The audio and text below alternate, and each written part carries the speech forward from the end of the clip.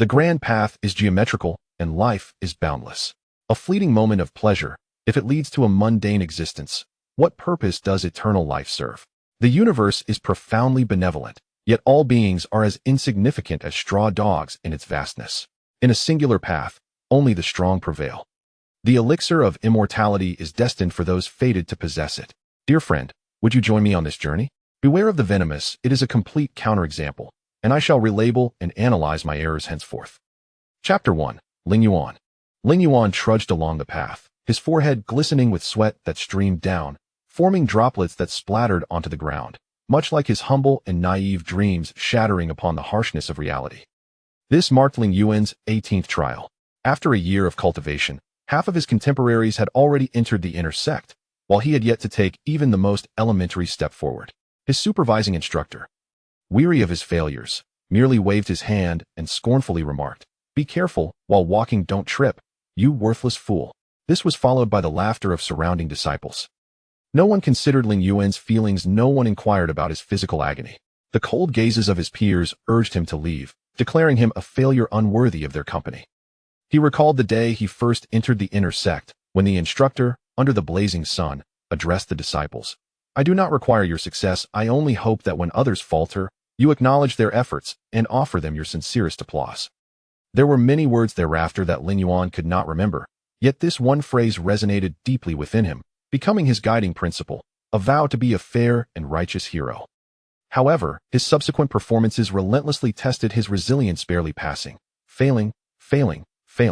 Since joining the outer sect and truly commencing his internal cultivation, Leyin's weaknesses were fully laid bare. His meridians were clogged with impurities, rendering him nearly incapable of channeling energy. In the worldview of the Joshuan sect, he was deemed utterly worthless. The Joshuan sect specializes in the Joshuan scripture, relying fundamentally on the vibrant energy circulating within the meridians. If one cannot channel energy, how can one establish a foothold within the Joshuan sect?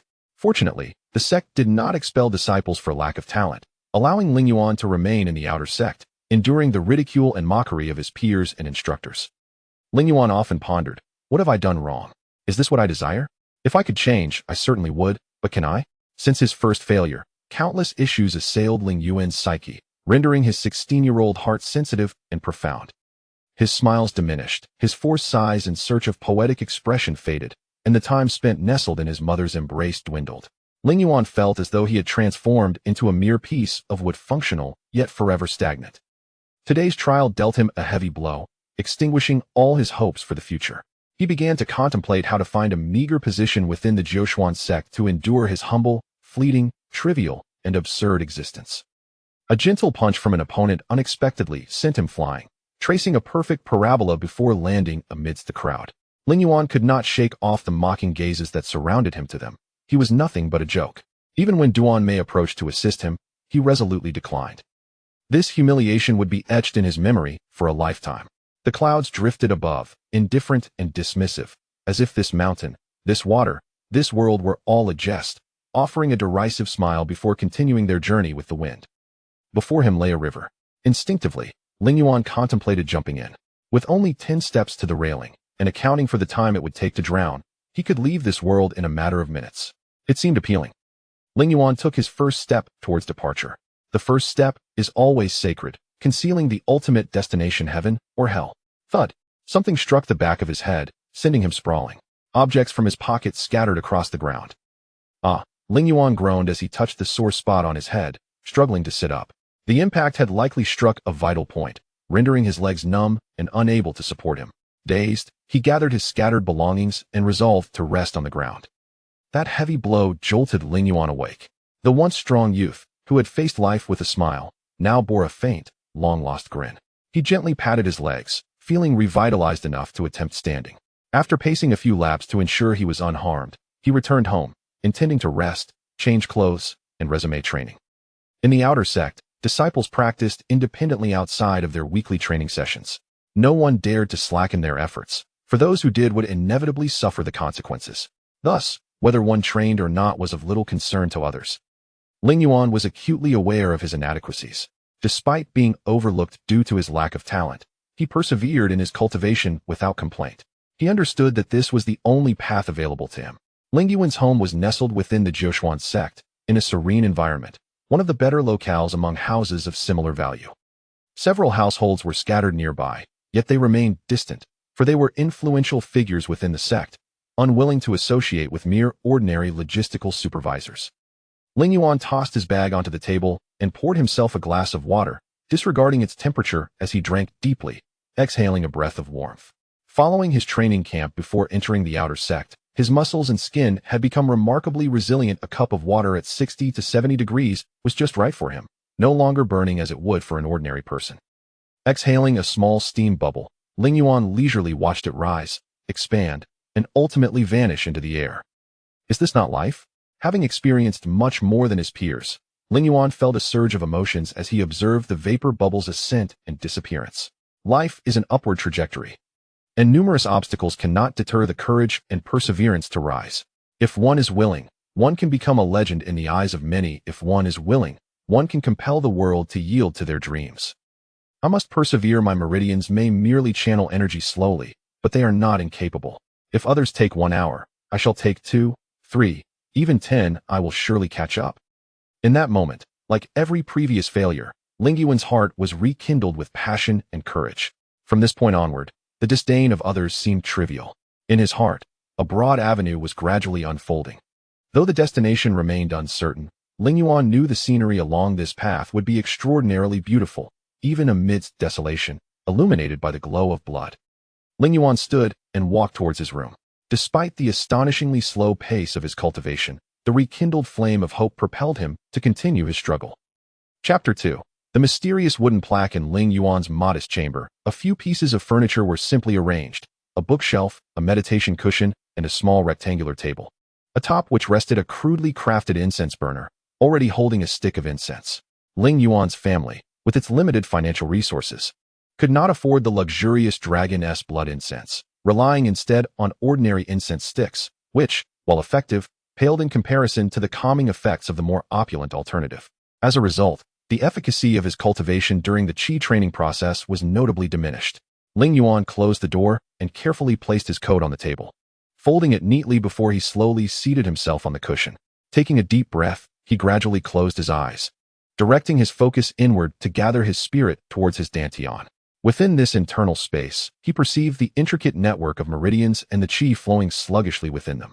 Typically, a person's meridians would be thicker and more robust, with a more abundant flow of qi. However, Ling Yuan's meridians were laden with impurities, rendering them ill-suited for cultivation.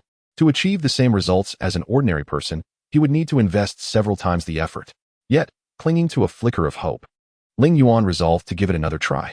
In the cramped confines of his meridian space, wisps of qi struggled to navigate through the surrounding impurities, often rebounding when they collided with obstacles, only to encounter new strands of qi.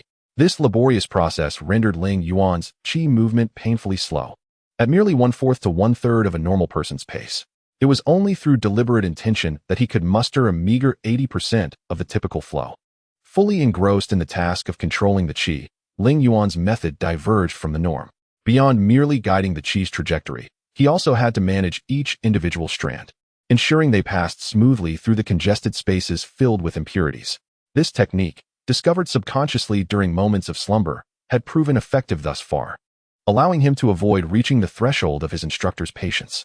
Should he cross that line, he might find himself bidding farewell to the outer sect. The qi crawled at a glacial pace through his meridians, and as Ling Yuan pressed his fingers into the madra, the joints bore the marks of his exertion, turning pale as his concentration wavered. Suddenly, a resounding pop echoed in his mind, accompanied by a sensation of release, bringing with it a wave of comfort. Ling Yuan did not act. In the realm of cultivation, one must learn to forget oneself, enduring pain with patience and embracing humility in moments of joy. He endeavored to adapt to the current comfort, striving to avoid disrupting his progress. Long after the first sound faded, the tranquility persisted until, unexpectedly, Ling Yuan's body jolted, emitting a crisp pop as he swayed for a moment before settling back into stillness. Remarkably, he remained oblivious to this reaction, lost in the ecstasy of his practice. Time flowed swiftly, and before he realized it, a brief morning and an interminable afternoon had slipped away, giving way to night. Rising from his cushion, Ling Yuan felt an unfamiliar surge of vitality coursing through him, a testament to the efficacy of his prolonged training, inspiring him to maintain his diligence henceforth. His cultivation of qi had indeed improved, a reality he could perceive, though unbeknownst to him. His mental faculties had experienced a qualitative enhancement as well. It was time for him to prepare dinner for his parents. The lamps had yet to be lit as the moon emerged, ushering in a new cycle of celestial qi that would eventually illuminate the room. In the dim kitchen, Ling Yuan ignited a fire, boiled water, and rinsed rice before placing it in a steamer atop the stove to cook. He then grabbed a basket from the entrance and ventured to the Jiushuan Sect's storeroom to collect the evening's vegetables. The storeroom, located somewhat off the beaten path, was just close enough to his home that he could reach it in a few short strides. Upon arriving, he was met with a throng of women clamoring for vegetables, either the relatives of elders or hired help, heads held high, exuding an air of superiority. Those with influential elders or supervisors would often take it upon themselves to instruct others, who, in turn, would bow their heads in humility, eager to learn. Mrs. Wang, your vegetables seem a tad wilted. Choosing produce requires precision. Once it's in your hands, it's yours. What's the point of passing it around? Oh, your outfit is quite lovely. How much did it cost? Not more than 20 copper coins, I presume? Look at mine, a gift from my husband. Worth 200 copper coins. Enough chatter with you bumpkins, I'm off. Goodbye, Mrs. Li. Mrs. Wang bowed politely as Mrs. Li departed. Witnessing this scene, Ling Yuan discerned without a second thought that Mrs. Li's master was undoubtedly of higher standing than Mrs. Wang's. This group of coarse women, entrenched in a cycle of oppression and subjugation, engaged in this tiresome game daily. Although their antics had no bearing on their masters' lives, these ladies reveled in the pretense, as if it granted them a glimpse into their master's glory and authority. Having witnessed this nauseating spectacle countless times, Ling Yuan still found it repulsive. Yet years of experience had enabled him to greet these women with ease. He had grown up within the Jiushuan sect, nurtured by the alternating embraces of these women. Though they were often petty, they genuinely adored children, sparing Ling Yuan from any unpleasantness, much to the relief of his parents. Ah, Ling Yuan, how delightful to see you. Each woman, preoccupied with snatching vegetables, rushed past him, hardly pausing to engage in conversation before hastily filling their baskets and departing. Ling Yuan's mother oversaw the meat procurement at Jiushuan sect, so he had no need to contend for that. She would ensure he was well supplied. Oh, Ling Yuan has arrived. The basket over there is for you. Take it, a robust man said. This man was a new cook, having come to assist after the kitchen had prepared the meals.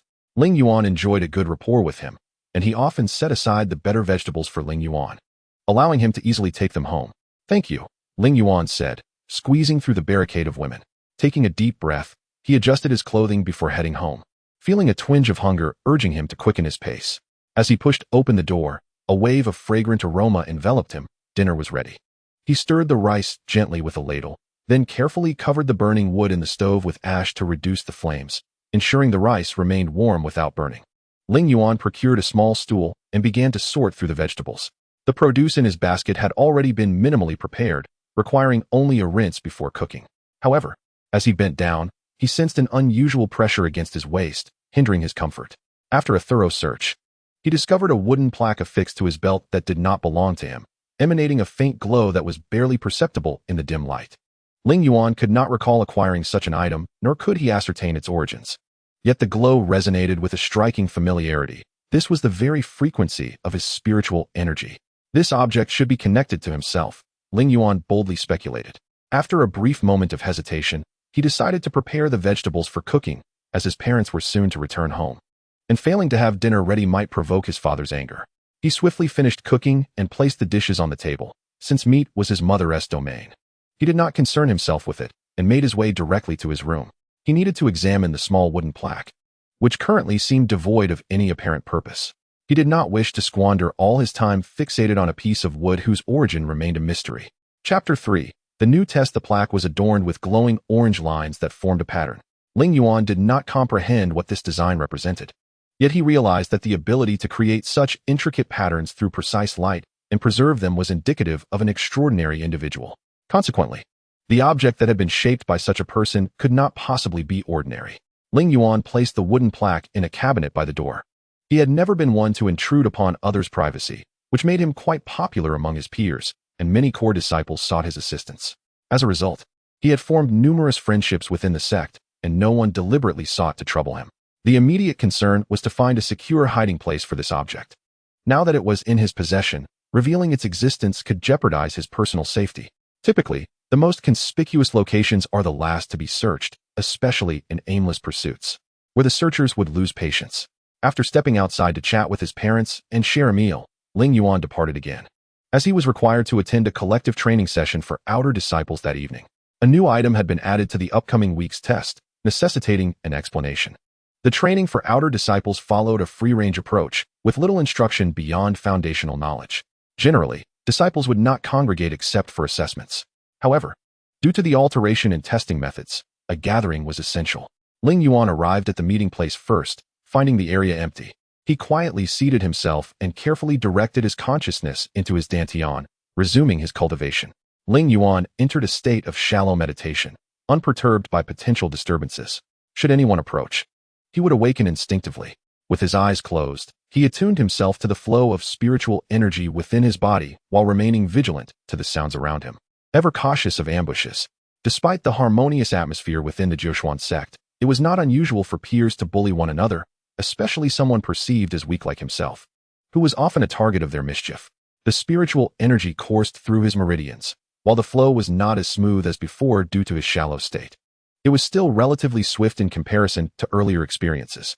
Ling Yuan sat, completely absorbed in the pleasurable sensation of unobstructed energy, akin to soaring amidst the clouds. Feeling utterly blissful, he nearly succumbed to the urge to withdraw all awareness and immerse himself entirely in the experience. However, he refrained. Firstly, the risk of a malicious attack was tangible, and secondly, the assailants might have already arrived at the assembly point. When Ling Yuan opened his eyes, the first thing he saw was Zhao Wu, a truly despicable individual. Despite his lackluster talent in external martial arts, he had somehow managed to surpass expectations and become one of the top talents among the outer disciples. Zhao Wu delighted in gathering a group of followers to mock and entertain himself, leaving Ling Yuan feeling utterly helpless. Zhao Wu stood amidst a crowd, pointing and laughing at him, the others joining in the ridicule. This fellow had somehow avoided expulsion, a remarkable feat indeed. Senior brother, do you think he coordinated with the instructor? A shifty-eyed little fellow remarked to Zhao Wu. Like that time when I heard the instructor mention receiving a package of tea leaves. Could it have been from him? The quality, flavor, and brand of that tea were utterly subpar. How could he dare to present such a disgrace? Senior brother Ling Yuan has refined taste and would never stoop to such lowly offerings to placate the instructor, Zhao Wu said, one eye on Ling Yuan and the other looking up, carelessly dismissing the implications. Indeed, my apologies, brother Ling Yuan. The little fellow's insincere apology was accompanied by a disdainful smirk as he turned his attention to flatter the rotund Zhao Wu. Ling Yuan sighed inwardly yet maintained a stoic expression, resisting the impulse to lower his head, instead lifting it slightly in a gesture of disdain toward the two before him. The bitterness within him was swallowed down.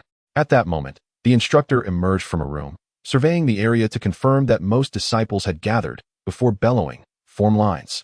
Instantly, all the disciples scrambled to occupy the back rows. The instructor was notoriously fierce, often calling upon those at the front to demonstrate during practice, thus prompting disciples to vie for positions further back.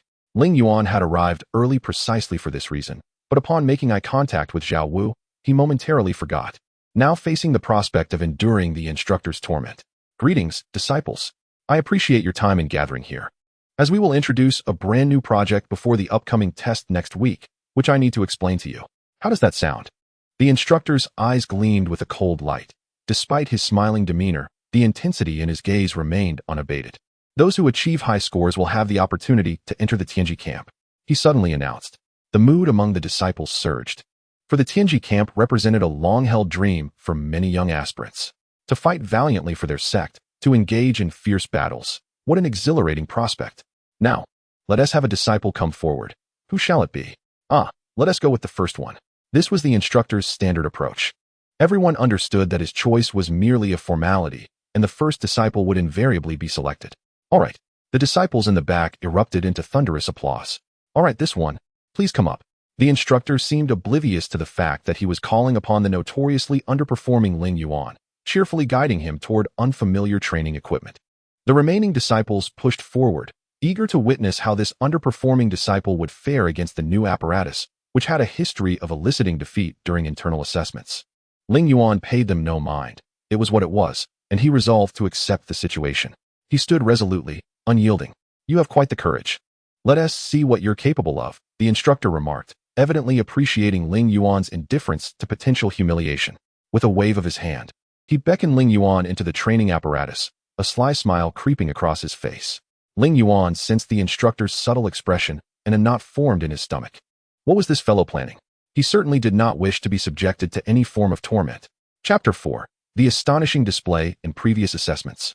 Ling Yuan had generally managed to evade the instructor's attention by remaining alert and securing advantageous positions. This allowed him to observe the instructor's notorious cruelty, which often involved luring disciples onto the equipment under the guise of gentle encouragement, only to spring rigorous training upon them the moment they relaxed. The training in question primarily assesses reaction time and other passive abilities, thus utilizing equipment designed by the more mischievous disciples of the sect. In their eagerness to provide superior training for their fellow disciples, these students have whimsically incorporated daunting mechanical contraptions that, while not lethal, are sure to elicit a considerable amount of sweat from the trainees. The expression on the instructor's face perfectly reflects Ling Yuan's sentiments. So be it, if I must perish. Better to meet my end swiftly than to suffer prolonged torment, Ling Yuan mused internally. Taking a deep breath, he approached the invisible membrane that separated him from the training apparatus. Once he crossed this threshold, the outside world would become obscured to him, while onlookers would continue to observe his struggles as if he were merely a performer in a show. As Ling Yuan's body gradually passed through the intangible barrier, the entirety of the training device was unveiled before him. It consisted of a framework with several beams suspended at varying heights, upon which stones dangled precariously. At the far end, a red ribbon marked the finish line. Despite the simplicity of the setup, the instructor's expression indicated that he deemed this exercise to be quite challenging. Why was that? The instructor's voice drifted from outside as he began to explain the training methodology. This task is an agility test. When the exercise commences, the apparatus will shake, causing the weights above to sway. Your objective is to navigate through without making contact with the suspended objects. Touching one will result in a perfect score. However, 3 or more contacts will yield a failing grade. Oh, and do remember to blindfold yourselves. The command to blindfold ignited a flame of fury within Ling Yuan, yet he restrained himself, suppressing his anger out of respect for the instructor's authority. He bit his tongue, swallowing his rage. For Ling Yuan, performing the task without sight should have been a trivial endeavor. Upon entering the outer sect, he had garnered attention from the higher-ups due to his exceptional physical prowess, speed, explosive strength, and acute instincts were his forte. However, impurities within his meridians had obstructed his progress, transforming him from the top candidate in the outer sect selection to the lowest-ranking disciple. This decline was not due to a lack of effort. Ling Yuan had always held on to the belief that perseverance would see him through even the most arduous of trials. And now? Was it not merely a matter of relying on his hearing? He could certainly navigate through by listening alone. Glancing to his right, he noticed a small rack adorned with several white bandages, evidently meant for blindfolding. He casually selected one, approached the apparatus, and lowered the bandage over his eyes. Taking a deep breath, he steadied his mind and began to attune himself to the sounds around him. The sound of a thud signaled the activation of the device. It was time for Ling Yuan to run. A whoosh nearby indicated an approaching obstacle, prompting him to sprint towards it while meticulously gauging the intensity of the sound to ascertain the distance to the first barrier. After a breath, the first obstacle loomed before him. Ling Yuan sidestepped, crouching slightly to mitigate the impact on his knees, and propelled himself forward with his forefoot, narrowly avoiding the obstacle that brushed past his hair. According to the rules, only direct contact with the body constituted a failure, so mere hair grazing did not count against him. Another weight awaited him, not appearing but rather lying in wait, observing his every move, poised for a spectacular encounter that would lead Ling Yuan towards failure. Yet, he granted it no opportunity. Without overthinking, he simply waved his hands and followed through, expertly evading the strike. Ling Yuan was momentarily astonished by his own instinctive agility, wondering whether he was merely fortunate or if something more profound was at play. Another sharp whoosh caught his attention, and he instinctively dodged as a white light expanded before him, trailed by a red line. With reflexes honed from countless hours of practice, Ling Yuan found himself gliding through the course, reminiscent of a dragon gliding through water. The days spent honing his agility and reflexes under the scorching summer sun came rushing back, and he felt as though he could effortlessly traverse a tightrope. The spectators outside, including fellow disciples, erupted in derisive laughter, unable to comprehend his seemingly rigid movements. Only a fool could perform such a feat, was the prevailing sentiment among them. Yet, Within the instructor's mind echoed a different thought. Incredible, truly incredible. Among the many disciples under his tutelage, Niu Pengfei had always found Ling Yuan to be the most enigmatic. Initially ranked first upon their intake, Ling Yuan's subsequent lackluster performance had relegated him to the status of a mere noble's offspring, a fate not uncommon among the privileged. Often, the offspring of influential families would demand alterations to test results for the sake of vanity, and the instructors would turn a blind eye to such transgressions. But was Ling Yuan truly the sort of noble he had once assumed? Each step he took was calculated, leaving room for retreat should danger arise, while his body remained poised for forward movement. This dual readiness allowed for precision and swiftness, though his posture appeared somewhat awkward, justifying the jeers from the younger disciples. As Ling Yuan approached the final stretch, he was no longer the hesitant figure they had previously witnessed. A smile emerged on his blindfolded face as he advanced, weaving effortlessly through the swinging weights as if they were non-existent, moving with a serene confidence. Outside the training apparatus, both the instructor and the onlooking disciples were left in stunned silence. Is this truly the same laggard? One exclaimed. That footwork resembles the Leyin step. My father mastered it only at 40.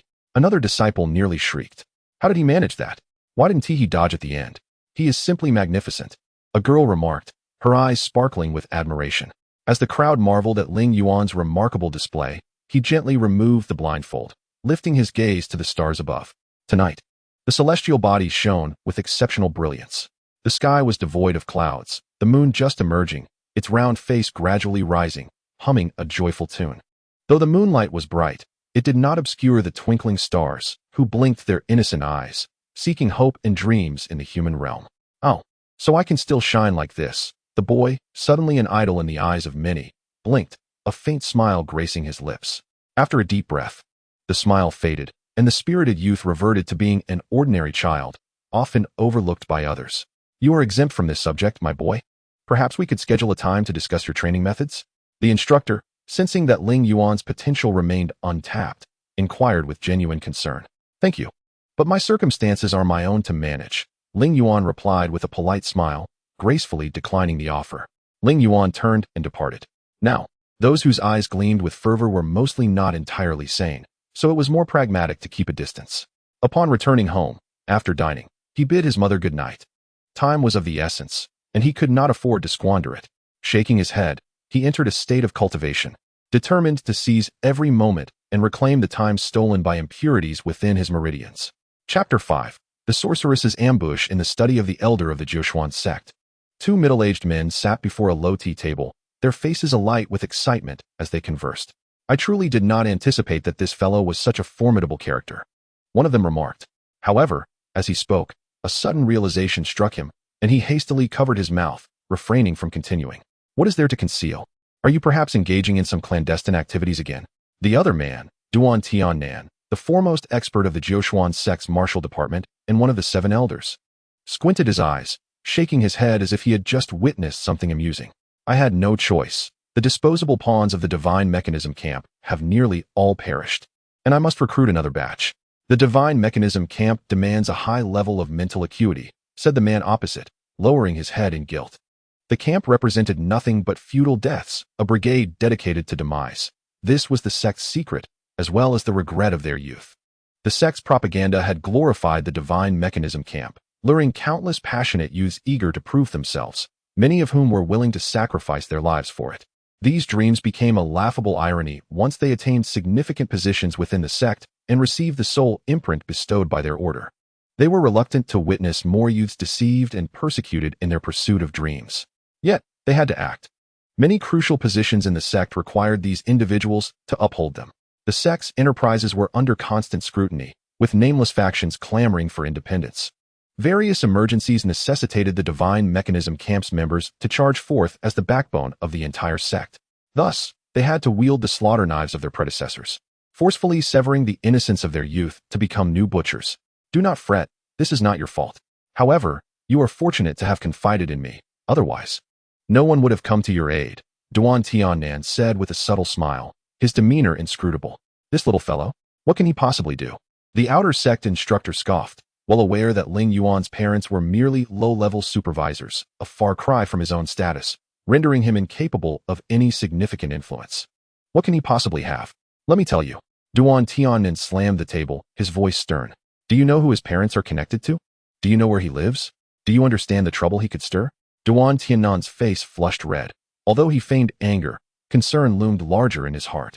The outer sect instructor vaguely sensed that he had stepped into murky waters. What is it? He swallowed hard. His father is a top-tier figure within our sect, overseeing the commerce and engineering departments, wielding far more power than our martial department. His family resides within the core leadership circle, which signifies he possesses sufficient influence to alter the sect's direction. Do you comprehend? At the very least, do you think it ends there? Ling Yuan has an extraordinary connection with Duan Mei. Should she learn of this, consider your own fate. The outer sect instructor, initially calmed by the prior signs, now trembled violently, cold sweat cascading down his back.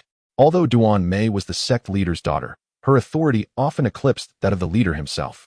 The leader's decisions required scrutiny from the elders, yet the commands of the sect leader's daughter were absolute, needing no review. This young lady's power had been experienced by nearly all individuals over the age of 40, and the consensus was strikingly unanimous. Do not waste effort. Grant her wishes. Should she not receive what she desired, when the elders issued their orders, compliance would be mandatory. Raised in an environment of indulgence, Duan Mei was always obedient and well-mannered, endearing herself to the sect's elders. Her requests were typically modest: dolls, dresses, lipsticks, and the like, prompting the elders to swiftly fulfill them, seldom perceiving the task as burdensome. In a male-dominated cultivation sect, seeking items for young girls was hardly a simple endeavor. Of course, these requests merely underscored Duan Mei's favored status. The Divine Mechanism camp had a one-way policy. If anything were to happen to Ling Yuan, the repercussions of her wrath would be severe. Consider the consequences carefully. You know what you must do. Duan Tiannan raised an eyebrow, addressing the outer sect instructor. Understood. Thank you immensely, my friend. I shall take my leave to attend to matters. The outer sect instructor rose, swaying as he exited, overwhelmed by the gravity of the situation.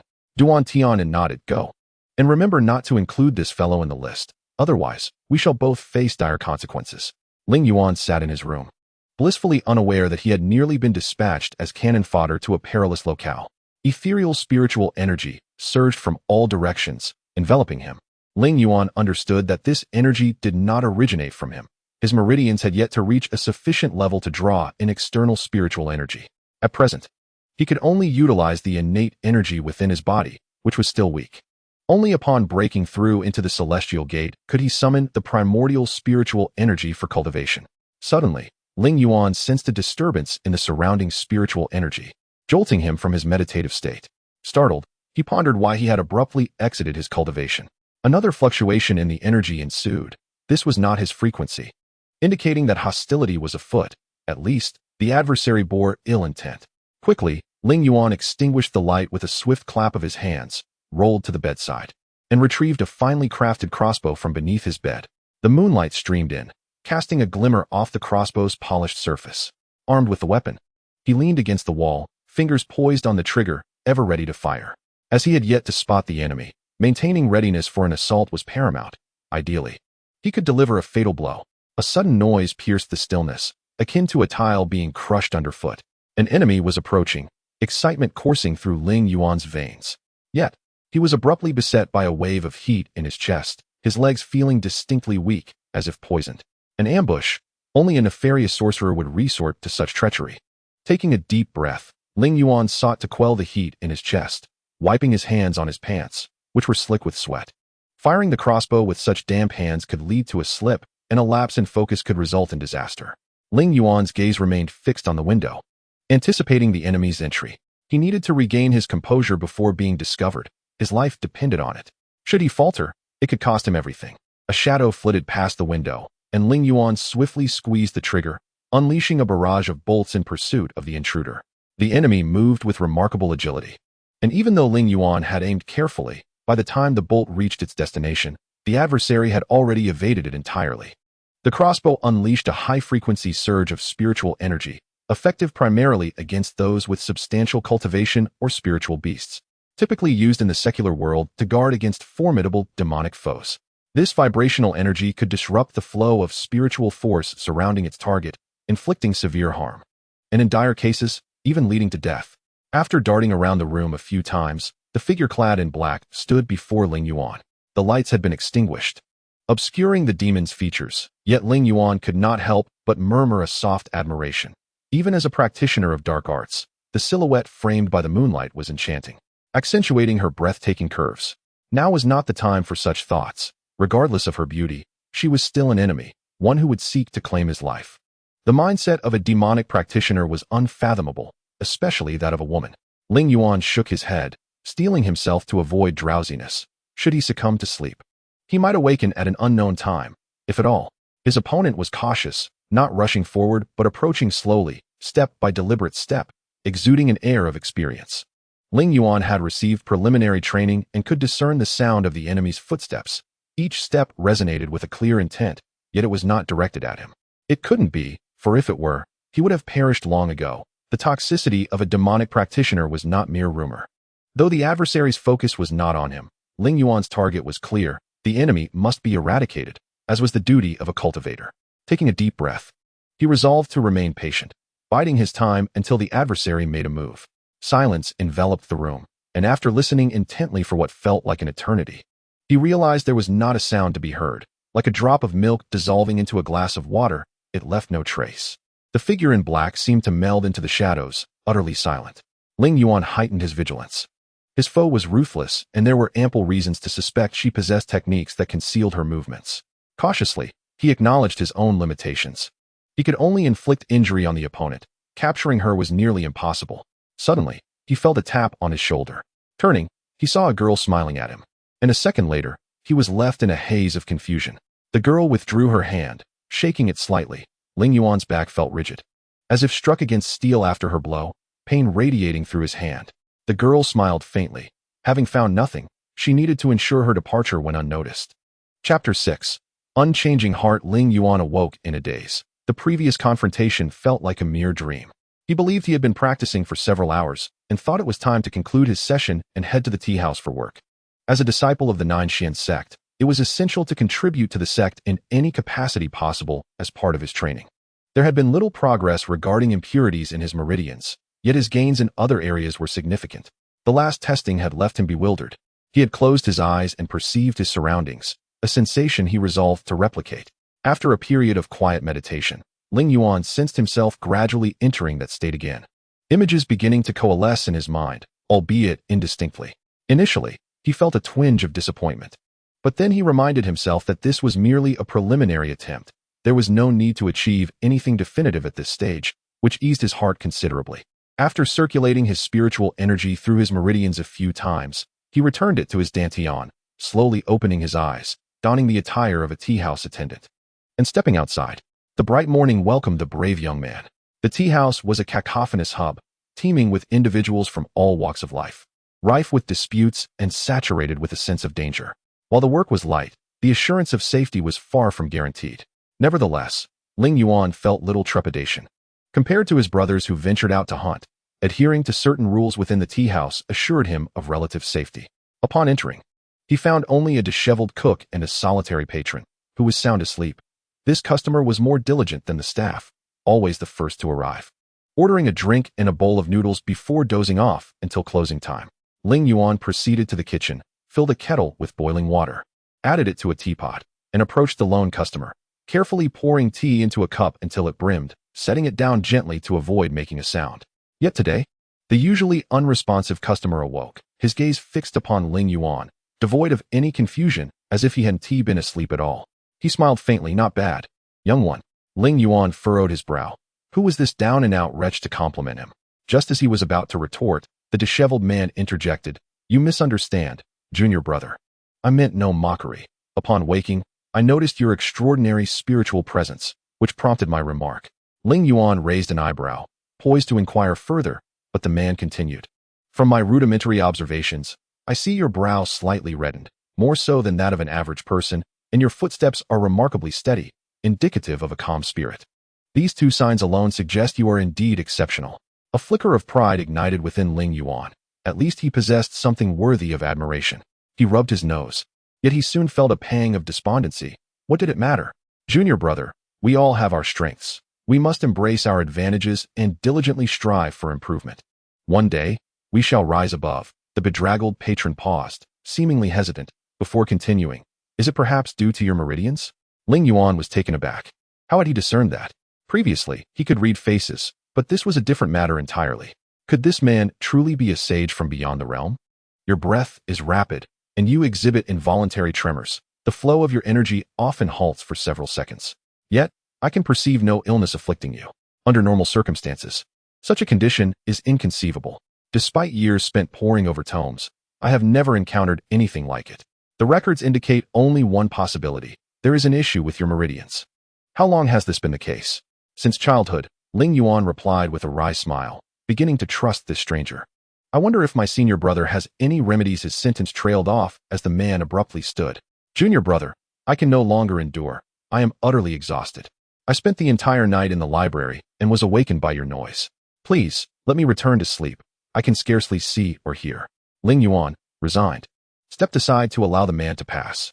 In the course of their brief exchange, he sensed that this senior brother might be a source of assistance, a connection worth pursuing. Tomorrow, he would arrive early. As time progressed, the number of customers gradually increased. Before long, Ling Yuan had returned home, changed into ordinary clothes, and intended to seize the opportunity for further cultivation in his room. However, as he passed through the living room, he was taken aback to discover that his parents were at home, accompanied by his instructor. Oh, Ling Yuan, you're back. Come, come.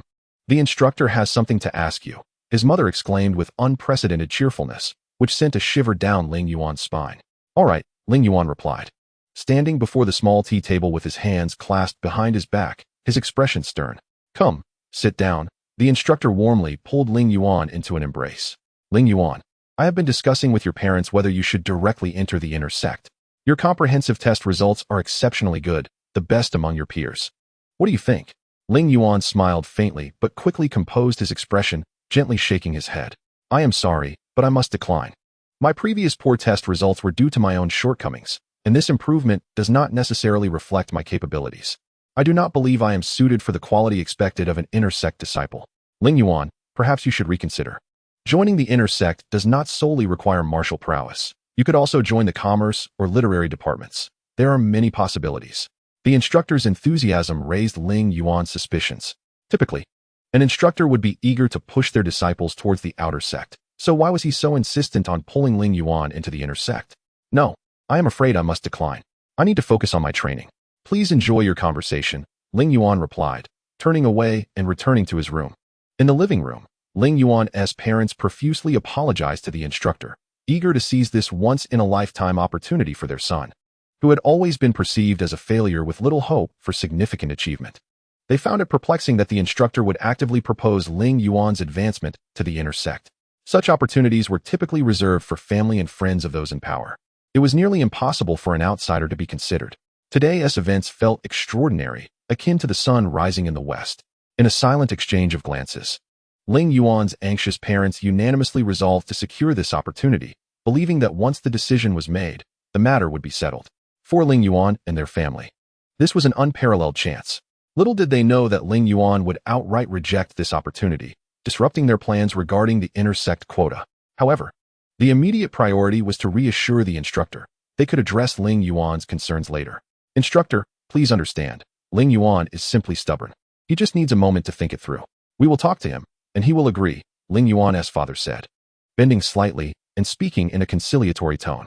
His usual demeanor of hospitality had made this approach feel natural, even if it was somewhat instinctual. I understand. Ling Yuan is truly a rare talent. Just recently, the commander of the Divine Strategy Battalion requested someone, and I have yet to fulfill that request. I will treat the promising seedlings beneficial to the sect's future with utmost care, so you need not worry. The sect is a solid foundation for the development of talent. It only opens its doors to those who are genuinely gifted. Ling Yuan's exceptional performance has impressed all those in leadership positions who have witnessed his abilities. He rightfully deserves this qualification. It was evident that the instructor was simply speaking empty words, and Ling Yuan's parents were not naive enough to believe that matters would be this straightforward. Nonetheless, their focus remained on securing the opportunity. They were unwilling to ponder the complexities of the situation any further. Very well. Would you mind stepping out for a moment? We would like to have a serious discussion with Ling Yuan. He will surely change his mind. Ling Yuan's father decided he needed to have a thorough talk with his son. All right, as long as he can join the inner sect and contribute to the sect, my mission will be accomplished, the instructor said earnestly, his words conveying an unspoken assurance that brought a sense of unexpected relief to Ling Yuan's parents, who were well versed in the rules of the game. When the instructor departed, he even handed Ling Yuan's parents a high-quality long sword to pass on to him, a popular item among disciples who had yet to reach the realm of spiritual energy separation. After bidding farewell to the instructor with heartfelt gratitude, Ling Yuan's parents leaned against the wall, feeling utterly drained. The shock accumulated within them rendered them temporarily immobile. They furrowed their brows, pondering the cause and effect of the situation, growing increasingly baffled. Their son was notoriously uncharismatic, having never known how to flatter others. It was unfathomable that he would receive the attention of the sect's leadership, let alone have a dedicated instructor advocate for his admission into the inner sect. What were the odds of such a thing happening? While some might have calculated a hopeful probability of entering the inner sect, the reality remained that unless one possessed exceptional strength or influential connections, an ordinary person could never gain entry. The outer sect also had its own set standards for testing. Once the hope of ascending to the inner sect faded, one could participate in the outer sect's tests to formally become a member. The inner sect was the heart of the sect, responsible for external communications and dealings, while outside of that, they focused on cultivation and vying for power. The outer sect's responsibilities were simpler, composed of leaders and warriors who lacked the aptitude for inner power cultivation, undergoing various rigorous training. Both the inner and outer sects played essential roles in ensuring the operational efficacy of the entire sect. In essence, the inner sect represented the intellect, while the outer sect represented the labor, one golden, the other silver. Naturally, everyone aspired to enter the inner sect, which is why the testing conditions were particularly stringent. Although the tests occurred bi-weekly, providing ample opportunity, only a scant few succeeded. Of course, the inner sect's recruitment tests coincided with the outer sect's routine assessments, and Ling Yuan had consistently failed to meet the necessary standards. Failing to even qualify made passing utterly unattainable. Ling Yuan had abandoned any aspirations regarding the inner sect. Even in his plans for recovery, there was no place for it. His ambitions had grown vast, far surpassing the confines of the mere inner sect of the Jiuxian sect. His sole motivation for considering entry into the inner sect now stemmed from a desire to prove his success to others. Relying on connections was never his intention. He knew his parents fervently wished for him to join the inner sect, but after weighing all factors, he chose to rely on his own strength to provide himself with a sense of closure. 5 minutes later, after a brief discussion, his parents finally resolved to knock on Ling Yuan's door to carefully analyze the pros and cons of the situation, hoping to persuade him to reconsider. Chapter 7. The Book Immortal Bo Yun. However, the room was empty. Ling Yuan had vanished. The window stood ajar, indicating that he had escaped through it. Ling Yuan intended to seek out that mysterious guest, hoping to gain insight into his questions. Diligent preparation was essential. Without a precise target and meticulous planning, no amount of effort and cultivation would yield results. He arrived at the library, navigating the dust-laden shelves until he located the librarian, aiming to inquire about the whereabouts of that peculiar visitor who mentioned spending nights reading in the library. Since the library was closed at night, anyone able to enter must be quite familiar with the librarian. Yet, he found himself in a somewhat awkward situation. Facing the girl before him, Ling Yuan felt a twinge of helplessness.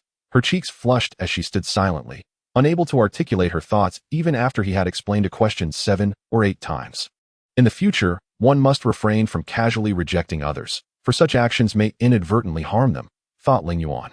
The girl before him was named Boming, a disciple of the Jiuxian sect, and although she was younger than Ling Yuan, he was obliged to address her as senior sister in formal settings. Along with her brother, she had been taken in as an orphan by the Jiuxian sect, and thus their ranking was notably elevated during their initiation ceremony. As a renowned beauty within the sect, Boming's preference for Ling Yuan was a source of melancholy and helplessness for many male disciples, compounded by the fact that Ling Yuan resolutely declined her affections. This scene thus became clearer. Upon encountering Ling Yuan, Boming seemed oblivious to his words, her joy at seeing her crush overshadowing her senses and clouding her judgment.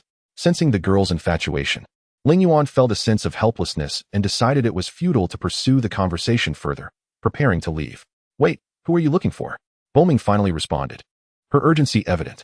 Ling Yuan patiently reiterated his inquiry, prompting Boming to grin with delight. "You're looking for my brother. He should be at home sleeping.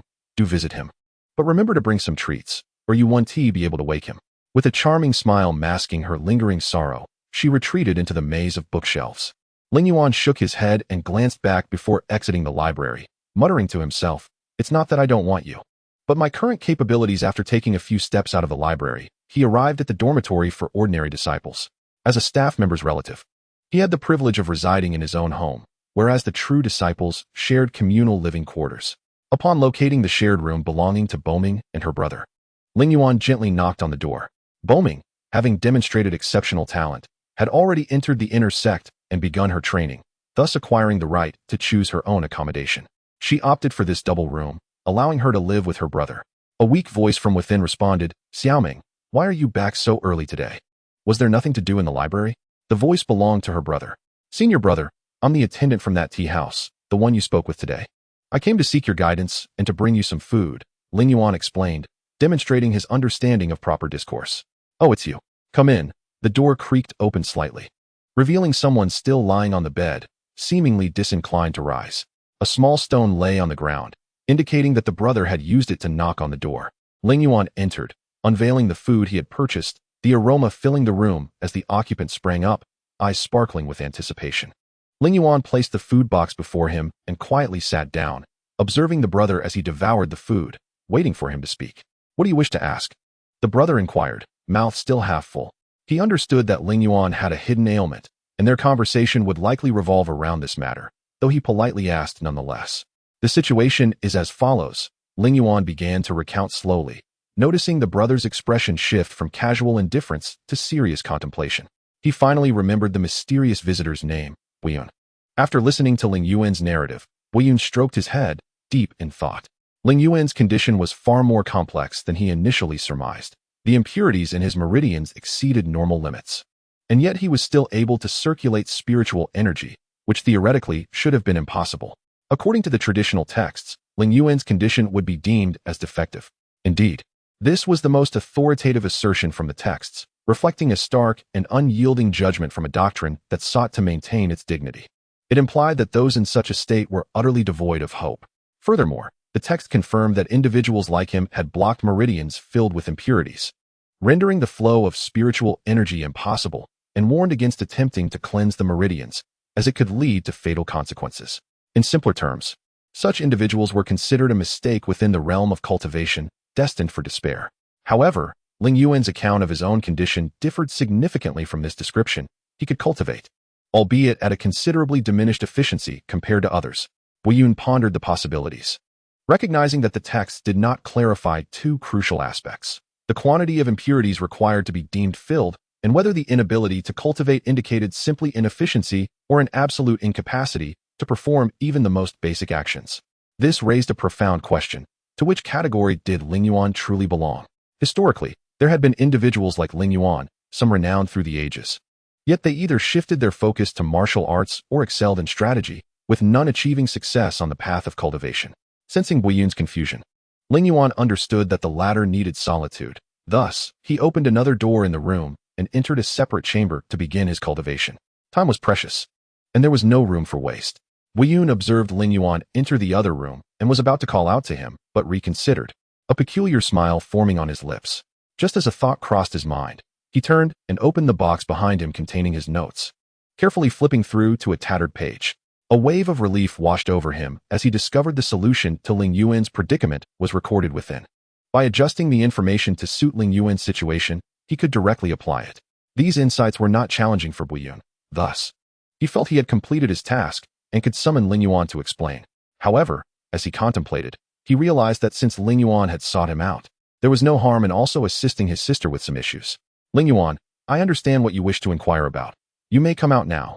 Weiyun called loudly to the door, seemingly more intent on waking the other ordinary disciples than Lingyuan. "I've already called for you. I won't be responsible for any consequences." After 3 calls, Weiyun leisurely returned the notebook to the box, then reclined and fell into a deep slumber. Unbeknownst to Lingyuan, he was completely unaware of the unfolding events.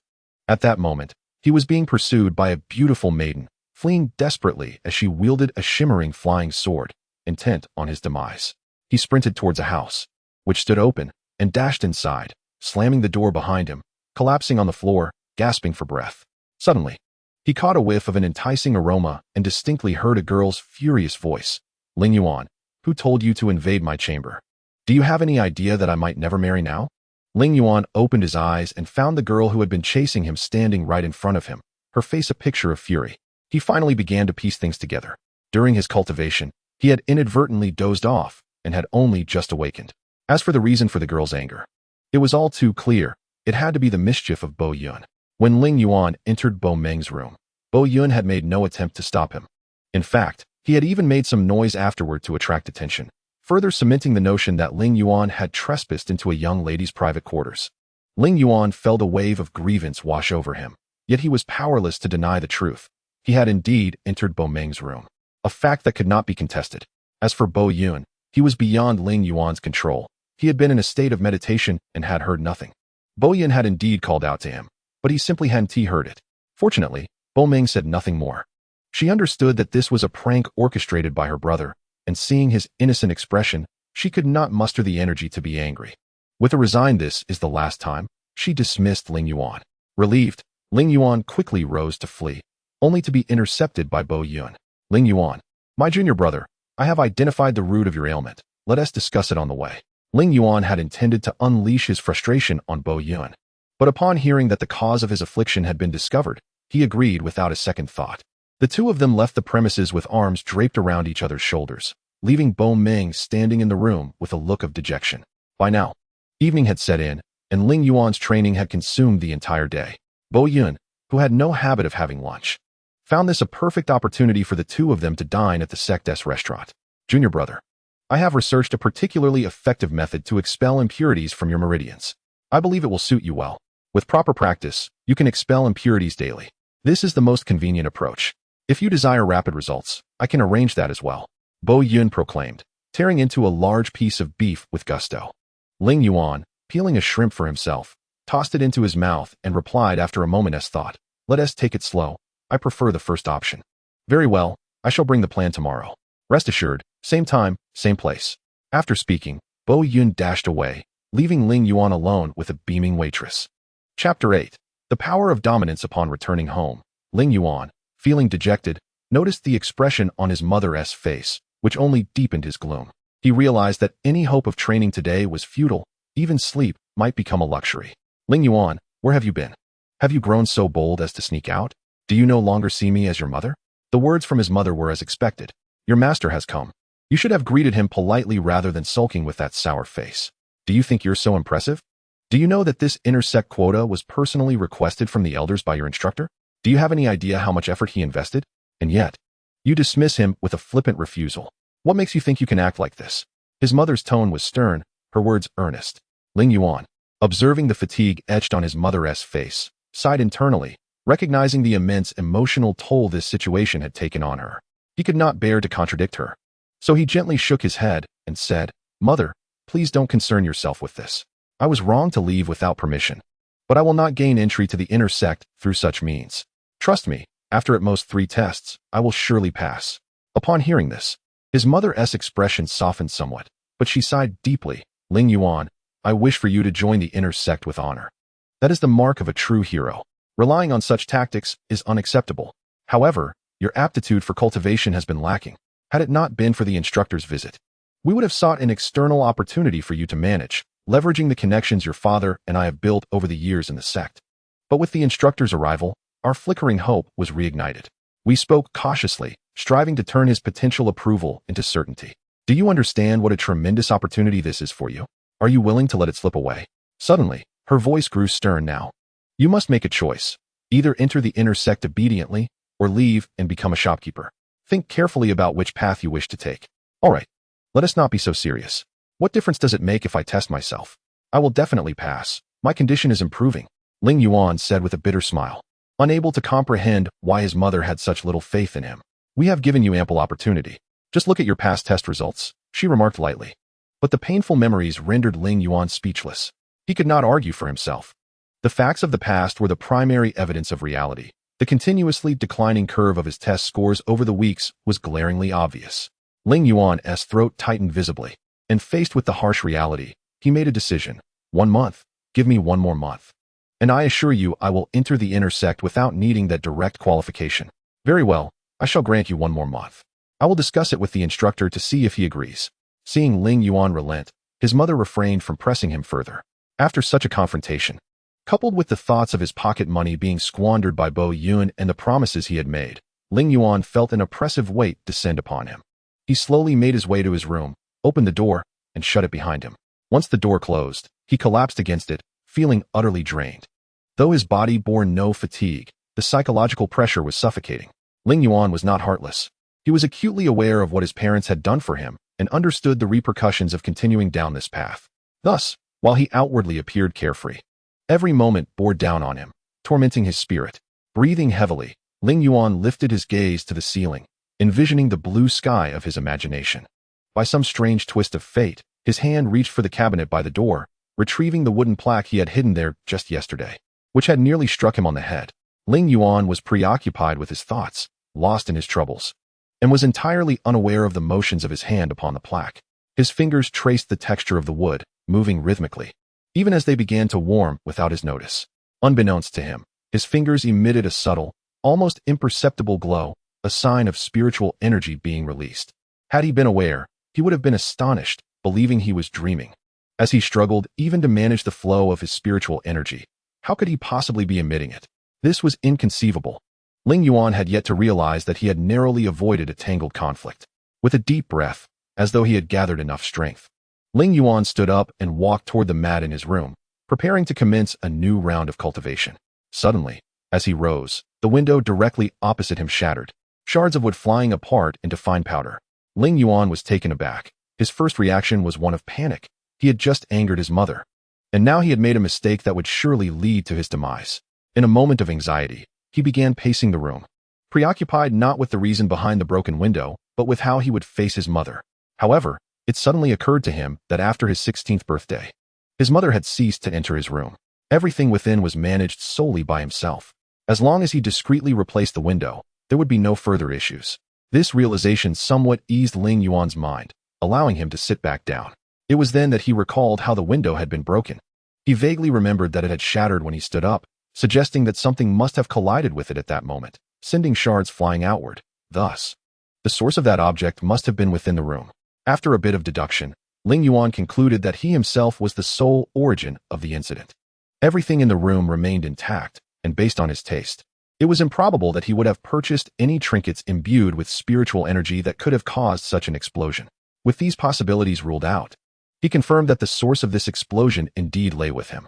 Furthermore, after a careful assessment, Ling Yuan discovered that a significant portion of his spiritual energy had diminished. This realization solidified his understanding that he was the origin of the disturbance.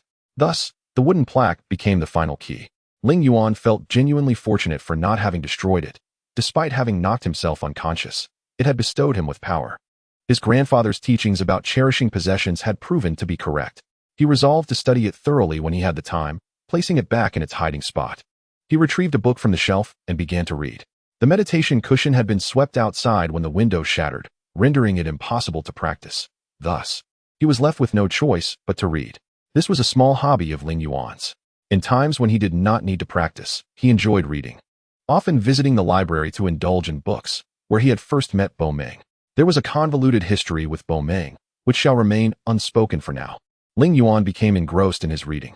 After all, he had spent the past year living in near self-exploitation, with his days consumed by eating, sleeping, and practicing, desperately trying to close the gap between himself and his fellow disciples. Through relentless training, the disparity between him and the other disciples had gradually begun to diminish. Today, with rare leisure at his disposal, Ling Yuan had no intention of dwelling on bothersome thoughts. He read through an entire novel with delight, then washed his face and went to bed. He even decided against doing his bedtime exercises, indulging in a little lazy optimism that it wouldn't adversely affect his training. The night passed without incident. Chapter 9. The Withered Elder. The following morning, Ling Yuan sprang from bed early, eager to procure a brand new window and seize the opportunity to request a leave of absence. He sought a secluded spot to thoroughly investigate the peculiar wooden plaque. After that would come his obligatory work hours at the tea house. Once the window was replaced, time was tight, and Ling Yuan hurriedly made his way to avoid being late. Upon arrival, he found Bo Yun already seated there, wide awake and looking remarkably lively.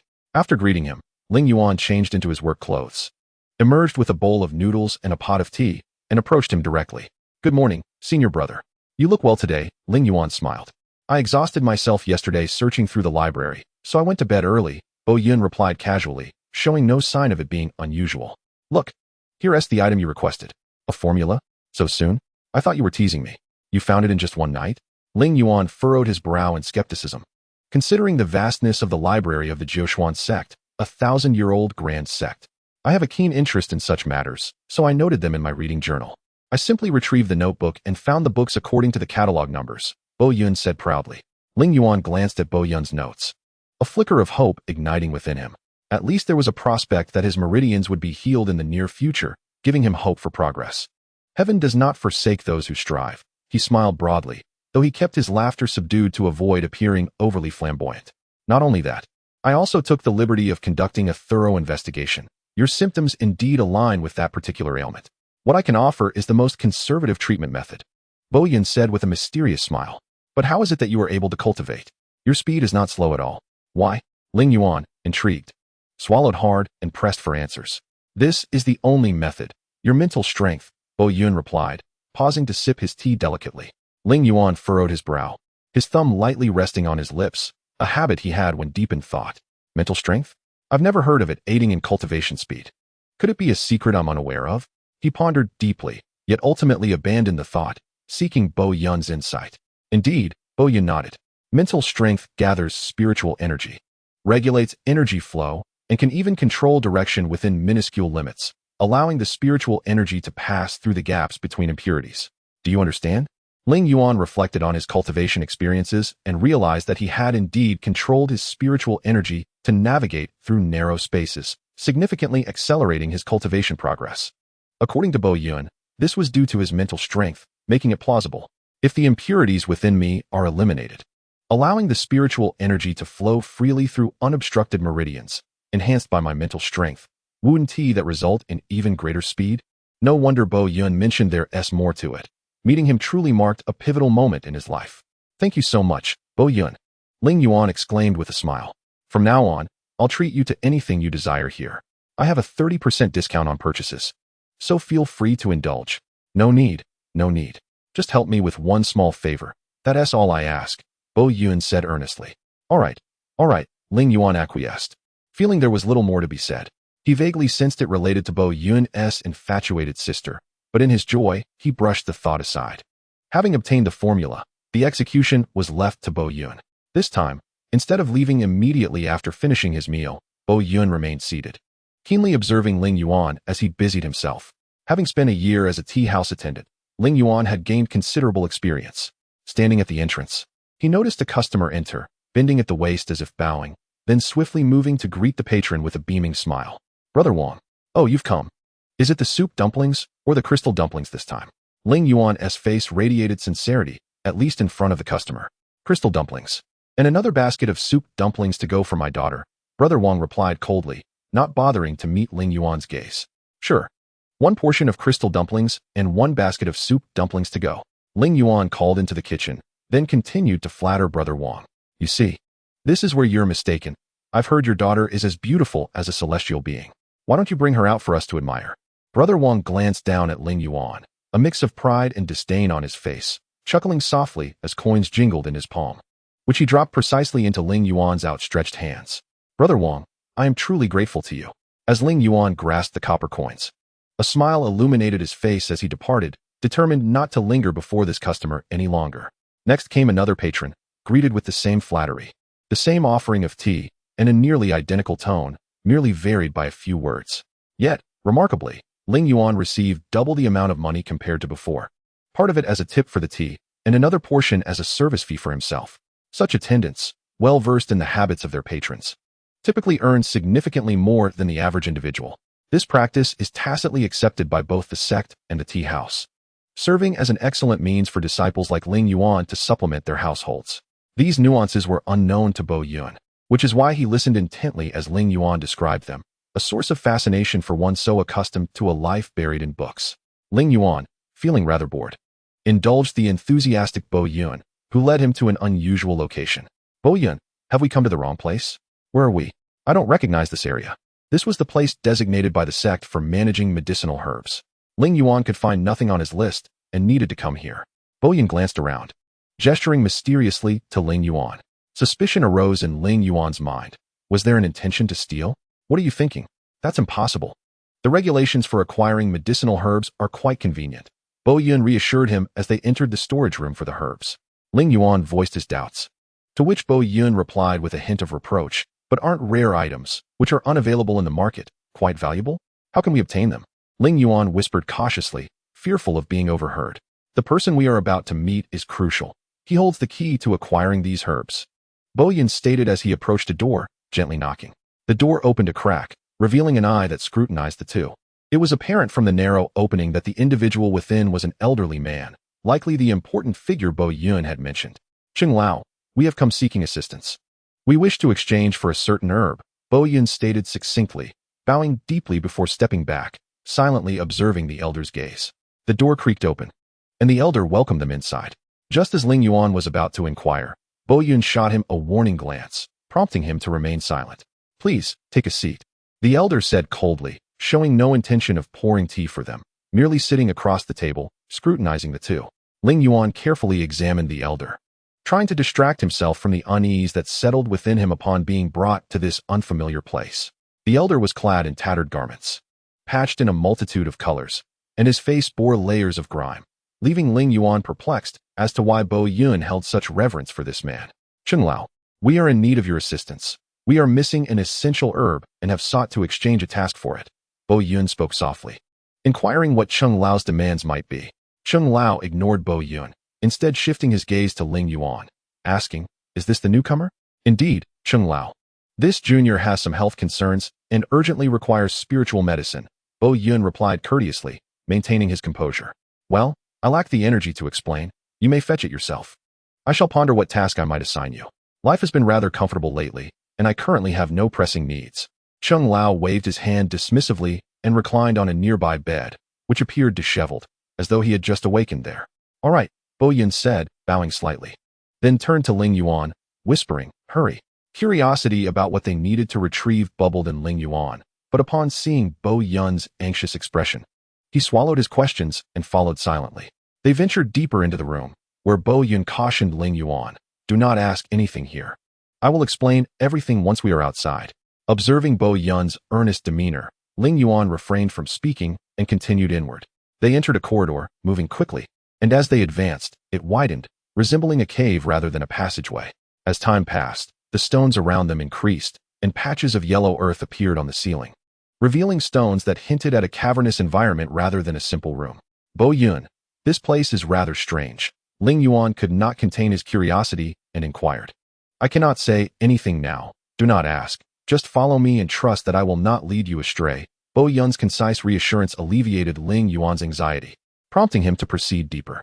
After a brisk 15-minute dash, they reached the end of the passage, where a spacious hall awaited them, filled with an array of jars, red ones on the left and blue ones on the right, meticulously arranged before Ling Yuan. The precise layout left a considerable path between the two sets of jars, leading to a blank wall opposite the cave. According to various legendary tales, there was supposed to be a hidden entrance behind the wall, granting access to a treasure room prepared for those who met the criteria. However, reality proved otherwise. Ling Yuan, upon scrutinizing the wall, was disheartened to announce that it was merely a solid barrier, devoid of anything concealed behind it. Bo Yun, holding one red and one blue jar, exchanged a glance with Ling Yuan, signaling that it was time to leave, and then promptly exited, with Ling Yuan hastily pursuing him, flustered as he reached Chung Lao. Young man, I believe I have made a decision. Chung Lao coughed a couple of times, attempting to assert his authority. You are from the Joshin sect, so why not take on the responsibility of my lunch from now on? I shall, in turn, provide some guidance. Ling Yuan, bewildered, could only nod in agreement, uncertain of what he had just consented to, pondering what had transpired. All he understood was that he was to deliver meals to this individual daily while undergoing an examination, and beyond that, nothing else seemed to be conveyed. You must come. Failure to do so will not bode well for you, Chung Lao threatened. Farewell, Chung Lao, until tomorrow. Ling Yuan nodded respectfully. Ha ha, farewell. Chung Lao's demeanor softened, leaving Ling Yuan with an unsettling feeling. Yet, realizing that questioning Bo Yun about Chung Lao was a taboo, he chose to remain silent. After bidding Chung Lao farewell, they exited the room. Suddenly, about 50 meters away, Bo Yun seized Ling Yuan and took off running. Ling Yuan, caught off guard, nearly stumbled, grasping at the grass by the roadside to regain his balance. Boyun, what is the matter? Ling Yuan asked, a hint of anger in his tone. Did I not make myself clear? I should have explained everything to you before bringing you here. This Qing Lao is a secret of the entire Jiuxian sect, known to no one, and his true identity and purpose remain a mystery. My master encountered him during his youth, and so did the sect leader. What do you think this Qing Lao is? Boyun shot a glare at Ling Yuan, turning his head away, clearly unwilling to elaborate further.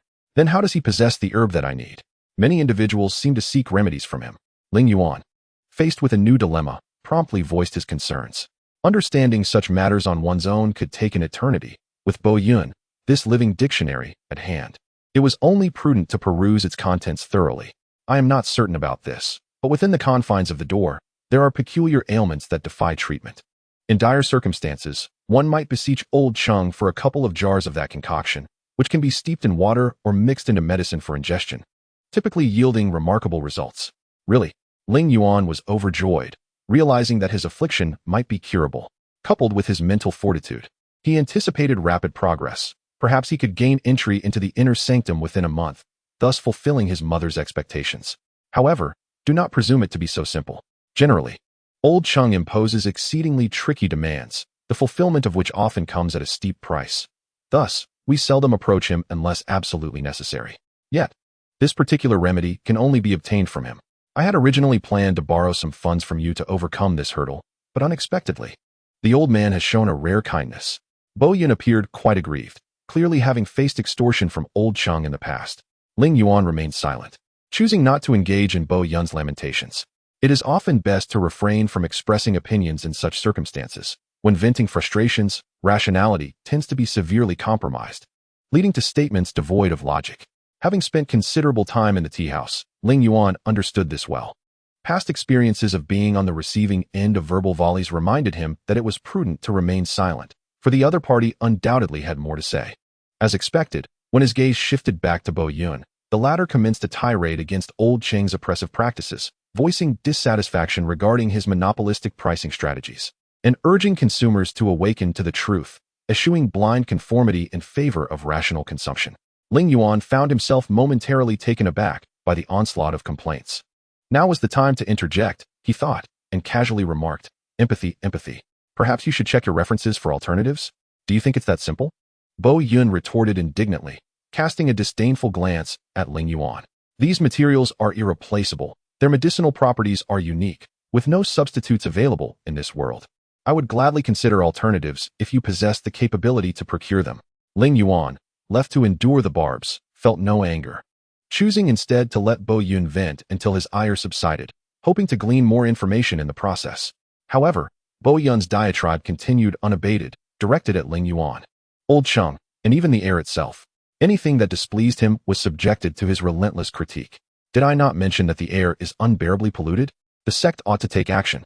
Those farmers down the mountain enjoy setting fires for hunting. Must they resort to arson? Do they truly believe that igniting a blaze will coax the beasts to them? Ling Yuan, do not walk ahead of me. Your gait reminds me of a clumsy learner, evoking images of those pretentious elders within the sect. Disgusting. With such quality, they ought to be replaced. Boyun exclaimed in a fit of rage just as he stumbled, nearly tumbling down the mountain. Ling Yuan, witnessing Boyun's current state, opted for silence, choosing instead to forge ahead alone, knowing their destination was Boyun's home. Through Boyun's incessant complaints and Ling Yuan's hastened pace, the two arrived at their destination in half the time it had taken to leave. Chapter 11. Duan Mei. A small table at Boyun's residence was cluttered with medicinal herbs, remnants of his collection from the previous night. With the additional remedies on hand, Ling Yuan's preparations for healing were nearly complete. The remainder rested upon his own efforts. This ointment, when applied, would inflict considerable discomfort. I hope you can endure the pain. Though it may sting, its efficacy and safety far surpass those of traditional methods. Once applied, you must swiftly commence physical training to expel the impurities from your meridians through physical exertion.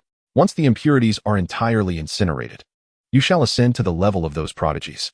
Boyun handed Ling Yuan the jar containing the concocted remedy, smiling as he added, you are far luckier than those ordinary folk. The impurities within your meridians are numerous and interconnected.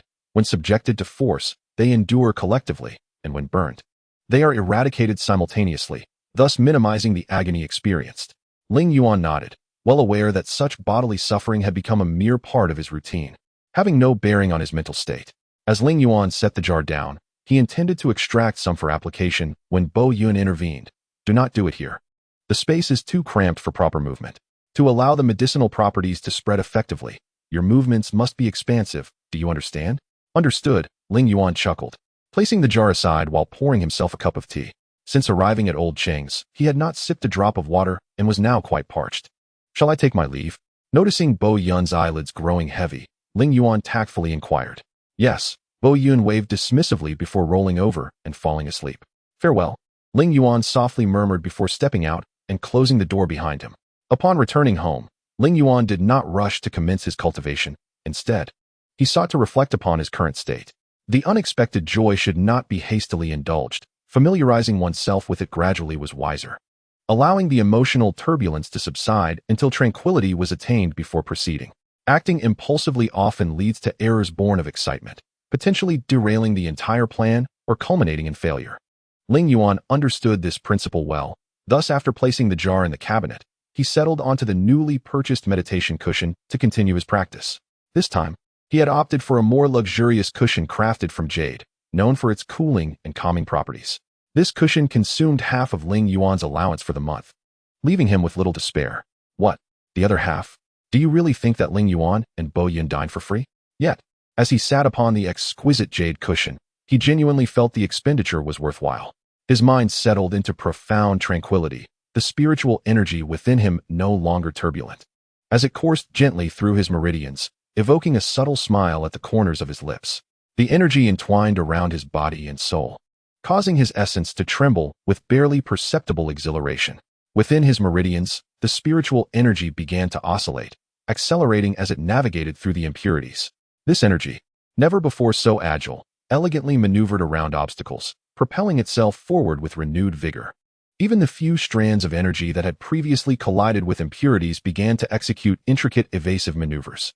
A sensation of comfort enveloped Ling Yuan, prompting a slight tremor throughout his body, beads of sweat forming and evaporating into the surrounding cool air, coalescing into nearly invisible droplets that hung in the atmosphere, lending an air of mystique.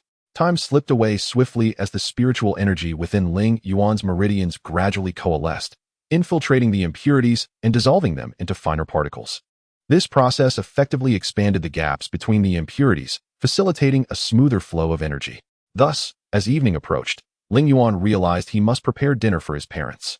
Suddenly, a series of persistent knocks echoed in Ling Yuan's ears.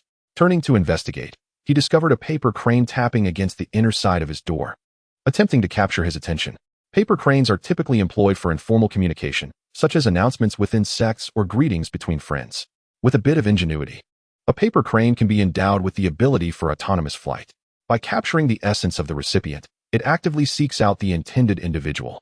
Typically, paper cranes have a distance limitation, as a person's aura diminishes or dissipates after traveling a certain distance, rendering the paper crane unable to trace it further.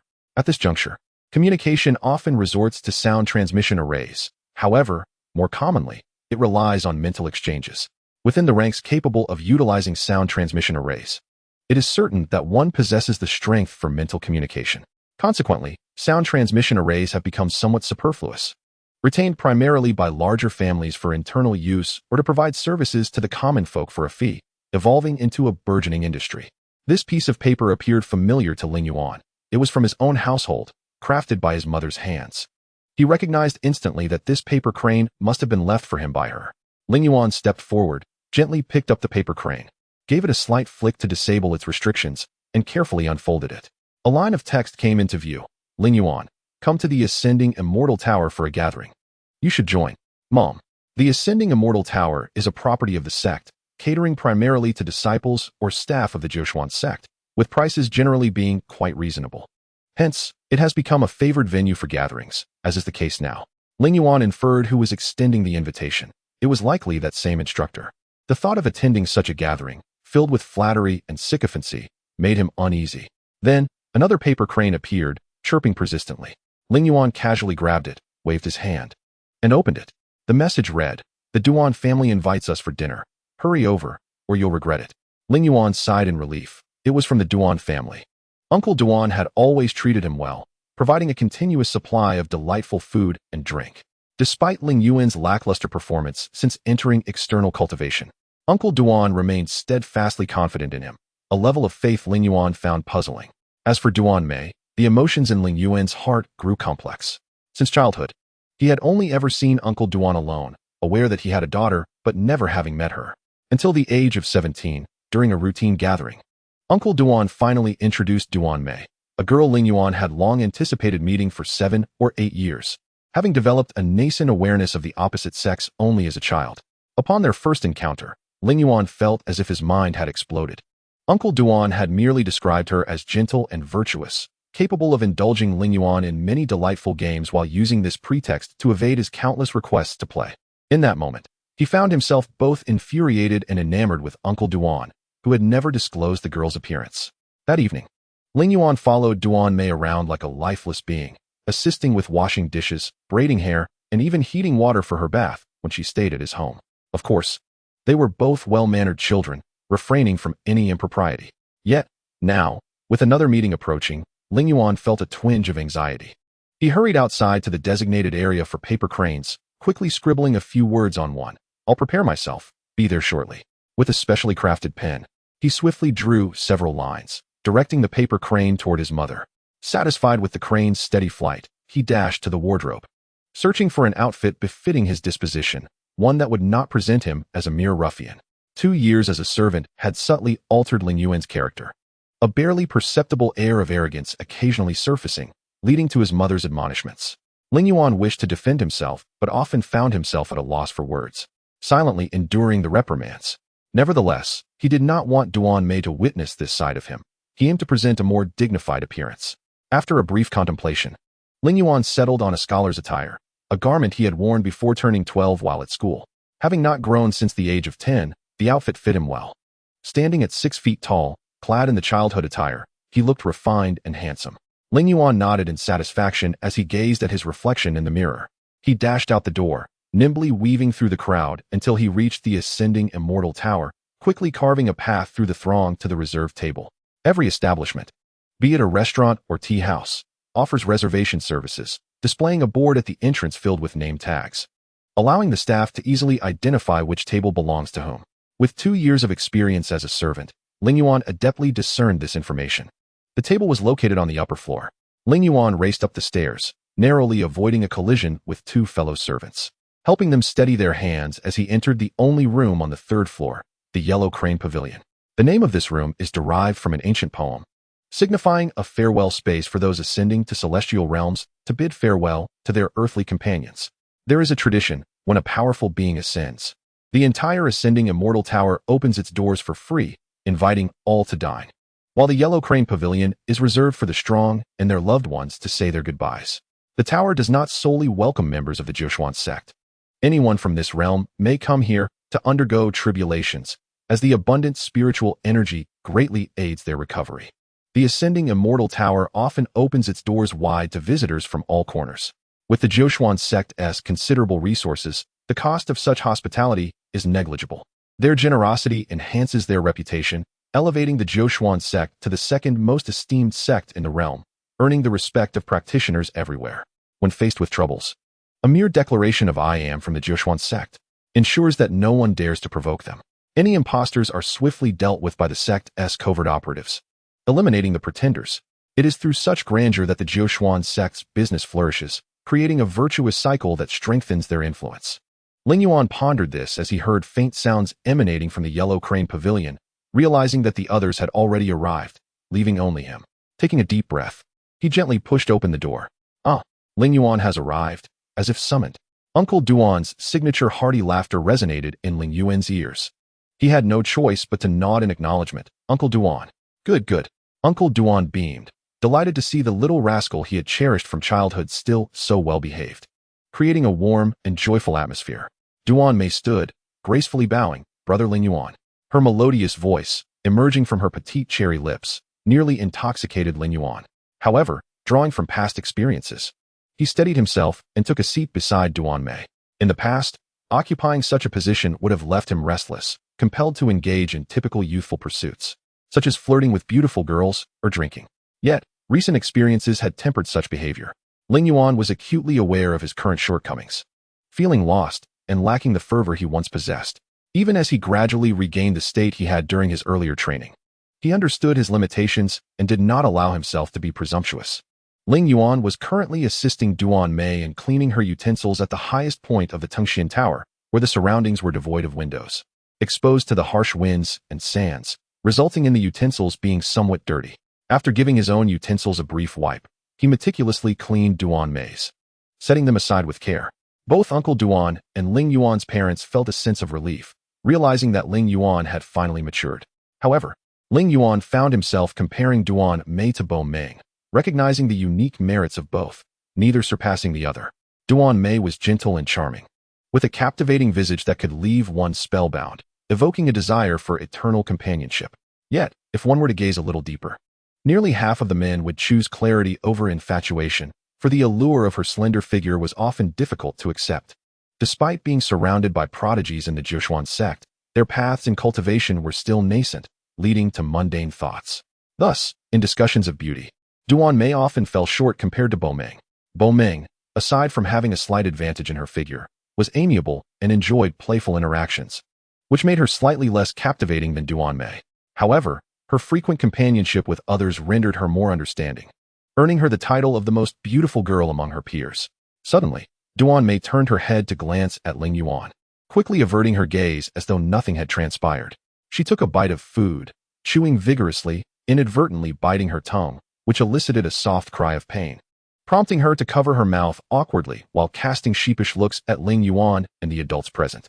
Ling Yuan realized he had been staring too long, and Duan Mei had caught him in the act. Her face flushed, she lowered her head, almost retreating beneath the table. Ling Yuan, there's no need to be shy about looking. Your Uncle Duan won't treat you unfairly. If you like Duan Mei, just speak up. I won't stand in your way. Uncle Duan declared, taking a hearty sip of wine and chewing on a large piece of meat. Yes, his mother chimed in. I find this little girl quite demure, intelligent, and virtuous. Where else would you find such a fine maiden, Ling Yuan? Just look. At that moment, Ling Yuan and his mother were embroiled in a tense discussion regarding the quotas for direct ascension within the inner sect. He merely nodded in tacit agreement, lest more words be exchanged, for speaking to his mother often led to her unearthing something to critique. His mother shot him a disapproving glance before engaging in light conversation with Duan Mei. His father began chatting with Uncle Duan, leaving Ling Yuan completely isolated. He offered a forced smile and quietly continued eating. The food at Tengxian Tower was delectably sweet and relatively appetizing. At this point, it was the only pleasure he could find, but a sense of loneliness lingered in his heart, which he managed to endure. Since embarking on his cultivation journey, Ling Yuan had learned to face various forms of indifference. Scenes like this were relatively minor in his experience. Feeling utterly bored, he longed for something to occupy his time, praying to the heavens for distraction, lest he succumb to tedium. Fortunately, the heavens seemed to favor him, for just as he contemplated his plight, a raucous voice echoed from outside. What? The Huanghe Pavilion has been booked? Why? Do you know who we are? This was followed by a cacophony of clattering, and then the sound of lamentation filled the air. It appeared a conflict had erupted, igniting Ling Yuan's curiosity about the audacious individual responsible. He shrugged off his parents' admonitions and made his way downstairs, declaring, I'll go take a look. Chapter 13. A gallant intervention. Ling Yuan had no desire to revel in the chaos. He merely sought to escape the stifling atmosphere of the Huanghe Pavilion and satiate his curiosity about the audacious figure causing such a stir. As he descended the stairs and stood on a platform, he beheld a well-dressed scholar berating a young servant, his words laced with venom. You don't even realize your own worth. Those nouveau riches up there have money, do they? Let them know that they cannot afford to provoke me. With a mere flick of my finger, I could reduce them to poverty. With a thud, the young servant was hurled to the ground, blood trickling from the corner of his mouth as he groaned, cradling his abdomen. Typically, those employed in such establishments were young disciples who had recently joined the sect, lacking the sophistication required to navigate complex social dynamics. Their primary obligation was to respect customers and avoid actions that could mar the patron's experience. After some time, they would be reassigned elsewhere. However, this servant, struck with such force, had likely sustained injuries that would hinder his cultivation for life, relegating him to the outer sect as a mere pawn in the fray. Ling Yuan's eyes blazed with anger. He leaped over the stairs and landed on the ground floor, forcefully shoving the arrogant individual to the ground. Pointing an accusatory finger at him, he demanded, What do you think you're doing? Ignoring the man's response, he knelt to examine the fallen servant, whose condition was dire. Although not life-threatening, the injuries were beyond the reach of ordinary remedies, requiring the intervention of a true cultivator willing to sacrifice their own cultivation to restore the young man's health. Yet, for someone of such humble origins, even receiving a glance from an immortal would be considered a stroke of fortune. The notion that anyone would expend such effort to save him was a fanciful delusion. In essence, this individual's future had been irrevocably shattered by that single act of violence. How could Ling Yuan not feel rage? Though he had never worked as a servant in a tavern due to his parents' status, his experiences in tea houses had given him some insight into the plight of the disciples within the tavern. The term servant alone indicated their lack of standing. They were entirely at the mercy of those above them, often subjected to abuse without anyone to advocate for their well-being. While most individuals displayed some empathy towards the servants, their lives were generally tolerable. However, when faced with such unreasonable bullies, their safety was severely compromised, and they had no means to defend themselves. For retaliating against a guest would result in harsh punishment. Given their limited cultivation, resistance was simply not an option. Ling Yuan's heart ached for his fellow servants enduring similar fates. Witnessing one of them injured, perhaps even rendered incapable, stirred a deep sense of injustice within him, fueling a desire for the perpetrator to pay a heavy price for their misdeeds. "Kid, are you out of your mind? Do you have any idea who I am?" The brazen guest continued, showing no signs of backing down, seemingly intent on using his status to intimidate Ling Yuan. "Enough of your prattle. You've injured this brother and must compensate accordingly," Ling Yuan replied, carefully choosing his words to convey the seriousness of the matter. "Humph, you better watch closely. When did I ever strike him?" he asked the one lying on the ground. "The blood you see is merely ketchup. You two are conspiring to swindle me. I'll report this to Elder Zhou and make sure you regret it." The guest brushed off the dust from his clothes, casting a disdainful glance at Ling Yuan. "Clinging to someone else's coattails won't help you. Do you really think an esteemed elder would support someone as worthless as you?" Ling Yuan tilted his head, deliberately provoking the man, knowing that if he could incite him to lose his composure, the resolution would be straightforward, merely a matter of fists. Before entering the outer sect for training, Ling Yuan was the strongest in external skills among his peers. Although his proficiency in spiritual energy lagged slightly behind, he was quickly catching up to the average level. Given such prowess, defeating this guest seemed quite feasible. "How would you know, you fool?" The guest gritted his teeth, harboring a fierce desire to tear Ling Yuan apart, yet he restrained himself. Although the ascending immortal tower did not prohibit brawls, the regulations of the Nine Mysteries Sect forbade fighting among fellow disciples, and the consequences of such transgressions were severe, burdens he could not afford. He had to endure. Ling Yuan's teeth itched, as if he longed to devour his opponent.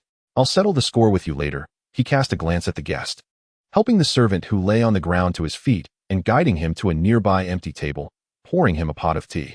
"My good sir, were you the one causing a ruckus just now?" The owner of the tavern finally appeared, addressing the unruly guest with an authoritative demeanor. "Yes, it was I.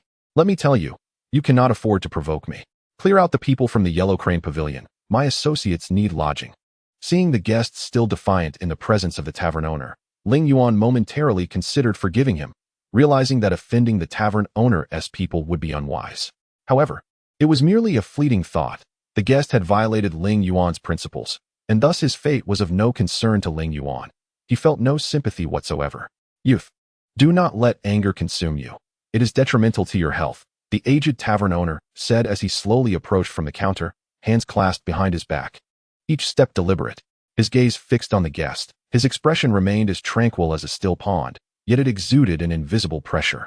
"Old man, this is not your place to speak. Call your boss out. We demand the Yellow Crane Pavilion." The guest, dismissive of the old man, raised his voice, completely unaware of the impending events. "I have advised you not to let anger take hold. It is not good for your health." The elder took another step forward, his demeanor unchanged, yet Ling Yuan sensed a palpable increase in the old man's aura. The guest, feeling the pressure, took a step back, his face paling. "Old man, what do you intend? Stay back. You cannot afford to provoke my associates." "I said, young man, do not be angry. It is not good for your health." The elder seemed deaf to the guest's words, advancing another step. Curiously, Ling Yuan felt the pressure from the elder dissipate, as though it had never existed. However, the guest's face flushed crimson, veins bulging in his eyes as if under immense strain, blood trickling from his mouth. "I told you not to be angry. It is not good for your health." This time, The elder did not advance, but stood quietly in place. Ling Yuan could no longer sense the elder's presence. Although he could see him, the old man seemed to vanish from the realm of his perception, leaving no trace behind. My apologies, I was wrong. Please, I beg you to say a kind word to this elder. I was truly mistaken. Tears of blood streamed from the guest's eyes, his face a mask of regret and desperation as he cried out for help. It is of no concern to me. Ask your master what error he has committed. The sole rule here is that opposing the owner leads to death. Ling Yuan spoke leisurely, detached from the unfolding chaos. Indeed, the young man speaks truthfully. Opposing me is tantamount to death, the elder affirmed before turning to leave, leaving the guest rooted in place. With a thunderous crash, the guest collapsed, blood pooling around him, flowing from his 7 orifices. He had been crushed to death by the elder's overwhelming presence, without a single visible wound. If one were to cleanse the blood, he would appear as if merely asleep, his skin much paler from the loss of blood. When Ling Yuan regained his composure, he noticed the servant, who had been thrown to the ground, kneeling before the tavern owner, expressing gratitude. The owner's healing of his injuries meant more to him than a second birth. Ling Yuan was astonished by the elder's power, still in a daze when he saw the old man approach the crumpled servant. With a slight wave of his right hand, the elder stepped back and stood straight, bending down to observe the servant. Initially, the servant did not comprehend, still groaning on the ground, but moments later, he realized the pain had subsided. Astonished, he sat up and gazed at the smiling elder, overwhelmed with gratitude, bowing deeply and declaring him his savior. Akin to a second parent. My lord, I have no means to repay you. I wish to follow you and serve you for life, he exclaimed, bowing once more. All right, rise, child. It is all well now. Be sure to honor your parents. This gesture is sufficient, the elder chuckled, clearly delighted by the servant's adulation. Resembling an ordinary old man enjoying a light-hearted moment, Ling Yuan turned to return to the Yellow Crane Pavilion, where the atmosphere, though somber, was far less perilous. Furthermore, the presence of a formidable and unpredictable elder was not a reason to remain. Wait a moment. The tavern owner called out, as Ling Yuan turned to leave. I have a few words to share with you. Come inside. Chapter 14. The mysterious gift. Ling Yuan was utterly bewildered, acutely aware that defying the elder's words could jeopardize his life. Without a second thought, he quickened his pace to keep up with the elder's steps. Young one, you possess quite the audacity. Do you know who you just confronted? Can you fathom the consequences had I not intervened? The elder spoke slowly, each word piercing Ling Yuan's inner defenses. My apologies, elder. I had not considered that, Ling Yuan replied, recalling how the brother had been thrown to the ground, incapacitated for life. A cold sweat trickled down the back of his neck as he realized the gravity of his actions. It's all right, do not be afraid. This is not a grave matter. The man is dead. What is there to fear? Young man, what I wish to inquire is whether you would like to work for me, the elder suggested with a faint smile, his intentions shrouded in mystery. Ling Yuan's mind buzzed. He was nearly stunned by the prospect that such a powerful elder would invite him to work under him. A tremendous honor indeed. Additionally, it would provide an opportunity to learn from such an esteemed figure. He was on the verge of accepting, but hesitated, pondering the implications. The elder did not know him. To extend such an invitation without hesitation raised concerns. What if he were a villain? Did the elder fear becoming a victim of his own naivety? Ling Yuan's stomach churned at the thought.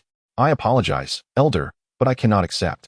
Positions are assigned by the sect, and it cannot be done. He forced a wry smile, bowing respectfully as a servant should. By the looks of you, it seems you've been working under that old ghost for quite some time. I shall not press the issue. The elder chuckled, shaking his head as he turned to leave. Old man, Ling Yuan pondered, uncertain. In his tavern, there was only a cook and a servant, with the cook being a middle-aged man. Where could this elder have come from? Could it be that he had mistaken the establishment? However, it seemed unlikely that there was a mistake in memory. Just as Ling Yuan was about to speak, the old man had already turned and left, unable to be retained. This question thus became a small enigma that Ling Yuan could not unravel in the short term. Oh, right. The old man's voice carried a hint of mirth, stating that there was a small gift on the bookshelf, which he found somewhat pleasing, and thus decided to give it to him. A bookshelf? Ling Yuan glanced around, and indeed noticed a small bookshelf tucked in the corner. What could possibly be on it? His lips twitched as he saw it was completely bare, devoid of any gifts. Old man, is there something wrong? There's nothing here. Don't joke with me. I'll take my leave. If you feel lonely, I can come visit often. Ling Yuan turned his head and smiled. So farewell. He quickly ascended the stairs to Huanghe Pavilion, which still exuded warmth.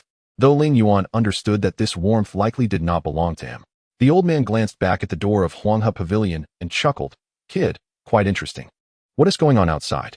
It's quite noisy. I didn't expect the immortal Ascension Tower to be this lively, Uncle Duan remarked, furrowing his brow. Yes, a ruffian from who knows where was demanding to book Huanghe Pavilion.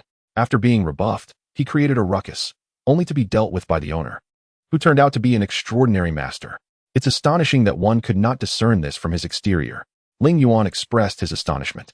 The Jiuquan sect has existed for thousands of years, naturally possessing its own profound heritage. There is much you are yet unaware of. Uncle Duan replied with a smile, taking on the role of a mentor. Indeed, Ling Yuan responded obediently, having served as a small attendant for 2 years, a habit he found hard to shake.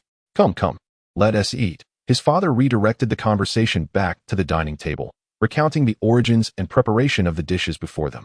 Such upscale establishments as the immortal Ascension Tower naturally boasted a unique culinary system, one only truly experienced individuals could appreciate. His father, being well-versed in the intricacies of restaurant operations, was thoroughly knowledgeable about these matters. Ling Yuan listened with genuine interest, occasionally interjecting with questions about specific details. As an attendant in a tea house, he often engaged with customers who, in high spirits, would discuss various topics. If one lacked sufficient insight during such conversations, customers would leave unsatisfied, resulting in diminished tips. The dialogue between Duan Mei and Ling Yuan's mother seemed to reach a natural pause, and she occasionally joined the three men in their culinary discussions. In principle, cuisine knows no gender, and individuals' tastes often share commonalities. Once the conversation flowed, it became as unending as a river. The most peculiar topic arose when Duan Mei suddenly mentioned a type of cake Ling Yuan had enjoyed in his childhood. His eyes brightened, and he eagerly chimed in. The ingredients for the bouncing cake come from the foot of Songlong Mountain, which is rich in spiritual energy, making the cake imbued with vitality. At first glance, it appears identical to ordinary cakes, but once tasted, it bounces as if alive, often causing timid girls to shriek. Duan Mei, you're quite bold. Ling Yuan smiled at Duan Mei, warmth glimmering in his eyes, his affection overflowing, though to Duan Mei, this expression resembled that of a lecherous man. She shot him a sidelong glance before turning her gaze elsewhere. Ling Yuan chuckled awkwardly, shaking his hand as if to fan away his own embarrassment. Parents, Uncle Duan chuckled, understanding without needing to comment further. Instead, shifting the topic to the once-in-a-decade sword testing conference to be held on Songlong Mountain 2 years hence, where renowned practitioners would provide their critiques. Ling Yuan listened with rapt attention, his heart racing with a mixture of dissatisfaction regarding his current situation and an intensified yearning for that realm of mastery. Wishing to return home to continue his training. Yet, Duan Mei found this topic rather dull. As a young girl, her interests were more inclined toward handsome young men than formidable practitioners. To her, the strong often appeared as peculiar, unattractive figures, and she would not even spare them a glance.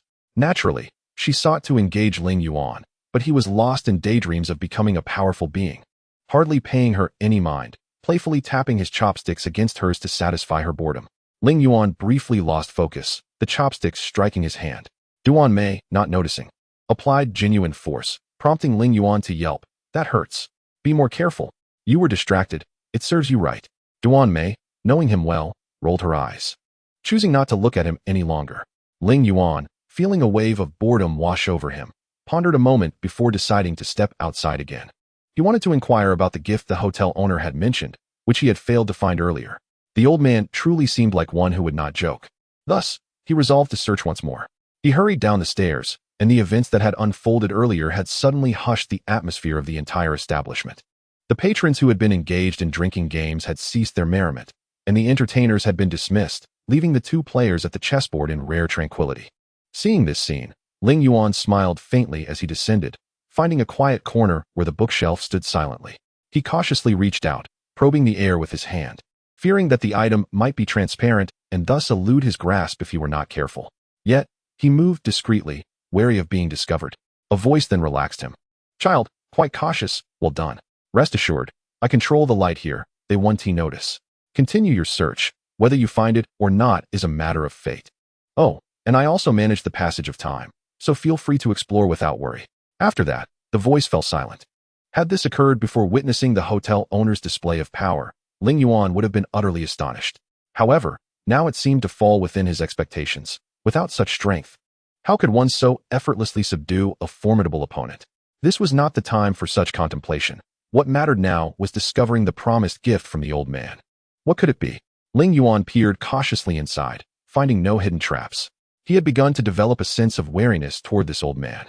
Had it not been for the elusive gift, he would not linger here any longer. The bookshelf was empty, and Ling Yuan carefully probed the air, testing whether the gift was indeed transparent. The old man had claimed to control the light here, indicating he possessed the ability to render the gift invisible to Ling Yuan's eyes. This notion was logical. Next, he sought to validate his hypothesis, if it were correct. In this moment, the next, or the one following, Ling Yuan would come into contact with the gift. Though unsure of its nature, he was confident it would be beneficial rather than harmful to him. Chapter 15. 1,000 enemies. Suddenly, Ling Yuan heard a peculiar sound emanating from his surroundings. To describe it as strange did not pertain to the type of sound, but rather its location. It was merely an ordinary bell, commonly found within the private rooms of the Immortal Ascension Tower, yet it should not exist in the main hall. Did this imply that something was present? In an instant, Ling Yuan's nerves ignited with excitement. The emergence of that sound indicated that there was indeed something on the shelf, tantalizingly close at hand. With a bit more effort, he believed he could seize this gift.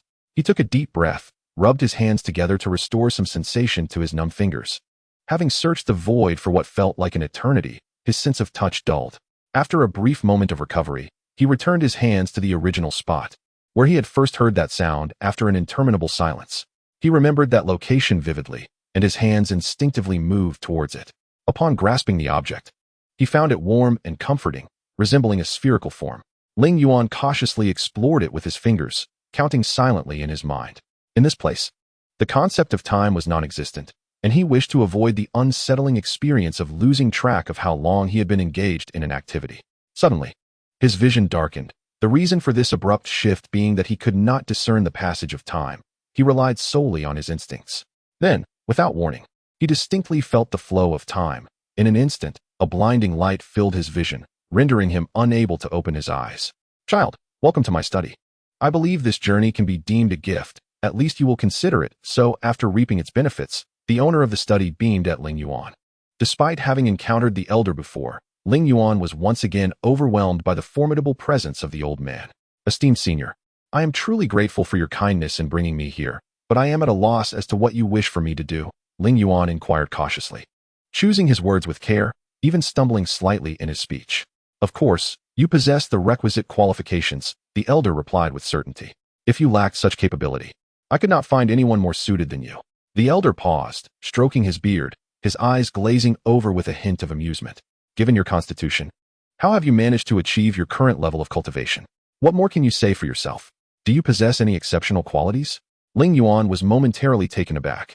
How did the old man know? His innate talent was indeed classified as subpar, yet how could others perceive this? His cultivation speed was meant to be comparable to that of a slightly more ordinary practitioner. Aside from sects like the Jiuxian sect that recruited disciples for training, ordinary individuals could also practice cultivation independently, albeit with mainstream techniques that paled in comparison to the sect's inner methods. Thus, they were generally not considered true cultivators. Ling Yuan's cultivation speed was on par with that of an ordinary person, which, on the surface, seemed rather dismal. However, when considering that he was not taught the Jiuxian Sutra in the outer sect, his efficiency matched theirs, suggesting he did not truly belong to the category of the inept. Of course, this was based on the scripture's definitions, and Ling Yuan was uncertain of the elder's meaning. So he fell silent, awaiting further elucidation. Noticing Ling Yuan's silence, the elder bore a knowing expression and smiled slightly before nodding. "Your physique has been classified as subpar in the scriptures, indicating that, as stated, you possess no ability to cultivate. Remember, this classification is relative to ordinary individuals, implying that, in theory, you should be entirely incapable of cultivation. Yet your current progress is not slow, which has sparked my contemplation. After analyzing past occurrences, I have drawn a conclusion." The elder refrained from immediately revealing this conclusion, creating an air of suspense. Ling Yuan, sensing a hint of what was to come, marveled at the elder's vast knowledge. "My conjecture parallels your friend's. Your mental fortitude is exceptionally robust, enabling you to manipulate the flow of spiritual energy. Do you understand what this signifies?" The elder's words hung tantalizingly in the air. This time, Ling Yuan chose not to speculate, feigning surprise and allowing the elder to reveal his thoughts. Knowing he would eventually do so, with a raised brow, Ling Yuan watched as the elder's eyes sparkled with delight. This means you can practice the most formidable techniques in existence. Blades and spears may only contend with one person, and even celestial arts are limited to a select few. But my techniques can challenge thousands, even millions. If you wish, you could slay anyone in the world. The elder, with an air of bravado, fixed his gaze upon Ling Yuan and continued. Do you realize you almost met your demise today? Why? Because you lack adaptability. The aura surrounding you clearly marks you as that old fool's disciple, equally foolish. Ling Yuan's mind swirled with confusion at the elder's words, but he nodded in compliance. Aware of the elder's formidable prowess, realizing he could not confront him directly. Honestly, I wonder how you learned to read and write, lacking even the most basic adaptability. The elder scoffed, losing interest. Here, take this and study it. As he spoke, the elder's figure vanished from the room, leaving Ling Yuan alone. In his hands, he discovered a book titled The Invincible, 6 Strategies of the 6 Tactics. Ling Yuan held the book, lightly tossing it in his hands, and remarked nonchalantly, "Is this all there is?" However, the pressing concern remained. How to exit this place, as he still did not know where he was. Surveying his surroundings, he noticed an object on the floor. Approaching it, he bent down to pick up a round sphere, identical to the one he had found on the shelf earlier. Since they appear the same, could they serve the same purpose? Ling Yuan pondered aloud. He examined the sphere closely, seeking any hint or clue. Despite the elder's eccentric demeanor, he was not foolish. Having bestowed such an important book upon Ling Yuan, he surely would not allow him to perish. After searching for a considerable time, he finally discovered a line of small text on the sphere. Just throw it on the ground, you fool. The script resembled that on the cover of The Invincible, indicating it was indeed left by the old man. That old fool dares to call me a fool? If he had just taken me out himself, there would have been no issue, Ling Yuan grumbled, tossing the sphere to the ground. As the sphere traced a graceful arc, swiftly descending, a flash of light enveloped Ling Yuan once more, and he lost consciousness. When he regained awareness, he found himself seated at an 8 Immortals table in the grand hall of the Ascension Tower, his hands gently resting on the table. It seemed he had fainted right there. The series of events he had experienced felt surreal. With this thought, Ling Yuan felt a slight relief. After a brief rest, he planned to ascend and continue teasing Duan Mei, realizing that the ramblings of that mad old man in the tavern were not to be taken seriously. Chapter 16. Preparations complete. Ling Yuan returned, and Duan, noticing his absence, inquired, "Where have you been for so long? Did you go to buy a book?" "Quite impressive. Truly a teachable child." Duan smiled warmly at Ling Yuan. "What book is this? Let me take a look." Ling Yuan felt somewhat bewildered. "What book? I don't have any book of my own." However, Uncle Duan's words were undoubtedly trustworthy. The issue must lie within himself. Lowering his gaze, Ling Yuan discovered that he was indeed holding a book in his hands. The cover bore large characters that read, 10,000 Enemies, the 6 Strategies and 3 Tactics, revised. It was identical to the one he had seen in the old man's study, signifying that what he had just experienced was indeed real. This book was left to him by the owner of the Ascending Immortal Pavilion. As Ling Yuan contemplated the peculiar title, he realized that this was not merely a dream. The proprietor of the pavilion had indeed recognized his talents and wished to impart his knowledge to him. This thought made Ling Yuan, who had not heard a word of praise in years, feel a warmth spread across his back, his body feeling light as a feather. However, Ling Yuan did not allow this sensation to linger. In such a state of elation, one could easily err. And even someone as resilient as he was determined to avoid such a predicament. Yes, this was merely a trinket found by the roadside, of little value, Ling Yuan chuckled. I found it amusing, so I thought I'd take a look. Uncle Duan smiled. Indeed, one should read more. It aids in cultivation. Ling Yuan, sit down. Why are you always running around? His mother interjected, prompting him to obediently take a seat, naturally beside Dan Mei. The remainder of the meal progressed in a more tranquil manner. Ling Yuan was finally reintegrated into the family, no longer deliberately neglected. The table was filled with laughter, and after several rounds of drinks, everyone returned home. Upon arriving home, Ling Yuan hurriedly retreated to his room, carelessly tossing the book aside. His evening practice had been completely neglected, and he needed to catch up swiftly. The night passed in silence. The next morning, Ling Yuan resumed his role as a servant at the tea house. Bo Yin was still in his usual state, collapsing onto a table as soon as he arrived. After finishing a bowl of white tea and nibbling on a few steamed buns, he left hastily, leaving behind a remark that he would wait for Ling Yuan at his home. Shortly after Bo Yin departed, trouble found Ling Yuan. While he was wiping the table, a customer accidentally knocked over a bowl of greasy tea, making it quite a chore to clean. Ling Yuan was so engrossed in this task that he had no opportunity to observe his surroundings, thus providing a chance for those with ulterior motives. Just as he was about to rise to wash the towel, he suddenly sensed a fragrant breeze enveloping him. Looking up, he was taken aback to see Bo Meng. Today, she wore a flowing white gown that revealed the red satin clinging to her curves beneath, a sword at her waist, exuding an extraordinary aura. The depth of emotion in her eyes was almost enough to melt Ling Yuan's very being. He felt an unusual stirring within himself and quickly suppressed any inappropriate thoughts. But the physical reaction remained, compelling him to lean further over the table. Bo Meng mischievously glanced at him, her large eyes shimmering with affection, the warmth of youth radiating from her brown irises. Ling Yuan nervously swallowed, striving to exert all his willpower to retreat into himself, lest he become the subject of her amusement. Bo Meng rested her arms on Ling Yuan's shoulders, and given his bent posture, his nose was merely a breath away from her most alluring features. This was unbearable. If he did not act, he might find himself in a precarious situation today. Bo Yun should have taught his sister some modesty.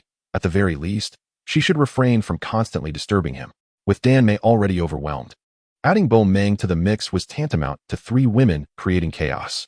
Oh, celestial stars, I beseech you, I still wish to cultivate. They say that if one's pure yang energy dissipates, it is akin to bidding farewell to the realm of immortals. This simply cannot be. Ling Yuan felt tears welling in his heart. What on earth did this girl want? I have no grievances with her. Why act this way? Sister, please spare me. Let us discuss matters of love once I enter the inner sect and attain the realm of cloud-dispersing mist. And might I inquire, could you tolerate sharing me with others? Ling Yuan wailed dramatically, though no tears fell, his voice resonating throughout the space, momentarily startling Bo Meng. However, Bo Meng's focus lay not on his theatrics. Share with someone else? You dare. In an instant, her previously gentle features hardened, transforming from a curve into a flat plane, unmistakably displaying her fury. Heroine, please spare me. Ling Yuan stumbled to the ground, kneeling with one knee in supplication. Tell me who this other person is that you wish to share with. Bo Meng's expression was fierce, clearly unwilling to forgive Ling Yuan. It is said that a woman's jealousy is terrifying. Once provoked, it can lead to dire consequences. Ling Yuan felt as though he were an ant, crawling and trembling before the imposing figure of Bo Meng, radiating an aura of dread. He understood that unless a miracle occurred, he was certainly doomed today. His aspirations of immortality seemed futile, and even his survival was in question. Indeed, in the face of the raging Bo Meng, how could his meager cultivation possibly suffice? Ling Yuan's mind spiraled into a lament. I was wrong. I should never have entered that library. Had I stayed away, I would not have encountered this female harbinger of doom, nor would I have developed feelings for her, nor engaged in the subsequent events that led to her animosity. Despair flickered in Ling Yuan's eyes. Any punishment Bo Meng might face would be a matter for the future. At this moment, if her heart were to waver, his life would be forfeit. Oh, celestial stars, have mercy upon me. I am near to despair. It seemed as though Ling Yuan's prayers were heard. For just as Bo Meng prepared to strike, a voice rang out, Sister, do not act rashly. Ling Yuan turned to see Bo Yun arrive, a smile breaking across his face. Finally, he had come. Had he delayed any longer, he might have truly been finished. Sister, do not be hasty. Ling Yuan is still too weak. Once he grows stronger, he will make the right choices, Bo Yun said with a grin. He harbors feelings for you, but his cultivation limits his ability to fully express his affection. Do you understand?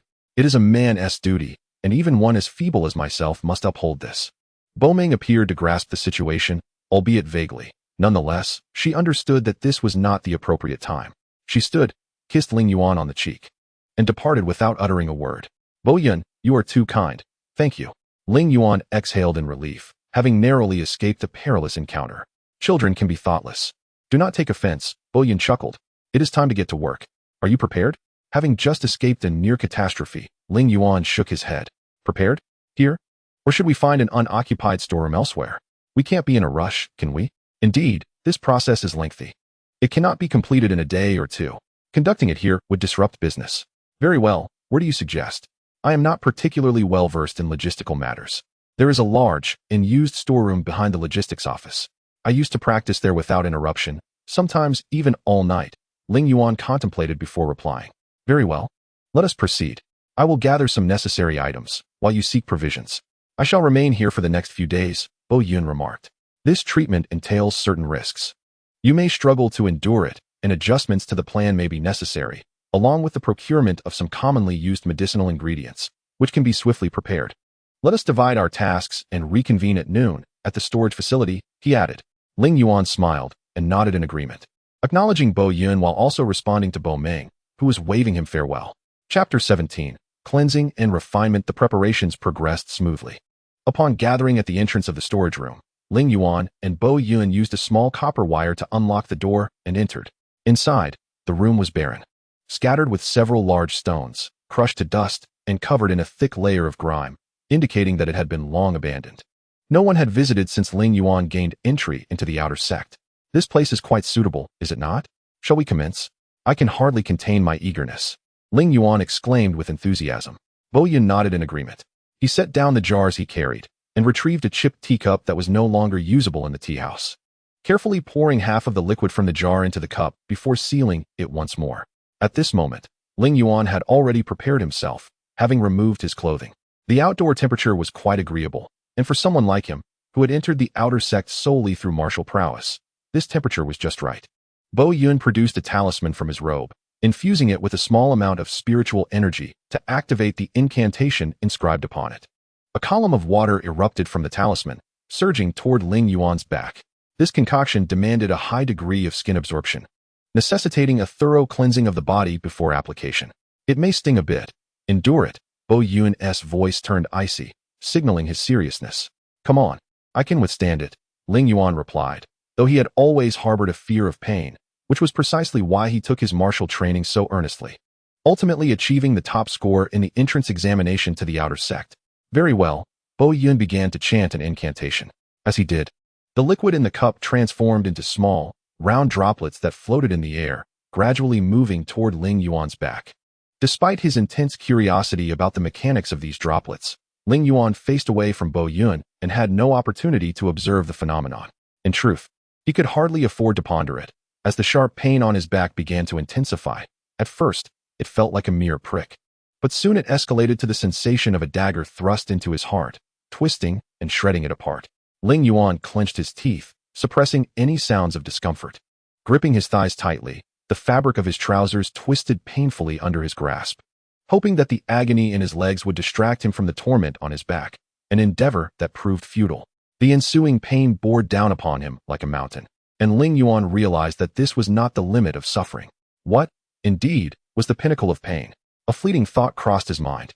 This treatment method was rather radical, directly employing the obstructions within the meridians to inject the medicinal properties into the muscles, thereby re-establishing a conduit for spiritual energy through the guidance of the medicine. Such excruciating suffering was the sole means prescribed in ancient texts for remedying such ailments. The most crucial aspect of the ancient phoenix's rebirth was not merely the unparalleled cultivation, but the courage to endure such arduous trials along the path of enlightenment. Behind Ling Yuan, Bo Yun was taken aback, realizing how arduous the pursuit of strength truly was. Those of them who fancied themselves enlightened were still far from even touching the threshold of the Great Way. Nevertheless, Bo Yun did not halt his actions. Another droplet was meticulously controlled through his technique, flowing into Ling Yuan's back. Remarkably, only 2 droplets had been consumed thus far, and half a cup would be required. How much pain would that entail? Ling Yuan's muscles surged, the medicinal liquid stirring the dormant spiritual energy within him, drawing upon the ambient spiritual essence in the storage room and forming a vast vortex of energy. Suddenly, a dilapidated porcelain bowl, positioned at the intersection of the energy currents, could no longer withstand the pressure and shattered into dust. Bo Yun swiftly freed a hand to ignite a talisman, activating the formation inscribed upon it, thereby controlling the outward spread of the energy fluctuations. The murky droplets rolled across Ling Yuan's back, gradually diminishing in size, accompanied by the violent twitching of his brows. His gums clenched tightly, and his facial muscles contorted into a taut line. After 5 minutes, the second droplet was finally absorbed. Bo Yun, his voice trembling, calmly stated, Ling Yuan, the second droplet has been fully absorbed. After 5 droplets, we will enter the phase of exposure to the vapor, which will be comparatively less painful. Can you endure it? Ling Yuan raised his head defiantly, the veins in his neck bulging grotesquely. His brow furrowed as he lowered his head heavily. Minor discomfort would not vanquish this indomitable spirit. The third droplet, he declared, finally unable to maintain his seated posture, clutching his thighs. The skin could not withstand the force of his grip and tore, blood flowing swiftly, only to heal at an equal pace under the influence of the medicinal fluid. This was a delicate balancing act, a perfect equilibrium between the body's restoration and destruction, promoting the development of Ling Yuan's spiritual strength while simultaneously safeguarding his body from the overwhelming currents of spiritual energy. By the fourth droplet, Ling Yuan felt an improvement. He regained control over his body, wresting authority from the pain, sitting up straight and releasing his grip on his thighs. His mental fortitude had adapted to this level of suffering, even beginning to regulate the flow of medicinal energy coursing through his back. Yet, he refrained from making any rash moves, allowing the energy to flow freely, prioritizing the healing of his affliction. The subsequent 3 droplets were comparatively effortless for Ling Yuan, as his formidable willpower crushed the pain, obliterating his vulnerabilities. The ensuing vapor exposure was manageable for both him and Bo Yun. Ling Yuan no longer endured suffering, while Bo Yun, through the formation, could control the mist without the need for continuous hand gestures, a burden even for true immortals, let alone a novice practitioner. Ling Yuan, how do you feel? Bo Yun inquired, seeking to ascertain whether Ling Yuan's condition aligned with the descriptions in the texts to confirm the treatment's efficacy. I'm well enough. It was somewhat painful earlier, but now it feels just right, Ling Yuan replied with a smile, indicating that the previous discomfort now seemed trivial in light of the 3 days he would endure the enveloping vapor, absorbing all the medicinal essence into his body. Indeed, I seek specifics, not vague generalities, Bo Yun corrected Ling Yuan's response, finding it too broad to identify corresponding conditions. Currently, there is a slight warmth in my meridians. When I attempt to mobilize the spiritual energy, it feels as though the energy within the meridians desires to surge forward, yet it remains unyielding. That encapsulates my current state. Ling Yuan summarized his bodily sensations. Indeed, if you are unable to mobilize your energy, it is perhaps best to refrain from attempting to do so for the time being. The meridians are currently merging with the spiritual energy pathways we are establishing. After a while, you will be able to utilize this energy freely, and during this process, it will also facilitate the metabolism of impurities within your meridians. You might even experiment with using this energy to substitute for the substances within the energy pathways, thereby reshaping them to ensure they never become ineffective. Upon hearing this, Ling Yuan paused momentarily, taken aback by the implication that these energy pathways could indeed fail. Of course, Bo Yun replied with a hint of exasperation, you don't believe that such opportunities come easily, do you? There is no such thing as a free ride, and similarly, no effortless enhancement of power. The temporary access you have to this energy is a reward for the immense suffering you've endured. The elevation in your abilities during that period is merely a repayment for the pain you experienced. If you wish for a permanent enhancement of your strength, you must be prepared to endure corresponding hardships. Do you understand? Ling Yuan observed the seriousness etched on Bo Yun's face and, sensing his earnestness, nodded gently, lost in thought.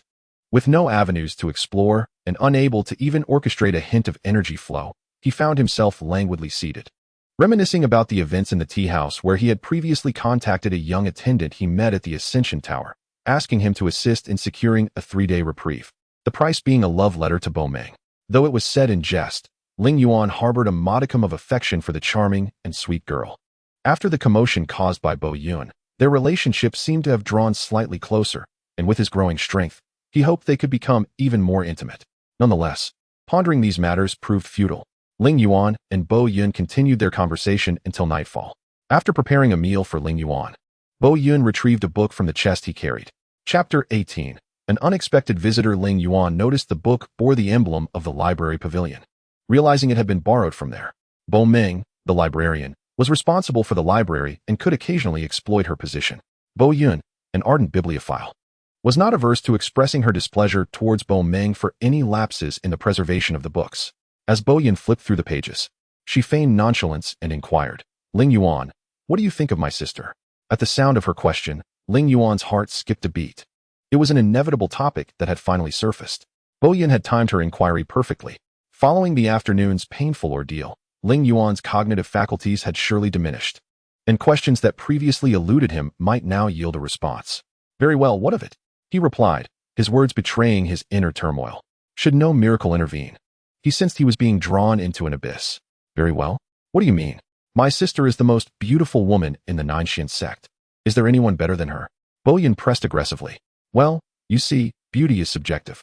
To others, Bo Meng may indeed be the epitome of beauty. But that does not hold true for me. Standards vary from person to person, so please do not impose yours upon me. Ling Yuan stammered, feeling cornered. With a resounding clap, Bo Yun struck the floor, causing the ground to reverberate, the sensation sending a shiver through Ling Yuan. Are you implying you look down on my sister? Her words pierced his heart, wielding an extraordinary weight for any young man. Of course not, Ling Yuan managed to utter. But before he could elaborate, Bo Yun rose, demanding, then what do you mean? Her eyes brimmed with fierce intensity, and Ling Yuan's heart raced. Realizing his healing was entirely dependent on her. If she were to become enraged, he would be utterly defenseless against her wrath. This matter is of utmost importance. Please, allow me to clarify. Your sister is indeed beautiful and gentle, and I admire her greatly.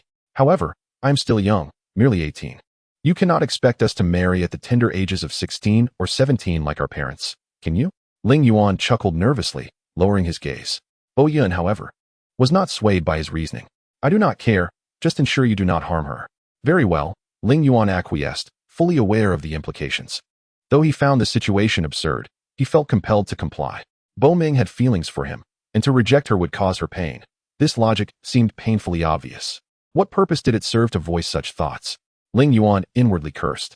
As Ling Yuan and Bo Yun argued over Bo Ming, two unexpected visitors arrived at the entrance of the Nine Mysteries Sect. Brother, such an expansive area hosts but this single sect? Other smaller factions cannot possibly withstand such a colossal presence. I shall knock on the door now, a short, stout figure clad in black declared to his tall, brooding companion, who wore a frown of discontent. Without waiting for a response, he approached the grand doors of the Nine Mysteries Sect and raised his arm, striking the door with a force akin to a drumbeat. The sound echoed throughout the sect, stirring a faint commotion within, likely from the young disciples who, upon hearing the noise, began to murmur among themselves. From the sounds, it was evident that the Nine Mysteries Sect boasted a considerable number of disciples. Enough. Do not attract too much attention.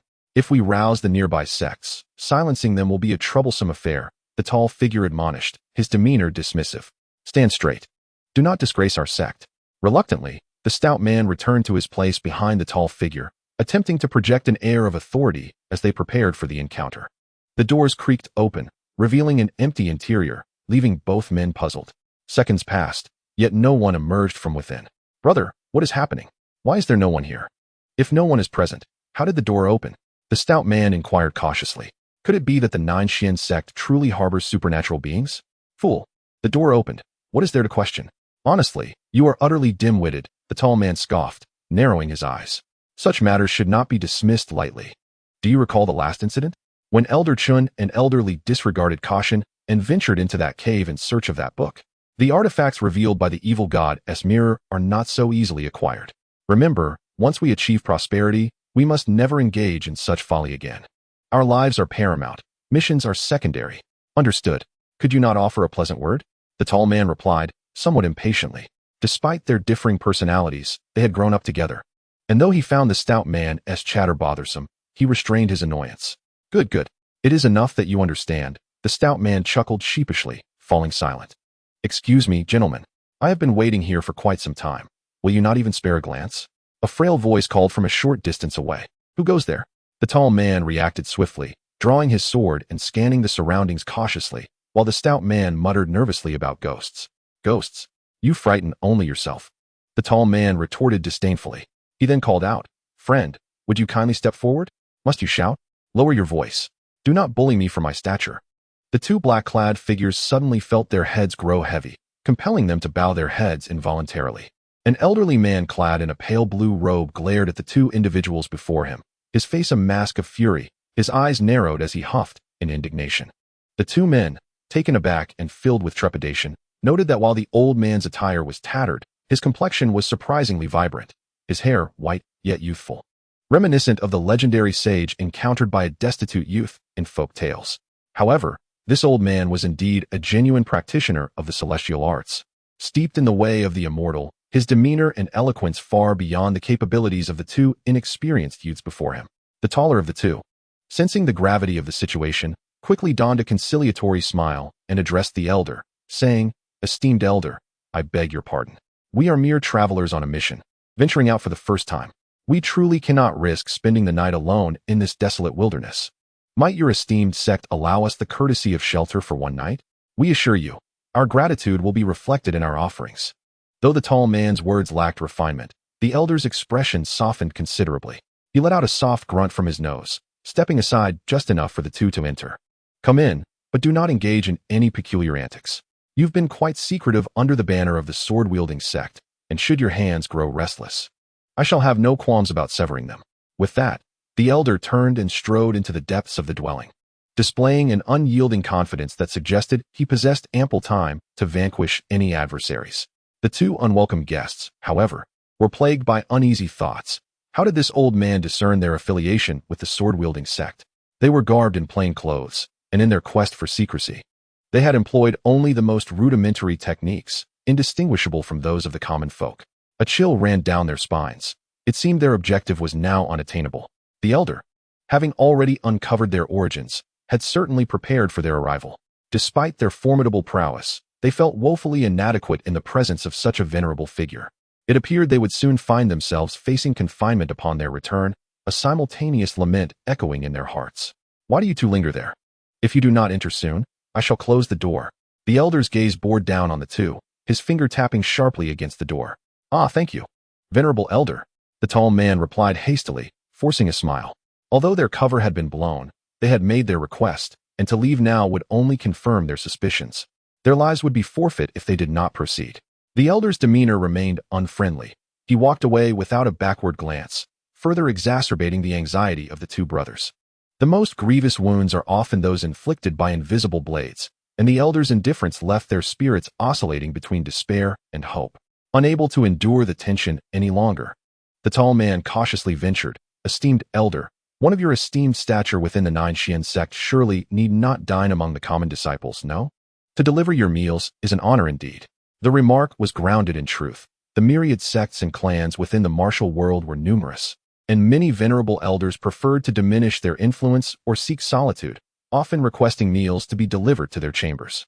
Over time, this had become customary, allowing retired elders to enjoy such privileges. Given the elder's evident strength, he seemed to fit this category, yet his presence outside for a meal raised questions. As anticipated, the elder emitted a grunt, replying, "What do you expect? The fellow who was meant to bring me my meal has yet to arrive, leaving me famished. That little rascal will soon know my wrath." Chapter 19. Secrets of the Malevolent. The tall man couldn't suppress a smile, regarding the situation as both amusing and rather tedious. He suppressed his laughter to avoid provoking the elder. "What are you laughing at?" The elder shot a glance at him, not elaborating further. "Follow me. I shall show you to your quarters. Fortune favors you, as this period is not peak visitation time. Most guest rooms are vacant, and you may choose anyone you wish."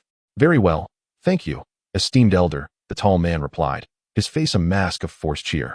It was indeed a trial for one so accustomed to arrogance to present himself in such a manner. The shorter, stockier man, witnessing his brother's subservience, felt a surge of indignation and stepped forward, preparing to unleash his frustration upon the elder. The tall man sensed this and quickly grasped the stocky man's hand, urging him to remain calm. As they walked, the tall man scrutinized their surroundings, meticulously analyzing the spatial layout of the Nine Mysteries Sect. While the blueprints of various sects were common knowledge, changes could have occurred since his last visit, making careful observation prudent. "Brother, what should we do now?" The tall man felt a squeeze on his hand, indicating the stocky man was relaying a message through a coded grip. The sequence translated to a plea for composure, suggesting that a path would manifest in due time. A series of gentle squeezes followed, conveying the elder's evident cunning and the necessity of maintaining their composure. The elder guided them to the west wing of the sect, designated for guest accommodations. Should someone ascend to the heavens from the Ascension Tower, their friends and family would gather to bid farewell. Those with sufficient means could stay in the tower, while others might seek refuge in the free guest quarters provided by the sect. "Esteemed elder, thank you for bringing us here. We shall rest for the night and depart in the morning," the tall man stated earnestly, bowing in gratitude, his expression sincere. The stocky man followed suit. "Not at all. It is merely one night." The elder casually closed the door behind them, then rummaged in his pocket, retrieving 2 talismans which he tossed onto the floor. He began to chant incantations swiftly. The talismans glowed and began to rotate, forming a formation within the room. With a flash, the formation's light faded, embedding itself into the floor and walls. "Esteemed elder, what is this?" The tall man felt a surge of fear. He had never witnessed such an arrangement of formations and had not anticipated their invisibility.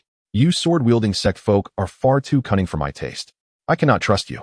To prevent any actions that might jeopardize the Nine Mysteries Sect, I have set up a monitoring array. Should you dare to leave this room tonight, I shall come for you myself. Be cautious and do not act too smart, the elder warned with a sidelong glance before turning to leave. Wait, esteemed elder. I have a question, the tall man interjected urgently. What is it? The elder replied, somewhat impatiently. How did you know we were from the sword-wielding sect?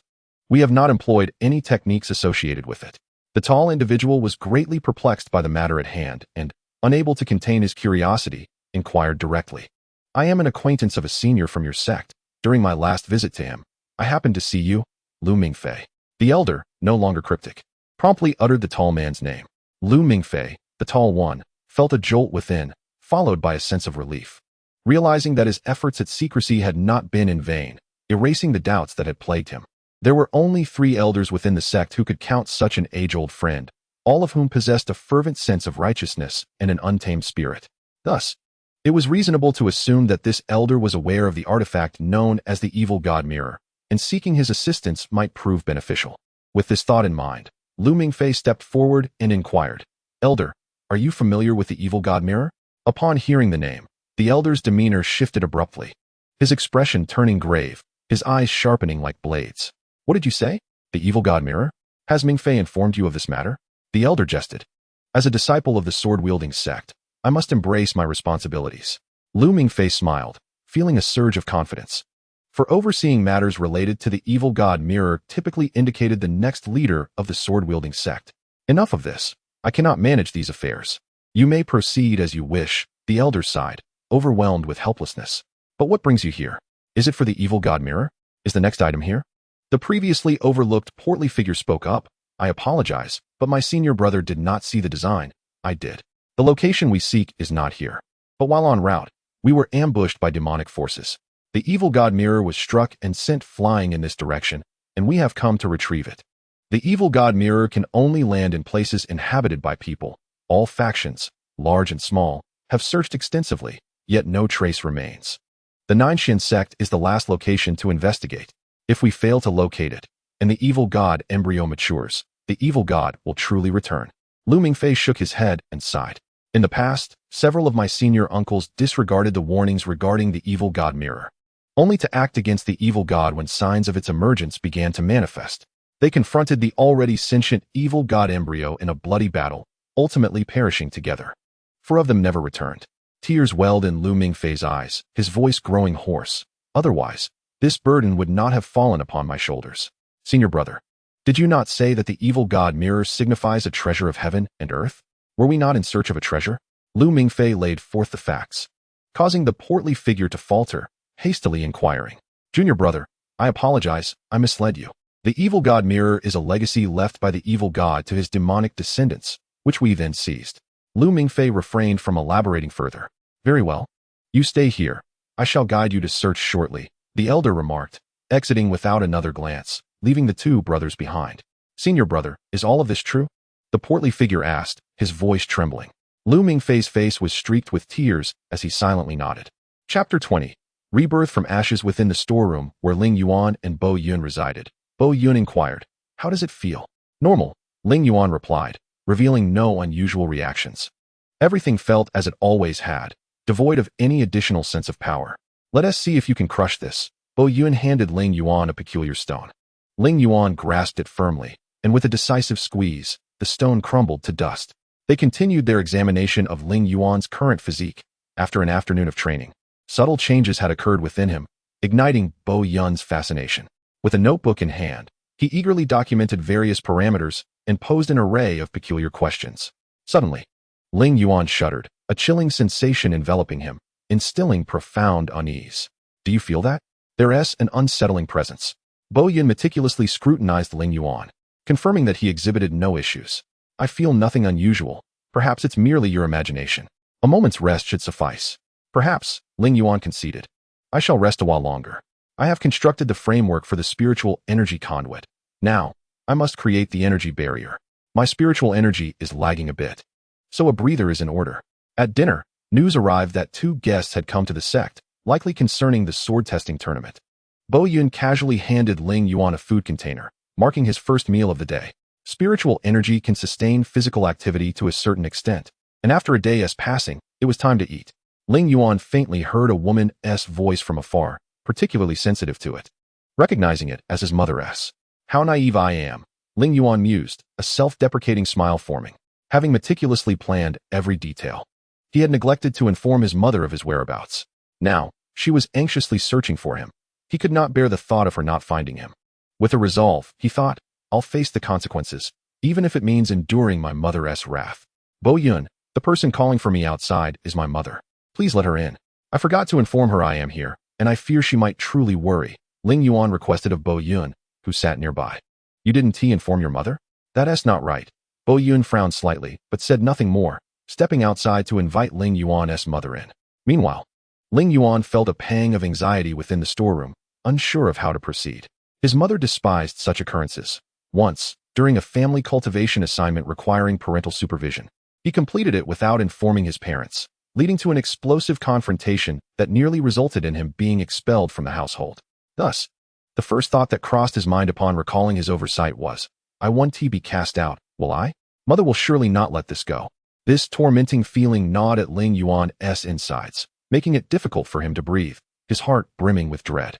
Fortunately, this torment lasted no longer than 3 minutes. Shortly thereafter, Bo Yun entered the storeroom with Ling Yuan's mother. Ling Yuan, what do you mean by staying out so late? Do you wish to separate and live independently? We no longer wish to carry you as a burden. If you want to leave, then leave. His mother's tone was stern, causing Ling Yuan to tremble uncontrollably. No, that's not it, he stammered, managing only those 2 words, his body shaking like a leaf. Then what are you doing here? Running away from home? What have your father and I done to deserve this? Her voice escalated. Your father and I nearly sought Uncle Duan's help in finding you. You know how he dislikes asking for assistance. I'm sorry, Ling Yuan weakly replied. I'm merely treating an ailment. I believe I understand why my cultivation has regressed. I am currently in treatment, and in 3 days, I shall be able to cultivate like an ordinary person. This is Bo Yun. He has organized all my treatment. Greetings, Auntie, Bo Yun politely interjected as he introduced himself. However, Ling Yuan's mother appeared skeptical of his claims, addressing Bo Yun coolly. What are the characteristics of this treatment you mentioned? Is it truly so effective that it can mend inherent ailments? Apologies, dear aunt, but you have misrepresented a matter. The deficiencies in Ling Yuan's cultivation are certainly not innate, nor were they formed during his embryonic stage. Rather, they stem from various external stimuli and are, in fact, treatable, Bo Yun asserted confidently. He then retrieved a beautifully bound ancient text, encased in transparent silk, from a nearby pile of books, and presented it to Ling Yuan's mother. She took the book, perused its contents briefly, and with a sharp clap, closed it, fixing her gaze on Bo Yun. Do you presume these notions will deceive me? The concept that spiritual bodies can be formed postnatally is utterly ludicrous. Is this your method for treating my son? You are quite something. Aunt, I respect you. Which is why I have not expelled you from this room. I have secured residence here, and within this space, I hold the highest authority. I can lodge a complaint with the sect at any time. Even if you are the sect leader, you must adhere to protocol on this matter. Bo Yun retorted with a hint of ire. I will not permit anyone to disparage my research, not even if you are the mother of my dear friend. Mother, I'm sorry. You should apologize too. Bo Yun is assisting me. Your words will only upset him. Oh, what a lively scene we have here. A voice interjected. Old yet vibrant. Ling Yuan's mother had raised her voice too high, drawing the attention of an elderly man who was wandering with 2 disciples from the sword-wielding sect. Upon witnessing the commotion, he raised an eyebrow in surprise. Arguing with your mother, my dear disciple? That's quite inappropriate. You should apologize at once. Ling Yuan scrutinized the sprightly elder with wispy white hair, finally recalling that he was the esteemed senior Bo Yun had introduced him to, the one from whom he acquired the last medicinal ingredient, albeit at a shockingly low price in exchange for becoming his disciple. Mother, I apologize, Ling Yuan quickly acquiesced. Descending the proverbial ladder the elder had offered, anxious that his mother would ignite in anger below, threatening his very existence. Very well, it is of no consequence. In the presence of such a venerable elder, I shall refrain from further comment, she conceded, allowing the matter to pass. Elder, could you please adjudicate? Is the theory in this book correct? My mother insists it is erroneous and forbids Ling Yuan from receiving treatment. This book presents a unique and intricate perspective. Quite rare indeed. The methods for treating individuals with lesser qualifications are certainly intriguing, though I wonder if they have undergone practical trials, the elder mused. As far as I know, aside from Ling Yuan, there are only a few documented cases within its pages. The content appears overly idealistic, clearly fabricated. Bo Yun remarked with a resigned smile and a shake of his head. How is Ling Yuan's current condition? The elder inquired. He is stable thus far. No adverse reactions have manifested.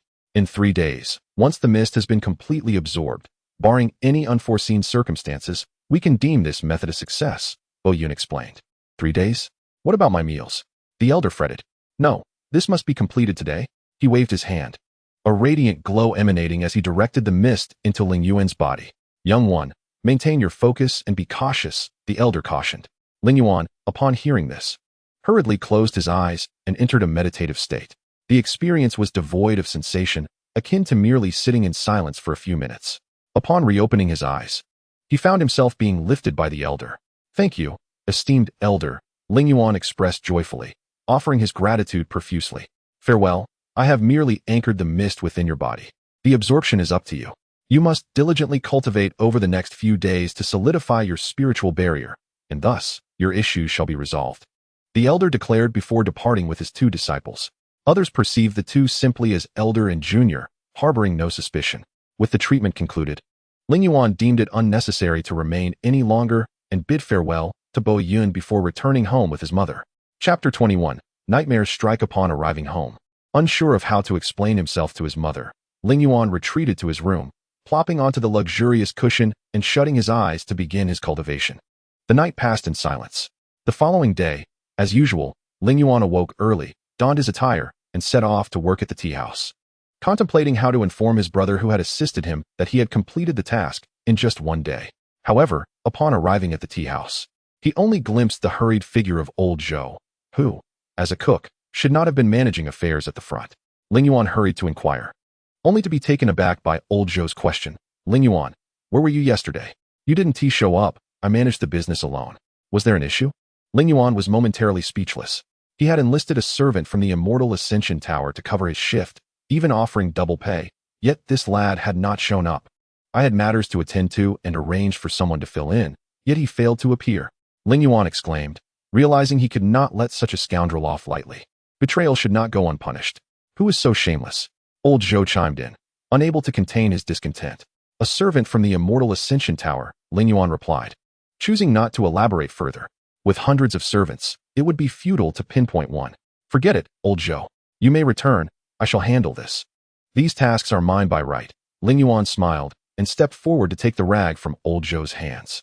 Old Zhou, initially prepared to protest, was interrupted by the arrival of another patron, prompting him to retreat to the back without further discussion. Ling Yuan looked up to see Bo Yun enter. After exchanging pleasantries, Bo Yun settled into a corner to rest, behaving just as he usually did. Ling Yuan, understanding the routine, poured him a cup of Baipian tea and stepped aside to wait. Another patron entered, revealing the 2 individuals who had accompanied the elder to the storeroom the previous day. The shorter, stout one nodded at Ling Yuan, while the taller one inclined his head. And both approached, seating themselves at the nearest table. They greeted Ling Yuan and ordered 2 cups of Longjing tea. 2 simpletons, they only know to order the expensive kinds. Oblivious that Baipian is our signature tea, Ling Yuan chuckled inwardly, but still brewed their tea respectfully, standing by. Brother, our friend is right here. Let us discuss the matter with him now, as the elder will be seeking him shortly, the stout one suggested to the taller companion. Fine, since you've brought it up. It's obvious who we are referring to, the tall one replied with a resigned wave of his hand. He glanced at Ling Yuan, then shifted slightly to make room, gesturing for him to take a seat. Despite his curiosity, Ling Yuan recognized the familiarity of the patrons and the servants. So he accepted the invitation to engage in conversation over tea, provided it did not interfere with his duties. Thus, he respectfully took a seat and poured himself a cup, knowing the 2 patrons would cover the cost. Esteemed guests, I am but a humble servant. If I have inadvertently offended you, I sincerely apologize. Please bear with me. Ling Yuan began, acknowledging his potential fault, believing it better to admit a mistake than to deny it. The tall one smiled and waved his hand dismissively. Brother, you've misunderstood us. We harbor no intent to threaten you. We simply wish for your assistance in locating an item. An item?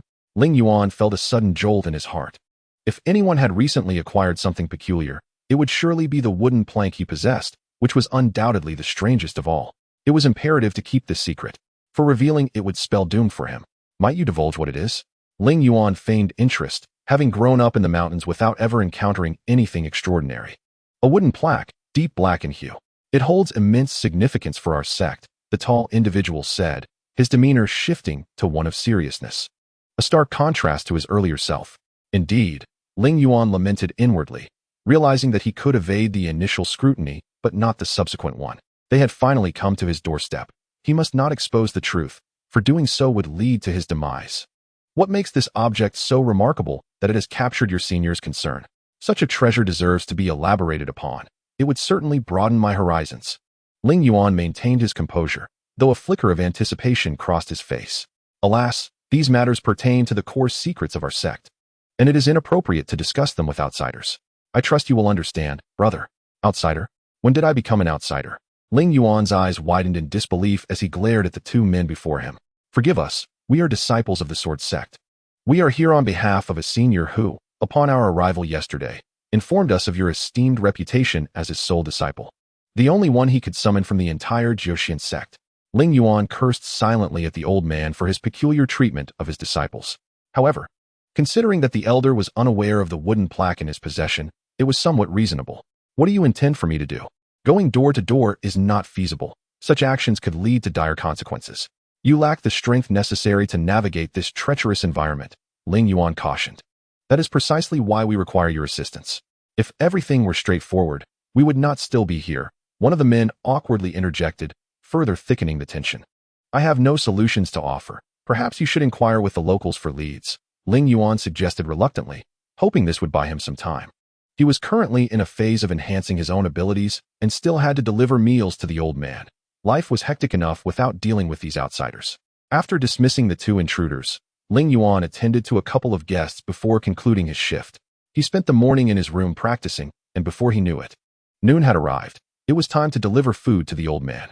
Shaking his head, he took a deep breath and slowly made his way to the dining hall, collecting the dishes that the staff claimed the elder had specifically requested.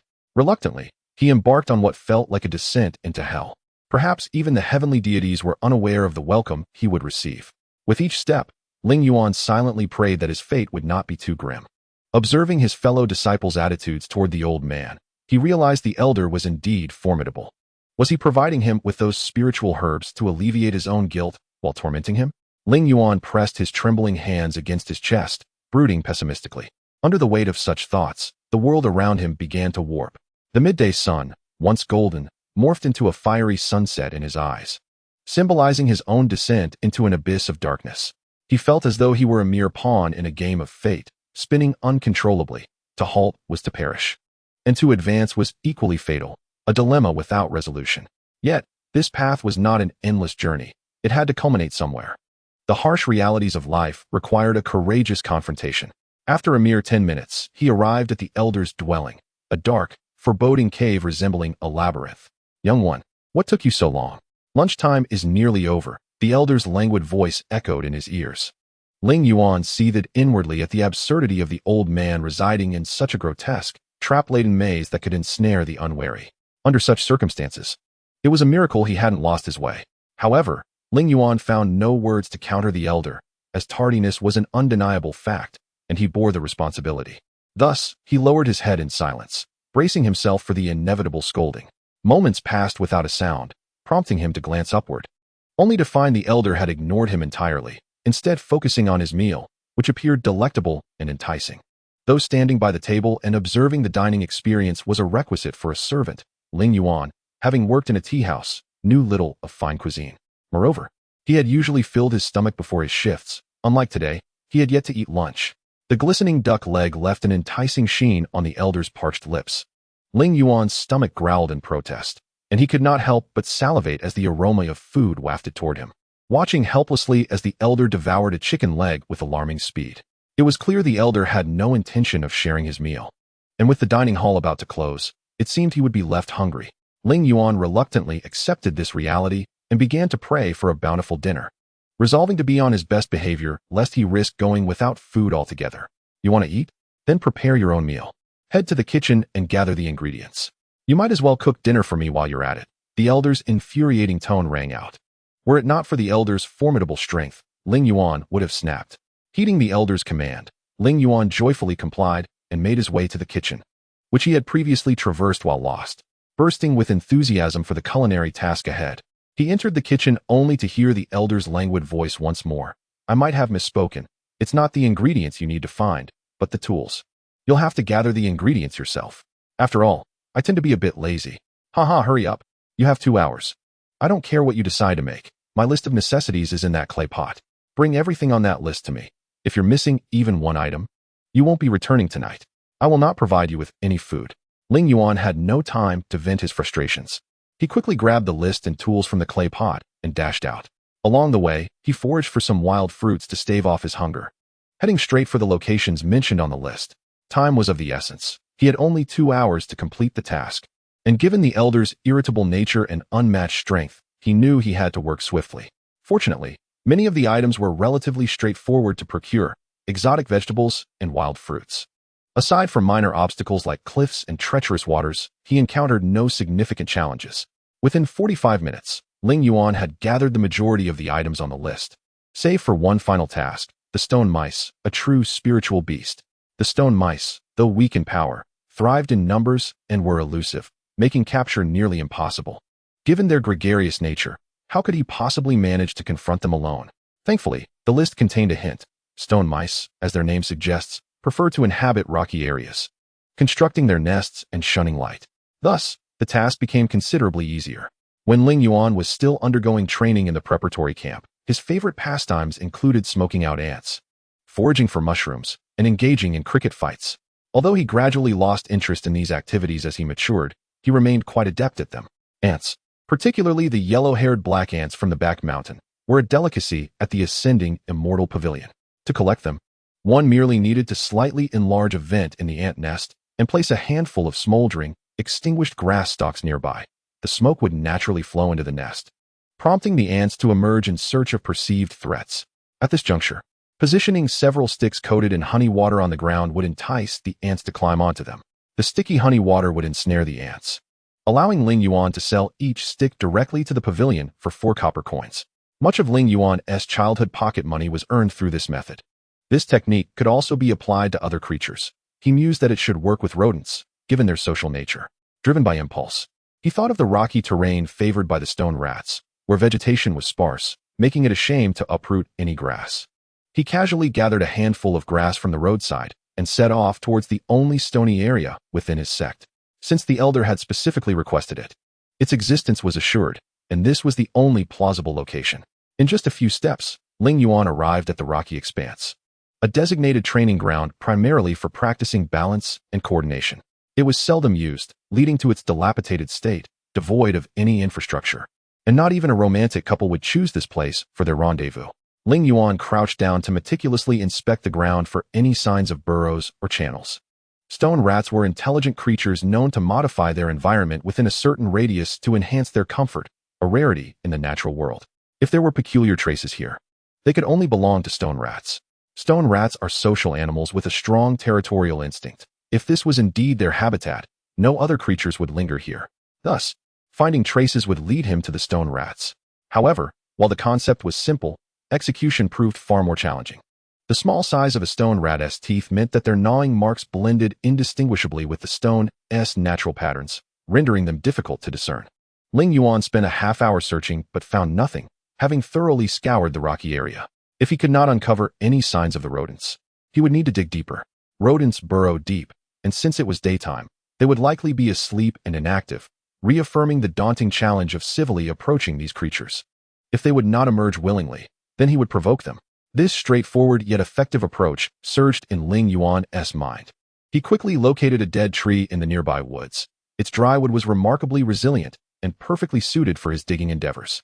With both hands firmly grasping the makeshift digging stick, he thrust it downward with force, piercing through the fragile barrier of stones and delving straight into the depths of the rodent's nest. The earth trembled, producing a resounding rumble that resonated in Ling Yuan's ears, and the previously clear sky darkened ominously. The vibrations and diminishing light instilled in him a sense of impending doom, as if the earth itself were enraged by his actions, demanding reparation for his intrusion. Ling Yuan would never passively accept such a fate, having committed no wrongdoing. He should not endure such punishment. He sought the rodents, not the wrath of the earth, and questioned why the earth should be angered. This query bore no answer, only a need for caution. He cautiously retreated while watching the stones beneath his feet to avoid tripping. As he reached the edge, The furious beings of the earth revealed themselves. Stone rats, a horde of them, began to ascend along the tree trunk he had thrust into the ground, scurrying chaotically.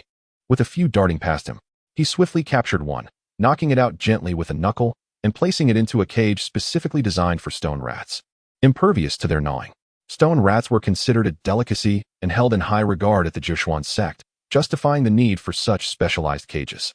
Leyin quickly filled his cage with 15 of them, deeming his task a success. However, the dilemma of how to exit loomed.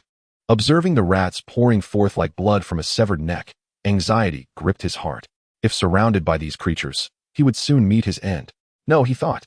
The task was complete. It was time to leave. Little ones, I can't play anymore. Farewell.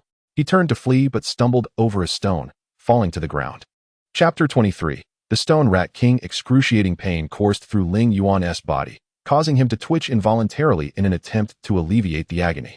The initial sharp pain subsided, and he gradually acclimated to the sensation, rising once more. His knee was injured. A stone had lacerated his skin, blood trickling down until it reached his left foot. Fortunately, he wore slippers for his foraging, sparing his shoes from bloodstains, which were notoriously difficult to clean. The thunderous noise diminished, replaced by faint chirping sounds, stone rats communicating amongst themselves. As the chirping continued, their movements transitioned from chaotic to somewhat orderly, forming a regular circle with each rat moving in a synchronized orbit around a central point. This circle began to advance toward Leyin. Though slow, it posed a threat. With his knee injured, he could not rise quickly, so he used his hands to back away. Though he was outpaced by the advancing circle, the distance between them narrowing. Leyin inhaled deeply, resigning himself to the worst outcome. If he were to perish here, at least it would be said that he died in service to an elder, attacked by beasts. In that case, his parents would never want for food or clothing, which was some small comfort. Though he dreaded the thought of the pain from their bites, he began to spiral into dark thoughts, even closing his eyes as the distance between them shrank to mere half a meter. The idea that his sacrifice might grant his parents a peaceful old age dissipated his final shred of fear, leaving only the childhood lullaby his mother often sang, "Rockabye, rockabye," to the bridge of grandma. In the gentle rhythm of the song, Leyin relaxed, his body and spirit resigned to the fate of being consumed by the rats. Even harboring a faint anticipation, the first rat brushed against him, causing him to start involuntarily, instinctively shifting back slightly, only to bump into another rat behind him. The stone mice had been approaching him in a circular formation, suggesting that there were no more rodents behind. However, their sudden presence indicated a shift in strategy. As if they were eagerly anticipating the feast that lay before them, Leyin lamented. Truly, it was a case of a tiger fallen from grace, being bullied by dogs. Or rather, a man besieged by mice in the wilderness. As he moved his lips, preparing to emit the final sound of his life, he sensed something amiss. Why was there only one mouse on him now, and why wasn't he biting? With trembling hands, Leyin slowly opened his eyes, only to find a large, snow-white mouse perched upon his belly, gazing intently at him, devoid of any ferocity. Was it scrutinizing him before indulging in its meal? These creatures indeed possessed a certain refinement, Leyin mused. Yet, doubt crept in. Mustering his courage, he reached out to touch the white mouse, which did not flinch, but rather squinted its eyes in delight, raising its little head at an angle, its rosy lips curling back as if smiling. The more he observed, the more he found himself enchanted. He seized the diminutive creature, which was no larger than the size of his palm, and brought it closer for a better look. To his surprise, he noticed a faint red mark at the corner of the mouse's mouth, glimmering slightly, indicating it was likely fresh blood. Instinctively, he glanced at his own injured knee, only to discover that the wound had completely healed and vanished. He marveled at the miraculous recovery that had taken place in a mere 5 or 6 minutes. Although the pain lingered, the bleeding had ceased. What on earth was happening? Leyin furrowed his brow. A chirping sound from the mouse jolted him from his thoughts. Now was not the time for contemplation, as he was encircled by a horde of mice. If he did not rise promptly, he might never get the chance to do so again. Gritting his teeth against the pain in his knee, he stood up, gently placing the white mouse on the ground. This particular mouse was the most exquisite among the stone mice, and Leyin felt a deep-seated reluctance to harm it. He carefully nudged aside the cluster of mice on the ground and cautiously made his way out, striving not to startle them.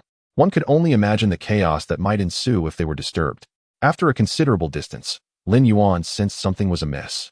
It felt as though something sticky had adhered to his pant leg, swaying with each step. Initially, he attributed it to the discomfort in his knee. But as the pain subsided, the sensation persisted. Unable to resist, he looked down and was taken aback.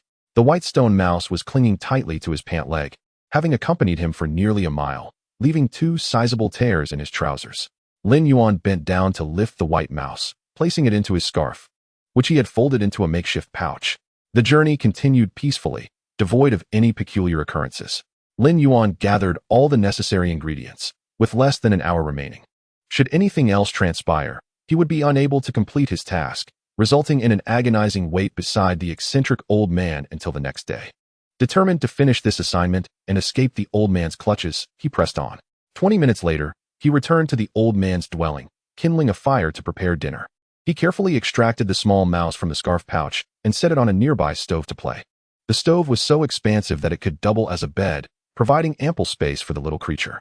As the water began to heat for cooking, Lin Yuan decided to give the mouse a bath. Regardless of how clean wild animals might appear, there would always be doubts in the minds of those around. Thus, a wash was the simplest way to alleviate any concerns. He casually placed the white mouse into a battered bowl with some cold water, gradually adding hot water, allowing the mouse to bathe as it pleased. Stone mice were adept swimmers, so there was no fear of it drowning. Half submerged in the water, the little white mouse diligently scrubbed its face with its front paws, chirping softly while casting trusting glances at Lin Yuan, melting his heart. In no time, he had prepared the meal and set it before the peculiar old man. The little white mouse perched on Lin Yuan's shoulder, curiously observing the dishes on the table. Oblivious to the old man's equally eager gaze fixed upon it. "How did you come by a stone mouse king?" the old man exclaimed, his excitement palpable. The stone mouse king was the most intelligent of its kind, possessing inherited memories and an innate understanding of cultivation. It could converse with numerous spirit beasts. "How did you tame it? Its flesh is quite delectable." Upon hearing the old man's initial praise, the little mouse lifted its tiny head, seemingly proud. However, the mention of it being tasty caused it to retreat into the pouch on Lin Yuan's shoulder, as if it had encountered a demon.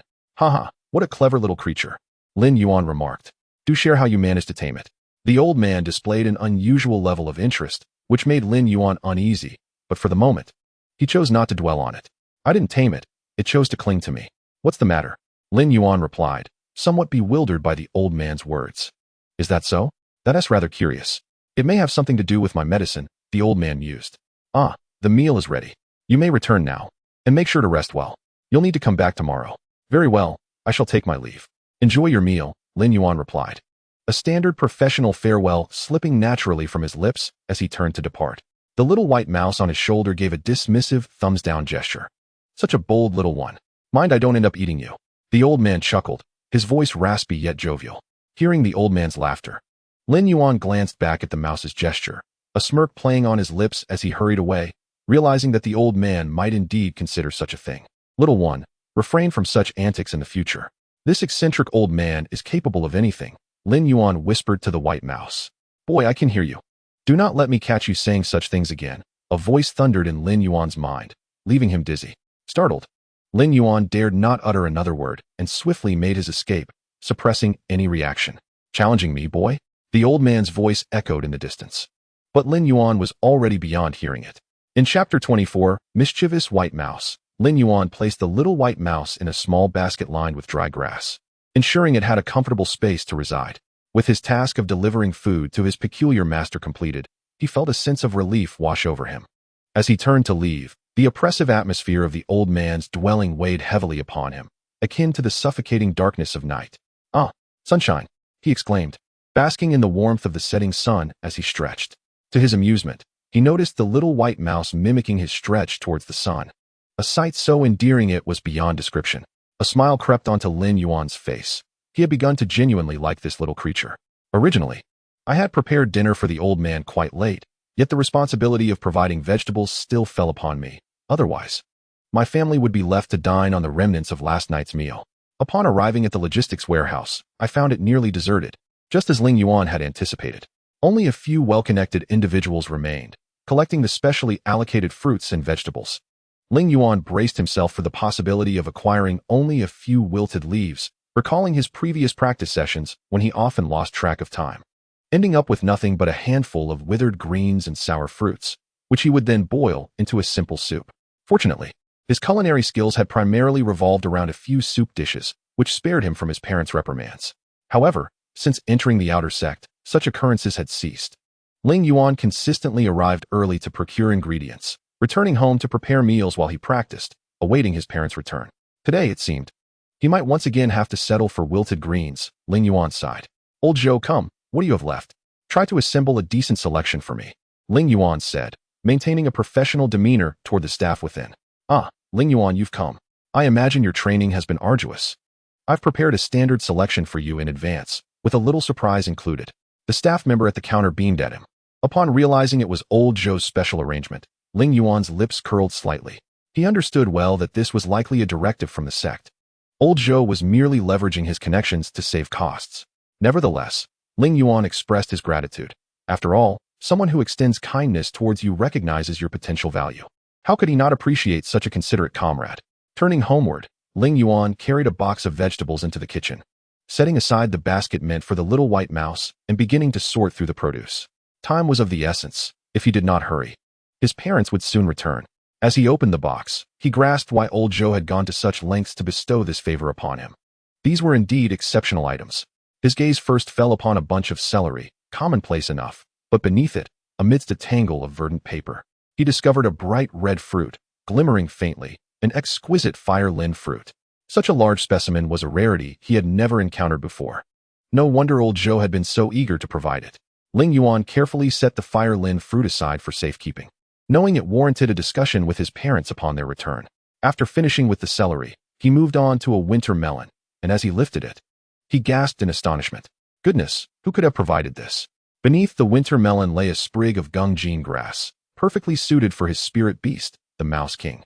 It was evident who had orchestrated this gift. His master was the only one who could have known the mouse's needs. Given that it was a gift for the little white mouse from his master, he felt little obligation to seek his parents' approval. Ling Yuan placed the gungjin grass into the mouse's bedding, hoping it would contribute to its growth. Simultaneously, he retrieved the fire lind fruit from the cabinet, deciding it was best kept under his own care. After dinner, Ling Yuan settled into his room to practice. Having spent the day gathering ingredients and fretting, he had yet to focus entirely on his training. He was well aware of the adage that diligence brings success, and he believed that with effort, achievement was nearly guaranteed. With a bit of guidance, his accomplishments could indeed be remarkable. However, in light of current circumstances, Ling Yuan sighed deeply, straightened his posture, and commenced his daily practice. The next inner sect entrance examination was approaching, and he earnestly hoped to succeed, thus alleviating his parents' embarrassment and resolving his own inner turmoil, ensuring his future would not be fraught with hardship. With his eyes closed, he sat upon the jade-green cushion, relaxing his body and fully immersing himself in the meditative state. Unbeknownst to him, the little white mouse mirrored his posture in its own basket, its tiny nose glimmering as if entranced by some unseen wonder. The night passed in such tranquility, yet life inevitably brings its share of turbulence. If there exists a moment of calm, the heavens are likely preparing a jest.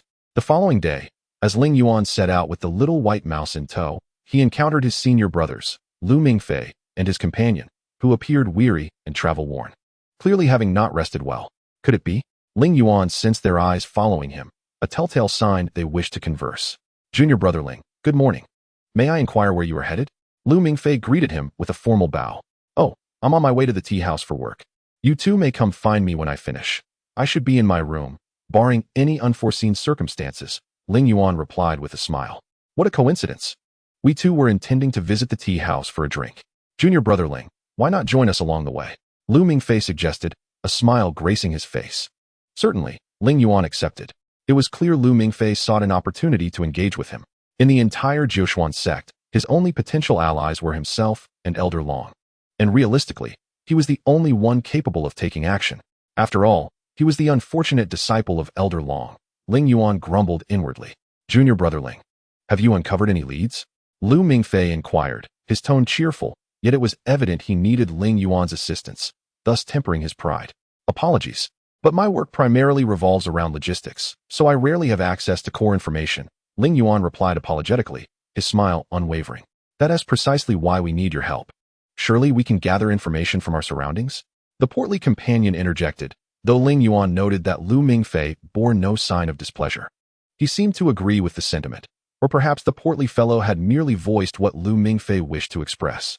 Ling Yuan feigned contemplation for a few moments, curious about Lu Mingfei's reaction to his companion's interruption.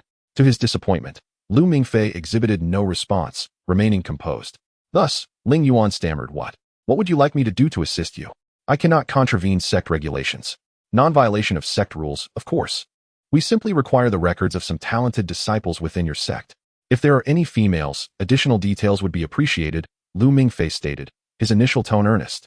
But his voice grew slightly airy when discussing women. Oh, that, I have some knowledge of. Would you prefer I relay the information now, or should I write it down and provide it later? Ling Yuan decided to stall, confident that the cautious Lu Mingfei would choose the latter, allowing him time to consult with his master. Since the entire matter stemmed from his master's initiative, it would be best for him to handle it. Ling Yuan would execute the task, while leaving the decision-making to his master. As expected, without hesitation, Lu Mingfei replied, Please inquire thoroughly today, jot down all the details, and bring them to us tomorrow morning. Ling Yuan was quite pleased with this arrangement and nodded in agreement. Seeing him acquiesce to their request, Lu Mingfei and his companion did not press further, amicably parting ways without insisting on accompanying him to the tea house. After work, Ling Yuan hurried to collect the necessary ingredients for his master from logistics, making his way directly to his master's residence. He needed his master's guidance. Bearing this burden alone felt overwhelming. Setting down the raw materials, Ling Yuan called out to the old man, Master, those two rascals are up to no good. Up to no good? Pray tell, how so? The old man appeared intrigued, pressing Ling Yuan for details. They seek the list of the most distinguished disciples in our sect. I fear they might have ulterior motives. Ling Yuan articulated his suspicions, albeit with evident uncertainty. Ulterior motives are a given. They've come here stealthily, and surely they intend to engage in some scheme. However, you might as well assist them. I owe them a considerable debt of gratitude, a debt that will remain unpaid even if they accomplish their task. It's a debt that cannot be settled. Very well. I shall do my utmost. Ling Yuan conceded reluctantly, perceiving this as a near impossibility. How could he possibly maintain the interests of both parties? It seemed akin to courting disaster. Yet, just as Ling Yuan mourned his future, the old man interjected, Forget it. Helping them would yield little benefit. The ancient fiend who once favored me has long since ascended. Even if I were to extend kindness to his descendants, it would have no bearing. Let my own good disciple grapple with this dilemma. I shall wash my hands of it. Noticing an odd glint in the old man's eyes, Ling Yuan was about to broach the subject indirectly when the old man, growing impatient, waved him away. Chapter 25. Reluctantly resigned, Ling Yuan turned away with a pout, somewhat disheartened, and headed off to prepare a meal. The old man's recipes were bizarre and challenging, and Ling Yuan regretted his hasty arrival. Otherwise, these dishes would be the bane of the sect's kitchen staff, bearing no relation to him whatsoever. Regret was too late, and Ling Yuan shook his head, waving his hand as he opened the water tank, filled to the brim with water. A marvel crafted by the sect's artisans, designed to refill automatically given sufficient time. He scooped out 2 ladles of water into a small basin, gently washing the vegetables to rid them of the dust that clung to their surfaces. As Ling Yuan busied himself, the little white mouse was likewise occupied, gleefully swimming in the tank. Ling Yuan had bathed it just that morning, so he worried not about it dirtying the water.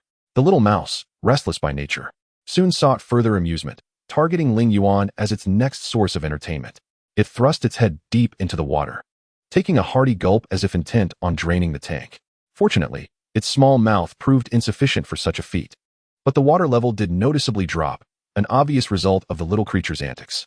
Though diminutive, the little mouse, being a spirit beast, had unknowingly consumed water exceeding its own body volume. Where the water went remained a mystery to all. Emerging from the tank, the mouse climbed the edge and shook off the droplets from its fur, splattering the table with tiny beads of water.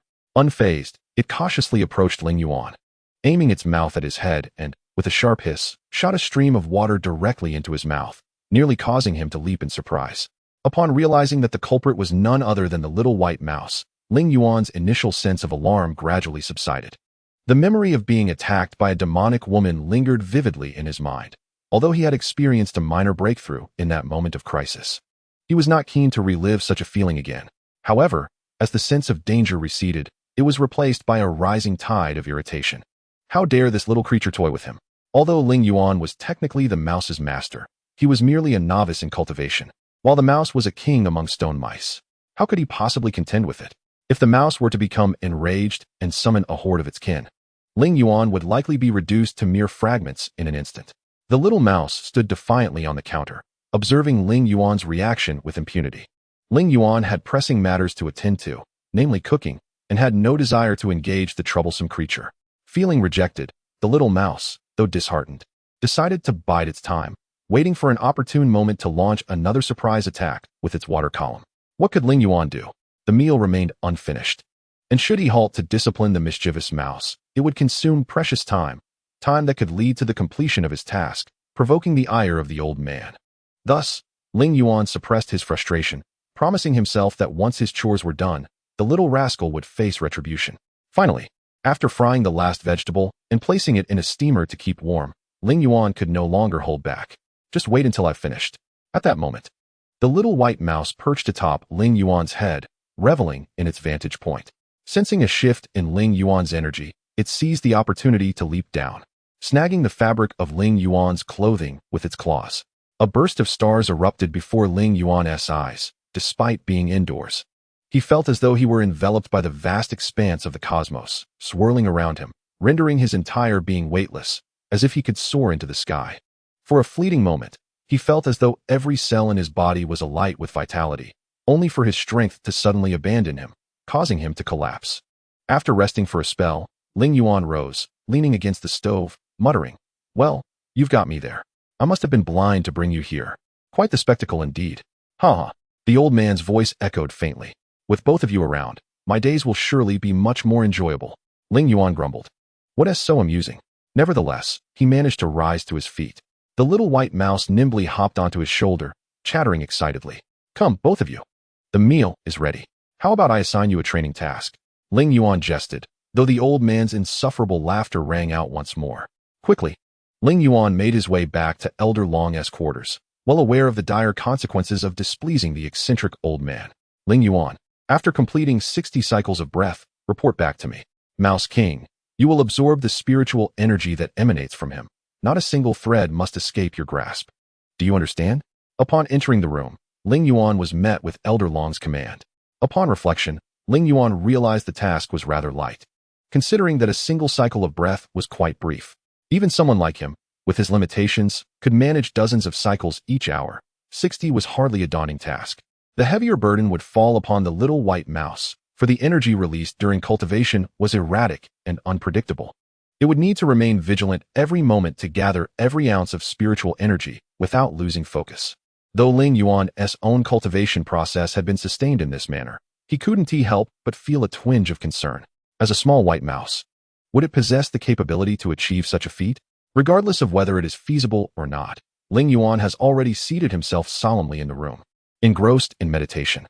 While Ling Yuan diligently cultivates his practice, on the other side, Lu Mingfei and his fellow disciples remain devoid of any leads. "Are you serious? In recent assessments, have there been no promising candidates emerging?" Lu Mingfei inquired, taking a gentle sip of his wine. "Not at all.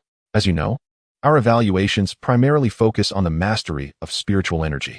This is something that, as you understand, either reveals extraordinary prowess or abysmal weakness.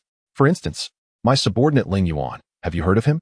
A robust man, and the outer sect instructor, waiting anxiously for Ling Yuan's response, remarked while picking at his food. "Oh, the perennial underachiever, indeed notorious within our sect. I've heard several disciples mention it." Lu Mingfei feigned indifference. "Is there truly no news in this regard?" "None whatsoever." The instructor sheepishly scratched his head. "No worries, no worries. We welcome any related information you can provide us," Lu Mingfei said as he produced a few sheets of paper from his pocket, handing them over. "I can't accept this," the robust man replied, feigning reluctance.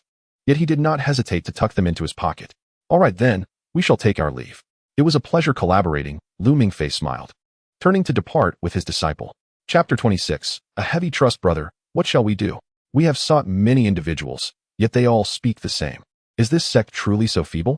The plump disciple questioned, puzzled. Lu Mingfei scoffed disdainfully. Do you genuinely believe it is weak?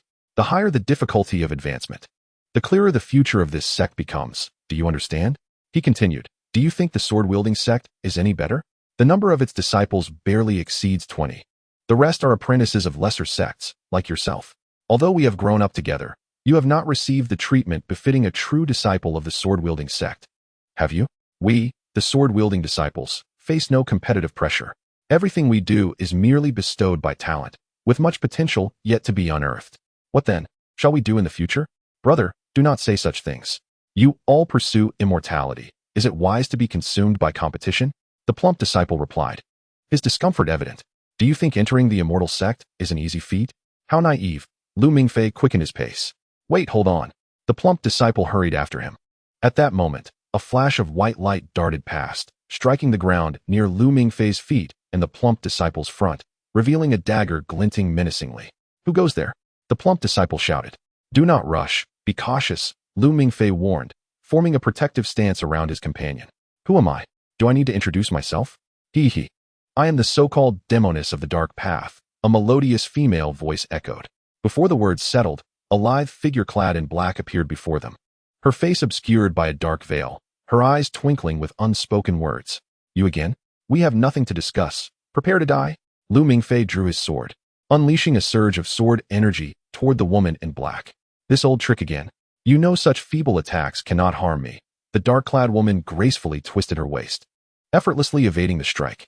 We will not relinquish the evil god's mirror. Lu Mingfei's eyes flared with rage as he glared at her. Regardless of the circumstances, the evil god's mirror belongs to us. Only we possess the knowledge of its usage. Do you understand? The dark-clad woman, sensitive to the topic, hardened her tone. Humph. We shall not conspire with those of differing paths. The evil god's mirror is indeed formidable. We do not know what horrors you would unleash with it in your possession. Lu Mingfei retorted vehemently. Brother, enough chatter. Let's attack. The plump disciple, growing impatient, feared the demoness might unleash an unexpected assault. Lu Mingfei shot him a glare. Silence. Do not distract me. All right, the plump disciple acquiesced. I shall not play with you any longer. I am here merely to warn you to cease your meddling with the evil god's mirror. You cannot afford it. It belongs to us, the dark-clad woman stated before vanishing as if she had never been there. Lu Mingfei scrutinized their surroundings, ensuring the demoness had departed before sheathing his sword. That was close, truly close, the plump disciple gasped. Fortune favored us. This madwoman had no ulterior motives, or we would have certainly perished, Lu Mingfei panted. I am merely a novice disciple of the sword-wielding sect, and this is just the beginning of my journey as a swordsman. In combat, I may not even match a standard inner disciple of the Nine Mysteries Sect, let alone contend with such a demoness. It is a mere fantasy. This demoness is formidable. This poses a considerable dilemma. The plump disciple expressed his worries. As they conversed, a rustling sound approached them. The plump disciple instinctively shouted, Who goes there? Why are you so fearful? I was searching for you.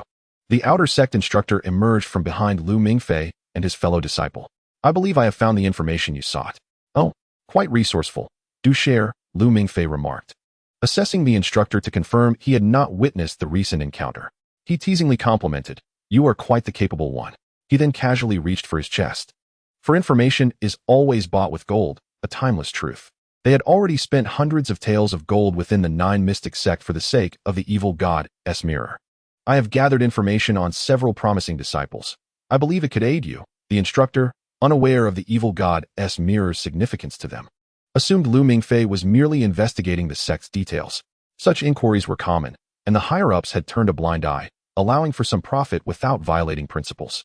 Wow. Book Immortal Buyun, Flower Immortal Boming? Are they siblings? And Little Sword Immortal Bufeiyuan? Is this all? Lu Mingfei glanced over the sheets the instructor handed him, swiftly perusing the content, astonished as he spoke. Of course, there is more, but do you not believe a greater price is required for further information? The instructor chuckled. These details are of lesser-known disciples, right? Very well, take this. I will offer you something substantial this time. If more information arises, there will be more to gain, understand? Work hard. Lu Mingfei displayed an ambiguous expression as he took the documents from the instructor's hand and turned to leave. The instructor counted the banknotes in his hand, muttering, At least he is somewhat generous. Brother, how can you allow yourself to be led by others so easily? This is not the style of a sword-wielding disciple. The plump disciple expressed his dissatisfaction. We have ample wealth. What we require now is intelligence. Information will grant us greater benefits.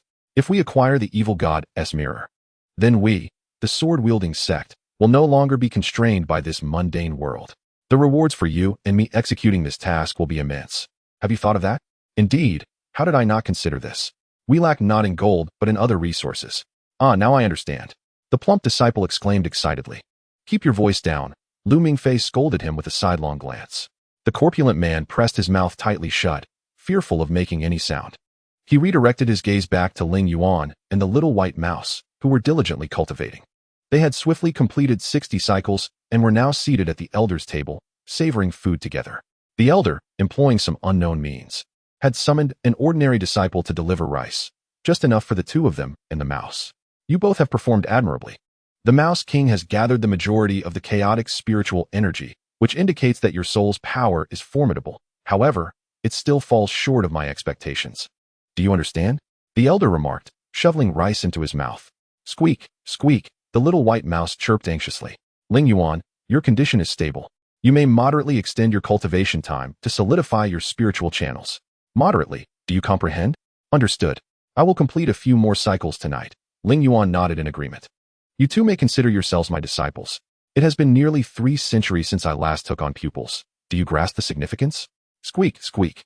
The little white mouse called out urgently once more. Master, I understand, Ling Yuan said solemnly, bowing his head. Haha, I can sense the sincerity in your address, master. Excellent.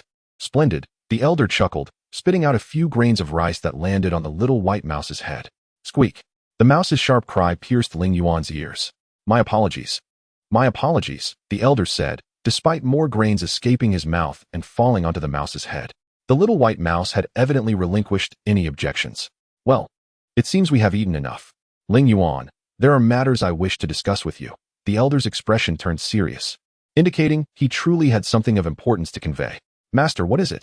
Ling Yuan inquired, turning to face him. It concerns those 2 disciples of the sword-wielding sect. They have requested my assistance in locating an artifact known as the evil god mirror. Yes, it can also be classified as a spiritual artifact, and its significance pertains to the future of the entire celestial sect, which is why the sword-wielding sect regards this matter with utmost seriousness. The elder paused, contemplating before continuing. Opposing them is a mysterious force, commonly referred to as the demonic path. We often label them as demonic beings, yet in truth, our understanding of them is limited. We know they have their own sects, each with distinct cultivation methods that are considerably more radical than ours. They frequently engage in infighting for various reasons, and their factions can change dramatically in just a few years without investigation. Ling Yuan nodded silently, waiting for the elder to elaborate further. The elder exhaled, smiling. You need not worry. Not all who follow the demonic path are bloodthirsty. They are, after all, ordinary people. Oh, Ling Yuan mused, recalling how the demonic woman who had previously infiltrated his room had not harmed him, which indeed surprised him. The specifics of the demonic path remain unclear, and we cannot accurately draw conclusions. To some extent, we should maintain a degree of optimism and afford them some opportunities, Elder Long said, taking another bite of food and chewing thoroughly before swallowing. Ling Yuan responded, unsure of how else to reply to his master. Currently, they are in search of the evil god mirror. This is not an affair in which our Nine Mysteries Sect possesses the strength to intervene. Your task is to act discreetly, ensuring this calamity does not reach our sect, and maintain confidentiality. I do not wish for the sect leader to be informed. He has a domineering nature and would undoubtedly covet such a powerful artifact, which could plunge our Nine Mysteries Sect into irreparable ruin. Elder Long's expression grew grave. Yes, I shall not disgrace my mission, Ling Yuan declared with conviction. Very well, go fetch a cup of tea, Elder Long smiled. Yes, Ling Yuan replied respectfully. Chapter 27, The Nameless Technique. Mouse King, I have words for you as well, Elder Long said, rubbing his nose. Squeak. The little white mouse lifted its head to regard the elder. How shall I put this? Following Ling Yuan may be beneath your talents, but if it is to your liking, I have no objections. Just remember to protect him well, and do not take offense at his ignorance of your origins. Do not let his disregard hurt your feelings, the elder admonished. Squeak. The mouse responded with a couple of chirps before falling silent. Master, the tea has arrived, Ling Yuan announced, returning with a bowl of tea. Ling Yuan, set it down. Sit. It is time to impart some teachings, Elder Long instructed. Yes. Ling Yuan obediently took a seat and regarded his master with earnest attention. It is time for you to truly embark upon the path of cultivation, Elder Long said slowly, his expression solemn. Master, is this truly the right moment? I have yet to pass the inner sect's tests. I lack any cultivation ability, Ling Yuan expressed his self-doubt. Are you among those useless inner sect disciples? Do you believe you could pass such tests? Do you think merely passing those assessments equates to being able to cultivate? The primary purpose of cultivation is to achieve longevity and transcendence. Do you think those tests guarantee such outcomes? Let me tell you, there are no more than 2 individuals in the world capable of mastering this technique, and you are one of them. Do you understand? You, Ling Yuan, are among the last who can be my disciple. Do you comprehend? Elder Long spoke with fervor, trembling with excitement. Master, I understand. Please, begin. Ling Yuan, startled, nodded dazedly. I believe I mentioned your innate talent before, did I not? Elder Long said, not waiting for a response before continuing. Mental strength, an exceptionally strong mental control, is crucial for cultivating this technique. Do you comprehend? Others exalt mental strength as paramount, believing that if their mental power is sufficiently potent, they can maximize their inherent abilities. This notion is common not only among martial artists, but also among practitioners in the cultivation realm. However, they cannot be blamed. They simply lack the necessary talent. Now, I will divulge the detailed methodology of this technique. Listen closely. Mouse King, you too should take a seat, as there are certain steps that will require your assistance. Elder Long smiled, his spirits lifted by the prospect of having a disciple. The little white mouse perched on Ling Yuan's shoulder, nodding attentively. As one man and one mouse listened intently, in another, currently undisclosed location, a mysterious gathering commenced. Esteemed guests, please heed my words. In the entire eastern region, there exists but one sect, the Nine Mysteries Sect, and the evil god mirror undoubtedly lies within its confines. However, my investigations thus far reveal no signs of it being activated, which suggests only one possibility. The upper echelons of the Nine Mysteries Sect have concealed the evil god mirror. Fortuitously, the leadership of the Nine Mysteries Sect has historically had no involvement in the previous contention over the evil god mirror. They may not even be aware of its existence. I believe there is an opportunity for me to orchestrate a return of this artifact. A chilling female voice articulated. Are you certain? A hoarse male voice interjected. The evil god mirror possesses unparalleled utility. Even without knowledge of its secrets, the Nine Mysteries Sect would still covet it. How could they possibly relinquish it? The Nine Mysteries Sect cannot be so foolish. However, transactions in this world resemble weights on a balance scale. If we offer a sufficiently high price, this deal can undoubtedly be struck, the female voice continued, for example, by seizing their most outstanding disciple. What do you think? Hee. Consider this, old fellow. Have you heard the rumors? Currently, the most exceptional disciple within the Nine Xin inner sect is Hua Xian Bo Meng, followed closely by her brother, Shu Xian Bo Yun. Hua Xian Bo Meng possesses true beauty. Who wouldn't want to capture her? A light female voice remarked. Indeed. This young lady has truly captured my heart. How about coming to enjoy some time in Lord Bai's embrace? A raspy male voice teased. Get lost. With your skills, you wouldn't be able to satisfy me. If you want to play around, go find those naive little girls who think I'm easy to bully. The woman's voice rose in pitch. Enough of the bickering. We can give the young lady's proposal a try, but let us be discreet. I have no desire to relocate again. The climate here is warm and dry, which has greatly alleviated my rheumatism. Let us avoid any mistakes. An elderly man with a robust voice said. Yes, a chorus of voices responded simultaneously, suggesting a collective meeting, though few had the authority to speak. Mo Lian, please stay behind. There are matters I need to discuss with you, another solemn female voice commanded. Understood, madam, the voice belonging to Mo Lian replied. Did you hear me? Elder Long spoke slowly, Lin Yuan. Noticing Lin Yuan appeared somewhat drowsy, Elder Long deliberately raised his voice. Oh, master, has it ended? Lin Yuan replied in a daze.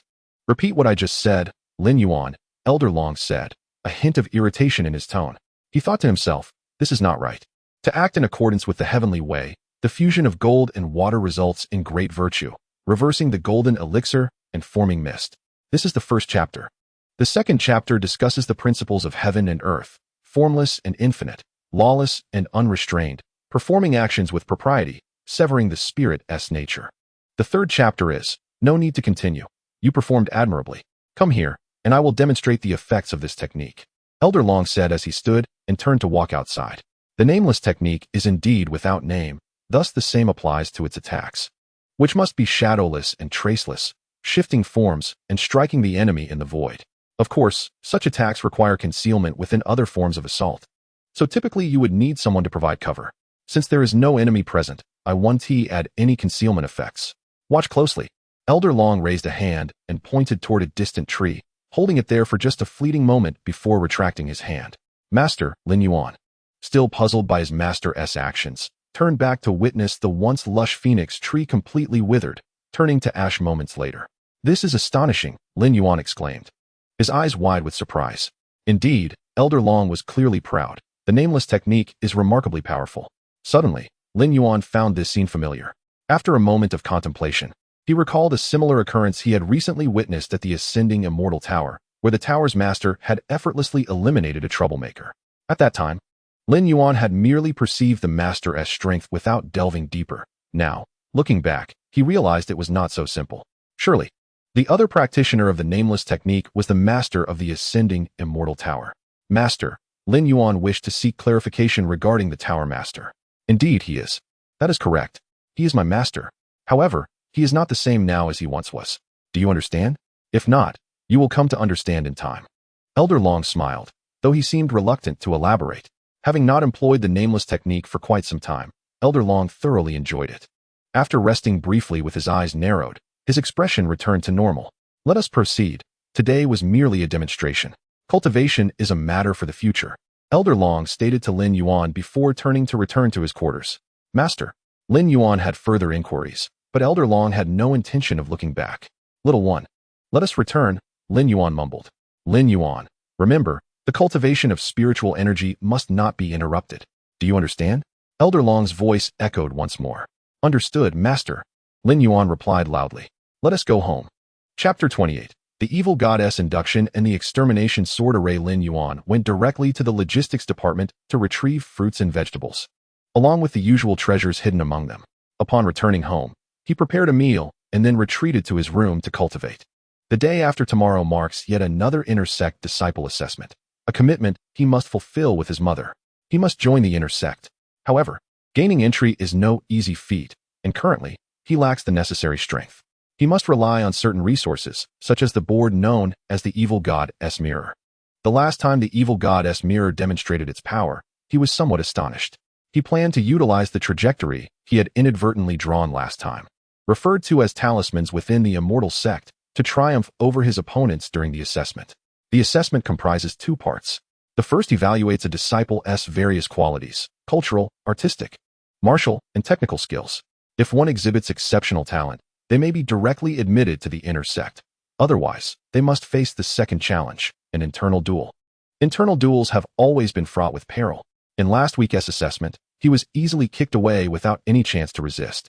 This is why he is so eager to grow stronger. He no longer wishes to be so helpless. Lin Yuan took a blank sheet of paper and a pen, carefully tracing the remembered trajectory onto the paper. He possessed some artistic talent, and the entire figure came out nearly perfect. He then compared it with the Evil Goddess Mirror, achieving remarkable accuracy, exactly the same. Oh no! Lin Yuan suddenly realized a serious issue. His spiritual energy channels had just formed and could not withstand such intense spiritual energy manipulation. They would collapse outright. Thus, it was impossible to pass the assessment this week, with only 3 opportunities remaining. Recalling how he had been kicked away last week like a sandbag made Lin Yuan feel anxious and uneasy. Well, even if I get kicked away like last time, it's no matter. Once I enter the inner sect, there will be plenty of chances, Lin Yuan thought, playfully toying with a little white mouse, his resolve hardening. He squeezed a bit too hard, causing the mouse to squeak incessantly. I'm sorry. Oh, come see. New patterns have appeared on the Evil Goddess Mirror. Little one, come take a look. Lin Yuan noticed that the original patterns on the Evil Goddess Mirror had vanished, leaving the board bare. He curiously approached with the little creature in his arms to examine it closely. Hello there, little one. The Evil Goddess Mirror displayed a message. What on earth? Lin Yuan jumped back in surprise. It's not what you think. I, known as the Evil Goddess Induction, a set of techniques within the Evil Goddess Mirror. Would you be interested in learning? I possess the finest internal cultivation methods. What kind of technique personifies itself? Who exactly are you? The techniques within the Evil Goddess Mirror are all personified. You'll understand in due time. Consider yourself fortunate to encounter me so early. Otherwise, it could have led to significant trouble. If you had met the Blood God or the 7 Forgotten Books first, you would be irreversibly doomed. Do you understand? Wait. What is going on? Can you explain? Certainly. It is an easily comprehensible matter that the techniques inscribed upon the Evil God Mirror are exceedingly powerful. Even the weakest set can enable an individual to rise from mediocrity. However, should the person lack a steadfast heart, they may very well become lost amidst the sudden surge of formidable strength. If the techniques deviate from their intended path, significant issues may arise within the individual's character. My purpose is to restore the wayward heart to its rightful course. Without the practice of righteous methods, one could be consumed entirely. A lengthy passage of text appeared on the Evil God Mirror, scrolling slowly like subtitles, at a pace perfectly suited for Lin Yuan's reading. Why do you not display it? Lin Yuan inquired. Your inner cultivation techniques should be of utmost importance. That is not the case, the evil god mirror responded. No technique is inherently more significant than another. Each is allotted the same span of time, 3 months, unless the possessor begins to practice a specific technique and continues to do so, at which point they can summon it at will for inquiries. What is your function then? As a righteous method of cultivation, it should not concern my practice. Ling Yuan mused, feeling a flicker of interest. The techniques on the evil god mirror must be extraordinary. With such guidance, his path of cultivation would surely become remarkably smooth. My function is to gather spiritual energy. My creator researched various methods of energy absorption, synthesizing them into a novel approach that combines internal and external techniques, allowing for the absorption of spiritual energy every moment of life. This is a groundbreaking innovation, the wisest choice in history. The evil god mirror then displayed an array of flattering phrases that seemed to flow endlessly. Ling Yuan called out several times, "Stop, stop." Finally, his voice captured the attention of the evil god mirror. "My apologies," it flickered, revealing a hint of remorse. My creator was somewhat self-absorbed, leading to an abundance of such extravagant descriptions. One can only imagine how challenging it is for someone as honest and rational as I to articulate such sentiments. All right. How do I cultivate? That is what truly matters. Ling Yuan hastily interjected, eager to extract the essential information before the conversation veered into trivialities. I shall teach you how to cultivate later, but you are not yet ready, so I will not disclose this information now, lest it distract you. Rest assured, once you meet the necessary conditions, I shall reveal all. By the way, please input some spiritual energy now, so that you can summon me whenever you wish. I must depart shortly. The next technique is the slaying immortals sword array. You need not concern yourself with it. Oh, wait, it should be she. It is a female spirit. So be gentle. Soon after, Ling Yuan observed the text dimming, indicating what the evil god mirror had referred to as its departure. He quickly drew a small amount of spiritual energy from his meridians and infused it into the mirror. The words brightened momentarily before vanishing entirely, replaced by several images depicting small ink-painted figures in motion, presumably representing the slaying immortals sword array. How can the slaying immortals sword array be a form of martial arts? Ling Yuan wondered. Has the evil god mirror made an error? Not at all. This is specifically designed for you, master. These are the foundational movements of the slaying immortals sword array, intended to enhance the regulation of spiritual energy, devised for those beginning their journey in energy cultivation. Teaching you how to maximize energy allocation, truly a treasure, the evil god mirror proclaimed. Ah, what a delightful spirit. Ling Yuan chuckled, having pieced together the circumstances. He turned and retrieved another sheet of white paper, carefully sketching the movements of the figures, resolved to master this martial art for the upcoming intersect selection, determined not to falter as he had previously. Once he completed the transcription, Ling Yuan returned the evil god mirror to its original position. His current abilities were insufficient, and the mirror could not yet manifest externally. Observing the movements, he contemplated taking a day off for cultivation, jotting a note to his master to inform him he would be fetching food himself, aware that neglecting his duties once more would surely lead to dire consequences. Ling Yuan retrieved a small box from beneath the bookshelf, extracting a square white paper. He swiftly inscribed a talisman on one side and pinned a note on the reverse, requesting a 2-day leave and stating that meals would be self-managed, folding it into the shape of a paper crane and releasing it into the air. Having accomplished this, Ling Yuan settled onto a jade mat, murmuring a resolution to cultivate diligently before entering a profound state of meditation, completely oblivious to the little white mouse left atop the bookshelf, which had yet to eat a morsel. Chapter 29. The test approaches when Ling Yuan awoke the next day. As per his usual routine, he stood before the mirror, utterly astonished. Was this visage truly his? Or had his handsome, refined countenance vanished? His face was now adorned with various ink patterns, depictions of mice, turtles, and foxes, with a crown emblazoned upon his forehead. It was evident that these markings were the handiwork of the disgruntled little white mouse.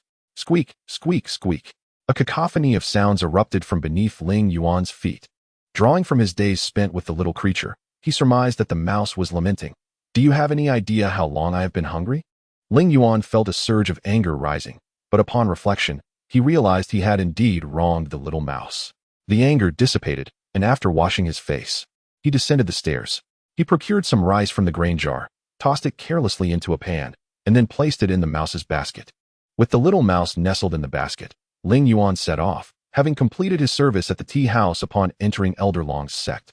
A newly admitted disciple had taken over his position, liberating Ling Yuan from his previous duties. He carried the mouse toward the small garden adjacent to Elder Long's residence, where few ventured, likely due to the elder's formidable presence. This secluded area was most suitable for practicing martial arts. The slaying immortals' sword arrays techniques were a part of a greater whole, and it would be prudent to practice discreetly, as any observer might bring dire consequences. Upon entering the grove, Ling Yuan surveyed his surroundings to ensure no dangers lurked nearby. He found a high branch, leaped up, and hung the basket containing the little mouse from it. Seeing Ling Yuan prepare to hang the basket, the little mouse quickly leapt out and climbed onto Ling Yuan's shoulder. "Get back in the basket. You might get hurt while I practice," he gently urged, placing the mouse back inside. Squeak, squeak, squeak. The mouse protested vocally, leaving Ling Yuan somewhat bewildered. "You claim to be superior to me? Spare me the boasting. You're merely a tiny creature. How could you possibly be stronger?" The little mouse vehemently disagreed, chattering a complex retort that Ling Yuan could not fully decipher. Regardless of understanding, he recognized the mouse's discontent and, out of caution, conceded. He grasped the nape of the mouse's neck and placed it back on his shoulder. Squeak, squeak, squeak. This time, Ling Yuan understood. The little mouse was delighted, eagerly scanning its surroundings. Raising both hands, he formed a hand seal at his chest, a gesture provided by the sword array of extermination. This hand seal allowed for the preliminary transfer of spiritual energy, gathering it from the meridians to the palms. When he clenched his fists to launch an attack, the accumulated energy would be expelled as a means of offense, functioning as a form of ranged attack. This technique proved remarkably effective for novice disciples of the outer sect. As the tightly clasped hands began to emit a faint glow, Ling Yuan finally released the seal, positioning his fists at his sides. He inhaled slowly, then suddenly opened his eyes wide, launching a powerful punch. His feet firmly anchored to the ground, he exerted force through his legs and retracted his swiftly striking hands. Seizing the momentum, Ling Yuan's body began to move backward, using his feet to propel himself forward again. From a distance, he appeared to be caught in a vortex, spinning uncontrollably. After an uncertain passage of time, Ling Yuan's eyes snapped open, and he thrust his fists forward with conviction. A tempest surged forth from his fists, rushing forward relentlessly. The leaves of the trees in the forest were swept away, flailing wildly as they clung desperately to their branches. Fortunately, the trees were well maintained. Only a few frail, withered leaves detached from their limbs. Ling Yuan stood still, his fists withdrawn, and after a few seconds, returned to his original state. The sound of chirping filled his ears. The little white mouse was evidently exhilarated, sensing the resonance of spiritual energy in the air. Its own cultivation was rapidly ascending. Reveling in the experience, Ling Yuan paused, understanding the mouse's excitement. Haha, the results are quite impressive. Moreover, it seems to consume little of my own spiritual energy, while providing me with even more replenishment. The only drawback is the considerable strain on my mental faculties. I feel a bit dizzy, Ling Yuan mused aloud. Haha, it turns out the evil god mirror is right in your hands. My dear disciple, fortune smiles upon you.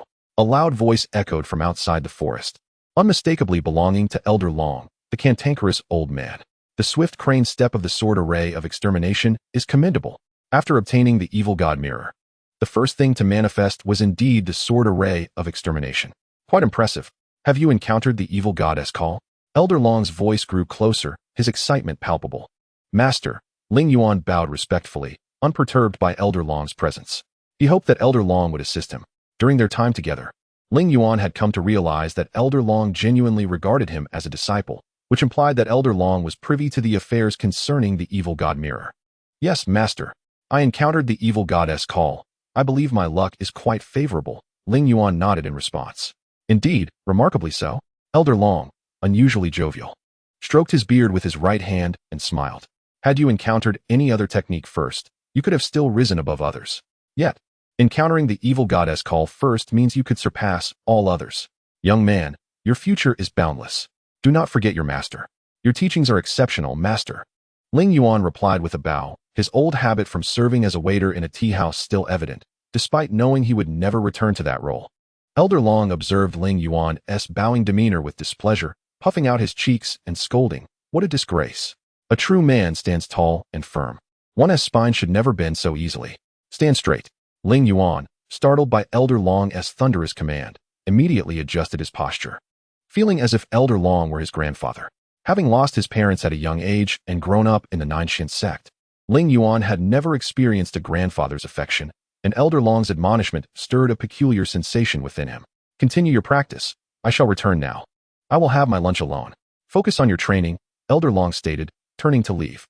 Yes, Ling Yuan replied softly, making no further movements. After Elder Long departed, Ling Yuan closed his eyes, took a deep breath, and resumed his attempts at the swift crane step. Meanwhile, in the Elder's study at the Nine Mysteries Sect, the outer sect instructor was reporting to Elder Duan Tian Nan. Elder, I have analyzed the training conditions of these outer sect disciples and selected a few suitable candidates to recommend to the Divine Machine Camp. Please assess whether any among them should be avoided, the outer sect instructor said cautiously. Analyze? What can you possibly analyze? If you manage to uncover anything, I shall gift you my bottle of 80-year-old daughter red wine. Bring it forth. Let me see, Elder Duan Tian Nan replied with a smile. Junior brother, you've done well this time. These candidates are quite decent, lacking any powerful backing.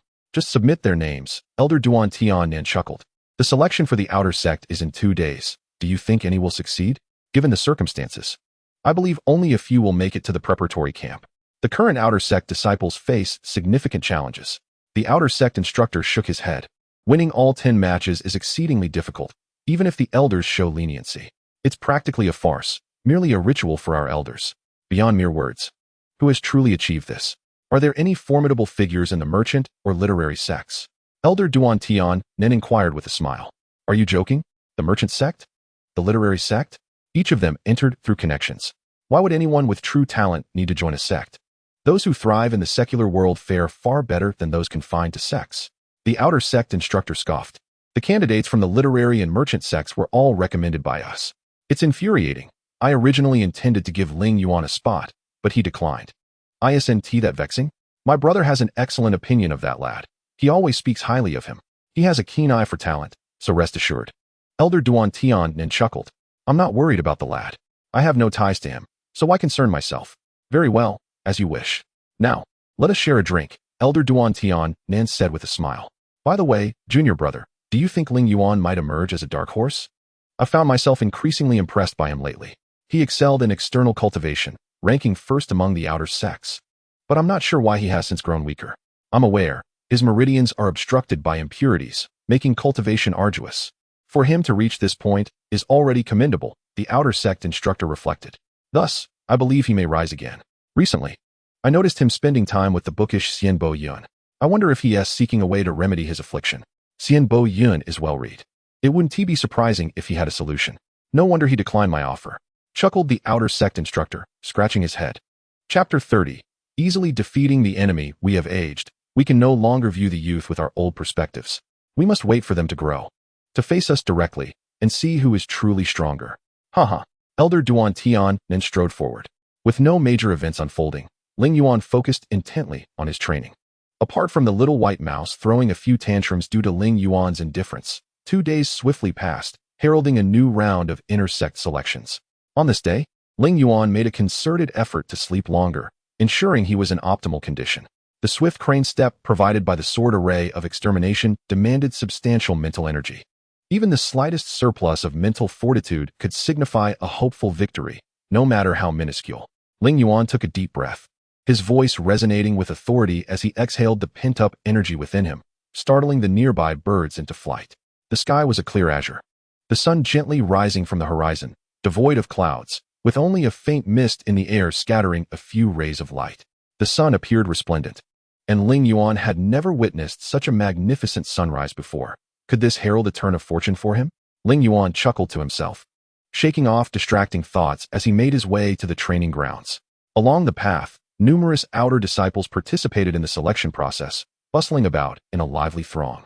Some clearly were first-time contenders, their eyes brimming with aspirations for the future. Ling Yuan cast a glance at these hopefuls, shaking his head at their naivety.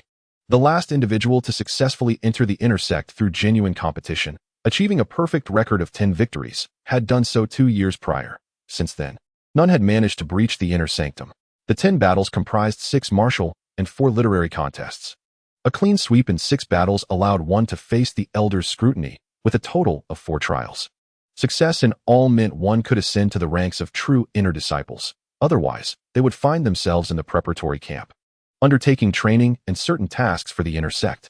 Generally, when people spoke of entering the inner sect, they referred to this latter scenario, where individuals, after a period of evaluation, would eventually become formal inner disciples, enjoying the associated privileges, albeit without the right to contend for the sect leader's position. For an ordinary person, however, being an inner disciple was already a considerable achievement. With his mind wandering, Ling Yuan arrived at the training grounds, which had been divided into 36 sections by ropes, each named after one of the 36 hexagrams. Aside from one designated area for disciples to stand, all other sections would serve as battlegrounds for the disciples. All outer disciples formed a line to draw lots, handing their slips to the instructors for record-keeping, from which matchups would be determined. In half an hour, the battles will commence, boomed Duan Tiannan, the youngest elder of the martial department, from a raised platform. Ling Yuan stepped forward. Ling Yuan, momentarily dazed, felt someone nudging him. Looking ahead, he noticed a few spaces had cleared.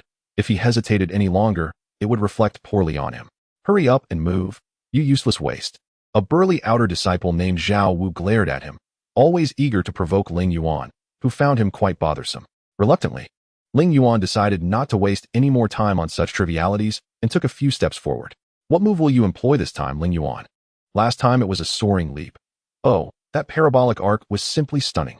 Zhao Wu gushed mockingly, theatrically placing a hand over his heart. Forget about him. What does it matter what technique he uses? He is destined to remain this way, one of Zhao Wu's lackeys began, but was quickly silenced by the intimidating presence of Ling Yuan, whose fist expanded ominously before the lackey's eyes, freezing in place with a chilling wind that sent shivers down his spine. Be careful, my temper is rather volatile, Ling Yuan pronounced deliberately. The lackey, frightened to the core, was rendered speechless, his face paling. All right, it's my turn now. I won't waste any more time with you, Ling Yuan declared, turning to focus on preparing for the Zhuzhen sword array's soaring crane step. According to the array's description, even if the movements were not performed, expending more mental energy could still mobilize spiritual energy effectively. Ling Yuan initially planned to execute the soaring crane step directly, but due to the confidentiality of the evil god's mirror, he opted for this more energy-consuming approach. When it was Ling Yuan's turn, he reached for the lot, feeling its surface before revealing it to be an ascending hexagram. He showed it to the instructor, pocketed the slip, and turned to leave. Ling Yuan, what slip did you draw? I wonder if we're in the same group. I'm eager to teach you a lesson. Zhao Wu called from behind, gritting his teeth. You can try. I drew ascending. What about you? Ling Yuan replied. Not telling you. Zhao Wu retorted, turning to flee, seemingly intimidated by Ling Yuan. Bang. The selection begins. Duan Tiannan struck a gong, announcing the commencement of the inner sect selection. Ling Yuan, Zhao Wu, Area 4, the command rang in Ling Yuan's ears. Ling Yuan smiled, rubbing his pale knuckles, a sinister grin emerging. The testing area was simply an open space with a table beside it, where an elder from a sect Ling Yuan did not recognize sat. Impatience etched across his face as he watched the two contenders. Let us get on with it, he muttered, turning his attention away. Ling Yuan stepped into the center of the arena, his gaze fixed on Zhao Wu, beginning to visualize himself executing the soaring crane step as he slowly approached his opponent. He envisioned forming hand seals, sensing the energy flowing to his fingertips, and imagined the process of channeling spiritual energy through his body. With each breath, he immersed himself deeper into the moment. Zhao Wu, eyeing Ling Yuan, wore a cruel smile. Ling Yuan had always defied him, and he now seized the opportunity to settle the score, relishing the fact that he could eliminate him without consequence. Zhao Wu began to gather his internal energy, forming a sword technique, channeling it to his fingertips, where a faint white light glimmered, hinting at impending danger. Meanwhile, Ling Yuan's internal power surged, building up and ready to erupt. With a powerful push against Zhao Wu's chest, Ling Yuan unleashed his energy, which flowed through his meridians, harmonizing with the surrounding spiritual energy, all converging toward Zhao Wu.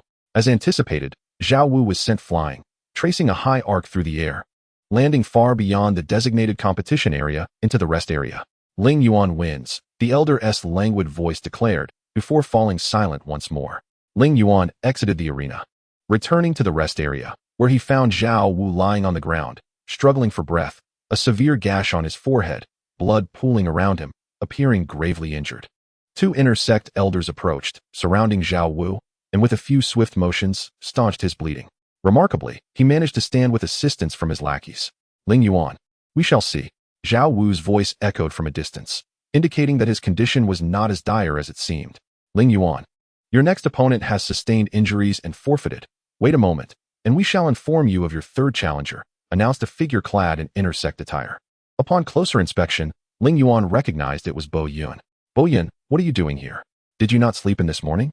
Ling Yuan exclaimed in surprise. Knowing that you were participating in the selection today, you did not visit the library yesterday. You rose particularly early today, and you seem to be in good spirits. Bo Yun remarked with a smile, pleased that his efforts were finally bearing fruit. Upon seeing Bo Yun, Ling Yuan remembered to check if his spiritual channels were injured. The channels had no sensation and could only be examined through mental probing. They were in excellent condition. The spiritual barrier was intact, and some previously existing cracks had closed. The original barrier had nearly been replaced by a brand new one, gradually resembling meridians. Not bad. Ling Yuan smacked his lips, expressing satisfaction. My spiritual barrier has been almost entirely replaced. I did not expect such remarkable results. Bo Yun, soon I will be able to cultivate normally, haha? Ling Yuan laughed heartily and embraced Bo Yun. Let us take a break over there. You want to be up for another hour. Bo Yun led Ling Yuan to an empty table and had him sit down as they engaged in casual conversation. Junior brother Ling Yuan, you truly are a hidden gem. I thought you would be easily defeated, a languid voice remarked. Turning his head, Ling Yuan saw it was senior brother Lu Mingfei. He nodded in response and pulled a stool out for him. Upon seeing this, Bo Yun did the same for the stout fellow. Book Immortal Bo Yun, I have long admired you, Lu Mingfei said with a beaming smile, especially emphasizing the title of Book Immortal. Long admired, Bo Yun replied with a smile, unbothered. The moniker was given by outsiders. Having experienced the vicissitudes of life, one understands how hollow such labels can be. I wonder if brother Bo Yun has any secrets. Your rapid progress in cultivation leaves us juniors unable to keep up, Lu Mingfei said with a hint of sarcasm. Indeed, I do, Bo Yun chuckled. Read more, speak less. And do not always chase after others. Haha, I've been bested, Lu Mingfei awkwardly laughed. Indeed, that is the best path to cultivation. May I ask if senior brother has had any extraordinary encounters, such as acquiring secret texts? Lu Mingfei probed with a smile. Indeed. The Nine Mysteries Sect's Nine Mystery Scripture is boundless and filled with knowledge that advances one's cultivation at an astonishing pace. Bo Yun replied with a roll of his eyes, casually stating. Forget I said anything. Lu Mingfei suppressed his irritation, forcing a smile. I have matters to attend to. We shall take our leave. No need to see us off, Ling Yuan and Bo Yun said in unison.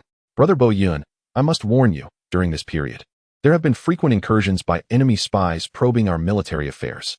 Please exercise caution, Ling Yuan said seriously after the two brothers departed. I understand, junior brother Ling Yuan.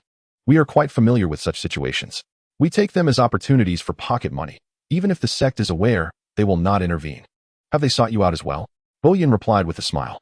Indeed, Ling Yuan dared not reveal the connection between Lu Mingfei and Elder Long, as being suspected was not favorable. If Bo Yun, with his insatiable curiosity, were to investigate further, what could he do? Kill him? Whether he could confront Bo Yun was another matter. Ling Yuan, prepare for battle. Qian Palace 4. A clear voice rang out. It was Duan Tianan. All right, you're up next. Yan Ming is a formidable character, possessing exceptional internal strength, but relying on brute force. If it becomes too much, just surrender. Remember, Bo Yun said sternly. Understood. Ling Yuan turned and walked away. Upon arriving at the competition venue, he saw Yan Ming already waiting for him. Yan Ming glanced at Ling Yuan, beckoning him with a finger, his muscles tensing with power, eliciting faint screams from the few female disciples present. Yan Ming was not entirely satisfied with the effect. After all, there were very few female disciples in the sect, and those present could not create the surround sound effect he desired. However, at least a few women were watching, which improved Yan Ming's mood considerably. Feeling nervous upon seeing Yan Ming's expression, Ling Yuan knew that his opponent was skilled in both internal and external arts. Relying solely on the sweeping crane step might not be enough to defeat him. He would have to rely on strategy to win. Perhaps sensing the need to showcase his prowess, Yan Ming leapt into the center of the arena, landing with a cloud of dust that provoked scattered screams from the onlookers. Yet, Ling Yuan noticed a detail that could lead to his victory. When Yan Ming landed, his waist unnaturally arched backward, possibly indicating pain. Ling Yuan lacked knowledge of healing arts, but it was common sense that one should lean forward when landing. How could one lean backward? His body was compromised. Perhaps he had injured himself during a previous battle and was now putting on a brave front, hoping to secure another victory. There was a scoring rule in the internal examination. As long as one achieved enough wins, they could enter the preparatory camp. So unless someone was truly incapacitated, they would never concede. Yin Ming seemed to be the type to stubbornly press on for another fight. Fortunately, he was up against Ling Yuan. Had it been anyone else, they might have forfeited. Yin Ming felt a sense of relief. Are you coming up? Yin Ming smiled at Ling Yuan. Originally, he had intended to rely on his external skills, but now that he was injured, he would have to resort to Taoist techniques. Junior brother Ling Yuan, be careful. Taoist techniques. The crowd gasped, drawing the attention of many disciples from afar. Internal examinations were typically mundane, dominated by external confrontations aided by internal cultivation. The usual scenes of disciples colliding and one being knocked out were common. Now that someone was going to employ Taoist techniques, everyone naturally gathered around. Yin Ming was pleased with the attention. Being the center of focus had always been his desire, yet he had been overshadowed by other prodigies. If this event gained attention and reached the higher-ups of the sect, he too could become a figure like the Book Immortal or the Flower Immortal. Yin Ming moved to the edge of the arena, where an outer sect disciple handed him a sword. Flying sword. Yin Ming was about to use a flying sword. Ling Yuan was taken aback. He had thought Yin Ming was someone who preferred to take hits, believing he could outlast him with a simple plan. Now that he was resorting to Taoist techniques, Ling Yuan's chances of victory diminished significantly. How could he proceed? Ling Yuan's eyes darted. He went to the side of the path, grabbed a handful of pebbles, and tucked them into his waist pouch. After brushing off the dust from his hands, he returned to the center of the arena. What does this kid plan to do? Throw stones? How disgraceful. A scornful voice pierced through the crowd, and Ling Yuan recognized it as Zhao Wu's. Trash, trash. The crowd involuntarily echoed. Silence. Yin Ming bellowed. There is but one path. The victor takes all. Instead of criticizing others' methods, why not focus on diligent practice and achieve immortality sooner? A bunch of fools, get lost. The crowd fell silent. Everyone knew Yin Ming's temper. He could be arrogant, but when serious, he was a formidable opponent. Junior brother Ling Yuan, do not mind them. Let us begin. Yin Ming slung the flying sword over his shoulder and stepped back 2 paces. Junior brother Ling Yuan, be careful. Yin Ming deftly formed a sword gesture with his fingers, murmuring a few incantations. In an instant, a flying sword emerged from its sheath, obediently landing at Yin Ming's feet. With a gentle leap, he mounted the sword, guiding it as it spiraled upward. The sword's tip radiated a brilliant white light, a clear omen that the Qi sword was on the verge of being unleashed. Ling Yuan, quick-witted and agile, swiftly drew a pebble from a concealed pouch at his waist, launching it directly at Yin Ming's eyes. Just then, Yin Ming's flying sword activated, its tip flashing with brilliance as a Qi sword hurtled toward the stone. The pebble exploded with a resounding bang, disintegrating into dust. The surrounding disciples watching the duel gasped in genuine admiration. The clash of blades and the fervor of youth were palpable. In their mundane lives, such breathtaking spectacles ignited a different kind of passion. Ling Yuan, well done. Hold on for 2 more rounds. And this year's firecrackers for the new year will be on me, exclaimed a chubby disciple, his face flushed with excitement. Ling Yuan, strike hard. Another called out. Ling Yuan, you have quite a following, laughed Yin Ming, as he removed the sheath from his back and drew a sword, twirling it with finesse before directing the flying sword towards Ling Yuan. Unfazed, Ling Yuan retrieved another pebble from his waist and shot it at Yin Ming with rapid-fire precision. Caught off guard while maneuvering his flying sword, Yin Ming was unable to conjure a Qi sword for defense in time, and the pebble struck him squarely in the face, leaving him bloodied and battered. Ling Yuan, I am truly serious now, Yin Ming remarked, touching his wound and frowning. He was unconcerned about the scar on his face. The Nine Mysteries Sect possessed an abundance of spiritual herbs, and remedies for facial injuries were plentiful. Haha, bring it on. Ling Yuan knew Yin Ming was genuinely serious and would instinctively resort to external techniques, a moment that would herald his true path to victory. The flying sword swept past Ling Yuan as Yin Ming leaped down, launching a punch at him. Instinctively, Ling Yuan dodged, causing Yin Ming to miss his strike. He landed on the ground, attempting to return to his flying sword. Ling Yuan, unwilling to let his advantage slip away, leaped onto Yin Ming's flying sword, delivering a powerful punch to Yin Ming's face. The impact caused Yin Ming to lose his balance, swaying precariously on the flying sword, which began to wobble as well. Ling Yuan struggled to maintain his footing, gripping Yin Ming tightly to stabilize himself. However, clinging to Yin Ming did not restore his balance. Instead, Yin Ming leaned forward and fell from the flying sword. Without Yin Ming's control, the sword soon lost its ability to ascend. Luckily, Ling Yuan had anticipated this and nimbly leaped off, escaping injury. Yin Ming was eliminated, and Ling Yuan emerged victorious. At least this time. The elder beside them did not utter his words with such weight, merely counting to 8. Chapter 32. 6 victories in a row. Impressive. You've won 3 rounds already. One more victory, and you will enter the reserve team, Leyin cheerfully remarked as he appeared beside Ling Yuan, draping an arm over his shoulder. Now I am not worried about the next opponent. I fear whether they will spare me, Ling Yuan replied, observing the few outer disciples who were lifting Yan Ming away, their eyes glinting with a menacing intent that was truly unsettling. Brother, what do you think of these 2 youngsters? Niu Pingfei asked, pointing at Ling Yuan and Yan Ming as he turned to Duan Tiannan.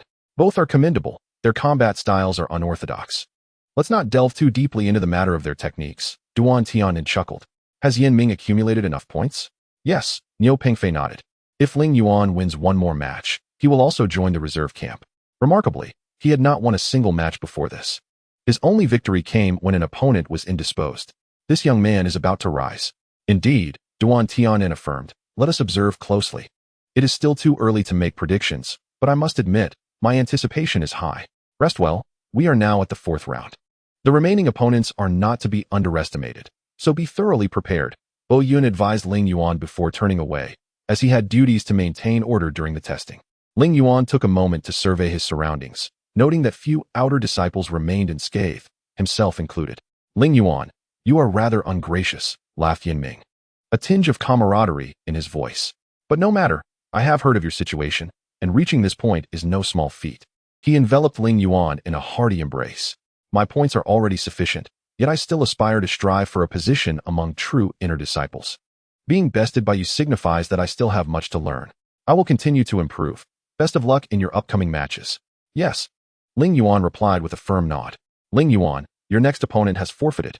You have reached 4 victories and are now eligible for the inner reserve camp. Will you continue to fight, or proceed directly to the inner reserve camp? Asked the elder who had observed the first match, his expression still one of impatience. I choose to continue fighting. I want to battle until the very end, Ling Yuan declared resolutely, without hesitation. You have no opponent for the 5th round. Do you wish to proceed? Continue, Ling Yuan replied without a moment's thought. For the 6th round, you are to report to the Jinhua platform. Please hurry. The elder is quite irate, the elder said hurriedly before departing. The situation had grown dire. Ling Yuan blinked in astonishment for quite some time before realizing he had indeed entered the inner chamber, fulfilling the promise he made to his mother. With a weight lifted from his shoulders, Ling Yuan began to anticipate his final opponent. If he succeeded, regardless of his performance in the subsequent 4 written examinations, he would no longer be looked down upon. Striding toward the Jinhua platform, he noticed a sizable gathering, yet his opponent had yet to arrive. Ling Yuan pondered. Are these people here to see me? As Ling Yuan approached, the eyes of those present shifted toward him. Please, do not look at me like that. I am merely an ordinary person, he stammered, feeling awkward under their gaze. Ling Yuan, are you prepared? A youthful elder smiled at him. Had Ling Yuan been slightly more knowledgeable about inner matters, he would have recognized this individual as one of the martial elders, Duan Tiannan. Regardless of the outcome, I will fight until the last moment, Ling Yuan declared with conviction. Wait, your opponent is still finishing up, Duan Tiannan replied with a smile. This elder was different from the others, Ling Yuan mused, not wearing a stern expression like the rest. After several anxious minutes, his opponent finally arrived. Ling Yuan Lu Yi. Ascend the stage. The final battle is about to commence, Duan Tiannan announced, his voice ringing out as both competitors took their places. Ling Yuan stepped onto the stage, observing as Lu Yi ascended slowly, appearing quite fatigued. Ling Yuan, bring forth your utmost capabilities. Let us engage in battle, Lu Yi commanded as soon as he steadied himself. Ling Yuan furrowed his brow, noting the multitude of wounds adorning Lu Yi's body, suggesting that his previous matches had been far from easy. I have awaited this moment for a long time. I have yearned for a true adversary to serve as a stepping stone on my path. Rather than someone of your caliber. Let us do our best. Lu Yi's eyes bled slightly, adding a sinister edge to his already piercing gaze. Brother Lu Yi, give it your all. Ling Yuan felt a surge of compassion as he realized that this elder brother was likely fighting with the last remnants of his strength. He was on the brink of collapse, and even without combat, he would soon fall. Without a second thought, Ling Yuan charged forward, delivering a powerful punch to Lu Yi's chest. Though Lu Yi's reflexes were relatively sharp, his strikes were somewhat sluggish, revealing the toll of his prior battles. Insufficient. Your strikes lack potency. Lu Yi coughed up a mouthful of blood, pushing aside Ling Yuan's barrage of punches, and drew the sword at his side. This madman intends to wield a sword, Ling Yuan cursed inwardly. Of course, attacking an unarmed man with a sword is formidable, This fellow has completely lost his senses. And words are futile now. Come forth. Let me witness your most powerful assault. I shall consider whether I need to unleash my ultimate power. Leyin, already exhausted, stood precariously, gasping for breath, with blood occasionally spattering from his mouth. This fellow should simply be knocked down. It would be better for him. Leyin, unable to bear the sight, made a resolute decision. Channeling the swift steps of a hawk, he advanced quickly and forcefully pushed Leyin, sending him flying like a kite into the crowd. With Leyin incapacitated, Leyin emerged victorious. Please escort Leyin to the resting area. Awaiting the arrival of the elders, Duan Tianan proclaimed. Indeed, the younger elders tend to speak more, Leyin mused inwardly. Leyin, you have achieved 6 victories in 6 battles. Impressive, young man. Bo Yun exclaimed, his face filled with astonishment as he rushed forward to give Leyin a hearty embrace. I don't know, perhaps it was sheer luck. These opponents fought fiercely, Leyin replied, shaking his head. No, luck is also a form of strength. This is a truth established by countless predecessors throughout history, undeniable. Leyin, you have truly prospered this time, and I played an indispensable role in it. Look, now you possess strength, and you can no longer let my sister suffer. She cries every time she bathes. How do you know that? Leyin felt something was amiss. It's hardly wrong to sneak a glance at my sister while she bathes. After all, you know, no one in our sect can compare to her, Bo Yun said, with a hint of ambiguity. You beast. Leyin lunged at him, gripping Bo Yun's neck. All right, I'll speak the truth. She does cry at night. Bo Yun hastily confessed. Really? Leyin relaxed his grip, momentarily stunned. Of course it's true. My sister possesses both strength and beauty. Being with you is a compromise. You've been oblivious before, but now I think I can finally speak up. I understand. I apologize. I was wrong, Leyin said, lowering his head. Tonight, I will take her out for some fun. Will you let her know? That's the spirit. A prodigal son returns. Nothing is more valuable, Bo Yun said, patting Leyin's shoulder in reassurance before turning to leave. Chapter 33. Examination passed. The examination commenced. Leyin, enter the voidless sect. A solemn voice resonated in Leyin's ears, despite the absence of anyone nearby. What is the voidless sect? Leyin wondered, glancing around until he noticed an ethereal opening appearing before him. After a brief moment of hesitation, he decisively stepped inside. Darkness enveloped him, and gradually, 2 cushions, a chessboard, and a set of ghost stones emerged within his view. On the cushion opposite Leyin, a young girl materialized, clad in a white garment, with her ample bosom subtly revealed. Leyin's gaze involuntarily drifted, captivated by the perilous allure before him, which left his heart racing. However, he regained his composure, realizing that losing his wits over such trivial matters could cost him his qualification as an inner disciple. I apologize, miss. I meant no offense. Your beauty is simply captivating. He stammered, his face flushed as he averted his gaze, fearing her reaction. There is no need for such humility, young man. I am aware of my beauty, and I understand the reactions it elicits. I actually revel in them. Otherwise, why would I present myself thus? The girl's melodious voice bore no trace of emotion. To the point, as you see, before you lies a complex game. Do you know what it is called? Leyin scoffed internally. How would I know? Just say it directly. I beg your pardon, but my knowledge is limited. I do not recognize it, he replied courteously. This is an ancient game, the mountain game.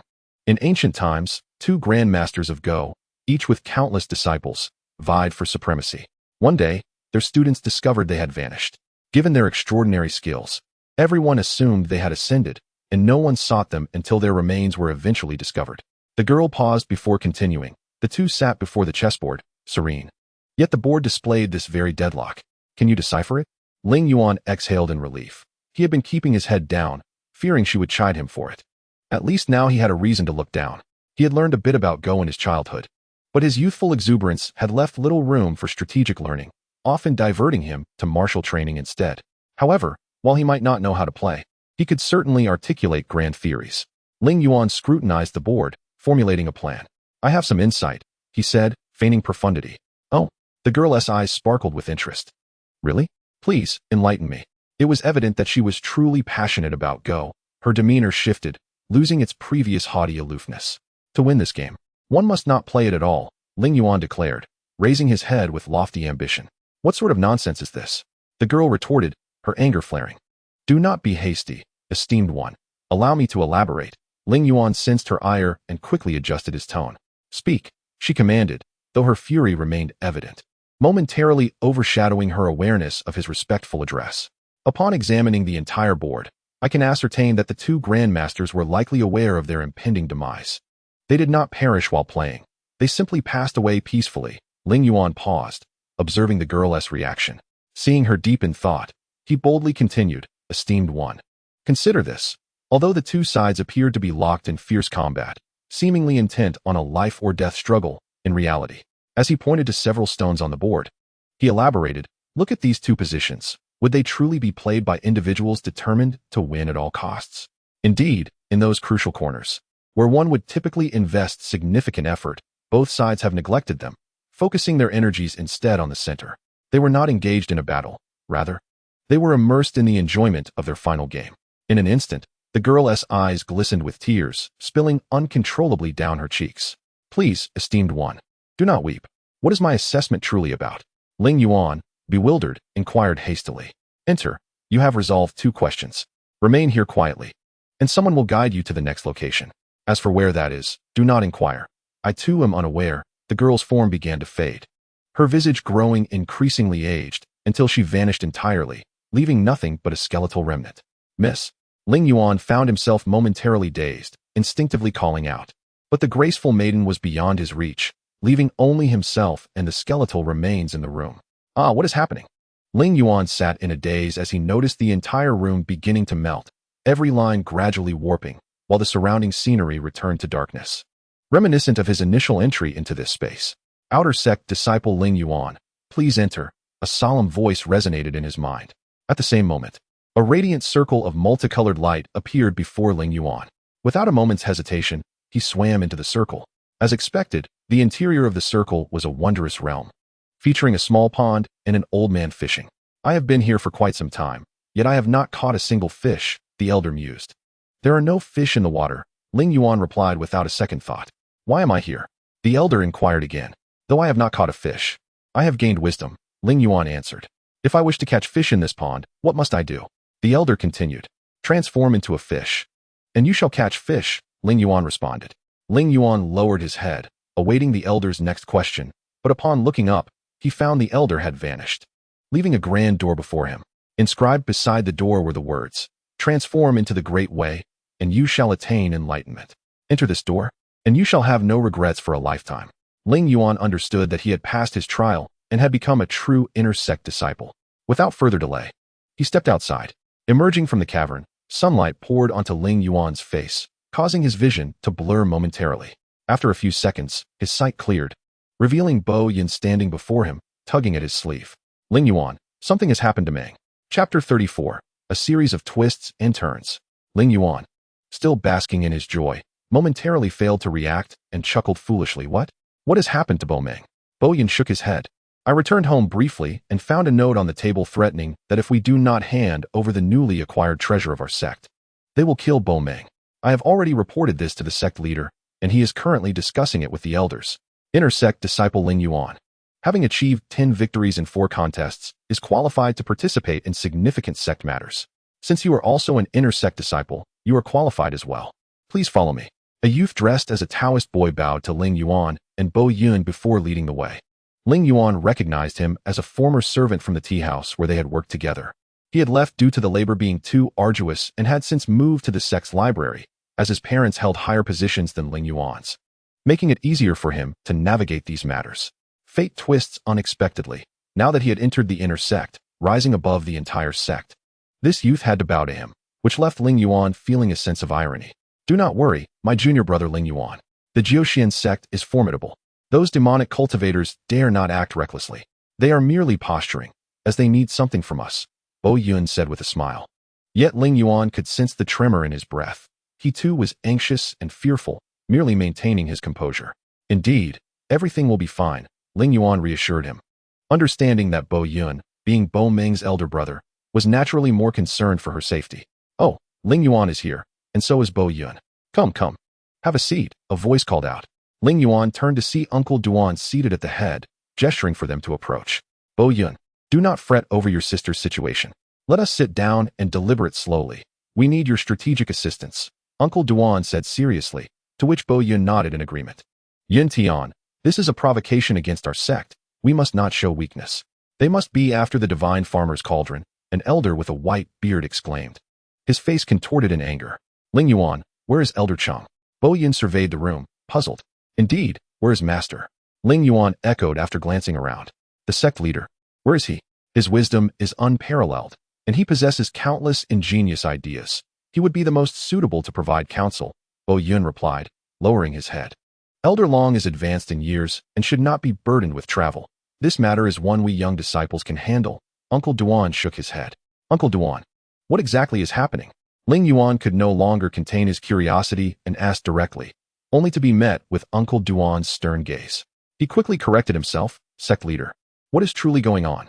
Seeing Ling Yuan amend his question, the sect leader chose not to press further and coughed lightly before explaining. Recently, an inner sect disciple went out to train and stumbled upon an ancient artifact, the divine farmer's cauldron, mistaking it for mere antiquity and intending to present it to me as a gift.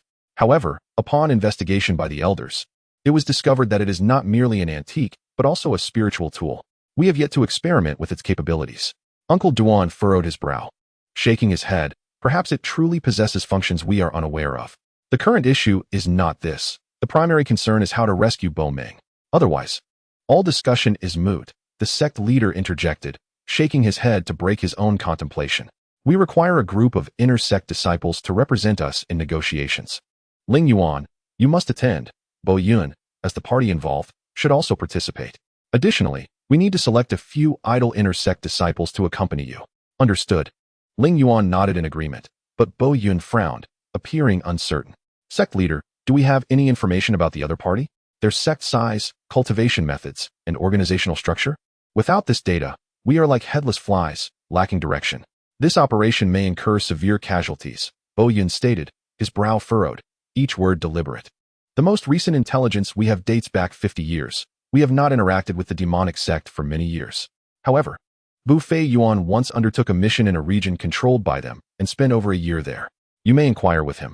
The sect leader called out into the room. Bu Fei Yuan, come out and meet these two junior brothers. Silence followed, but footsteps soon echoed as Bu Fei Yuan emerged, striding confidently, his tall stature apparent. Sect leader, Bu Fei Yuan has arrived, he greeted, bowing respectfully to the sect leader. Ling Yuan was taken aback. The Bu Fei Yuan standing before them was none other than Lu Yi, the very person he had just fought. Bu Fei Yuan was injured in the territory controlled by the demonic sect. Our sect rescued him. While physically unharmed, his memory was affected, and he could not recall matters concerning the sect.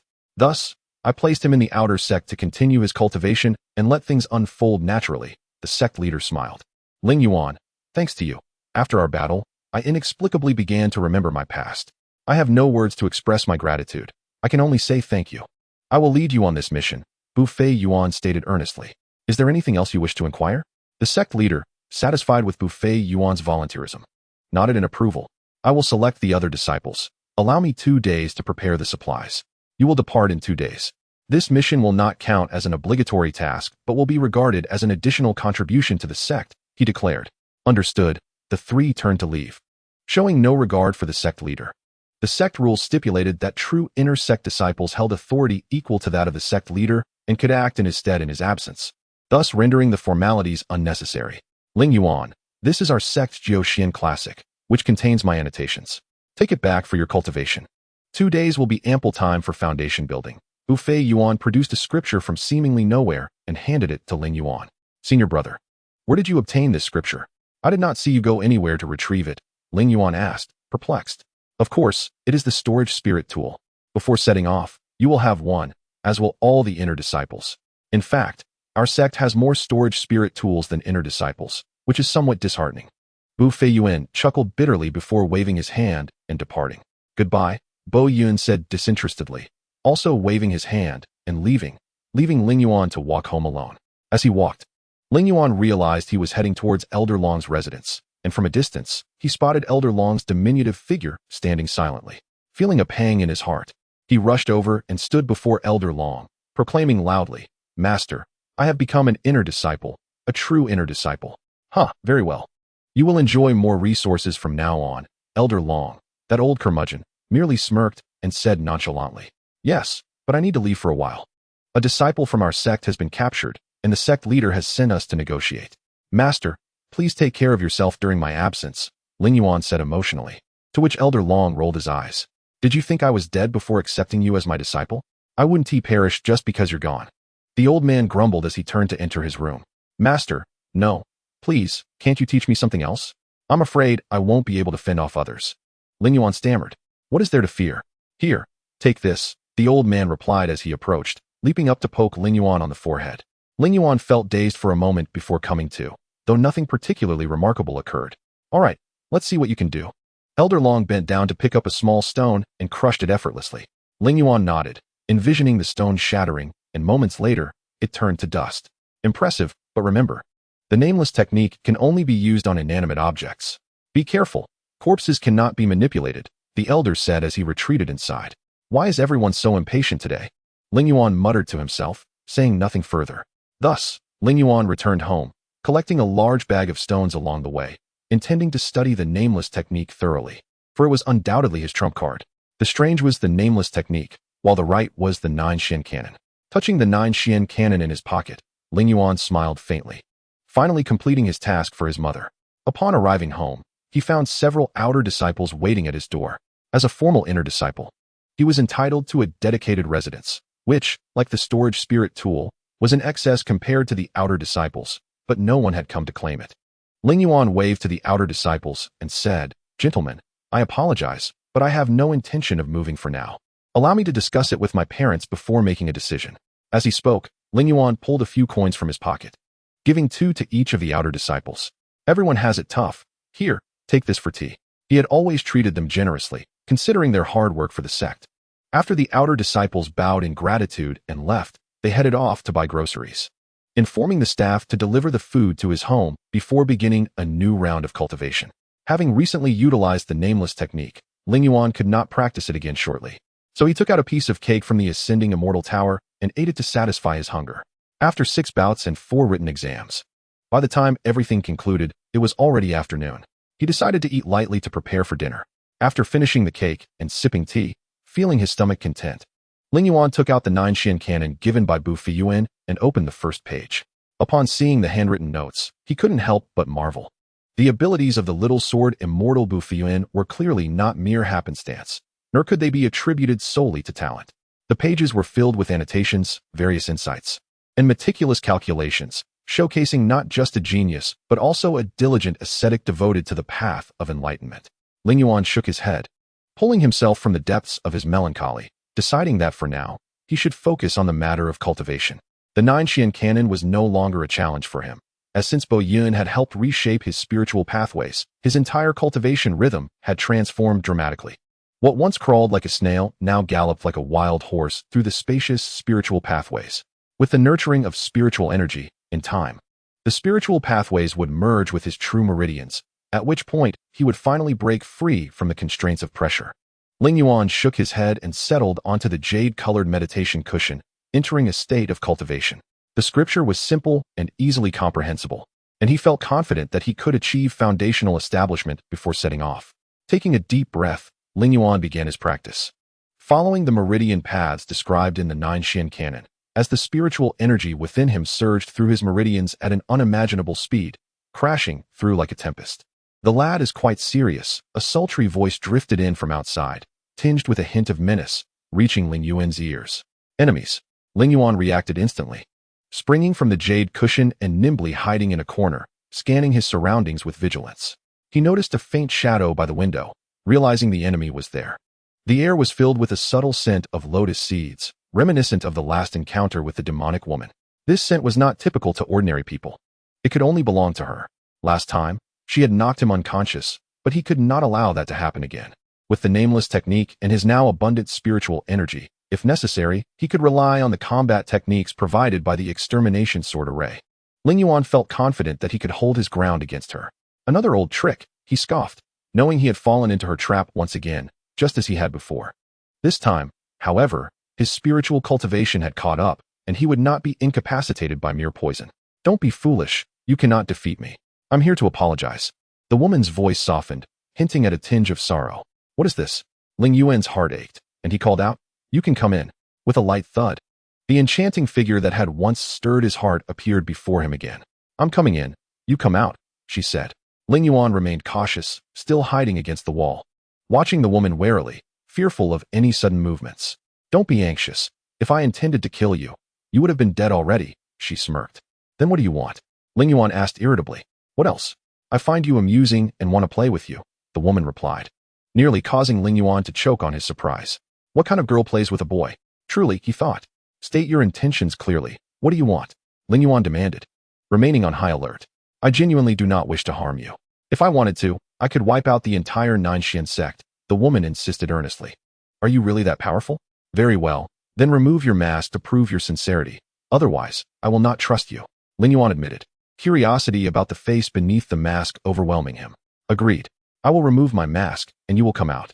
I only wish to have a heartfelt conversation, nothing more, the woman said as she finally pulled off her mask, revealing her flawless visage. Upon beholding the girl, whose beauty captivated him, Ling Yuan found himself utterly entranced, unable to articulate a single word. Why aren't you coming out? The girl implored, her voice tinged with desperation, almost on the verge of tears. All right, I'll be out in a moment, Ling Yuan replied, bending down as he slowly emerged, feeling a stirring within him that could not be ignored. He coaxed the little one, who had been incessantly chattering, to return to slumber. After much persuasion, the child finally settled down, prompting a gentle smile from the girl as she observed Ling Yuan's awkward demeanor. I'm so sorry, he stammered, his face ablaze with embarrassment, wishing he could vanish into the ground. It's all right. Isn't it my beauty that draws you in? She replied, playfully pulling him to the windowsill to sit together. Ling Yuan mused silently. It's still afternoon, and you're already yearning to gaze at the stars. How about I show you some goldfish instead? However, such thoughts remained unspoken. Seated at the windowsill, he soon heard the girl's soft sobs. You think we are demons, that we devour humans and thrive on their blood. We believed you were our equals, our friends. No wonder we are met with inexplicable hostility when we venture outside, forced to dwell in the most dire of conditions. Ling Yuan turned to face her. Clad in black, the girl's face was strikingly beautiful. Tears trickled down her cheeks, resting upon her long eyelashes like dewdrops. As her body quivered, the balance was disrupted, and the tears fell upon her knees, the dark fabric quickly absorbing them. The girl struggled to continue, her voice firming slightly as her emotions stabilized. We are not so different from you. We endure harsh realities, fighting fiercely for survival. The victors claim the majority of resources, while the vanquished perish. For power, we tread perilous paths, with 8 out of 10 perishing in the pursuit. Do you grasp the magnitude of this? Ling Yuan faltered momentarily. I understand. Then why do you treat us this way? My uncle, brother, sister, and friends have all fallen at your hands. She cried out, her voice bordering on a scream. Have we done anything wrong? Ling Yuan instinctively shook his head. Indeed, they bore no fault. I apologize for my outburst, she said, regaining composure. I've been under immense pressure, and I felt I had nowhere else to turn. What has transpired? Ling Yuan inquired quietly, sensing a shift. We have lost the evil goddess mirror, and time is slipping away. We still do not know the location of its descent. If we remain ignorant, it will be too late. The girl's tears began to flow once more. Do not fret, we still have time. If the evil goddess mirror is meant to appear, it will do so unexpectedly. Life is replete with wonders, and often, we achieve our goals without even realizing it. Ling Yuan said with a reassuring smile, though inwardly he chuckled bitterly, pondering how he could possibly inform her that the mirror resided with him, inviting death. Thank you. You are truly kind, the girl said, her tears subsiding somewhat, yet still flowing. Ling Yuan, unable to bear the sight of a girl weeping, shifted uncomfortably. Suddenly, his movement caught her attention, and she snapped back to reality, transforming back into a formidable figure of the demonic arts. I must take my leave. Thank you for listening, she stated, expressing her intent to depart. Ling Yuan nodded gently, not wishing to detain her. I am truly grateful, she reiterated, turning away with resolve. Ling Yuan sighed as he watched her graceful form retreat, shaking his head. Once back in his quarters, he settled onto a jade cushion, clearing his mind of distractions to resume his cultivation of the 9 mystical scriptures. Chapter 36. Into the tiger's den following the demonic maiden. Ling Yuan arrived at a stronghold of the dark arts, where Bo Ming was securely bound and cast aside in a corner. Blind fool, cease your prying. I must inform you that this girl is one of the finest disciples of the 9 mystical sect. Should any harm befall her, the wrath of the sect would be enough to annihilate you 100 times over. A solemn, middle-aged woman declared. If you wish to perish, do so alone. Do not involve us. All right, I shan't engage, grumbled the limping man as he departed, his back turned. Elder, do you truly believe it is wise to let him go? The girl, recently returned, expressed her concerns. His character may be questionable, but his prowess is formidable. What if the Nine Mystical Sect comes after us? Let him awaken to reality. I am well aware of his capabilities and his character. Under sufficient pressure, he will pose no threat. Do you think I am oblivious to these matters? The middle-aged woman laughed heartily. Indeed, your wisdom is unparalleled. Elder, the girl acknowledged, falling silent. The limping man exited the hall, making his way to his isolated dwelling. His residence was exceedingly remote, littered with the remnants of countless girls he had toyed with over the years, their bones strewn about, numbering no less than 2,000 over a decade and more. Entering his chamber, he gently tapped the bed, which opened to reveal a deep pit containing a captive girl, her hands bound and her garments tattered. He hoisted her up, intending to provide nourishment and allow her to relieve herself to prevent her demise. Suddenly, a faint sound emanated from outside the door. Who is there? The middle-aged man called, alert and tense. No reply came.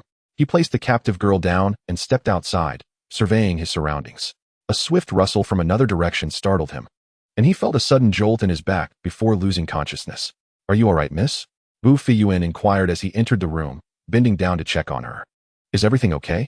Ling Yuan glanced around and replied, this place is quite secluded. It will serve as a temporary refuge. This man is despicable. I shall send him back to where he belongs. Bo Yun exclaimed, her eyes reddening at the sight of the scattered bones. Her teeth clenched in fury as she drew her sword, ready to plunge it into the limping man's heart. Wait, if we intend to hide here, we may still require his assistance, Ling Yuan suggested, subtly cautioning her. Bo Yun, not lacking in wit, understood the implication that they might need the man if outsiders approached. Squeaking, a little white mouse followed Ling Yuan, the unassuming hero of this tracking mission. Without its presence, Ling Yuan and his companions would have never discovered this hidden lair. Regrettably, at a critical juncture, the little white mouse, feeling famished, wandered off in search of food, leaving Ling Yuan and his companions unable to locate the true lair of the demonic sect. Once the female demon departed, Ling Yuan released the little white mouse, instructing it to follow her and promptly seek out Master Duan. Master Duan, demonstrating decisiveness, immediately instructed Ling Yuan to accompany Bo Yun and Bu Feiyuan on their quest. That's enough. Save some rope, Bu Feiyuan interjected, halting Ling Yuan's packing. Ling Yuan, wrapping the rope around the limping figure, transformed him into an almost comical bundle. Miss, what is the situation here? Bo Yun inquired of the young woman. Among the trio, Ling Yuan busied himself with packing, while Bu Feiyuan surveyed their surroundings. Thus, Bo Yun, having the least to do, seized the opportunity to engage her. This, she began, tears streaming down her face, yet no words escaped her lips. Don't ask her, she definitely won't say anything. Ling Yuan shook his head, offering a reassuring pat on Bo Yun's shoulder. Ling Yuan, Bo Yun, gather your things. We will enter the house. She can handle this. Bu Feiyuan gestured toward the girl as he lifted the bundled figure and led the way into the room. Ling Yuan and Bo Yun hurriedly followed suit. Well done, Ling Yuan, Bu Feiyuan finally praised him. Oh, it's nothing, Ling Yuan replied, shaking his head. We should speak less to avoid drawing attention. All right, Bu Feiyuan nodded, discreetly casting a glance at Bo Yun, who obediently fell silent. Among the three, Bo Yun was the most anxious. The abducted individual was his sister. Such a circumstance would be difficult for anyone to bear, especially after witnessing such a harrowing scene, naturally leading to unsettling thoughts. Bu Feiyuan and Ling Yuan were at a loss for how to comfort him, so they chose to remain silent, allowing Bo Yun to regain his composure. Time passed in silence, each second stretching on without utterance or movement from the outside. The girl they had rescued had likely departed, leaving the three to await their next course of action. What should we do next? Bo Yun finally broke the silence. We will infiltrate their ranks, Bu Feiyuan stated with certainty, having evidently pondered this for quite some time. I'll go, Bo Yun volunteered. No, it should be Ling Yuan. Your sister is their captive. It would be unwise for you to act recklessly. Ling Yuan should go, Bu Feiyuan insisted. Senior brother, why don't you go? You are the strongest among us. It would be absolutely fine if you went, Bo Yun countered. I cannot go. I infiltrated last year and was exposed, sustaining injuries in the process. Many recognize me now. So it's best if I do not, Bu Feiyuan replied. All right, I will go, Ling Yuan nodded, deciding to keep the matter regarding the demon woman to himself. If Bu Feiyuan were to discover it, it would undoubtedly lead to chaos. Give him a good thrashing and toss him onto the street, Bu Feiyuan remarked. pointing at Ling Yuan. What? Ling Yuan exclaimed in surprise, only to find himself tackled to the ground by Buffet Yuan. Squeaking in distress, the little white mouse rushed to defend its master, biting at Buffet Yuan's pant leg to prevent him from advancing, but lacking the weight to be effective. It merely dangled from Buffet Yuan's leg, swinging back and forth. Haha, Bo Yun chuckled, joining the fray. Ouch, ouch. After a while, the two, having had their fun, dragged Ling Yuan toward the main road. Chapter 37. Twin brothers. As anticipated, Ling Yuan was discovered by two passing disciples of the demonic sect and taken to their stronghold. What is this? Ling Yuan groggily awoke to the sound of voices. You too. Where did you find this person? We found him on the road. He was badly beaten and left for dead, so we brought him back, the two disciples replied in unison. Provide him with a bed and register him with logistics. A middle-aged woman's voice commanded. Ling Yuan was then carried by the two disciples to a cramped and hard bed. Soon after, he felt someone tapping him. Brother, wake up. Wake up. Realizing he could no longer feign unconsciousness, Ling Yuan pretended to groggily awaken. Huh, what happened? Brother, you're awake. We found you at the foot of the mountain and brought you here. This is Wind Thunder Fortress, which, according to your mainstream sect's terminology, is a demonic stronghold. They explained. Ah, demonic sect. Ling Yuan instinctively searched for weapons, intending to attack the two disciples. Yet, after a moment, he calmed himself, realizing he had come here intentionally. So there was no need for fear. With no weapons found, he decided to act. Indeed, not resisting would seem disingenuous, he thought, and his mind shifted back. Please hear us out, the two disciples urged in unison, blocking Ling Yuan's attack. Brother, why must you jump to conclusions? We haven't harmed you. In fact, we've aided you and provided you with shelter from the persecution of others. Isn't that a good thing? We are living proof. Wind Thunder Fortress has given us a home where we can explore our own paths while helping others. We swear we have never harmed anyone in our cultivation, they continued. We are conjoined twins, abandoned as infants. Wind Thunder Fortress rescued us and separated us, guiding us on our cultivation journey and helping us avoid pitfalls. Do you believe we practice malevolent arts? Why do you speak in unison? Ling Yuan attempted to divert the conversation, recognizing that lingering on this topic would only breed suspicion. It was better to understand them fully. We discovered our mental energies merge exceptionally well, allowing us to function almost as one. This synergy has accelerated our cultivation, and we can store spiritual energy individually, granting us double the cultivation speed and combat power. As we share an intimate connection, they elucidated. Oh, I see, Ling Yuan nodded. So that is how you cultivate your techniques? Indeed, the Fortress Master provided us with a dual cultivation manual, but our current techniques are our own discoveries. Unique to us alone, they affirmed. Very well, I believe you. What must I do? I have cultivated within my own sect for a time. I am ready to abandon my cultivation and join Wind Thunder Fortress, Ling Yuan declared resolutely. No, no, that cannot happen, the two disciples exclaimed in shock, hastily blocking Ling Yuan. This is not a tightly knit sect, it is merely a place. Each person here cultivates different techniques. In fact, the only shared cultivation method is ours. Thus, you may continue practicing orthodox techniques here. Wind Thunder Fortress will not interfere, they reiterated in unison. That's good, Ling Yuan said, perspiration beading his forehead. Otherwise, I would have to start training all over again. I see that your cultivation is not particularly impressive. Even if you were to forfeit your abilities, recovery would be remarkably swift. Why do you fear training so much? We understand your choice to self-abandon your cultivation. It is to allow us to protect you with greater dedication. However, from our perspective, regaining your current level of prowess should not be arduous. It would take merely a month. The two magic disciples honestly voiced their doubts. To be candid, this is the pinnacle of my efforts thus far, Ling Yuan confessed, his face flushing as he averted his gaze. Impossible. Have you truly been striving so diligently? The two disciples exclaimed in disbelief, their astonishment causing Ling Yuan to feel a shiver run through him. It is indeed true. My meridians are laden with an overwhelming amount of impurities that obstruct the flow of spiritual energy. While others may achieve results with a mere breath, I might require several hours of arduous training. Ling Yuan spoke earnestly, revealing the stark reality of his past existence without any hesitation. Perhaps you should consult the Fortress Master. He possesses remarkable talent in optimizing cultivation methods. Generally, once he observes a situation, he can immediately discern the underlying issues. Of course, the actual modifications will depend on your own understanding. Do you comprehend? Of course, Ling Yuan nodded, though a trace of concern lingered in his heart. Would this so-called Fortress Master detect the state of his spiritual channels? It had been some time since he had utilized his original meridians for cultivation. Brother, is everything all right? The two magic disciples asked. The fortress master mentioned he would take you to the logistics department for registration after you awaken. All right, Ling Yuan nodded, rising to follow the two disciples. The two magic disciples, in perfect harmony, walked in an amusing manner, their steps synchronized as if choreographed, creating an amusing spectacle. Ling Yuan couldn't help but chuckle at the sight. What are you laughing at?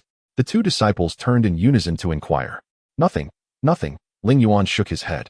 Suddenly, a series of squeaks echoed from below. Ling Yuan realized that his little white mouse had also joined them. What is that? The two magic disciples pointed at the mouse. Oh, this is my spirit beast. I had lost it after it was injured, but it has finally returned. Ling Yuan's eyes glistened with moisture. This was not a facade. He would be staying in this dim place for a long time, and without something to divert his attention, he might lose his sanity. How adorable. The two magic disciples tilted their heads slightly, gazing at the little white mouse in Ling Yuan's hands, genuinely impressed. The two enchanted disciples leaned closer together. Resembling a reflection in a mirror, their expressions perfectly aligned, a moment that would be etched in Ling Yuan's memory for many years. The little mouse, overwhelmed by their attention, squeaked twice and nestled into Ling Yuan's embrace, falling into a deep slumber. Let us proceed, Ling Yuan urged. Right this way, the two magic disciples indicated, their synergy impeccable. The environment of the magic realm was quite harsh, with few places suitable for constructing buildings. Thus, the logistics department was situated a considerable distance away. Ling Yuan and the two disciples hurried along for nearly 15 minutes before finally reaching their destination. Upon arriving at the logistics department of the Wind Thunder Fortress, Ling Yuan felt a genuine sense of satisfaction. This was the logistics office he had envisioned. All the staff were working in an orderly manner. A scholarly-looking gentleman sat at a desk, diligently tallying accounts with an abacus. The freshly washed vegetables and fruits, devoid of the power games often found among older women, were neatly arranged in baskets woven from bamboo, each labeled. My goodness, Ling Yuan could not help but exclaim. This is simply perfect. Indeed, I have heard that many righteous sects also implement similar systems. However, this was originally conceived by our fortress master, later adopted by various sections. Yet, they could not capture its essence. Merely imitating the surface, the two magic disciples declared in unison, their heads held high in a haughty manner, eliciting gasps from several young women in the logistics office. We have only scratched the surface in our learning, far from your level, Ling Yuan humbly replied. Of course. The two disciples flicked their hair, striding ahead of Ling Yuan. With a soft knock, the two disciples tapped the desk. The young man who had been engrossed in his calculations looked up and asked, What can I do for you? Is this brother new here? Perhaps here to register? Yes. May I inquire about the process and requirements for registration? Ling Yuan acknowledged and inquired. Just fill out a form. Please proceed to that area to complete it. The young man smiled. Thank you. Ling Yuan expressed his gratitude and took the form to the designated table. This is surprisingly simple, Ling Yuan chuckled. The form contained only a few blank spaces, name, desired occupation, and any requirements. Below was a note. Upon arriving here, your past is irrelevant. You shall only have the present and the future. Ling Yuan's lips trembled slightly, his heart filled with astonishment. This place truly served as a warm haven for those marginalized by mainstream society. It was no wonder that the magic disciples so ardently protected this sect. The name magic sect seemed rather unfitting. Very well, I shall write diligently. Ling Yuan dipped his quill and elegantly inscribed his name, aspirations, and needs. When Ling Yuan handed the completed form to the young scholar, the scholar looked back and exclaimed, What is this? Can you not write properly? How can I not write? Desired name, waste. Desired occupation, not to be a waste. Requirements, methods to avoid being a waste. You truly excel at this, waste. The scholar slammed the paper onto the desk, pointing at Ling Yuan with ire. Brother, that is not fair. I genuinely came here for this reason, Ling Yuan protested, shaking his head. My name is Ling Yuan. I am a man, yet my chest is not as ample as a woman's, my hair not as long, and my rear not as wide. Tell me, am I not a waste? Upon hearing this, the scholar suddenly felt a sense of kinship. Having been ridiculed for his own preferences, now, before him stood a kindred spirit, and his gaze toward Ling Yuan shifted. Seeing the softness in the scholar's expression, Ling Yuan thought perhaps he would not press the matter further and decided to forge a connection. May I inquire your name, good sir? You possess quite the wit. Ling Yuan asked. No need for that. There will be future opportunities. I advise you to rewrite that form quickly. It will not suffice as it stands. Even the dimmest of minds can see that this is a jest, the scholar urged, lowering his gaze. Very well. Ling Yuan casually grabbed a piece of paper from the stack and scribbled once more, handing it to the scholar. This still will not do. The scholar frowned at the content of the paper, sensing its inappropriateness, when suddenly, a voice intervened, rendering him speechless. Have you completed your writing, brother? Come. I shall take you to see the fortress master. A woman clad in black approached Ling Yuan, grasping his sleeve and attempting to lead him away. Wait. He has not finished writing. The scholar exclaimed, trying to halt them. Then write a waste on it. Not to be a waste, and methods to avoid being a waste. Just like that. The woman in black replied, glancing back. Well, that's precisely what he wrote. The scholar sighed in frustration. Then let it be written as such. What is the problem? The woman in black grew impatient, pulling Ling Yuan away, leaving the scholar with a gloomy expression. What brings you here? The woman cast a sideways glance at Ling Yuan. I almost thought I had mistaken you for someone else. You won't expose me, will you? Ling Yuan asked anxiously. One of our female disciples has been captured by your people. We are here to negotiate, and I am meant to act as an insider. It's nothing to worry about. Once you arrive at Lei Fortress, you will certainly not wish to leave. Most of us have trained in prestigious sects, and many came here initially as undercover agents, but chose to stay. So tell me, why should I be concerned? The woman's head was held high, mirroring the expressions of the two disciples of the demonic path.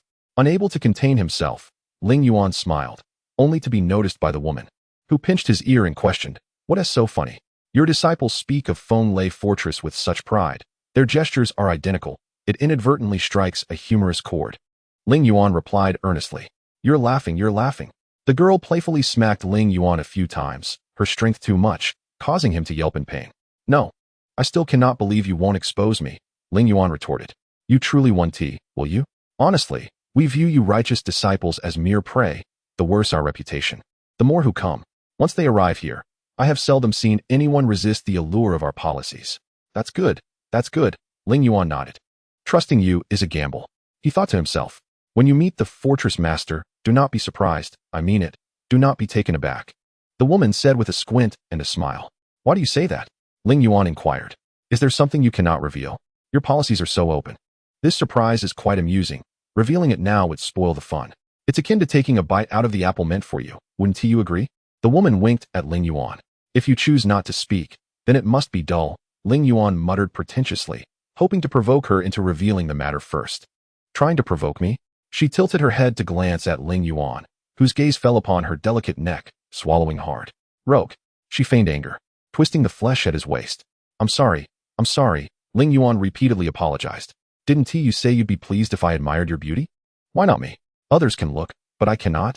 Humph. The woman turned to leave. Wait for me. Don't be in such a hurry. Following her, Ling Yuan arrived at the place purportedly occupied by the fortress master. Chapter 39. The painful scheme. Ling Yuan stood with his mouth agape, staring at the place. Is the fortress master really here? Indeed, of course. If you see him, you will be even more astonished, she said, pulling him into the building. Wait. This is a nursery, right?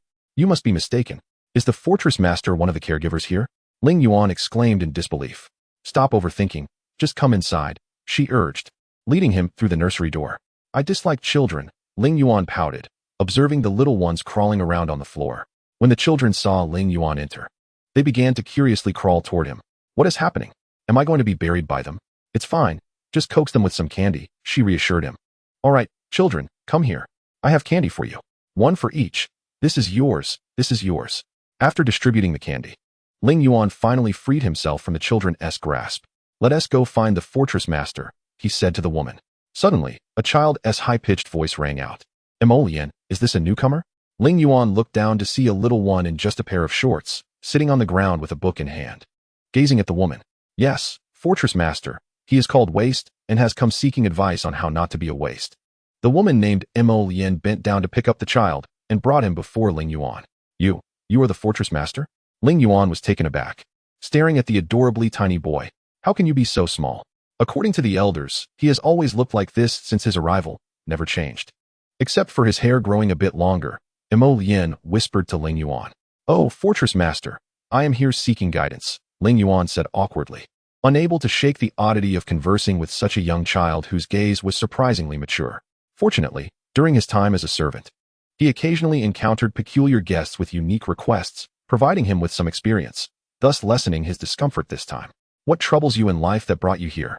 The fortress master asked in a childlike voice, his eyes squinting with wisdom and cunning. My meridians are blocked, preventing me from cultivating, Ling Yuan replied, nodding and speaking truthfully. Ling Yuan also held a sliver of hope, as Buyun's method addressed the symptoms but not the root cause. Hence, he sought a more fundamental solution now that he had the opportunity. Blocked meridians? Then we shall reshape your meridians. What is there to discuss? Here, I have a ready-made method. Take it. The child's tiny finger touched Ling Yuan's forehead, and a flash of memory surged within him. What is this? Ling Yuan pouted, glancing at the child. He smiled and thanked him before turning to leave. Fortress Master, would you like some candy? I forgot to give it to you. Ling Yuan turned halfway and placed a piece of candy in the Fortress Master's hand. Once the child was set down, the other little ones around him clamored for candy, crawling towards him. Waste, you bad guy. What is wrong with you? The girl hurried after him. Why so impulsive? I didn't find the answers I was looking for. I'm quite disappointed, Ling Yuan replied, lowering his gaze, avoiding the girl's eyes. Didn't the Fortress Master provide you with a method? Was it ineffective? That method has been attempted by a senior brother in Eighteenth sect. And while it worked well, it carries significant risks. I have always sought a way to eliminate those risks. Ling Yuan shook his head. Ah, that is a pity. But don't worry, such matters cannot be resolved overnight. I have things to attend to now. Can you come to the osmanthus tree over there tonight? The girl asked. Oh dear, why must you present me with challenges right away? What have I done to deserve this? Ling Yuan silently lamented. All right, I will definitely go. He nodded in agreement. Such a beautiful girl, who wouldn't want to be around her? Then we shall meet again. The girl turned to leave. Look at you. You little scoundrel. Ling Yuan slapped himself, muttering. After sulking for a while, he realized with irritation that he was lost. Damn it, in such a vast place. How do I navigate? A clang echoed from a distance, the sounds of people fighting mingling with the clashing of swords. Ling Yuan squinted, within the shining blades. He sensed the unique aura of the Eighteenth sect's techniques. They had made contact with Fenglei Fortress. Ling Yuan felt a surge of tension and hurried toward the sounds. As he rushed, he adjusted his internal energy according to the sweeping crane step, ensuring he could swiftly enter combat mode.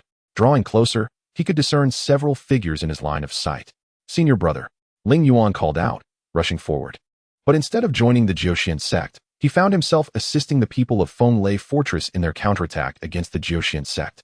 As a member of the Eighteenth sect, one cannot truly resort to violence. Ling Yuan, wielding his power with restraint, merely gestured, as if skimming the surface of water. The nefarious practitioners of the dark arts dared to engage in a despicable act of overwhelming numbers. Bu Feiyuan's brows furrowed as he pointed towards the Fenglei Fortress. Casting a glance towards Buyun, whether intentionally or not, a flying needle shot from Buyun's hand, striking the edge of Ling Yuan's shoe. Ling Yuan feigned fright, leaping back a few steps in apparent terror. Opposite him, Bu Feiyuan commanded his flying sword, aiming to strike a disciple of Fenglei Fortress beside Ling Yuan. Seizing the opportunity, Ling Yuan lunged forward, rescuing the disciple at the cost of a deep gash across his back. Ling Yuan, feeling the small white mouse nestled against his chest, recalled that the stone mouse was a breed of spirit beast renowned for its extraordinary vitality, impervious to death no matter the circumstances. Convinced that such a minor fall could not possibly be fatal, he sighed in relief and began to groan while clutching his back. Brother, I shall never forget the life-saving grace you have shown me, exclaimed the rescued robust man, rising to express his gratitude, albeit with wary eyes still fixed on Bu Feiyuan and his companion. The two from Fenglei Fortress exchanged glances, signaling a retreat, as they led Ling Yuan away. Elder brother, is Ling Yuan unharmed? Buyun inquired, concern etched across his face. He is fine, rest assured. I merely intended to scout the area. But it seems fate has intertwined our paths fortuitously, Bu Feiyuan replied with a smile. As long as his position remains secure, our negotiations will have a considerable advantage. However, I worry for Baoming, Buyun said, troubled. Fear not. Though I am unsure of their intentions regarding the divine Shinnong cauldron, their desperation is palpable.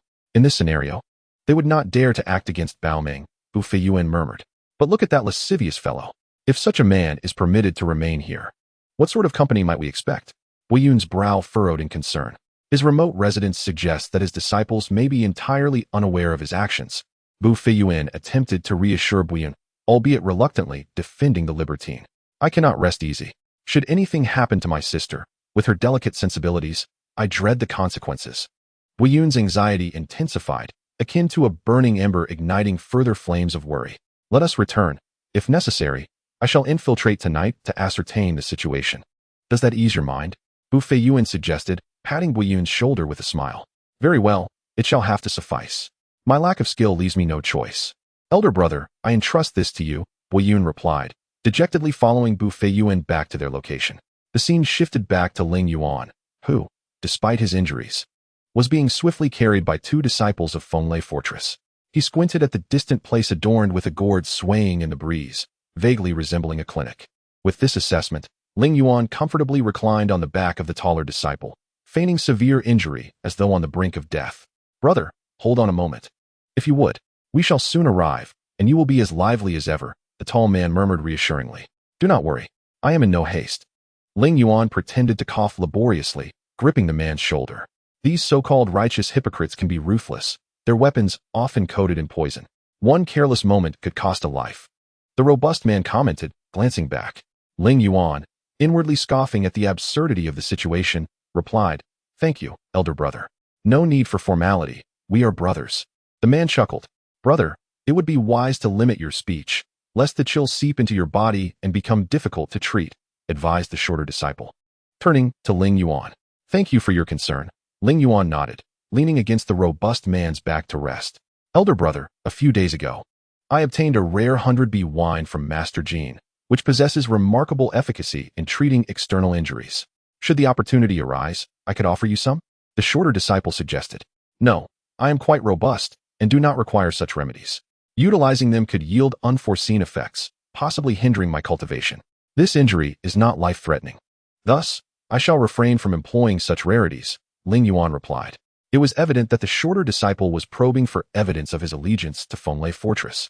Posing deceptively simple questions, Ling Yuan chose not to engage directly, recognizing the insidious nature of the inquiries. I feel fortunate to have encountered such brothers on my first day here, Ling Yuan murmured, ensuring his voice remained low enough for only the robust man to hear. Although he could not hear the man's response, he felt the subtle tremor of his muscles beneath him. All is well, Ling Yuan thought with a smile. Sensing the growing suspicion from the shorter disciple, while the robust man remained unwaveringly loyal. In this precarious situation, he felt most secure. The two brought Ling Yuan to the main hall, seeking the elder responsible for healing. Upon laying Ling Yuan on the sickbed, the elder was still meticulously organizing medicinal herbs. Elder Shun, this brother is injured. Please attend to him swiftly, the robust man urged. What is the rush? He is not dying. If he were, would I appear so leisurely? Elder Shun replied, stroking his beard. Ling Yuan coughed, deliberately trying to irritate the physician. Who says I cannot die? If you do not come over soon, I shall demonstrate my demise, he retorted. At that moment, the small white mouse, previously asleep on Ling Yuan's chest, suddenly leapt out, howling in sync with Ling Yuan's labored breaths like a wolf. Tell your wolf to be quiet. Elder Shin shot a glance at Ling Yuan, who quickly patted the mouse, which obediently retreated into his pocket. It is not a wolf, but my little white mouse. Regardless, I have silenced it. Elder Shin, please come quickly. I truly feel as if I am on the brink of death, Ling Yuan implored weakly. Hasten, Elder Shun, echoed the robust man, supporting Ling Yuan's plea. Is that so? Elder Shin turned to assess the situation, sensing it was more serious than he initially thought. Yet, moments later, he pierced through Ling Yuan's ruse. If you are suffering so, then why are your legs crossed in such a relaxed manner? Are you enjoying seeing me flustered? With that, Elder Shin selected the necessary herbs and retreated into the inner chamber. Very well, let us wait a little longer. Ling Yuan turned to the robust man, while the shorter disciple stood aside, observing with an indifferent gaze, seemingly unconcerned with Ling Yuan's condition. Ling Yuan surmised that this individual sought evidence of his affiliation with the righteous path. Though the upper echelons of Fenglei Fortress held a degree of confidence in the righteous sect, they often engaged in subtle negative propaganda to instill a sense of urgency among their disciples, thereby enhancing their training efficacy. In such an environment, the ordinary disciples of Fenglei Fortress harbored an inherent animosity towards the righteous sections. Even those disciples Ling Yuan had observed with a sense of pride still retained that underlying hostility. Ling Yuan possessed a modicum of clarity regarding this dynamic. He was not naive enough to believe that such an innocuous sect could genuinely exist, let alone thrive for so long. Ling Yuan cast a final glance at the tall, lean figure, discerning the hostility in his eyes before turning away, choosing not to look back. Senior brother, why do you trust him so implicitly? Do you not recall our fierce battles? Is he here to assist us in combat? The smaller figure had already begun to bicker with the burly man. as if Ling Yuan were entirely absent from the scene. Do not let my presence spark a quarrel between you two. Call me useless if you must. Do not mock me. I came here in search of a method to unblock my meridians. Since childhood, I have suffered from obstructions, and my cultivation has been akin to climbing a steep mountain. I could endure no longer, hence my arrival here. Call me useless until I truly become strong. Ling Yuan coughed weakly, his voice frail. Humph. The smaller figure was somewhat moved but remained unwilling to believe, turning his gaze away. Senior brother, pay him no heed. He is of that character, ungrateful despite being given face, the burly man remarked, inadvertently speaking harshly. It is quite all right, Ling Yuan replied, a subtle smile gracing his lips. The deepening rift between these two would only serve to secure his own safety. Once the time for negotiation arrived, his task would conclude. All he needed was to relay the situation within the Wind and Thunder Fortress and provide the necessary assistance to Bu Fiyuan and Bo Yun. However, the adage that actions speak louder than words proved true. What he had once deemed an easy task had now presented an unexpected dilemma. It was evident that the smaller figure was not foolish, given their relationship with the burly man and his own ties to him. It was apparent that the smaller one might compromise due to his connection with the burly man, thereby jeopardizing Ling Yuan's own standing. He knew he must act decisively, his mind racing as he lay on the bed. Impudent boy, I am in a good mood today, so I shall not engage with you further. But let this be the last time. Elder Shin approached, holding 2 pills before Ling Yuan. Lie down. Ling Yuan complied with the elder's command, laboriously turning to expose the gruesome wound on his back. Oh dear, it seems you are quite severely injured. Why did you not inform me? Elder Shin exclaimed, astonished at the sight of exposed bone and twisted tendons, a stark contrast to the light injury he had initially sensed. A common person would have perished from such a wound. I did tell you. You simply did not believe me, Ling Yuan retorted, rolling his eyes dismissively at Elder Shin. I apologize, this was my oversight, Elder Shin admitted, bowing his head. However, these 2 pills may no longer be effective. Nonetheless, you may take them. There is no harm in trying. Very well, it is indeed a fortunate occurrence to receive elixirs. Even within the Nine Mysteries Sect, despite my parents managing internal affairs. Such opportunities are rare for me, Ling Yuan thought, feeling grateful as he consumed the pills. As he lay on the bed, awaiting Elder Shin's return, he listened to the exchange between the 2 men. As he had feared, the smaller figure began to apologize to the burly man. Senior brother, I am sorry. It was my fault. Upon reflection, my suspicions during our battle were merely due to my biases. I wronged him, and I sincerely apologize. The smaller figure bowed his head, standing beside the burly man, who nodded approvingly. It is good that you recognize your mistake. Now apologize. The burly man gestured towards Ling Yuan, indicating he should approach. Senior brothers, it is quite all right.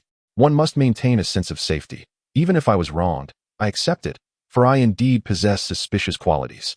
I will clarify everything to you, leaving no stone unturned. Ling Yuan spoke earnestly to both men.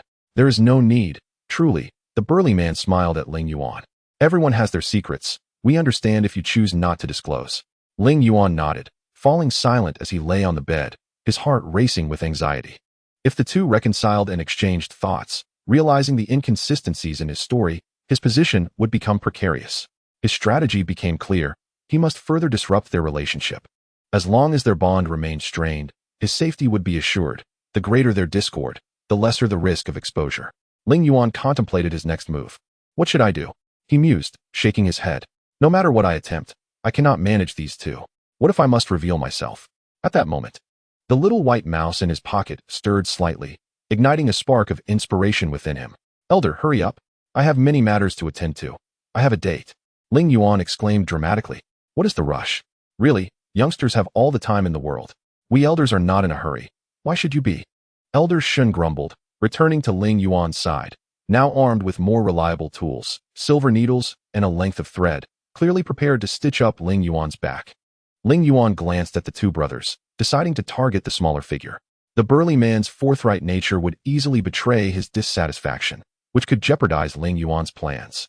The smaller figure, on the other hand, was less inclined to reveal his feelings, making him easier to manipulate. Brother, what is this about a date? You just arrived. Have you found a romantic interest already? The burly man asked directly, prompting Ling Yuan to notice the smaller figure's discomfort. It was clear he harbored feelings for a woman within the Wind and Thunder Fortress, but it appeared he had yet to act on them. Well, since you've exposed your vulnerability, I must take advantage of it, Ling Yuan thought with a smirk. When I first arrived yesterday, A senior sister seemed to take a liking to me, and we agreed to go out together, he said with a sense of pride. Oh, quite impressive. The smaller figure turned, his demeanor betraying his unease. Ling Yuan sensed that he had hooked the bait, with a few more nudges. The rift between the two brothers would become irreparable. Not bad, not bad, Ling Yuan nodded, saying little more. The ensuing inquiries would need to come from the smaller figure. If Ling Yuan divulged too much, it would lose its impact. Young man, cease your chatter. If you do not wish to meet an untimely fate, you would do well to keep quiet. Elder Shin pressed lightly on Ling Yuan's back, causing him to grimace in pain. The burly man and the smaller figure once again stood aside. Brother, it is nothing to worry about. That senior sister is likely Leyin. Look at her. She shows no real interest in you, so do not pursue her further. This matter is none of your concern. What I choose to do is my business. Ling Yuan heard, and a weight lifted from his chest. Unlike the grand ideals of righteousness, emotional rifts are often insurmountable. If these two brothers focused their energy on this, he would find himself much safer. Young man, be cautious. Do not move excessively, Elder Shin said with professionalism, deftly stitching up the palm-sized gash on Ling Yuan's back. Once finished, Ling Yuan declined the kind offer of his brothers to escort him back to his quarters and return to his room. Chapter 41. A Secret Meeting with Leyin, Part 1. With the two brothers absent, tranquility enveloped the surroundings. Ling Yuan nodded, finally ready to commence his cultivation. The recent turmoil had interrupted his practice for several days, a situation he could not endure. Sitting cross-legged on the bed, devoid of a jade mat, he had to make do. In the path of cultivation, stagnation equates to regression. A single day's interruption can significantly impact one's state. Having been inactive for so long, resuming his practice would be a formidable challenge. Time flowed silently during Ling Yuan's practice, and as evening approached, he awoke from his meditative state. Feeling invigorated and confident that he would not err today, with a sense of ease, he pushed open the door and stepped outside. Watch out. Just as he exited, a sudden strike met him. A small figure launched a beam of crimson light aimed directly at his chest. Do you think I fear you? Ling Yuan rolled aside. Evading the initial attack, he scraped his foot against the ground, unleashing a gust of wind and sand towards the diminutive assailant, hoping to disorient him. The small figure deftly bent down and closed his eyes, evading the onslaught without a trace of dust touching him, and retaliated with another burst of red light that nearly struck Ling Yuan. What are you here for? Ling Yuan questioned, realizing he was at a disadvantage and feeling the pressure mounting. I have no grievances with you, so why the attack? For no particular reason. Just because I find you displeasing. Does that suffice? The small figure's eyes glimmered with malice, as if Ling Yuan were an ancient enemy. I have no interest in this. Let's finish quickly. Ling Yuan spat, summoning his energy to propel himself forward. He feigned a light and airy movement, hoping to confound his opponent. Locking his gaze onto the small figure's eyes, he sought to discern whether his deception had taken hold. If it had, he would launch a new offensive. Regardless of the outcome, Ling Yuan found himself closing in on the small figure. If the latter remained unfooled, they would undoubtedly clash head-on, risking mutual destruction. Suddenly, Ling Yuan felt a surge of heat in his chest, as if his blood, long confined, sought escape. With a violent heave, he expelled a spray of crimson from his mouth, staining the ground. He gazed at the small figure, struggling to ask, "This isn't poison, is it? What, then, is it?" The blood within him had surged without apparent cause, and with no signs of poison or magic from his adversary, Ling Yuan was baffled by the nature of the attack. Humph. Regardless, you are on the brink of death. Allow me to showcase my prized artifact, the small figure proclaimed with pride. Behold. With a flourish of hand gestures, a unique light emanated from his fingers. Moments later, a blood-red artifact appeared above him, resembling a maggot. Ling Yuan was perplexed by someone wielding such a grotesque item. However, the artifact radiated an unexpectedly gentle and righteous aura, reminiscent of the essence he had observed in the senior disciples of the eighteenth sect. Its presence on such a small figure was surprising. This is the blood shadow worm, my most secretive artifact. 5 years ago, I stumbled upon a cult of evil insect worshippers, and, after vanquishing them, I procured this spiritual larva. After meticulous refinement, it has become this treasure. As long as you are alive, I can drain every drop of blood from you. Ling Yuan was intrigued by how such a malevolent artifact could exude such a noble light. The small figure, slightly embarrassed, added, "Usually, I use it to bleed livestock quickly. But the downside is it only works on animals. With humans, it merely causes discomfort." A moment later, the small figure snapped back to attention. "Why am I even telling you this?" He then pointed, launching another beam of red light from the blood shadow worm towards Ling Yuan. "Bring it on." This time, Ling Yuan was prepared. As he sidestepped, he kicked up a wooden stick that soared towards the blood shadow worm. Let's see if you can harm me this time. In a moment of danger, the small figure guided the blood shadow worm to evade the attack, then swiftly produced a short dagger, charging directly at Ling Yuan's chest. Ling Yuan did not flinch. Instead, he sidestepped and seized the small figure by the neck. I do not wish to kill you. Do you yield? Yield? Never. The small figure retorted angrily as the blood shadow worm lunged towards Ling Yuan's head, attempting to activate its draining ability, causing him considerable distress. Stop. Ling Yuan tightened his grip on the small figure's neck. I am stronger than you, and your resistance is futile. Now do you yield? The small figure could barely muster a sound. What? You yield now? Ling Yuan's gaze was steely as he applied more pressure, and the small figure nodded vigorously, fearing for his life. Good. Then I shall release you. Ling Yuan let go and turned to leave. On his way, he patted the spot where a small white mouse resided, rousing it from slumber. Wake up. I have a task for you. After caring for you all this time, you must contribute. The little mouse, still groggy and unaware of Ling Yuan's intentions, squeaked in confusion, seemingly unprepared for the task ahead. Such is the state of affairs. Ling Yuan mused, observing the dazed creature. He hoped it would serve to attract Mo Lian's attention, so he refrained from imposing further demands. Ah, here we are. Ling Yuan sighed, feeling as though he were walking to his execution. With Bo Ming and Duan Mei already in his life, he felt overwhelmed. Is it truly necessary to add yet another?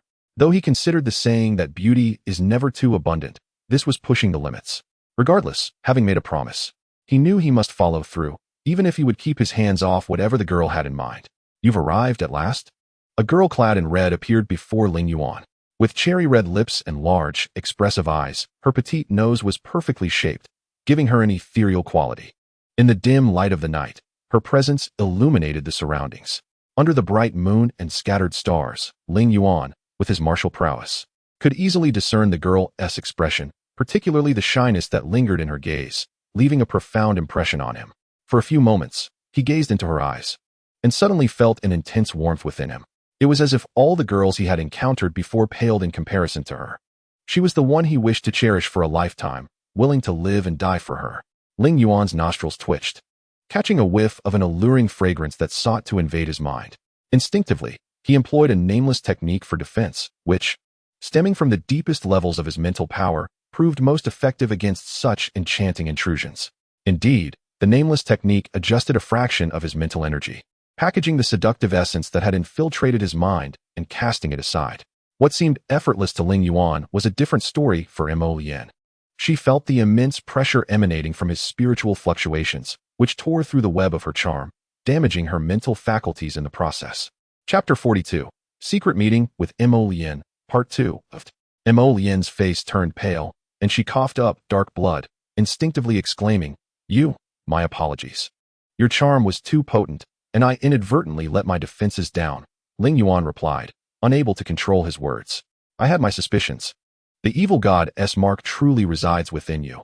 Mo Lian retreated 2 steps, her red attire shifting back to black, and the alluring softness on her face vanished. The girl spoke with a hint of confusion, questioning the connection between the unnamed technique she used and the evil god's mirror. Ling Yuan, filled with doubt, felt no stir within his heart. My dear lady, perhaps you are mistaken. I have heard of the evil goddess mirror, but it was mentioned by my 2 brothers who instructed me to assist in the search within our sect. They even compensated me for it. If you claim I took money, I confess, but if you assert I possess the evil goddess mirror, I shall fiercely contest that. Strange. He might actually be speaking the truth. Mo Lian sensed the aura surrounding Ling Yuan and found no peculiar fluctuations. He was not lying. Indeed, I may have wronged you, she admitted, a touch of embarrassment in her tone. Of course. You made it seem as if you yourself are quite aggrieved, Ling Yuan replied, visibly displeased with her reaction. My apologies, but the urgency of the matter left us no choice but to act hastily. However, I truly called you here to discuss this, Mo Lian said, her cheeks flushing as she lowered her gaze. Honestly, you are like a child, laughing and crying without reason, Ling Yuan observed, feeling a headache coming on as he contemplated how to navigate this situation. Come, sit here, let us have a proper conversation, Mo Lian said sweetly, nestling beside him. No, it is absolutely unwise to approach. This woman is undoubtedly a viper. One moment of weakness, and I could be devoured whole. What will become of my vitality?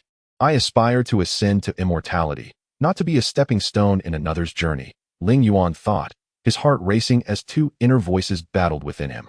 Are you foolish? Such a beautiful girl, and you do not pursue her? You need not fear being consumed, one inner voice urged. Do not be reckless. You already have two voices within. Can you truly control this situation? If not, do not introduce new variables, the other warned. Do not be a coward. The one unable to manage this is the true coward. Do not complicate matters further. Your dream of divinity is at stake. Both voices shouted simultaneously in his mind. Ling Yuan hesitated, yet his cautious nature led him to heed the advice of the inner voice, which gradually grew stronger, pushing doubts aside.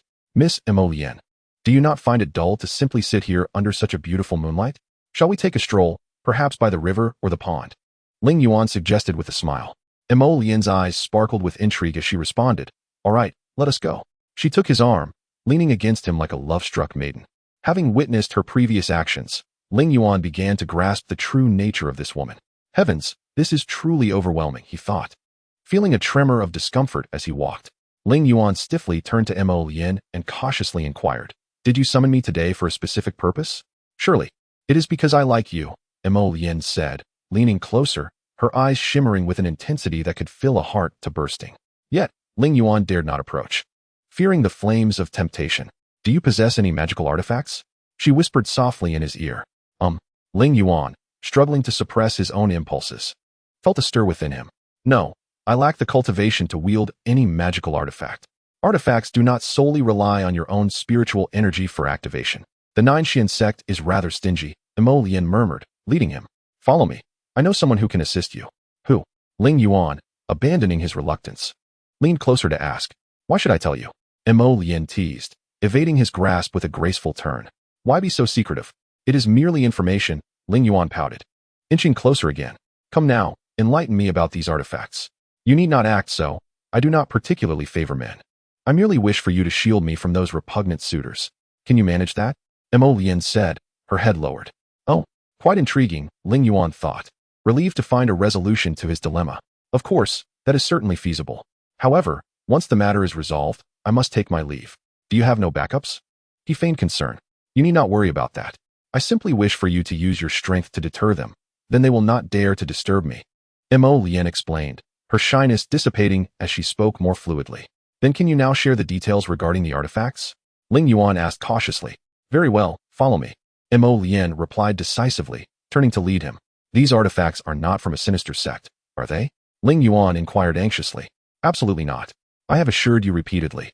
The Wind Thunder Fortress is a refuge for all cultivators, and we would never engage in malevolent deeds, Leyin assured him straightforwardly. That is a relief, otherwise we would be delayed yet again, Ling Yuan said, patting his chest. His current prowess was insufficient, and he urgently needed a magical artifact for a potent offensive. He could not rely solely on the nameless technique. Tell me about this person, Ling Yuan probed cautiously, hoping to glean some advantage. I serve as a humble attendant at the tea house in the Nine Mysteries Sect, and have a knack for reading people. If I can acquire more, you shall certainly benefit. What? Help me conceive? Leyin abruptly replied, causing Ling Yuan to choke on his breath. Miss, are you not being a tad too forward? He gasped. With my own strength, I can manage quite well. Should I not occupy myself with a child until I find my true love? Leyin gazed at him, her eyes sparkling, stirring something within Ling Yuan. You must not. I am on the path to immortality. I cannot squander my vitality here, or I shall truly waste my life. Miss, may we consider a different request? He pleaded, bending slightly in a pitiable manner. Haha, of course. I no longer wish to live in haste. I long to leave this place. Help me devise a plan, she implored. Feigning death? Ling Yuan suggested. The first thought that sprang to mind. Feigning death? Agreed.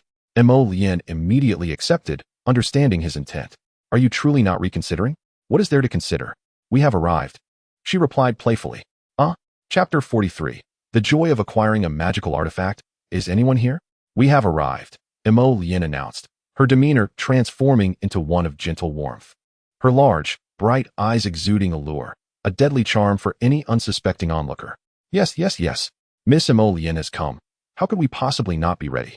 A tall, slender young man looked up from a high workbench, beaming with a smile. Miss Leyin, please, have a seat.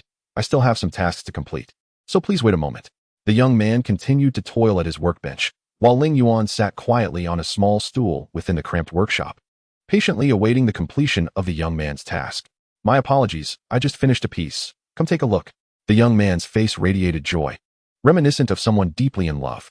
Xiao Chao is the finest spirit craftsman in Fenglei Fortress, possessing an innate spiritual body.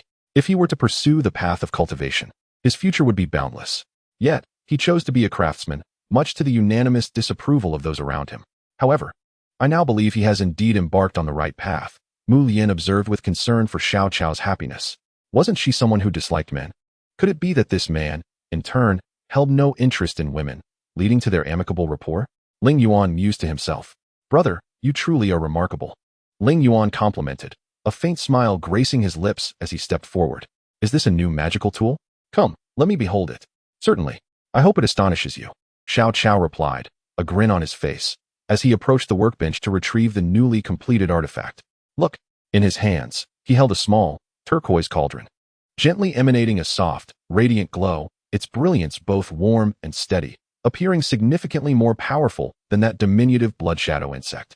Meeting you is a stroke of fate, brother. This small cauldron is a gift for you, Xiao Chao said with a smile, noticing the admiration in Ling Yuan's eyes. This. I must clarify. Ling Yuan stammered, attempting to explain. No need for explanations. Any man who accompanies Mu Lian here is most likely seeking a magical tool. I share a good relationship with Mu Lian, and her friends are my friends. There's no need for embarrassment. Oh, in that case, should you require assistance in the future, simply ask. I shall certainly help. Ling Yuan felt a sense of owing something, intending to compensate with a banquet. No need. I still have several experiments to conduct. Drinking is unnecessary. I appreciate your kindness. Xiao Chao nodded and returned to his workbench. Let us go. He needs to work, and it would be inappropriate to disturb him. Mu Lian gently tugged at Ling Yuan's sleeve, guiding him outside. You should quickly study how to use this cauldron. Newly crafted magical tools are the easiest to adapt to. Delve deeply into it. This cauldron possesses boundless utility, and Xiao Chao has never produced a defective item. Thank you so much. Ling Yuan expressed his gratitude, lowering his head. Were it not for Mu Lian bringing him here, he would have lacked the confidence to confront the overwhelming pressure before him. It's no trouble at all. As long as you can help me escape this place and take me out to explore, I would be immensely grateful. I've been here since childhood. And even when I ventured out, I never truly appreciated the beauty of the world outside. I want to go out. I desire to live freely. Mu Lian's eyes sparkled with longing. In that moment, she seemed far removed from the bold and straightforward girl she usually was. Can't you leave on your own? Why did you come to the Joshwan sect before? Did you not manage to get out? Ling Yuan remarked with a hint of skepticism. I was on a mission. And during such times, I am under strict surveillance. It's not as simple as you think. Regardless, my request is straightforward. I want to leave this place and never return, Mu Lian insisted resolutely. Very well, then I have another favor to ask of you. If you can fulfill it, I shall grant you your freedom. Otherwise, how about I take you on a little tour outside? Ling Yuan was calculating his next move. Deal. Mu Lian smiled faintly. What is it? I want to attend the negotiations between your group and the Joshwan sect. Even if it's just to listen from the sidelines. That would suffice, Ling Yuan stated earnestly. That's difficult. Think of something simpler, Mu Lian protested. No, I came precisely for my fellow disciples. How could I possibly miss a negotiation that concerns her safety? Ling Yuan declared with conviction. Wait, what is your relationship with that girl? Why are you so concerned about her? Mu Lian suddenly inquired, fixing her gaze on Ling Yuan. That girl has feelings for me, and I for her. Due to insufficient strength, we've yet to unite, but caring for her should not be a problem, right? Ling Yuan spoke somewhat awkwardly, deliberately avoiding eye contact. Such flaws could not escape Mu Lian's discerning gaze, but seeing the worry in Ling Yuan's eyes softened her heart, and she refrained from pressing further. The remainder of the journey was marked by silence. Ling Yuan pondered the newly acquired artifact while Mu Lian contemplated the beauty of the outside world, their thoughts diverging, naturally leading to a lack of conversation. Upon returning to their dwelling, the twin brothers were diligently meditating and practicing, oblivious to Ling Yuan's presence. Thus, he unhesitatingly retrieved the newly obtained artifact from his robe and, without delay, seated himself cross-legged, invoking the Joshwan scripture to channel strands of spiritual energy into the artifact. It was not that Ling Yuan lacked the ability to manipulate spiritual energy. Rather, he was hesitant to flood the artifact with an overwhelming amount at once. The magical tool was newly forged, and the flow of spiritual energy within was not yet fully formed. If he were to inject a large quantity all at once, the artifact would fail to initiate its own spiritual flow, rendering it ineffective. As Ling Yuan gradually infused spiritual energy into the cauldron, It began to shimmer with a brilliant glow, a manifestation of the energy condensing upon its surface. If this were an ordinary artifact, such a minimal infusion would not elicit any response. This cauldron could already be classified as a premium magical tool. I am fortunate indeed. The quality of my first artifact is remarkably high. Pure luck. Ling Yuan mused, shaking his head in disbelief, and confidently increased the flow of energy into the cauldron. The cauldron sparkled with crystalline brilliance, each point of light resembling a delicate crystal adorning its surface. Ling Yuan sensed the state of the cauldron. It was in excellent condition, with hardly any changes, and it seemed he was far from achieving even a slight warmth from it. Realizing there was still substantial capacity for energy, Ling Yuan felt compelled to increase the infusion. The cauldron, invigorated by the spiritual energy, radiated an enchanting light, the number of glimmering points multiplying as they began to dance, subtly intertwining with one another, casting similar tiny lights upon their hands. Ling Yuan observed the luminous points on the cauldron, curiosity igniting within him. What purpose did these tiny lights serve? What might transpire if he continued to infuse spiritual energy? As his energy reserves dwindled, Ling Yuan silently expressed gratitude for the healing provided by Bo Yun earlier. The clarity of his meridians had vastly improved. While continuously channeling energy, he also drew a small portion of ambient spiritual energy from the surrounding space into the cauldron. In terms of cultivation, Ling Yuan had yet to reach the stage where he could draw external energy, but the existence of the nameless technique granted him a degree of control over this lifeless energy, albeit limited by his current level of mastery.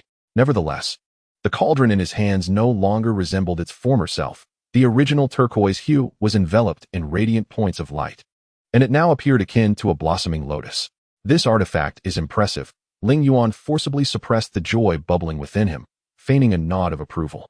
Though no one was present to witness, if he did not rein in his elation immediately, it could lead to complications later on. Taking a deep breath, he slowly withdrew the spiritual energy from the cauldron, reintegrating it back into his meridians. The ethereal energy within the small cauldron began to flow gently towards Ling Yuan's meridians, akin to a cup brimming with water, from which the liquid cascades into a drainage channel. At that moment, Ling Yuan's meridians resembled a conduit, channeling the ethereal energy as if it were a torrent rushing downward, eagerly returning to its rightful place after a prolonged accumulation within the cauldron. Ling Yuan distinctly sensed that the energy coursing through his meridians was extraordinary, vastly exceeding the typical reserves he was accustomed to, far surpassing what he theoretically should possess at this stage. Incredible! What fortune! Ling Yuan exclaimed involuntarily, bewildered by the sudden influx of such energy, wondering where it had come from, oblivious to its origins. Upon comparing his current reserves with his previous state, the disparity left him astounded. The anticipated increase in energy was significantly greater than he had expected. If he were to use his usual daily practice as a benchmark, the augmentation would equate to the total energy he would typically accumulate over an entire week. To fully store this newfound energy would require a training period exceeding 6 months. Given this effortless and inexplicable gain, it was evident that his body could scarcely endure such a surplus. Thus, the only viable option was to retain this energy within the cauldron. Having absorbed a few wisps of energy to satiate his meridians, Ling Yuan cautiously employed his mental strength to enable the cauldron to autonomously absorb the energy clinging to its surface. A gentle knock echoed from the window, and he heard a voice outside. All set. Tomorrow morning, same place. How industrious. Ling Yuan teased, contemplating that if the members of the Jiuxian sect exhibited half as much efficiency, defeating the Jinmen sect would pose no challenge. Yet, he deemed it prudent to dismiss such trivial musings, for the crux of the matter lay in the negotiations that would impact Bo Meng's safety, where he could exert a modicum of influence, however minuscule it may be, like an ant shaking a tree. With a sigh of relief, the twin brothers returned from their meditative state, greeting Ling Yuan with enthusiasm. Brother Waste, you're finally back. We thought you had been devoured by some female disciple. You're the one who would be devoured. There are no enticing female disciples around here, Ling Yuan retorted dismissively, though a twinge of regret lingered in his heart. The mention of Tao Huan, Lu Shuigu, and Xiao Xiangguan elicited serious expressions from the two brothers.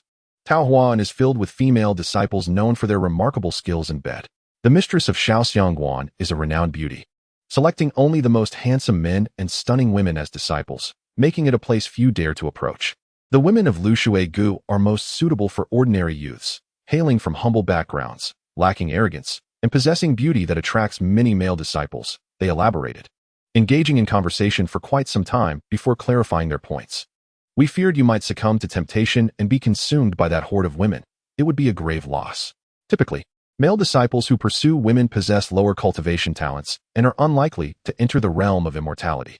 Given this context, such behavior is somewhat understandable. But are you truly considering giving up? The twin brothers expressed, their concern palpable. Ling Yuan pondered their words, unable to discern any irregularities, and reluctantly chose to let it go. I was merely attending to important matters. Look, I acquired this magical artifact, he proclaimed, presenting the small cauldron to his brothers. How exquisite, they exclaimed in unison. Had he not known they would speak in tandem, Ling Yuan's sense of satisfaction would have felt more profound. You obtained it from senior sister Leyin, didn't you? They inquired after a brief moment of contemplation, startling Ling Yuan. Yes, indeed. What of it? He replied, surprised. Wishing to clarify the situation, he recognized that Leyin was not entirely trustworthy and sought to glean more information to mitigate future risks. Senior sister Leyin does not favor men, they exclaimed almost in unison, leaving Ling Yuan taken aback. Then why did you seek her out? She has never procured a magical artifact for a man. Do you realize what that implies? What? Ling Yuan's intuition hinted at something significant occurring. She considers you utterly reliable and trustworthy, they asserted emphatically, sending a shock through Ling Yuan. How can that be? Don't jest with me. Isn't it customary for every new disciple to receive a magical artifact? He stammered, his throat dry. Not at all. We have yet to acquire any magical artifact. They lamented, their disappointment evident. Really? That can't be right. You must be overthinking it. Ling Yuan dismissed, rolling onto his bed to enter a meditative state. A layer of ethereal light enveloped him, indicating he had genuinely entered a state of cultivation. It's infuriating. People can truly drive one to despair. The twin brothers exchanged glances and also succumbed to their meditative practices. In a distant corner of Feng Lei Fortress, Bo Yun and Bu Fei Yuan sat across from each other, their brows furrowed in concern. How did we let him escape? I should have slain him with a single sword strike. Bo Yun seethed. He had his uses at the time. We could not act so hastily, Bu Fei Yuan countered, patting Bo Yun's shoulder. Upon their return from gathering intelligence, they discovered that the malevolent figure they had bound and discarded had vanished without a trace, leaving only the rope that had been used to restrain him. Initially, they believed that binding him would resolve the issue and spare them from bloodshed. But now they regretted allowing the dark sorcerer to escape, realizing that future matters would become increasingly complex. Firstly, this location frequently attracted visitors, necessitating someone to handle the situation. Without such a presence, they could not remain. Secondly, the dark sorcerer, having suffered, would undoubtedly seek vengeance, complicating their efforts to navigate the ever-present dangers of ambushes. Look, there is a sign here. What does it say? Bu Fei Yuan pointed to the ground near Bo Yun's feet. Blood sacrifice pool? Bo Yun read the inscription, surprised. What is that? Perhaps it's a sect of the dark arts, but I'm unsure if it's a major or minor one. I've never heard of it. Bu Fei Yuan mused, furrowing his brow in contemplation. One thing was certain. The blood sacrifice pool must belong to the dark sorcerer's sect, which likely engaged in a tradition of collecting women for sacrifice. This evil sect should be eradicated, and the Jiuxian sect could lend a hand, Bu Fei Yuan continued. But that is not our current task. We must focus on negotiations. However, we still lack the Shinnon cauldron for this purpose. How can we negotiate without it? The sect leader had issued orders in haste, leaving them no time to prepare adequately. The Shinnon cauldron remained in the storeroom. Yet, negotiations need not rely solely on exchanges. Intimidation through strength can also be a form of negotiation. I believe we should explore this approach. What do you think? Indeed, I have contemplated this for quite some time. Adding a touch of bloodiness to the title of Scholar Immortal would be quite impressive, Bo Yun said, excitement illuminating his face. It's nostalgic. It's been so long since you've engaged in combat, hasn't it? Bu Fei Yuan remarked, observing the refined Bo Yun with a hint of nostalgia. Shall we give it a try? Bo Yun declared, forming a hand gesture, readying his flying sword for a duel with Bu Fei Yuan. Forget it. It is not the right time. The noise is too loud and may attract unwanted attention. Let us first devise a plan for our negotiations. I believe we could approach it this way. Bai Yun could lean in and speak softly. Chapter 45. A daring move. The next day, when Ling Yuan awoke, he discovered that the twin brothers had already vanished. Outside, a cacophony of sounds filled the air, and as he peered out, he noticed a streak of crimson on the horizon. Fire had broken out. Various individuals, young and old, were rushing back and forth with buckets in hand. The intensity of the flames appeared considerable, and the weariness etched on their faces suggested that the inferno had raged throughout the night. "Fool, come quickly. There's a fire," exclaimed the younger of the twins as he dashed toward Ling Yuan, urgency evident in his voice. How could there be a fire? Ling Yuan wondered, perplexed. In such a stable society, it was unlikely that anyone would resort to arson out of spite, and it was not winter, making spontaneous combustion improbable. Now was not the time for such musings. Ling Yuan hurried back to his room to grab a small cauldron before rushing outside. He was uncertain of its utility in this situation, but having it brought him an inexplicable sense of security. A lighter burden and a tranquil heart led him to choose the cauldron, alleviating some of his tension. Chirping excitedly, the little white mouse leaped from Ling Yuan's arms to perch on his shoulder, its exuberance baffling him. "Fool, hurry. Get a bucket to fetch water," a distant voice commanded Ling Yuan. Without a second thought, he seized a bucket and sprinted toward the source of the flames. "Isn't that enough? 3 spots have already been ignited. That should suffice," Buffet Yuan remarked to Bai Yun, both disguised as ordinary disciples of the demonic sect, standing innocuously by the roadside. No, it's not enough. We must continue. This is essential. If they extinguish these few fires in less than half an hour, what is the point?" Bai Yun grinned wickedly, his teeth grinding audibly. "For daring to kidnap my sister, you shall pay dearly. That's enough. We only have the 2 of us." "Truly, it's sufficient," Buffet Yuan said, placing a reassuring hand on Bai Yun's shoulder. "All right then, shall we issue a challenge?" While Bai Yun relished the idea of a brawl, he was still quite inexperienced in the art of confrontation. "Of course not. We must display our strength. Which means bending the rules, such as ambushes or poison. Do you understand?" Buffet Yuan replied with a smile. "I see. We are to provoke them. Seeking a fight to demonstrate our might, correct?" Bai Yun grinned. "Indeed. So, how shall we commence?" "Very well, let us see how that fellow fares." Ling Yuan was now dashing back and forth between the water source and the burning building, burdened with 2 buckets of water, utterly exhausted and nearly tripping once more. Since he began his efforts to extinguish the flames, he had stumbled 3 or 4 times, to the point that he could scarcely feel the pain anymore. Chirping again, the little white mouse continued its incessant chatter, leaving Ling Yuan bewildered. "What on earth do you want?" he finally erupted, his arms aching and the mouse's persistent chirping grating on his nerves. "What is your problem?" Undeterred, the little creature continued its racket, even jumping into Ling Yuan's arms and nudging something outward. When he checked, it was the small cauldron. What use could this possibly serve in this predicament? "Oh, clever little one," Ling Yuan exclaimed with a flash of insight, praising the mouse before placing the cauldron into the bucket.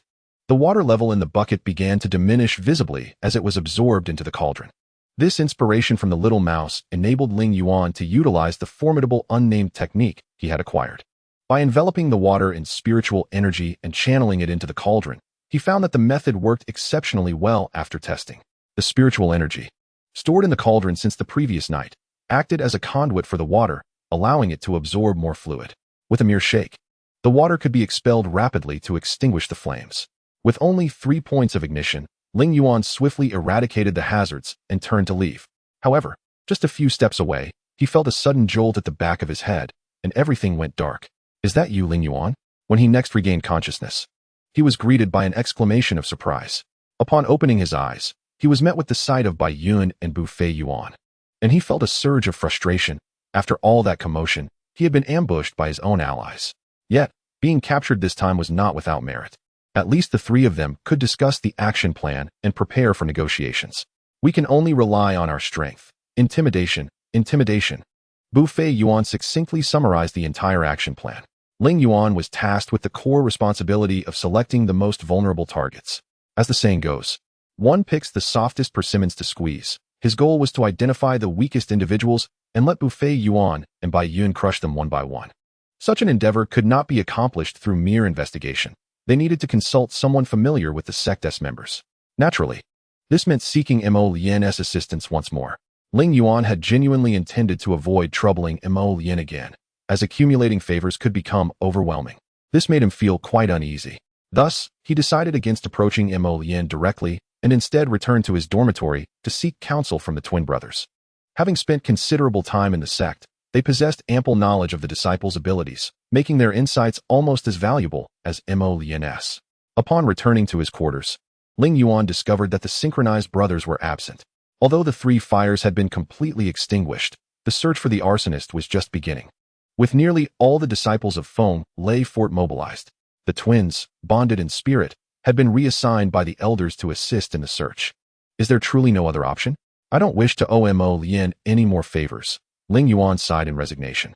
Stepping out of his room and making his way toward the familiar spot where, if all went as expected, Mo Leyin would be waiting for him. Chapter 46. The Forces of Darkness. Why did you take so long to arrive? Indeed, just as Ling Yuan approached, he heard a playful voice call out. Looking up, he saw a girl, cheeks flushed, waiting beneath a osmanthus tree, her dark attire now exuding an air of newfound charm. The phone lay fort caught fire. It's a bit chaotic, Ling Yuan stammered, managing to relay only these few words. All right, I understand. Mo Leyin did not press him for further details. Regarding the negotiations, as a member of the honor guard, you are responsible for the reception at the start of the discussions. The individual in charge happens to be otherwise occupied, so I am assigning this task to you. Is that acceptable? Absolutely, Ling Yuan replied, relieved to hear that he would be handling the reception duties. Joking aside, having served as a humble attendant for such a long time, I have witnessed numerous grand spectacles. Facilitating an event is, quite frankly, a trivial matter. You appear entirely unfazed, remarked Mo Leyin with a smile as she observed Ling Yuan. Indeed, my role within the Nine Mysteries Sect has been predominantly that of a host, where I have managed numerous affairs. Receiving a few guests is a task so simple that it hardly deserves mention, Ling Yuan boasted modestly. How shameless, Mo Leyin chuckled softly, her demeanor revealing a charm that nearly captivated Ling Yuan once again. However, the space in his heart was already occupied. Bo Meng claimed half, while Duan Mei occupied the other. Any further encroachment would be utterly perplexing. What do you think? You have yet to witness the full extent of my professional competence. The enigma before you is none other than a man of intrigue. Ling Yuan raised his head, feigning arrogance. Enough, enough. Who do you think you are? The real question is whether you can truly handle this. If numerous individuals from the Nine Mysteries Sect arrive, you alone will be responsible for their accommodations. Mo Leyin expressed her concern while gazing at Ling Yuan. No problem at all. Only 3 of us have come, which is more than sufficient, Ling Yuan affirmed with a nod. So few? You possess such confidence? The entire demonic faction boasts many formidable experts, Mo Leyin teased with a grin. This is merely a phone lay fortress. What is there to fear? My 2 senior brothers are genuine powerhouses and will not be intimidated by you, Ling Yuan replied nonchalantly, dismissing the matter entirely. Who informed you that there is only a phone lay fortress? Mo Leyin exclaimed, exasperated. I implore you to conduct a thorough investigation before causing any commotion. Ling Yuan, puzzled by Mo Leyin's flustered expression, quickly inquired, what is the matter? I do not understand. The land here is barren, and survival necessitates mutual assistance across various skills, agricultural techniques, childbirth methods, and combat prowess. Do you comprehend? Ling Yuan, realizing the gravity of the discourse, refrained from being dismissive. Living in such a desolate region, the core issue is survival and resources. We must exert every effort to extract resources from this arid land to sustain ourselves. However, no single person can exhaust such techniques. Hence, we have chosen a more suitable approach of division of labor and cooperation. The advantage of collaboration allows each sect to concentrate its energies on research. For instance, the core focus of the Shinong residents is to maximize agricultural output, while the Beast Tamer Pavilion strives to harness animal power for human benefit. Our Phone Lay Fortress, like other sects, is tasked with providing guidance for the cultivation within the demonic faction, Mo Leyin articulated deliberately, her eyes fixed on Ling Yuan, hoping he would grasp her meaning. In this manner, mutual cooperation among sects ensures our survival in such barren lands. This tradition of collaboration has endured for eons. Maintaining a state of tranquility, Mo Leyin continued contemplatively. Yet, why do individuals still raid the homes of ordinary folk to abduct women for their vile pleasures, only to brutally murder them? On my very first day here, I witnessed such a scene. Surely, this cannot be merely coincidental? Ling Yuan remarked disdainfully after absorbing Mo Leyin's earlier explanation. You must be referring to those from the blood sacrifice pond. To you, they may appear as demonic. Yet to us, they have barely grazed the periphery of true malevolence. They are merely thieves, Mo Leyin retorted dismissively. We are merely ordinary people living on the fringes, striving for survival without the intent to harm. In contrast, they engage in heinous acts, committing atrocities without remorse. Bound by our cooperation with them, we are compelled to offer assistance, which tarnishes our own reputation and inadvertently bolsters their arrogance. I see now. It appears that this matter is not your fault. Ling Yuan nodded in acknowledgement. So, is our negotiating partner a single sect or the entirety of the demonic faction? Ling Yuan's concern grew. The original strategy was tailored for a negotiation with only Feng Lei Fortress, yet the scope had now dramatically expanded. It is likely the entire demonic force. Mo Leyin replied with palpable regret. The significance of the evil god's mirror for global stability is immense, particularly for the blood sacrifice pawn, whom you held in such contempt. Possessing the evil god's mirror would render them capable of cultivating and living without resorting to mass slaughter. Mo Leyin paused to collect her thoughts before continuing. The fundamental purpose of the evil god's mirror is to indicate the birthplace of the evil god's embryo, which was originally in the hands of the malevolent sections. We seized it and initiated a form of tracking. Recently, while I was out procuring supplies, I carried the evil god's mirror with me and was intercepted by 2 disciples of the Sword Gate. In a moment of carelessness, the mirror was knocked away, prompting us to commence our search, most likely at the Nine Mysteries Sect. Hence, I endeavored to infiltrate the Nine Mysteries Sect. Do you now understand why I am here? That does make some sense, Ling Yuan nodded slowly. However, why would you carry such a crucial item with you? It defies logic to possess something so significant without proper security. You would not comprehend. The evil god's mirror possesses remarkable and potent capabilities. Thus, important figures within our demonic faction carry it when they travel. We take turns using it, and I have a duty to retrieve it since I misplaced it. Mo Liyin's voice dwindled. So the idea to abduct disciples from the Nine Mysteries Sect originated from your faction? Ling Yuan's eyes widened in shock, fixating on Mo Leyin as if to consume her whole. I apologize. Yes, it was a last resort. I did not wish for it to come to this. Mo Leyin murmured, her head bowed. If you did not wish for this, why act in such a manner? Ling Yuan regarded her with disdain. Reluctant to continue the conversation, yet he needed to extract information, otherwise it would pose a significant problem. I will grant you an opportunity for redemption. I require detailed information regarding the strength of the disciples within the entire demonic faction. The more comprehensive, the better. Ling Yuan turned and retrieved paper and pen from his satchel. Mo Leyin hesitated for a moment, then nodded and lowered her head, beginning to write while contemplating. Soon, a page was filled to the brim. That is all I have. Any more would require a tome to contain. Ling Yuan tore the paper from the tree, assessing the substantial amount of information. This appears quite thorough. Well done. Are you certain all of this is accurate? Must I repeat myself? It is indeed true. Mo Leyin replied, somewhat vexed. Anyone would become annoyed after being asked the same question repeatedly. Understood. Thank you. Ling Yuan expressed his gratitude sincerely before swiftly departing, eager to deliver the information to Bo Yun and Bu Fei Yuan. You truly do not comprehend my plight, Mo Leyin lamented, though her voice was too low for others to hear, and indeed, no one did. Chapter 47. The Green Cauldron's Mystery Bang. Ling Yuan burst through the door, finding himself once more in the residence of the demonic beings of the blood sacrifice pond. Upon entering, he noticed the environment had been considerably tidied. Why is it so clean? I recall it being a chaotic mess this morning, Ling Yuan exclaimed in astonishment, glancing upward. Naturally. Consider this. We spent the entire day yesterday busy outside and returned late, leaving no time for tidying. Today, with nothing else to do, we would surely go mad if we did not find some task to occupy ourselves, Bo Yun complained. I apologize, I truly do. There are matters to attend to. Look, Ling Yuan has spread the paper across the table and gently tapped it twice. See, we're prepared. The negotiations tomorrow may require us to confront them. Finally, there is something to do, Bu Yun said with a smile. The workload is considerable. Let us begin swiftly, Bu Feiyan remarked, patting Bu Yun on the shoulder. He picked up the paper and began to sketch on the ground with a handful of stones, and it seemed Bu Yun understood Bu Feiyan's intentions and joined in. What are you two up to? Ling Yuan inquired, curiosity piqued. Analyzing what needs to be done, Bu Feiyan replied succinctly. We are unfamiliar with the opponent's personnel. Our task now is to simulate scenarios in our minds and resolve them one by one tonight. Tonight? Ling Yuan asked cautiously, surprised by Bu Feiyan's urgency. He had thought Bu Feiyan intended to best their adversaries at the negotiation table, but it appeared he was contemplating a surprise attack. Ling Yuan chuckled mischievously, having initially regarded Bu Feiyan as a paragon of virtue, hoping he would triumph over the opponent honorably. Little did he know that Bu Feiyan would resort to underhanded tactics that were rather vexing. However, Ling Yuan believed that being ruthless towards the enemy was a kindness to oneself. He could never forgive himself if a calamity arose from an adherence to dogma. Of course, Ling Yuan, you mustn't go. Your abilities are simply inadequate. Bu Yun interjected with a shake of his head. No, I must go. I do not want Boming to know I made no effort for his safety, Ling Yuan declared, deliberately leaving a loophole in his statement. This way, If Yun objected and provided a slight explanation, his true intentions would be achieved. I can attest to your efforts.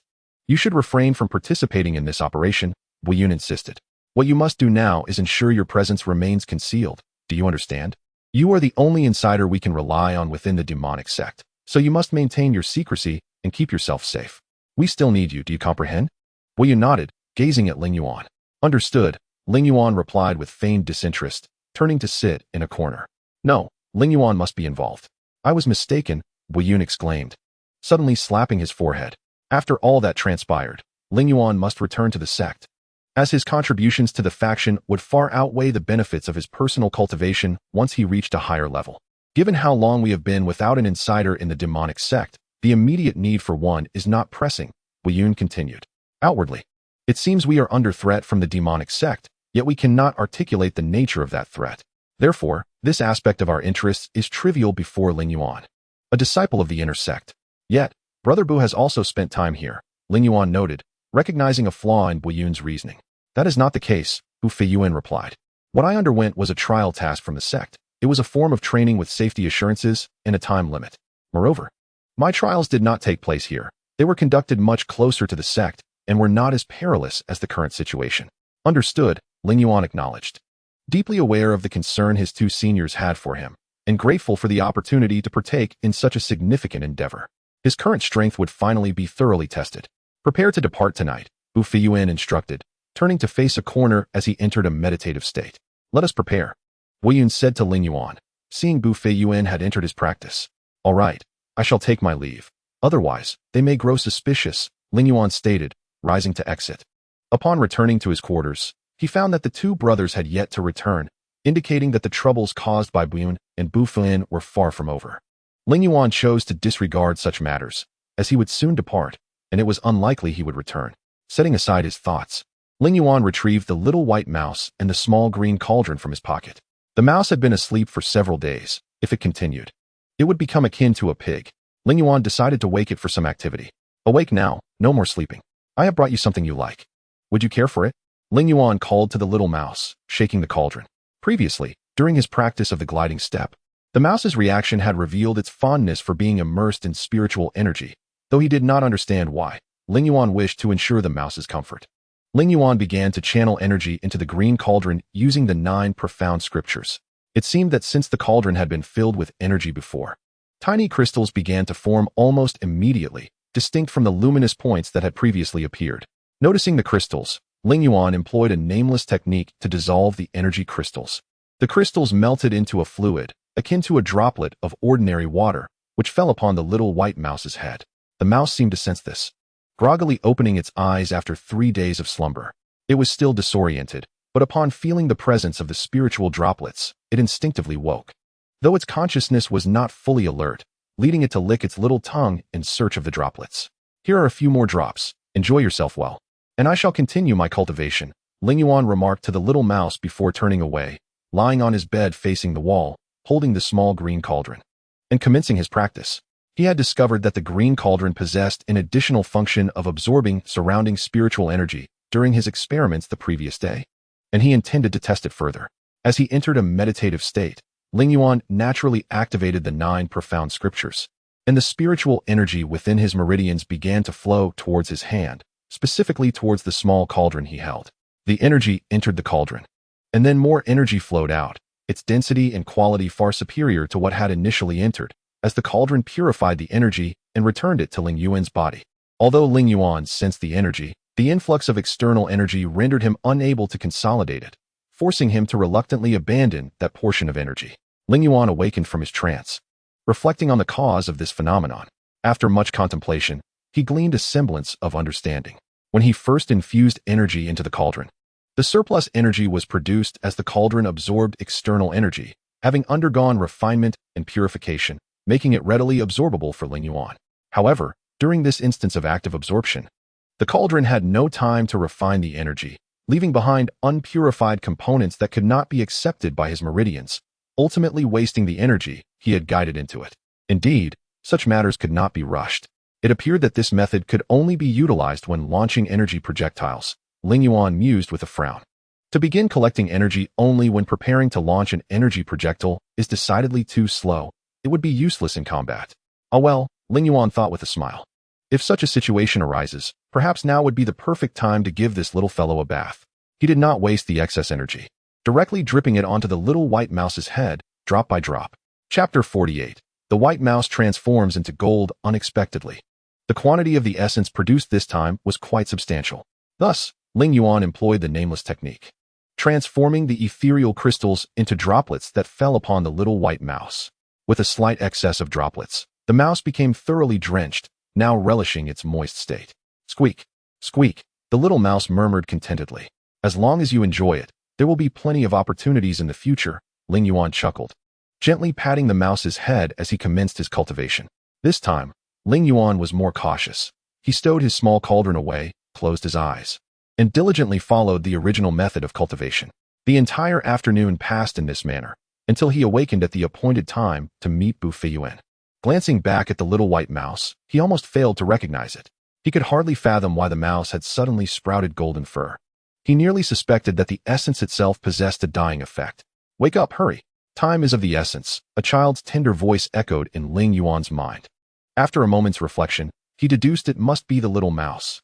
No, it should now be referred to as the little golden mouse. For the sake of fluency, I shall continue to call it the little white mouse. Little one, is it truly you? Ling Yuan leaned closer, inquiring. Although he found it hard to believe that the mouse could now speak, he reluctantly accepted this new reality. It is I. Your few drops of essence have greatly aided me. My mental prowess, enhanced by the essence, has begun to strengthen. I can now communicate through spiritual transmission without issue. The little mouse replied. All right, there is something of great importance to attend to now. You should rest for a while, Ling Yuan said, stroking the little mouse's head before placing it back into his pocket. Squeak, squeak, the little mouse protested, accompanied by a thought in Ling Yuan's mind. Don't touch my head. Do you think it's something you can just pet? I am the king of stone mice, not merely a spiritual beast of a Taoist disciple. Ling Yuan was taken aback, nearly forgetting his master's words. This little white mouse was indeed the king of stone mice. He had treated it like a pet, but if it ever lost control, he would be utterly powerless to restrain it. Apologies can come later. I have urgent matters to attend to. You rest in my pocket for now. We'll discuss your future accommodations later, Ling Yuan hastily declared as he dashed out the door, disregarding whatever the little mouse had to say. Fool, why the rush? His companion, who had returned to rest, looked at him in surprise. There's something important, Ling Yuan replied curtly. Honestly, why can't you clarify anything? His companion grumbled. However, having spent years in the sect, they were well aware of the nature of such matters. Hey, did you hear me? I am the king of stone mice. Do not treat me as a mere pet, the little mouse complained. What nonsense is this? Ling Yuan shook his head. Now that you have revealed this, I will treat you differently in the future. My apologies, he hurriedly added, pressing the little mouse's head back down. How absurd. Scoundrel, the little mouse exclaimed before falling silent. Behave yourself, Ling Yuan commanded, sprinting out the door. After their brief exchange, he was nearly late. Upon reaching the location where Bu Feiyuan and Bo Yun awaited, he found them already there, having waited for quite some time. Hurry, it's time to depart, Bu Feiyuan urged. Yes, yes. Where are we going first? Ling Yuan inquired. We'll target the lower echelon of the demonic faction. We cannot engage with those too powerful, as it may attract the attention of their higher-ups and lead to a concentrated search for us, which is not our objective, Bu Feiyuan explained. Ling Yuan, you will be the primary attacker while I strategize from the periphery, and Brother Bu will eliminate any troublesome individuals, Bo Yun contemplated. Bo Yun possessed the cloud eye, allowing him comprehensive oversight of the situation, yet his combat prowess was inferior to Ling Yuan's. Thus he would serve in a supportive role, Bu Feiyuan noted with a smile. Very well, I shall attempt a new combat technique that I have devised, Ling Yuan replied, feigning an air of mystery. I don't quite grasp what you're saying, but do as you please. Just ensure to eliminate them efficiently, Bu Feiyuan remarked, shaking his head. Never mind, you'll see for yourself, Ling Yuan said with confidence. All right, I shall proceed. You too, just observe, he declared, retrieving the small green cauldron from his pocket to demonstrate to Bo Yun and Bu Feiyuan. Do as you wish. Bo Yun still harbored doubts about Ling Yuan's confident demeanor. Ling Yuan promptly infused the cauldron with essence, detaching the crystalline formations that formed on its surface, swiftly launching them towards the door. The nameless technique rapidly decomposed the essence crystals into gas, propelling them toward the door with great speed. The crystals accelerated as they approached, effortlessly shattering the door and leaving a hole as wide as a human wrist.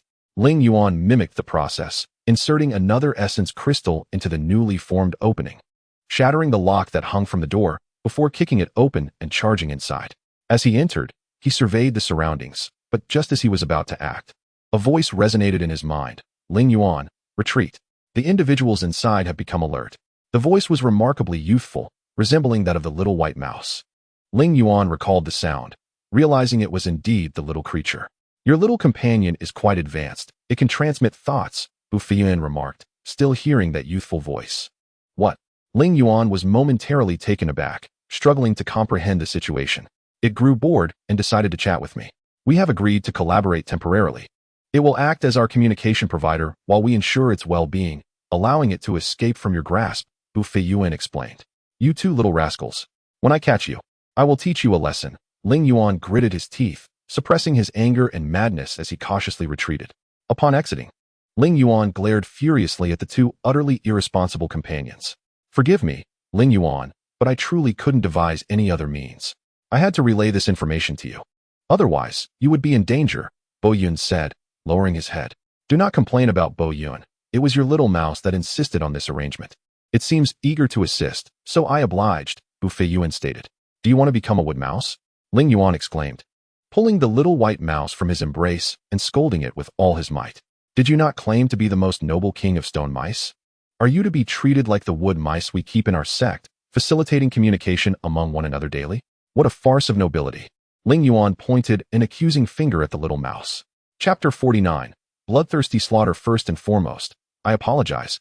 I should not have looked down upon you. However, you have always been my pet, and the sudden shift in your status caught me off guard. I will improve in the future. But it infuriates me that you are being exploited without your awareness, Ling Yuan said emphatically, each word laden with weight, a manner of speaking that few could master. I understand. I shall take my leave to rest. The youthful voice conveyed a hint of remorse as the little mouse hid within the pocket, its golden fur losing its luster. Rise and assist. We must finish our tasks. We will not have time to make requests when we emerge. In future endeavors, we will generally have wood mice to aid us. Ling Yuan called softly into his pocket before lifting his gaze to the two awkwardly silent companions. This matter shall be set aside for now. Let us first discuss the circumstances within. Are there still many people inside? Ling Yuan was filled with questions. It is certainly unwise to rush in blindly. We must rely on your little golden mouse for specific details, Bu Feiyuan said gravely. Here it comes, Ling Yuan. Pay close attention. The innocent voice of a child echoed in Ling Yuan's mind. This image was transmitted to me by Bu Yun. Observe it carefully. An image materialized in Ling Yuan's mind, depicting a room where a man remained vigilant, watching the outside. Perhaps the initial force of the spirit crystal shattering the door and lock was too overwhelming, causing him to hesitate, leaning outward. Why are you showing me this? Ling Yuan inquired, perplexed, turning to Bu Yun. Look closely at what he is holding. Both hands contain something, Bu Yun instructed. Let me see. It appears to be a fire starter. Is he trying to light something? Ling Yuan questioned, bewildered. Fire starters had vanished alongside the ordinary fuel lamps in Jishuan sect. Yet they could still be found in the homes of common folk at the foot of the mountain. Ling Yuan had seen oil lamps and fire starters in his room at Wind Thunder Fortress. This object that resembles a fire starter is a thunder bomb, not a fire starter. I sense a certain oppressive force emanating from it. It is quite dangerous. I believe he feels threatened and is preparing to take us down with him, Bu Yun said anxiously. What should we do? Ling Yuan replied, disheartened. Should I sneak around and eliminate him? There is a window at the back. We can see clearly inside from there. We could utilize that, Ling Yuan envisioned. And the little golden mouse transmitted this image to the others. This plan is rather perilous. Look here, and here. Bu Feiyuan indicated the field of vision of the demonic disciples inside, as well as the position Ling Yuan intended to occupy, revealing a significant overlap between the two. Approaching so recklessly poses great danger. It would be wiser to seek an alternative plan. What do you think of this location, Ling Yuan? If you can shoot in an arc, and if the force diminishes sufficiently, this fellow will surely meet his demise, Bu Yun remarked, marking several points on the ground and sketching lines in the air that would end at the back of the head of the demonic disciple inside. I have never attempted to shoot in an arc, but it seems the pressure on this arc is minimal. Perhaps I shall give it a try, Ling Yuan pondered, furrowing his brow before finally nodding. Bu Yun, you keep watch here. I will approach him. If anyone suspicious is nearby, I will handle it, Bu Feiyuan instructed Bu Yun, drawing forth his flying sword and advancing, with Ling Yuan closely trailing behind. Ling Yuan, I have marked your position with a yellow dot. Take a look and let me know which point seems most viable. Once you have chosen, inform me, and I will provide support. Weiyun's voice held a note of concern, as if sensing an imminent problem. What is it? Ling Yuan asked in return. He has begun to move. It seems he intends to leave the window. He is edging toward the door. He may have heard us. A decision must be made immediately, Weiyun urged. Perhaps you should take the lead? That is a possibility. But it does not appear to be the worst of times yet. Ling Yuan, commence immediately. You have one chance to strike true. Weiyun's voice rang in Ling Yuan's ears. Why complicate matters? Ling Yuan shouted within his mind. This will suffice. He promptly lifted the small cauldron, shaking off all the crystals atop it. As the crystals hung in the air, Ling Yuan employed an unnamed technique to completely decompose them. A torrent of spiritual energy surged forward, shattering the wall, and the demonic disciple, who was contemplating how to hide, was forcefully pinned beneath the rubble. Though he had not yet perished, his end was near. Ling Yuan swiftly shot a crystal of spiritual energy into the back of the doomed man's head before turning to depart. He picked up a stone and struck the thunder bomb in the corpse's hand, hastily retreating. If not activated by spiritual energy, the thunder bomb would detonate with a delay. Ling Yuan timed his escape perfectly. Once he was out, the thunder bomb exploded, startling the surrounding disciples. Let us hurry. We must not leave any trace of our presence. The time gap must be brief. Weiyun commanded, raising his flying sword as they split into 3 paths. Quickly, Weiyun, we each take one. Ling Yuan, you set a fire outside to create chaos. With that, the two vanished without a trace. No, not merely a fire. That would be futile. Ling Yuan, you must also eliminate people. More the better. Do not stop, and employ various methods. Remember, Ling Yuan understood the purpose behind this directive, to fabricate the illusion of numerous participants in the operation, thereby creating favorable conditions for negotiations. He felt no remorse for the lives lost. He had initially thought that Leyin would honestly reveal the true structure of the demonic sect. Yet, Ling Yuan now realized that all these individuals were disciples of blood sacrifice pond, and Leyin had long since understood everything. His actions had been manipulated. Ling Yuan was indifferent to this manipulation. He would depart once it was over, and barring unforeseen circumstances, Leyin would feign death, leaving blood sacrifice pond without a means of retaliation. It was an opportunity to hone his skills while ridding the world of evil. Naturally, Ling Yuan did not hold back, and within half an hour, the demonic disciples in his vicinity were thoroughly cleansed. I am nearly finished here. How about you? Ling Yuan communicated to his senior brothers through the little golden mouse. We are all waiting for you. Return and rest well. Tomorrow, when negotiations begin, that will be the main course. Any further exertion now is futile, Weiyun remarked, sheathing his still bloodied sword. I must change my clothes. I accidentally got splattered with their blood, Weiyun sighed, pointing to a spot. Ling Yuan, after much effort, finally spotted a tiny red dot no larger than an ant's leg. You cannot be serious. Without exchanging further words, Ling Yuan returned to his quarters and collapsed onto his bed, burying himself beneath the covers for a much-needed rest. Chirp, chirp, chirp. The little golden mouse instinctively squeaked a few times before suddenly realizing it could communicate telepathically. Only then did Ling Yuan understand what it was trying to convey. Have you forgotten something? It asked shyly. Ling Yuan grasped its intent, but such matters could not be fulfilled as it wished. He retrieved some fried rice prepared by the synchronization brothers from the cabinet and placed it before the little mouse before hastily falling asleep. The mouse's golden fur shimmered with indignation at Ling Yuan's attitude. However, a mere mouse could not contend with a human without employing special means.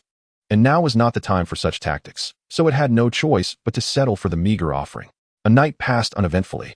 Chapter 50. The prelude to negotiation. Ling Yuan awoke early and cautiously examined himself in the mirror, anxious that the little golden mouse might seek revenge as it had previously. Thankfully, all seemed well. He took the little mouse and tucked it into his chest pocket, patting himself down to ensure nothing was amiss before hastening to the demonic sect's main hall, as instructed by Leyin. As the one overseeing guest reception, it was imperative he arrived early. This outfit is splendid, Ling Yuan remarked as he donned the attire provided by Chaoxing Pavilion.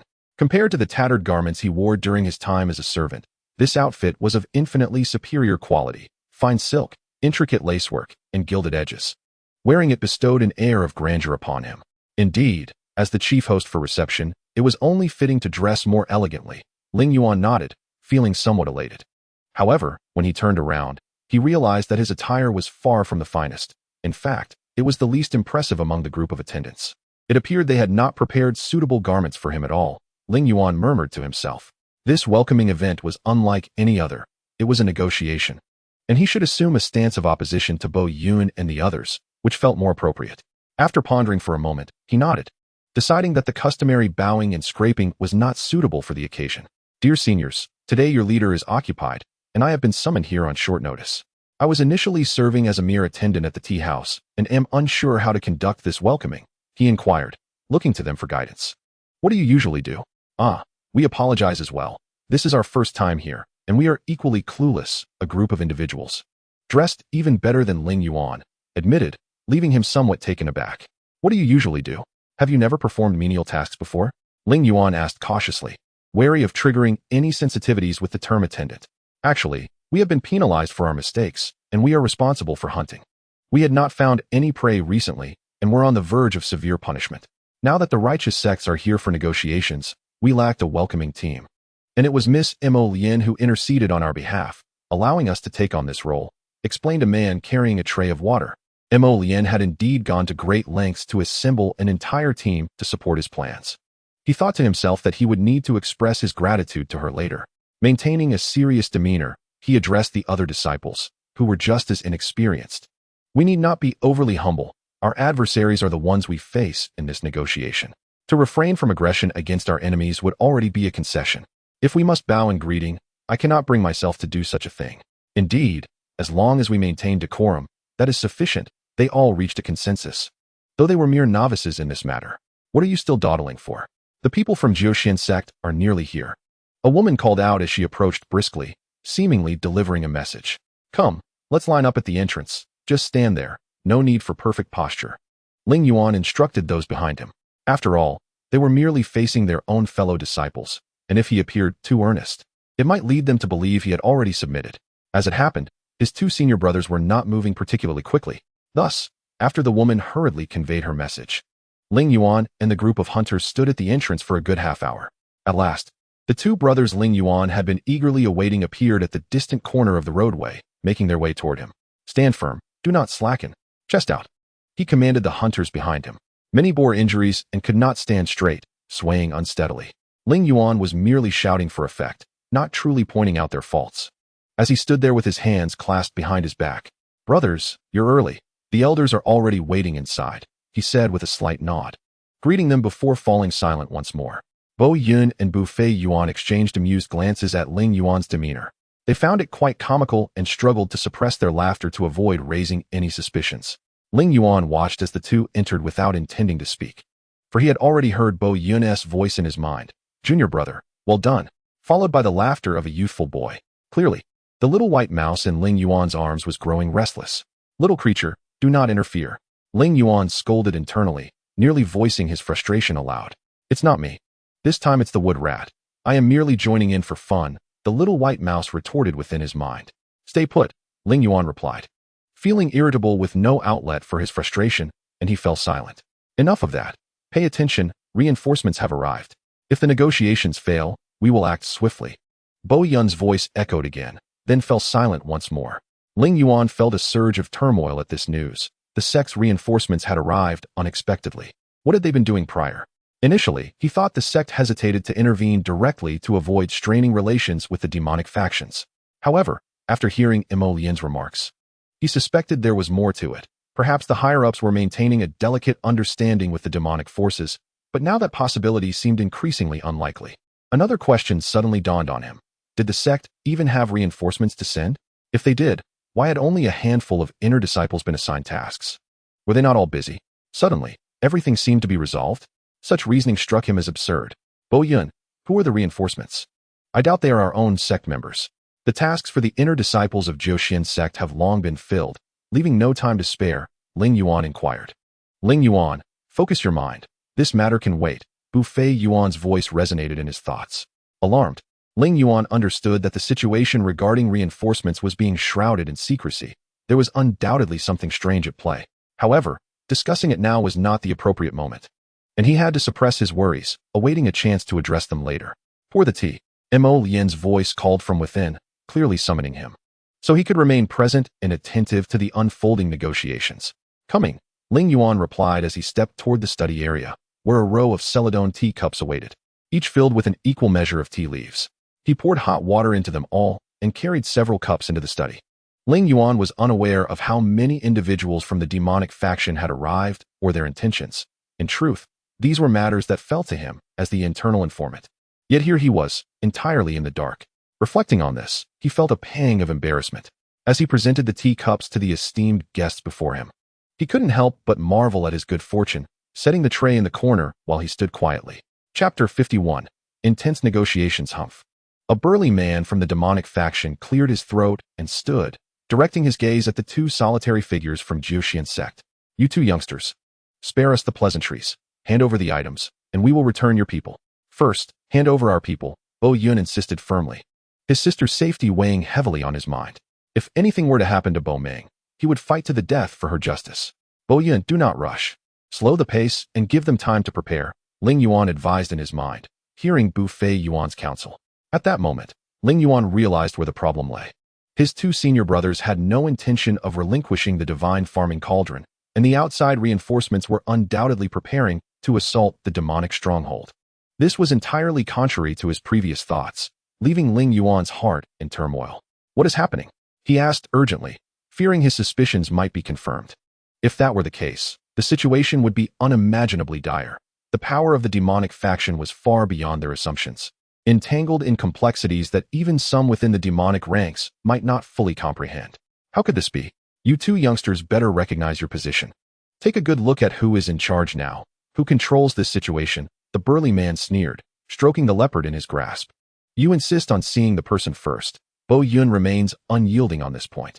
A middle-aged lady, dressed in a flowing gown with a black veil, declared, holding a celadon vase adorned with a peach blossom, presumably from the Peach Blossom Temple. But isn't that place associated with nuns? This puzzled Ling Yuan. You are mistaken, my dear sister, Bo Yun retorted. We have already brought the items. This place is heavily guarded, so escape is impossible. Conversely, we cannot roam freely on your territory. And we are unaware of where our people have been taken, correct? Is this the illustrious Bo Yun? The middle-aged woman turned to regard her, clearly impressed by her grandeur. I am flattered, Bo Yun replied with an air of defiance. Ling Yuan, hearing Bo Yun's inner voice, thought to himself, how annoying, speaking so timidly. Do you know how many sects exist within my demonic faction? Do you think our strength is limited to this? Do not be so arrogant, or you may find yourself incapacitated. The middle-aged woman's tone suddenly hardened, her hand striking down heavily, unleashing a dark crimson light that reduced the table and the celadon tea cup to dust. Ling Yuan felt a tremor in his feet and instinctively took a step back, realizing the magnitude of her power. If you lack strength, do not act so haughty. Hand over the items. It would be beneficial for both of us, wouldn't it? A burly man sneered, casting a sideways glance at Bo Yun and Bu Fei Yuan. Do not act rashly. Be patient, Bu Fei Yuan advised his two younger brothers. Aware he had no good options himself and could only take things one step at a time. How can we be patient? Bo Yun exclaimed, her anxiety palpable as the other side still refused to release her sister. Patience is essential. We must delay until reinforcements arrive. Do you understand? Otherwise, all will be in vain, Bu Fei Yuan warned sternly. Ling Yuan grasped the sect's intentions. Perhaps the eighteenth sect truly intended to eradicate the demonic path. The abduction of Bo Meng had shattered Uncle Duan's last vestige of innocence, he mused. Is it truly necessary to proceed this way? Ling Yuan questioned himself, though he recognized the futility of the inquiry. Since ancient times, good and evil have been irreconcilable. Nevertheless, he could not help but recall the words spoken by Mo Leyin that evening. Sighing, Ling Yuan stood aside. Lacking strength? Shall we test that? Bo Yun asked defiantly. Now, the elaborate trap they had meticulously laid was about to bear fruit. We, the so-called demonic sect, cannot even compare to you. You feast on the finest provisions and enjoy the best cultivation techniques, undoubtedly far superior to us. In this regard, we will not contend with you, the middle-aged woman declared. Do not dare say that, Bo Yun retorted sharply. We indeed do not dare. Is there a problem with that? The middle-aged woman remained unmoved. It matters not. We cannot do anything against you. Since you are so dilatory, it seems our transaction cannot be completed. We no longer require the abducted disciple. You have insulted the dignity of the eighteenth sect. Prepare for our retribution, Bo Yun declared, flinging the celadon cup down and rising to leave. Wait. The middle-aged woman finally spoke. Very well, bring her out. In truth, Her primary concern was the safety of the evil god mirror. The petty grievances between sects were far from her mind. It requires bringing her from the holding area. Please wait a moment, she said with a serious expression, her face obscured by the veil. That is agreeable. Leyin smiled, relieved that her sister would be safe for the time being, allowing her to approach the negotiations with greater composure. It seems you have other demands? The middle-aged woman observed the expression on Leyin face, which revealed her growing disdain. No. We are a small sect. How could we dare oppose the great demonic factions? However, do you not think you owe the world something? Leyin interjected, feigning righteousness. What? When have we owed the world anything?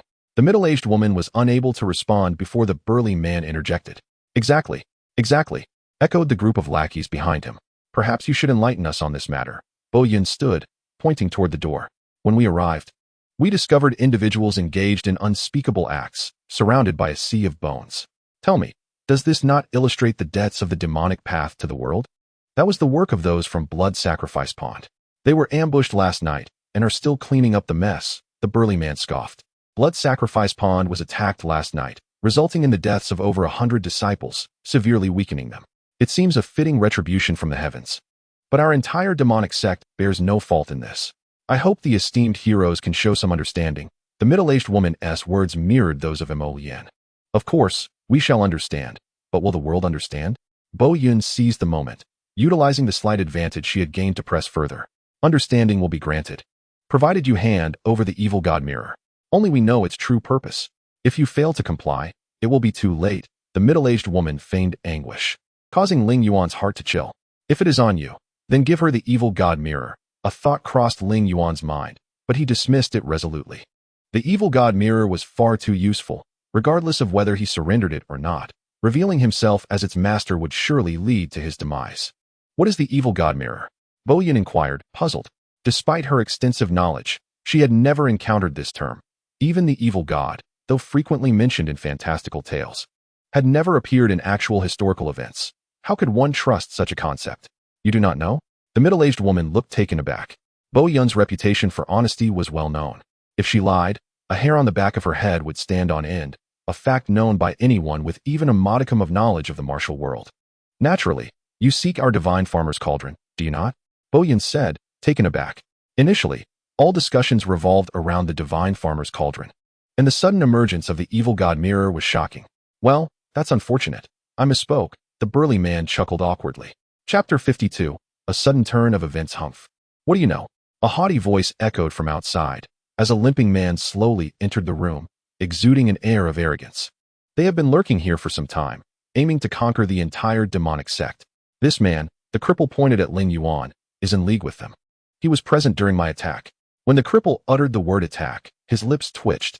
After all, what occurred at that moment could not be publicly stated. The elders of the demonic sect understood well that, in the absence of others, the cripple's actions were severely limited, primarily to basic necessities. Is that so?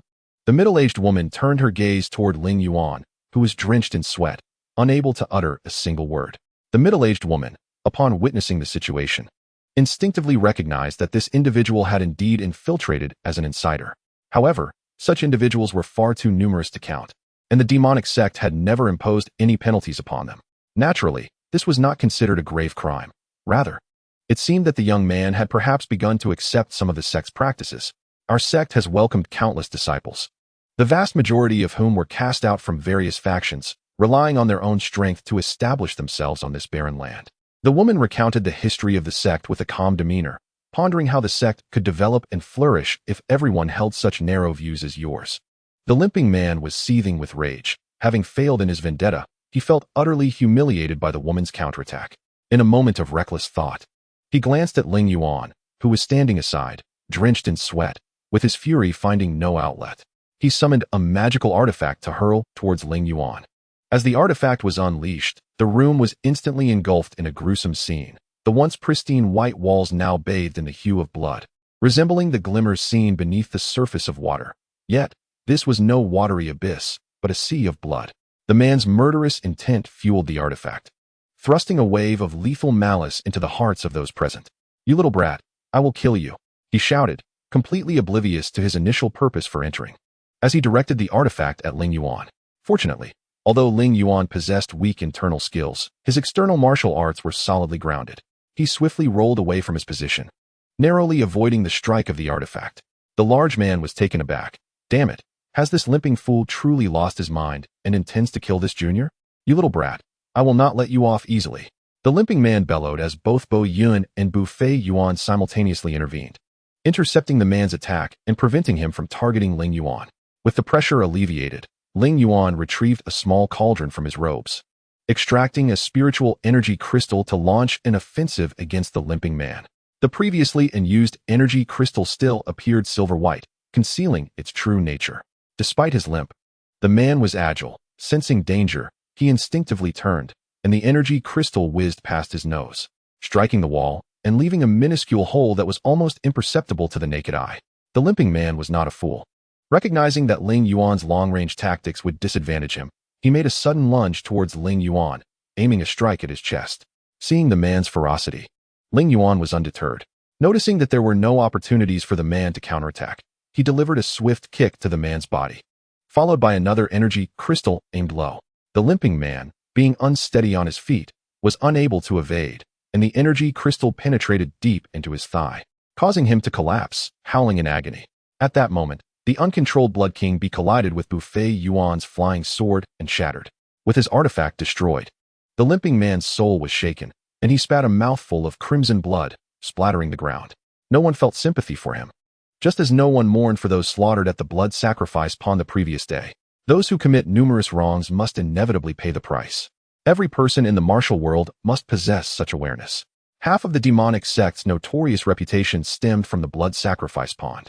Had it not been for the pond's control over the evil god mirror, other sects would have long since united to eradicate it. If the evil god mirror were to vanish, it would be rendered useless. The middle-aged woman paused, casting a glance at the limping man rolling on the ground, clutching his injured groin.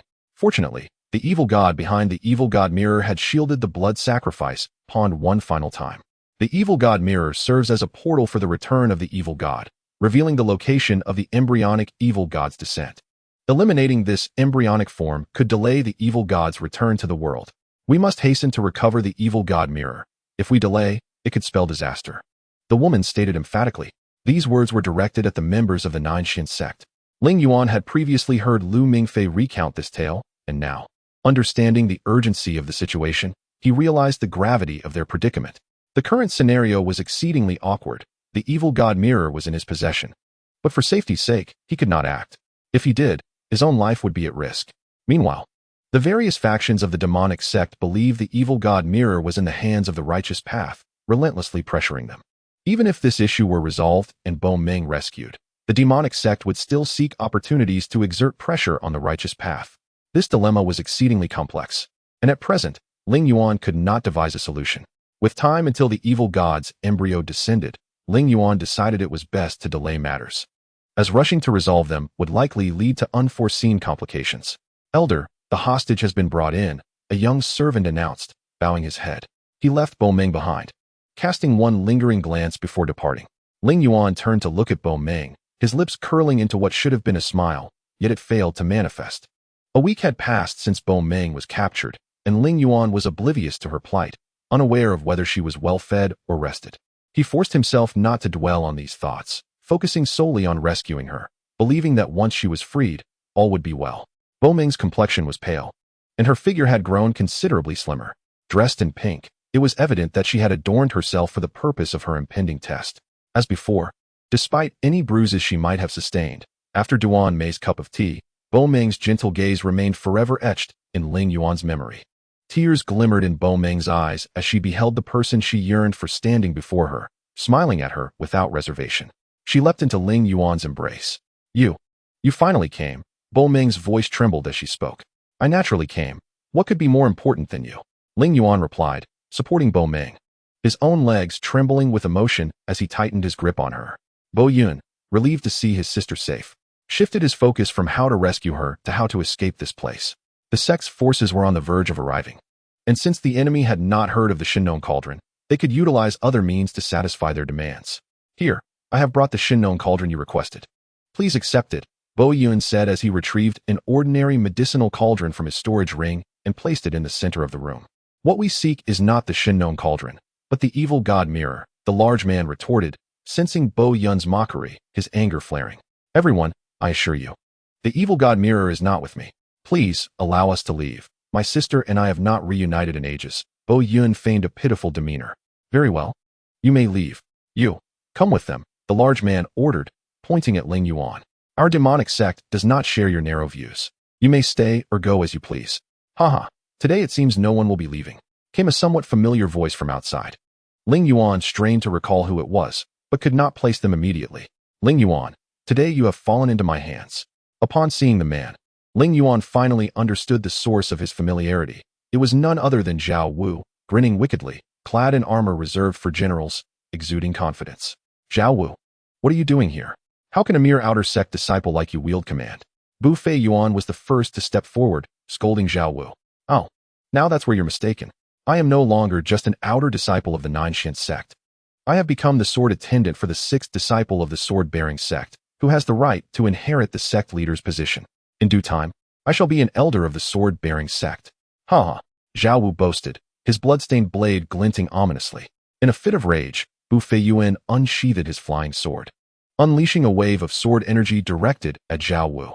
Having not yet entered the inner sect, Zhao Wu had no opportunity to study the Nine Xian scriptures, leaving him significantly less capable compared to the sword master Bu Feiyuan. Naturally, he lacked the power to defend himself and could only retreat hastily to evade the attack. Is there no one in the Nine Xian sect to teach you the meaning of loyalty to your sect? Bu Feiyuan spat, his frustration palpable. Nine Xian sect? Huh. My brothers have already imprisoned your kind in the dungeons. What do you think they would teach me? Pray tell. Zhao Wu retorted with a smug expression. Emboldened by his association with the formidable sword sect, Bu Feiyuan seethed with indignation. These wretches. Just then, a voice laced with sarcasm interrupted, Brother Ling Yuan. How delightful to see you. Ling Yuan recognized the speaker. It was none other than Lu Mingfei. He chose not to respond to the greeting immediately, but leaned towards Buyun, whispering about Lu Mingfei's background. This fellow is from the sword sect, having infiltrated the Nine Xian sect to seek the so-called evil god mirror.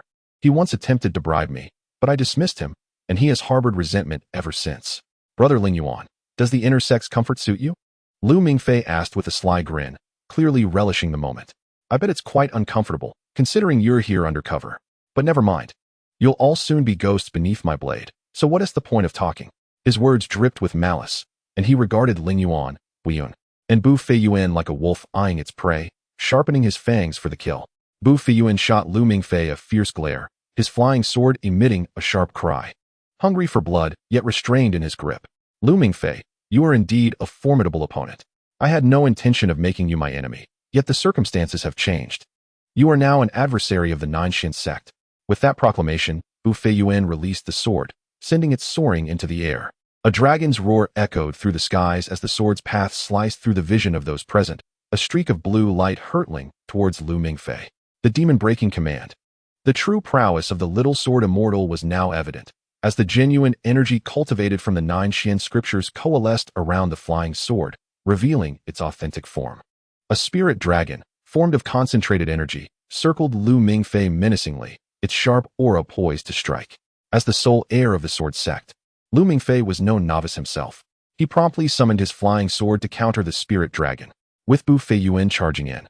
Ling Yuan knew he could not afford to lag behind, launching a crystal of spirit energy towards Lu Mingfei. However, Lu Mingfei's sword energy met the crystal with force, causing it to disintegrate without effect. Bu Feiyuan's initial assault had failed, and the spirit dragon returned to hover above him, roaring ferociously. Fool! You act as if you are invincible. Lu Mingfei mocked, his sword thrumming with lethal energy, filling the room with its menace. Bodrim remained in the room, and Ling Yuan was reluctant to place her in danger, positioning himself protectively in front of her, intending to escort her to safety. Brother Ling Yuan, why leave? There are so many strong fighters here, why not join the fray? Lu Mingfei taunted, casually sweeping his sword towards the doorway, forcing Ling Yuan to retreat. The elders of the demon sect, witnessing Lu Mingfei's formidable strength, stood up to attack. As elders, their foundational spirit energy was not to be underestimated. And when combined with their own unique attack styles, their power was considerable. The burly man from the beast-taming hall summoned his spirit beast, the azure bird, from its cage, imbuing it with spirit energy. The azure bird, invigorated, soared towards Lu Mingfei. With a mighty cry, The azure bird unleashed a powerful sonic wave aimed directly at Lu Mingfei's ears, a form of attack he could not withstand, no matter how strong his internal energy. The female elder from the Peach Blossom Temple chose to protect the azure bird. Although enhanced by spirit energy, the bird was still vulnerable and required external support. The elder brandished a jade-green bottle, which transformed into a massive energy shield enveloping the azure bird. However, Lu Mingfei had no time to spare. The sonic assault from the azure bird left him disoriented, while Bu Feiyuan's spirit dragon loomed threateningly, ready to strike at the slightest lapse in focus. The situation had stabilized somewhat, but for the Nine Sect, it was a different story. As the two factions temporarily halted their conflict, they found themselves in a new crisis. We cannot allow them to converse. Their goal regarding the evil god mirror aligns. We are the true outsiders here. We must find a way to disrupt them and retreat slowly, Weiyun thought, strategizing. Brother, create a distraction to draw their attention. We will blast through the wall and escape. When the book Immortal, Weiyun, made the decisive suggestion to demolish the wall, it was indeed a stroke of unorthodox brilliance. Ling Yuan assessed the dynamics between Lu Mingfei and the demon sect. It was evident that the encounter was far from a mere skirmish. The sword sect had long coveted the evil god mirror, suggesting that their confrontations with the demon sect were not isolated incidents. They need not rush. If both sides agreed to first eliminate the Nine Sect, they would find themselves in a thoroughly passive position. The sword sect had a reputation for leaving no room for negotiation, and to leave any semblance of hope to them was a perilous gamble. Ling Yuan resolved to prepare accordingly. Esteemed gentlemen, let us indulge in a little friendly competition. Would you kindly step aside? Bu Feiyuan addressed the demon elders. Who speaks of camaraderie? Has the Nine Sect ever produced a hero? A stout figure burst through the doorway, unmistakably the disciple who had been shadowing Bu Feiyuan. The rotund man wielded dual hammers, charging at Bu Feiyuan, who had no choice but to defend himself. The stout man favored close combat, and for the moment, Bu Feiyuan had no powerful means to extricate himself, summoning the spirit dragon to counter the stout man's assault. With the spirit dragon's departure, Lu Mingfei found his restraints loosened. He swiftly slashed his sword, breaking through the jade-green bottle's shield with a fierce thrust that struck the azure bird. Fortunately, the azure bird retained some spirit energy, having been amplified, resulting in the sword merely disrupting the energy rather than inflicting substantial damage. The burly man had no choice but to withdraw the azure bird, fully liberating Lu Mingfei. Meanwhile, Zhao Wu had entered with the intention of confronting Ling Yuan, but soon found himself overshadowed by Lu Mingfei's dramatic entrance, which shifted the entire focus of the conflict. Now, the majority of the Nine Sect's forces were engaged with Lu Mingfei, leaving little attention for the two insignificant figures, which provided an ideal environment for Zhao Wu's revenge. Ling Yuan, I have long harbored disdain for you. Let us settle this once and for all. Zhao Wu grinned wickedly, his murderous intent impossible to conceal. Chapter 54. Escaping from death without any superfluous words, Ling Yuan launched a spirit crystal, striking Zhao Wu's armor and leaving a deep dent. Zhao Wu broke into a cold sweat. Don't be cocky. Come at me in close combat, he shouted. Ling Yuan nearly laughed aloud. This lad truly had a memory rivaling that of a goldfish. Had he not been toppled in close quarters the last time? Now, fearing the spirit crystal, he dared to call for close combat again. Did he not fear being overturned once more? Of course, Ling Yuan would never dare to actually topple Zhao Wu, for they were surrounded by elder demons. Should one of them recognize Lu Hibu, his reputation would be irreparably tarnished. Do you truly wish to lose in close combat again, you defeated foe? Ling Yuan taunted, tossing another spirit crystal. The generation of spirit crystals did not deplete his own energy. Such costless resources were something he was more than willing to utilize. With a resounding impact, the spirit crystal shattered Zhao Wu's arm guard, causing him to clutch his left arm, which appeared to be fractured. How does it feel, sword-serving disciple of the 6th generation? Ling Yuan mocked. Enough with the chatter. So what if my hand's broken? I can still fight. Zhao Wu's face twisted into a grimace, his eyes slowly reddening. As a cultivator, the meridians should be entirely unobstructed, and such a phenomenon should not occur.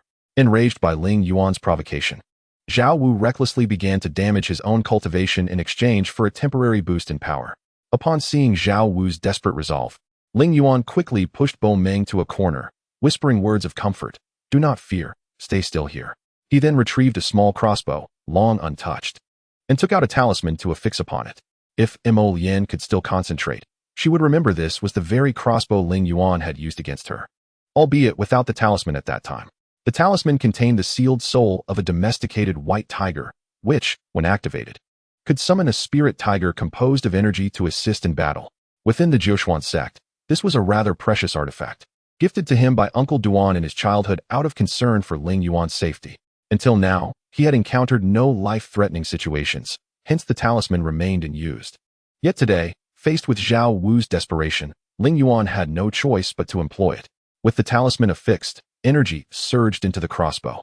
Ling Yuan pulled the trigger, firing a spirit bullet towards Zhao Wu, immediately followed by a small tiger.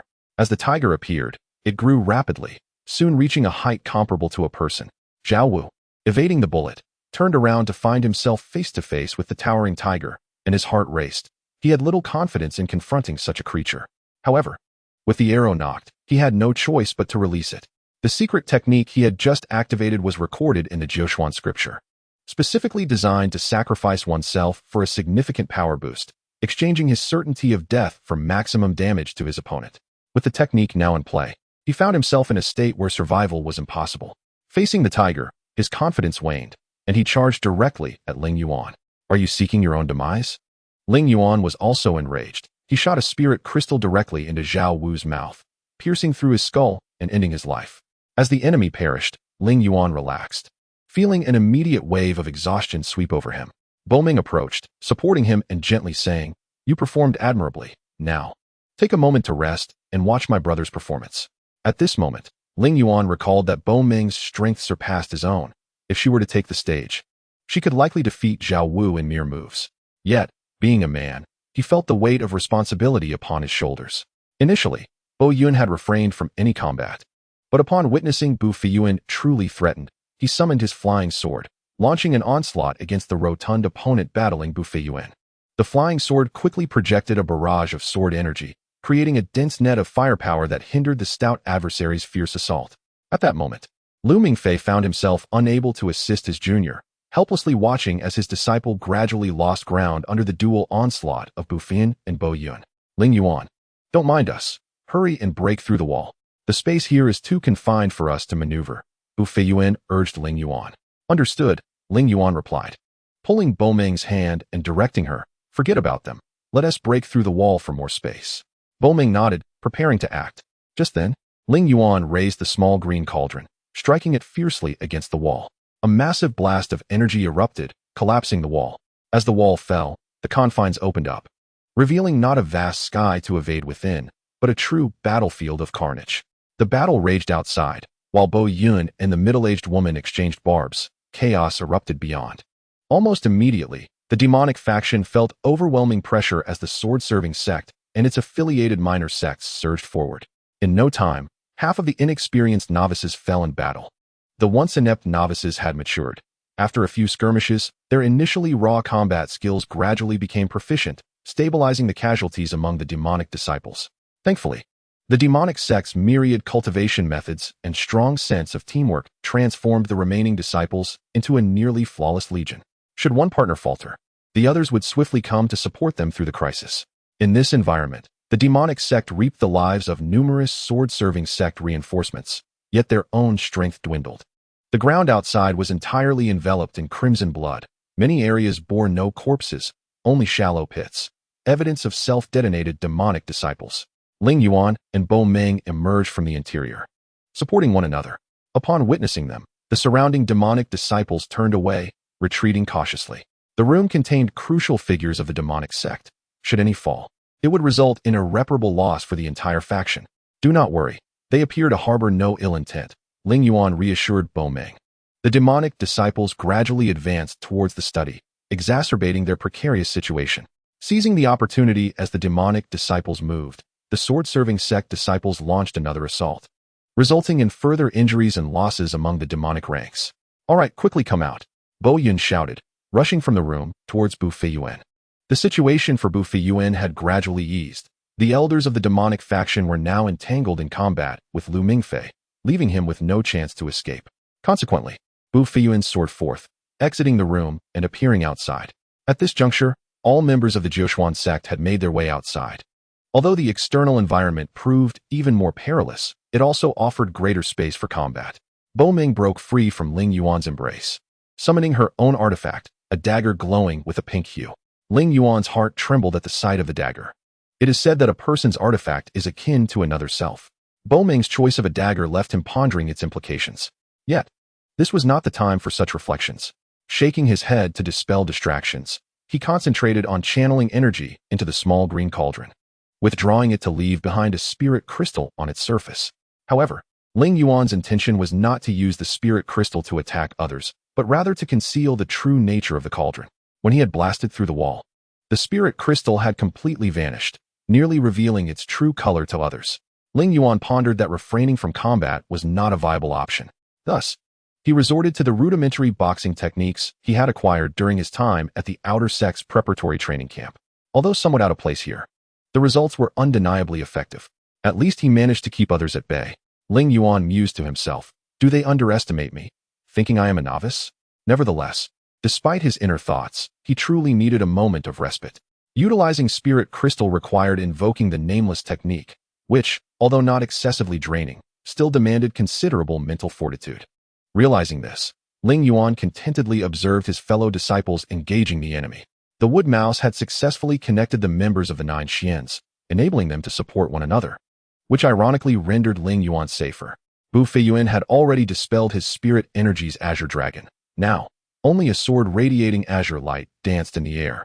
This azure hue represented Bu Feiyuan's spirit energy, enveloping the sword's blade as it sliced through space, directly targeting the sword-wielding sect disciples before him. Bo Ming's prowess was not to be underestimated. With a pink dagger, she swiftly severed the throat of her foe without hesitation, causing a brilliant spray of crimson that fell to the ground, blending into the already gruesome scene. Bo Yun's flying sword aimed at a whole row of enemies, penetrating the bodies of the sword-wielding sect disciples and leaving large gaping wounds in their wake. Witnessing the lethal capabilities of the four from the Nine Xians, the surrounding sword-wielding disciples felt a chill grip their hearts and instinctively retreated a few steps. This retreat, however, was met with the fierce onslaught of the demon sect disciples, resulting in several being slain and exposing a significant breach. Seizing the opportunity, the four from the Nine Xians charged toward the gap. Ling Yuan recalled something and approached the threshold, unleashing a surge of spirit energy to seal the ground beneath. He then quickened his pace to catch up with his comrades. Ling Yuan left a message for Mo Leyin through his spirit energy, informing her of his departure point and instructing her to rendezvous with him. Chapter 55. The Final Reversal Boom. Though Ling Yuan and the rest of the Nine Xians had not fully begun their retreat, the entire study unexpectedly erupted. Lu Mingfei burst forth, his eyes gleaming with a bloodlust, a severed head gripped in his hand, revealing it to be that of the limping man. "The ants of the Nine Xians, you cannot escape," Lu Mingfei proclaimed, his demeanor frenzied, as he pointed his sword menacingly toward the direction of the Nine Xians. Intent on annihilating them completely, Ling Yuan assessed the situation. Given their current pace of retreat, they would absolutely not make it in time. Bu Feiyuan, bloodied at the corners of his mouth and internally injured, lacked the strength to fly on his sword, let alone carry anyone else. "What should we do?" Ling Yuan turned to Bu Feiyuan for guidance. "He seems to be on the verge of collapse. Perhaps we can take a gamble." Bo Yin frowned, communicating through thought as Lu Mingfei drew near, aware that verbal exchanges would alert him. "Ling Yuan, persuade your little golden mouse. We need its power." This wood mouse was provided by the sword-wielding sect, and I am concerned there may be ulterior motives, Bu Feiyuan advised Ling Yuan. "All right," Ling Yuan conceded, gently patting his chest. The little white mouse, brimming with energy, had already perked up its ears, eagerly connecting several individuals upon hearing its mention. "This creature," Ling Yuan muttered, frustrated by the mouse's eagerness, as it busily engaged in its tasks. With a forceful strike, Ling Yuan eliminated the wood mouse he had brought, shaking off his hands. Realizing that they had to launch an offensive. "Forget about the others. We shall strike together. I refuse to believe we cannot defeat him." Bo Yin squinted at Lu Mingfei, gritting his teeth. "Agreed." Ling Yuan, Bu Feiyuan, and Bo Ming responded in unison. "I command it. Everyone, together," Bo Yin declared. Despite being second only to Bu Feiyuan in cultivation, he was the least adept in terms of offensive capabilities among the group. With Bu Feiyuan injured and in a compromised state for decision-making, the burden of leadership fell squarely on Bo Yun's shoulders. "Kill!" Bo Yun's command rang out. As Ling Yuan's spirit crystal, Bo Ming's dagger, and Bu Feiyuan's azure dragon surged toward Lu Mingfei like untamed stallions. The force of this attack was tremendous. Yet Lu Mingfei appeared oblivious, standing idly as he had before, lost in thought. As the assault closed in, he waved his hand, rendering the combined might of the four ineffective, as if their efforts inflicted no harm whatsoever. You are but ants. Huh, do you understand what true power is? Lu Mingfei's madness grew, his eyes gleaming with an unsettling red light. Lu Mingfei cast aside the sword in his hand, as if it had become unnecessary, emanating a blood-red aura from his form. This energy, rich and potent, bore a savage intensity. Spirit energy possesses corrosive properties. Lu Mingfei's garments began to develop numerous small holes, gradually dissolving and revealing the sinewy muscles beneath, coiling and twisting like a dragon. His muscles expanded grotesquely, veins bulging forth, writhing and convulsing, embodying the ferocity of a wolf unleashed. Lu Mingfei's gaze did not fixate on the strongest, Bu Feiyuan, but instead targeted the weakest among them, Ling Yuan. Ling Yuan, bewildered by the turn of events and disregarding his mental fatigue, unleashed a spirit crystal in defense. However, in his altered state, Lu Mingfei deftly evaded the attack, skillfully sidestepping Ling Yuan's spirit crystal and sweeping his hind leg, kicking up a cloud of dust to obscure Ling Yuan's vision. Close your eyes, Bu Feiyuan exclaimed, disregarding his injuries as he summoned his flying sword, directing it to create a small whirlwind that temporarily mitigated the dust, preventing it from fully blinding them. Useless. You will all perish. Lu Mingfei's derangement was palpable. Ling Yuan wagered he was on the brink of losing his grasp on reality. In the blink of an eye, while Ling Yuan was still caught off guard, Lu Mingfei lunged toward him, his claws, sharpened by his transformation, slicing through the air toward Ling Yuan's eyes. Instinctively, Ling Yuan bent down, just as Bo Yun's flying sword released a burst of energy, narrowly grazing Ling Yuan's hair as it shot toward Lu Mingfei. Fortuitously, Ling Yuan remained unaware of Bo Yun's reckless action. Had he known, he would have surely retaliated. Bo Yun's seemingly serendipitous attack proved ineffective. Lu Mingfei's resilient form shrugged off the glancing blow, the strike failing to break even the surface of his skin. Now, it seemed they had entered a dire predicament, with no chance of escaping the clutches of this otherworldly being. Boom! Ling Yuan heard another deafening explosion and instinctively shut his eyes. When he opened them again, Lu Mingfei had vanished from his view, engaged in battle with another individual. However, due to the rapid movements, Ling Yuan could not discern their identity. Who is it? Bo Yun asked, directing his gaze toward Bu Feiyuan. They seem familiar. Perhaps it is the proprietor of the Ascending Immortal Tower? Bo Yun replied, eyes still closed. The Ascending Immortal Tower Master? No way, Ling Yuan thought, startled by the name. Wasn't this the formidable individual skilled in the nameless technique, capable of manipulating light? Moreover, it was he who had gifted Ling Yuan a tome. What was it called again? Thousand Slaughters. In a swift and decisive exchange, the venerable master swiftly subdued Lu Mingfei, pressing him forcefully to the ground and casting an immobilizing formation around him. With a leisurely gait, he approached Ling Yuan, grasped him by the collar, and remarked to several members of the Joshuan sect, "He is borrowing my time."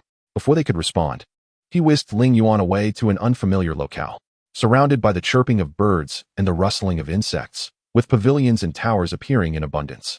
Ling Yuan struggled to recall such a place. Enough of your admiration. This is my domain, the master stated. And do not be overly impressed. My true self resides in a far grander realm. True self?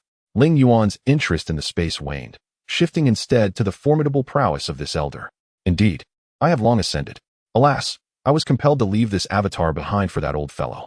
Poor me, my sustenance is inferior, my dwelling less splendid.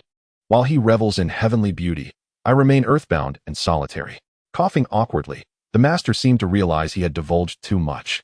For whom? Ling Yuan inquired, suspecting the answer related to his own master. You mean that old dragon? Indeed, the immortal serpent. The master displayed a palpable disdain for Elder Long, yet felt powerless. Let us not dwell on that. Have you perused the 10,000 enemies I entrusted to you? The master turned to Ling Yuan. I haven't, Ling Yuan confessed, wary of deceiving the elder and trembling as he spoke the truth. It is no wonder all has become so chaotic, necessitating my intervention, the master mused, shaking his head. What is amiss? Ling Yuan queried, bewildered. You gifted me the book, whether I read it or not is my affair, so why blame me? Who said I blamed you? It is merely that a situation which could have been handled more prudently has now grown complex, the master replied, shaking his head once more. Please, esteemed elder, enlighten me. Ling Yuan urged, realizing his ignorance of the underlying issues. Even with the evil god's mirror, he grasped only fragments of the truth, knowing that understanding would resolve many matters. Are you aware of the current situation within the Joshuan sect? The master inquired. No, Ling Yuan admitted. I have been away for 4 or 5 days, surely. There have been no significant changes? Significant changes indeed, the master declared. The emperor of the northern Tianshan Empire has allied with the Jochuan sect, proposing a marriage. This is a rare opportunity. Despite the sect leader's fondness for his daughter, he succumbed to the elder's pressure and agreed, with the wedding set for 3 years hence. Ling Yuan felt as if he had been struck down, his heart aching intensely, as if it were being torn apart and stitched back together, only to be torn anew and thrown into boiling oil. Why is this happening? He murmured. Why, you ask? War is on the horizon. The machinations of royalty dictate the consolidation of surrounding sections. The local martial forces have been effectively dealt with, and obtaining a marriage alliance for the Jochuan sect is quite an achievement, the master explained, unfazed. But Ling Yuan's heart felt heavy, his eyes reddening. There is no but, Ling Yuan. Your talents should not languish among the mundane. Ascend further, and you shall glimpse the true world. The emotions you perceive now are but illusions, the master advised. Observing Ling Yuan's demeanor, the master smiled reassuringly. Do not fret. The king of the Tianshan Empire is notoriously weak-willed. You need not worry for Duan Mei. It is possible that before 3 years have elapsed, the entire Tianshan Empire may cease to exist. Yet Ling Yuan was too troubled to heed such words. His thoughts were consumed by Duan Mei's predicament. Her fiery temperament made the very notion of her compliance perilous. If she were to act recklessly, Ling Yuan knew he would be unable to justify it to himself. With a wave of his hand, the master said, I shall return you now, and I will seek you out again. In a haze, Ling Yuan found himself back in familiar surroundings. Upon returning to the Jochuan sect, several members exclaimed, so soon. You didn't reveal anything, did you? But Ling Yuan, preoccupied, offered only vague responses and took a seat. The master approached the Jochuan members, stating, the people from the sword-wielding sect are not to be harmed. You may return to the Jochuan sect. The current situation may astonish you. Chapter 56. The onset of chaos. The sky was shrouded in gray, and the wind from the north pierced like icy daggers against the soldiers' backs. Though autumn had arrived, the chill felt unbearable to the troops. Suddenly, a command echoed from the imperial city, mandating round-the-clock vigilance, forbidding any soldier from stepping away, even for a meal. Without watching the gates, the soldiers understood that war was imminent, much like the cold wind from the north that had arrived as anticipated. Each conflict claimed numerous lives, and this time would surely be no different. They had already received the initial portion of their compensation. Should they emerge victorious, it would serve as their first reward. Oddly, this battle seems peculiar, devoid of any forewarning. Unlike previous conflicts, where there were verbal skirmishes and tensions, relations with neighboring nations remain cordial. Why the sudden preparations for war? One soldier inquired of another. Indeed, the last war began when the prince desired to marry the princess of the Chuyan kingdom due to dowry disputes. This time, I cannot discern any such indications. The soldier replied, bewildered. This impending war feels intangible, as if it materialized out of nowhere. Nations have suddenly imposed martial law, yet normal trade and diplomatic activities continue unabated, leaving everyone at a loss. Merchants are unsure how to stock their goods, while farmers contemplate abandoning their lands to flee. Everything is in disarray, and the Jochuan sect is equally perplexed. Tian Nan, look at this situation. As an elder of the martial department, you have more exposure to these matters. What do you suggest we do? Sect leader Duan inquired, furrowing his brow.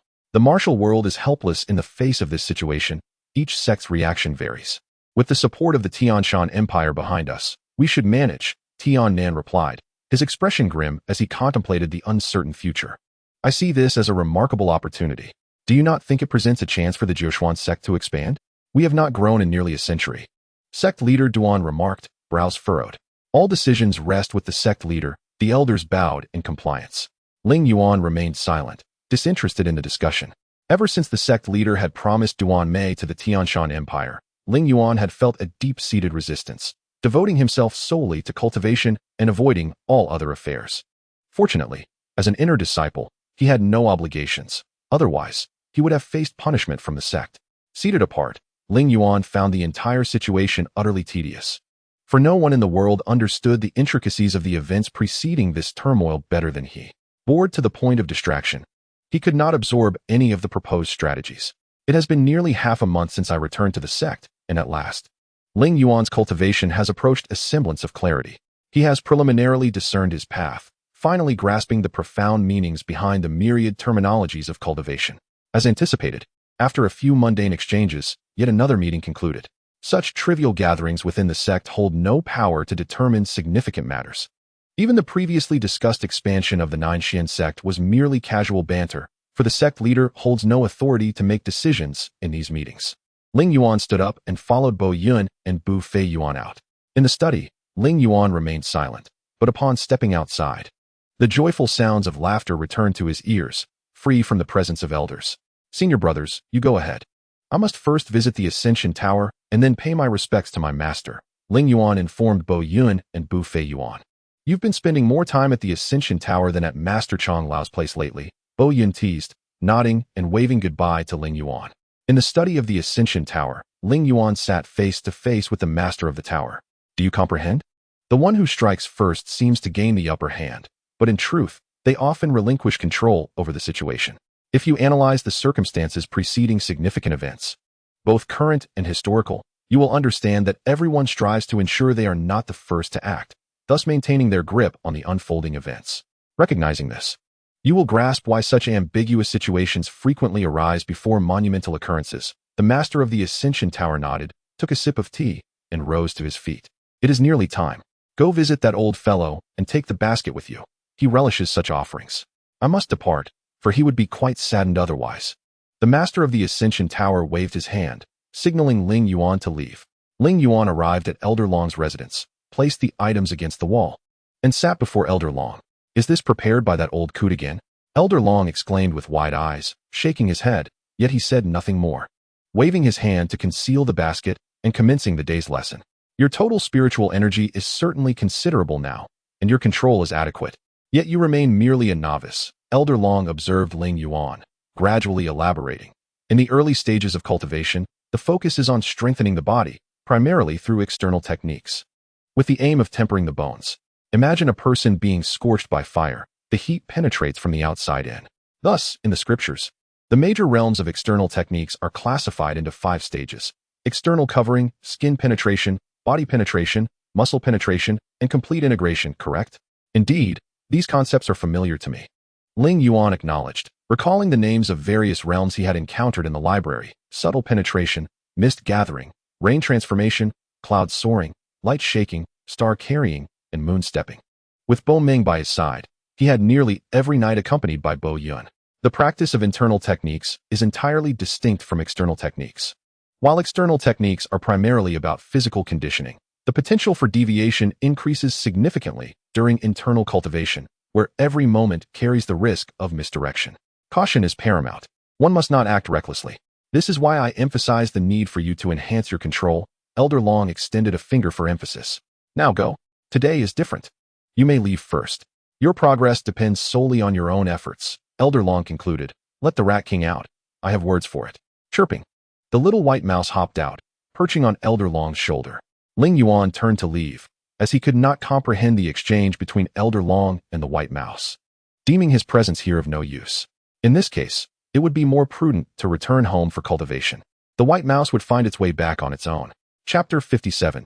Who becomes the bride? Of course, today was not a day for cultivation.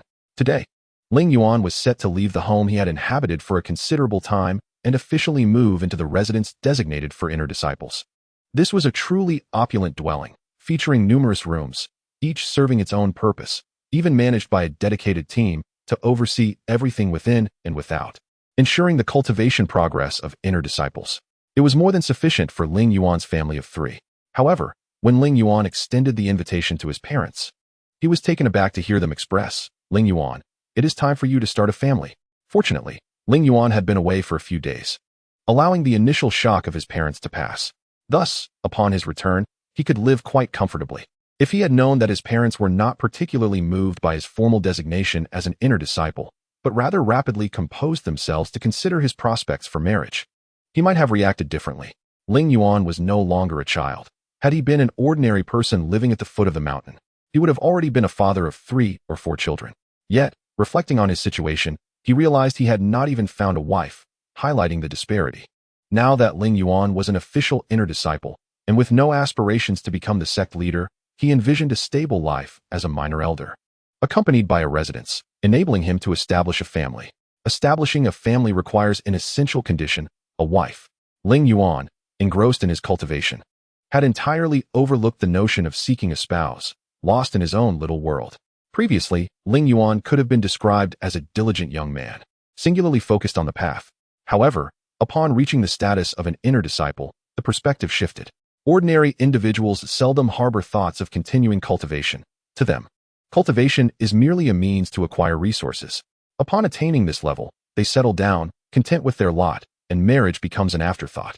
Yet, if one aspires to ascend further, it is imperative to retain that pure yang essence, for it is the essence of transcendence, even more crucial than spiritual energy. Before entering the celestial realm, the celestial maidens recognize cultivators through this pure yang essence. There are few pure yang individuals in the world, easily identifiable. Should one lose their pure yang due to indulgence, they would find themselves halted before the gates of the celestial realm. Ling Yuan's temperament would not allow him to acquiesce to such a fate. He was unwilling, and now that his meridians had mostly healed, it was even less likely. Initially, Ling Yuan's parents had deemed Duan Mei the most suitable candidate for a daughter-in-law. However, with the Tian Shan Empire inadvertently securing Duan Mei as a fiancée, complications arose. Ling Yuan, you have arrived. Since your parents are occupied with work, Bo Meng is overseeing matters here. Bo Yun is also present, exploring the house upstairs. Thank you for your hard work. In truth, the term overseeing is a mere formality. Since the inner disciple's residence was completed, all furnishings and amenities have been fully provided. Even if unoccupied, maintenance is ongoing. Therefore, if Ling Yuan were to come over, he would only need to bring a small bag. Or he could store his belongings in a spatial artifact if he wished. There's not much to do. I'm merely observing while my brother handles everything. Bo Meng feigned humility, her gaze involuntarily drifting to her toes, her face gradually reddening. Are you living here alone? I haven't seen your parents. Where are they? Is everything all right? Bo Meng inquired with concern. They have asked me to separate my kitchen and account independently. Now that I am an inner disciple, I should establish my own roots. Shouldn't I? Ling Yuan responded with a smile. You mean to say you intend to start a family? Bo Meng's expression tightened, though she feigned indifference, her eyes betraying her inner tension. Indeed, but I am lacking a bride. Ling Yuan shrugged, shaking his head as he stepped into the house. The house is spacious and well-designed, exuding a bright and airy atmosphere. It is the first time Ling Yuan has entered this residence, and upon stepping inside, he instantly feels an affinity for the place. Ling Yuan, it is so beautiful here, Bo Meng exclaims, pressing closely against him, fearful that if she distances herself, others might perceive their relationship as merely platonic. Could you step back a little? It's a bit ticklish, Ling Yuan responds awkwardly, scratching the arm that Bo Meng has hold of. How can it be? You don't seem to mind when you touch yourself, she pouts, inching even closer. Resigned to the situation, Ling Yuan wraps his arm around Bo Meng's waist and strides boldly further into the house. Damn it, I might as well marry them all. He muses internally, feeling somewhat frustrated by the dilemma of choosing between them. Perhaps it would be best to embrace both, albeit only as companions in the spiritual realm, maintaining his own integrity while awaiting his ascension to the celestial gate. Suddenly, a small golden-furred mouse scurries up to Ling Yuan's shoulder, startling Bo Meng and causing her to release her hold. Yet, Ling Yuan, unwilling to let go, tightens his grip around her. Let go of me, Bo Meng murmurs softly, her cheeks flushed like a ripe apple as she buries her face into Ling Yuan's embrace. The mouse squeaks, as if asking, when will you have a wife? Shouldn't we be sleeping apart? Ling Yuan nearly curses at this audacious little creature for making such a jest. Thankfully, only he understands it. Otherwise, Bo Meng would surely be outraged. How outrageous. Ling Yuan chastises the mouse silently, realizing he cannot simply dispose of it, as it belongs to him. With nothing else to occupy his time, he locates a place to brew tea, preparing 2 cups which he hands to Bo Yun and Bo Meng. After surveying the surroundings, Bo Yun settles down with a smile, asking, Ling Yuan, you should consider starting a family. What do you think of my sister? Heavens above, what has overcome these siblings to suddenly take such an interest in his affairs? Ling Yuan understands the implications of their inquiries, particularly Bo Meng's thoughts, but he is baffled by their urgency. Taking a deep breath, he realizes they are unaware of his relationship with Duan Mei. Thus, their queries are merely reflections of their own emotional anxieties, not necessarily a cause for alarm. However, he knows he must tread carefully, as a misstep could lead to unforeseen complications. Well, elder brother, this matter is not as straightforward as it appears. I'm still quite young, and thanks to you, my meridians are now unobstructed. I do have confidence in attempting to breach the celestial gate soon, he explains. Indeed, Bo Yun nods, but I find it somewhat risky. Can you assure us of your safety? Elder brother, can you not see my heart? Ling Yuan turns to Bo Meng. Do you perceive it? Don't pressure him, brother. He seems quite troubled. Bo Meng replies, her gaze distant. He suffered injuries for my sake and faced dangers from that ruthless group at the Sword Gate. This speaks volumes. I am willing to wait and will hasten my training to catch up to him and also ascend the Celestial Gate. Very well. I can no longer meddle in your affairs. Bo Yun concedes with a shake of his head, sipping his tea. That's a relief, Ling Yuan thinks. Grateful to have deftly navigated the awkward conversation. Chapter 58. The Man in Red. Bo Yun, you shall rest here today. The space is quite ample. And I have some inquiries for you. Ling Yuan invites, thinking it wise to avoid potential troubles by remaining here. Actually, I think I shall head to the Scripture Pavilion. Now that your issues are resolved, my presence here serves little purpose. Bo Yun waves his hand dismissively.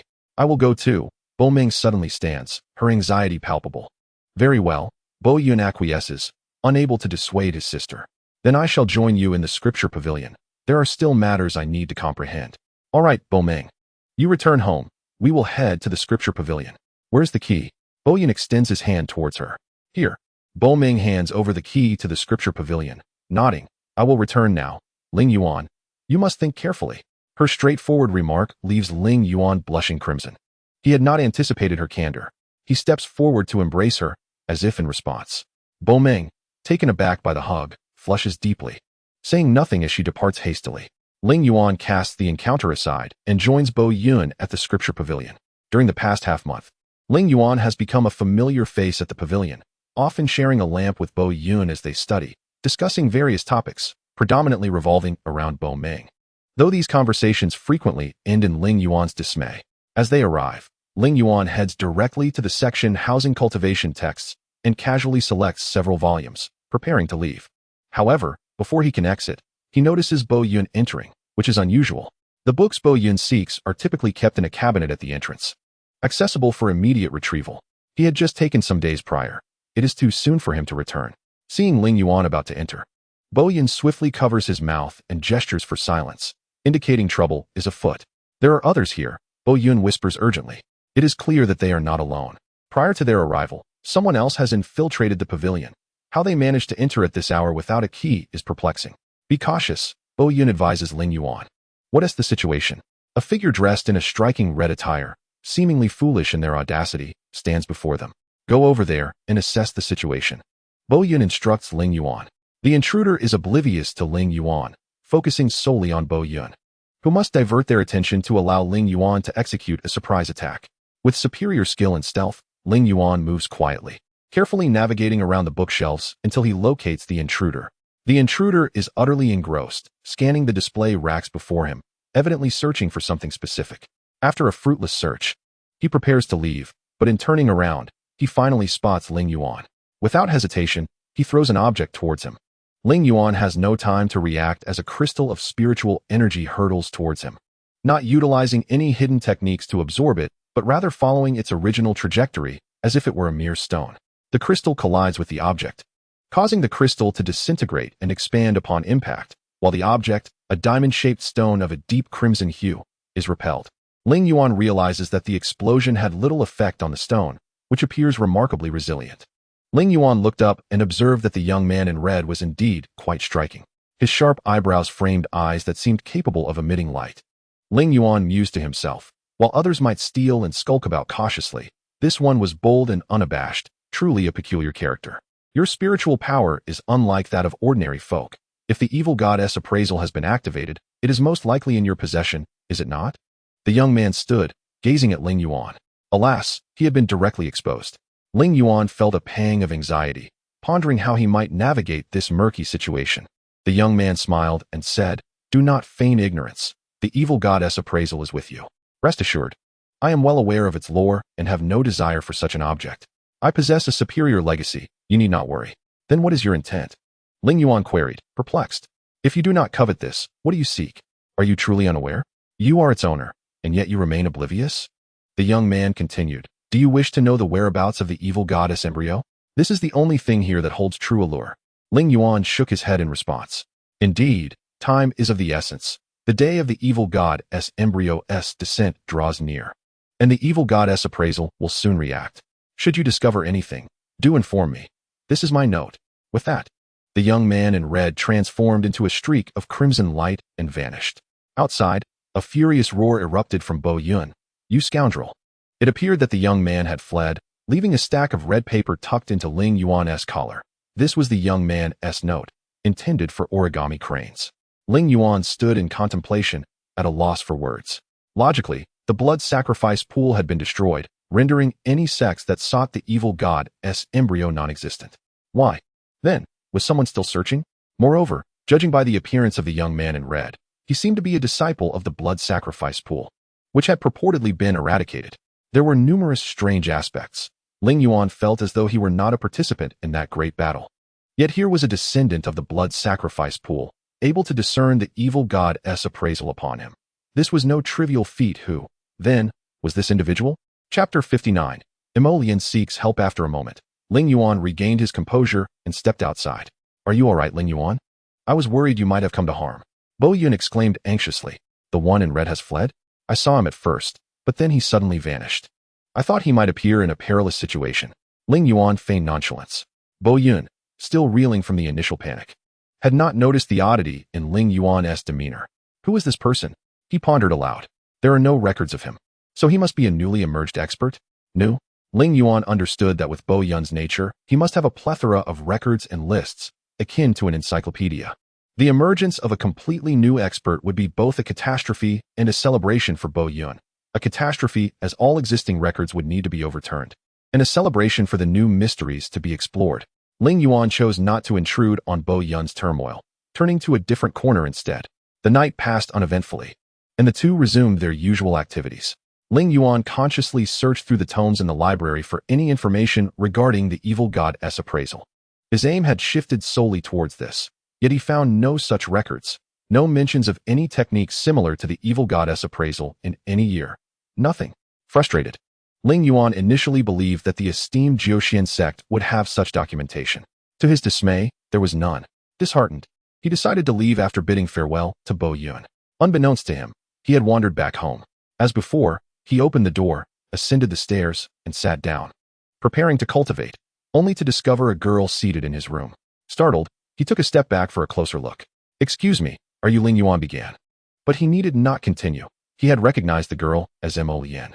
You've come, he said, feeling a tinge of embarrassment as he lowered his head and sat on the floor.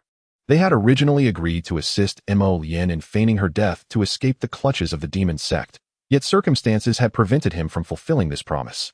As the mass slaughter by the sword sect had left the demon sect utterly isolated, devoid of power to pursue her. Thus, Ling Yuan believed his task complete and had not sought Leyin since. Now that she had returned, Ling Yuan felt a sense of trepidation. If this femme fatale were to settle accounts, it could lead to dire consequences. However, according to Leyin's account, the matter seemed otherwise. I cannot hold on much longer. I will soon revert to my true form. Ling Yuan, please safeguard my body. Once my spiritual energy is restored, I shall express my gratitude. I hope you can protect Xiao Qiao and this child. Xiao Qiao will look after him, and I trust you will provide them with the necessary protection. I will thank you once I awaken. As soon as she finished speaking, Leyin closed her eyes, and every part of her began to disintegrate and retract, gradually transforming back into a lotus seed.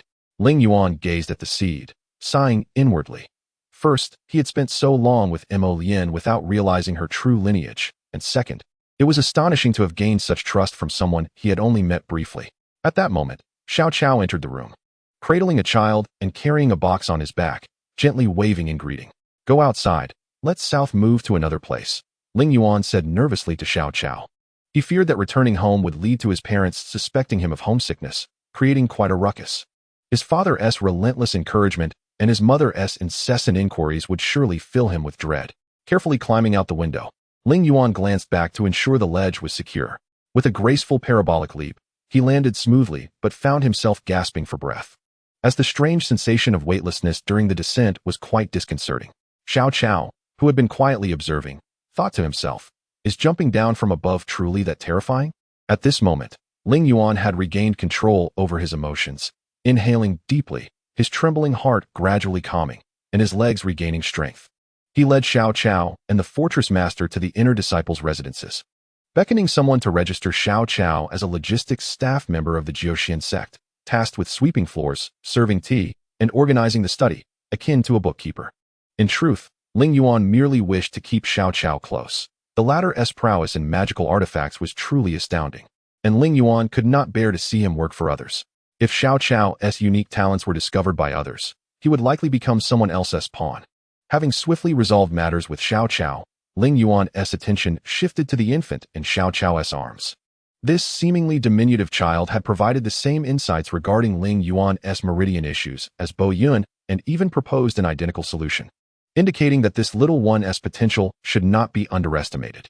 The child appeared to sense Ling Yuan's gaze, lifting its tiny head. "We will converse soon." A voice echoed in Ling Yuan's mind. This child's cultivation is no trivial matter. It seems merely youthful in appearance, yet in terms of strength, I might find myself far outmatched. Ling Yuan has truly gained a new understanding of the Fortress Lord's strength. "Come here, little one, let me hold you. You go and rest for a while. Inform them to choose a room for you, and that will be your residence. Food and drink will be arranged," he simply informed, before carrying the Fortress Lord into another chamber.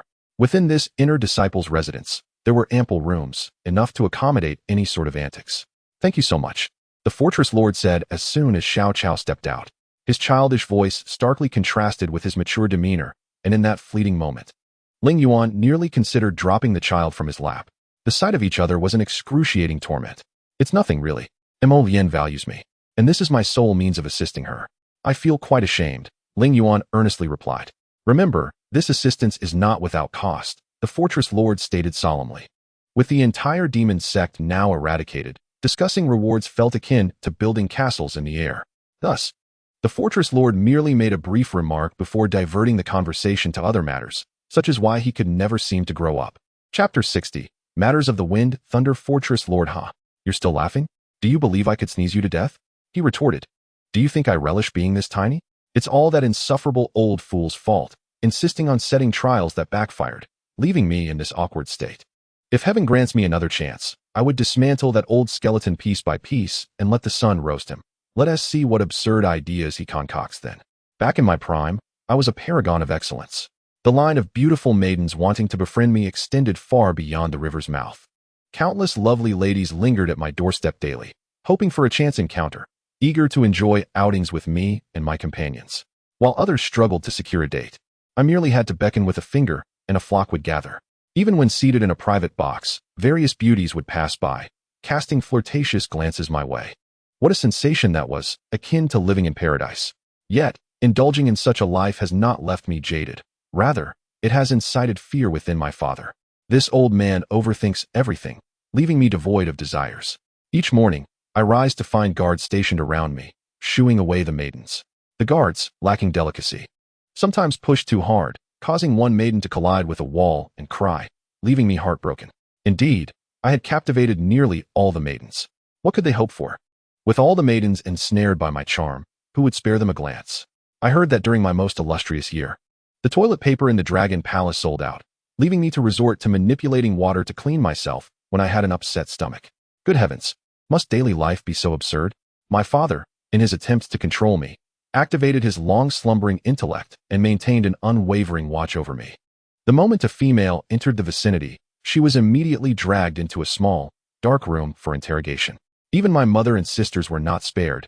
Each time they entered, their gazes toward me were filled with fury, as if I had imprisoned them for an entire day and night. Was it not that old dragon's doing? Honestly, if I am to refrain from pursuing maidens, then so be it. I shall train in martial arts. Yet, the old man incessantly critiqued my choice of weapons. Too heavy, too light, until finally, he handed me a dog-beating stick. I mean, seriously? Here I am, the esteemed prince of the Dragon Palace, reduced to wielding a dog-beating stick. Is this not a tale for the ages? In the end, I chose a trident. Why, do you dare ask? It was merely so that when he came to inspect, I could swiftly convert the trident back to the dog-beating stick. Just imagining the dragon prince wielding a dog-beating stick fills me with sorrow. These matters I could bear with patience. Upon reflection, I realized that this old dragon genuinely wishes the best for me. However, the crux of the problem lies in the fact that after all this turmoil, I remain unable to truly inherit my destiny. What further trials must I endure to assume the responsibilities of the dragon clan's emperor and safeguard this realm for the old dragon? He insists that I reincarnate and undergo 100 years of reformation. Only upon completing this mission can I genuinely become the rightful heir of the dragon lineage. Otherwise, I would be doomed to live like those struggling little shrimps, merely washing and sleeping.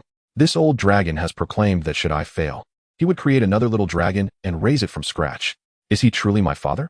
Nevertheless, I bravely accepted his proposal, embracing the challenge of reincarnation and reformation, entrusting everything to this old dragon who has not exercised his mind for centuries. I even boldly assured him of my trust before embarking on this endeavor.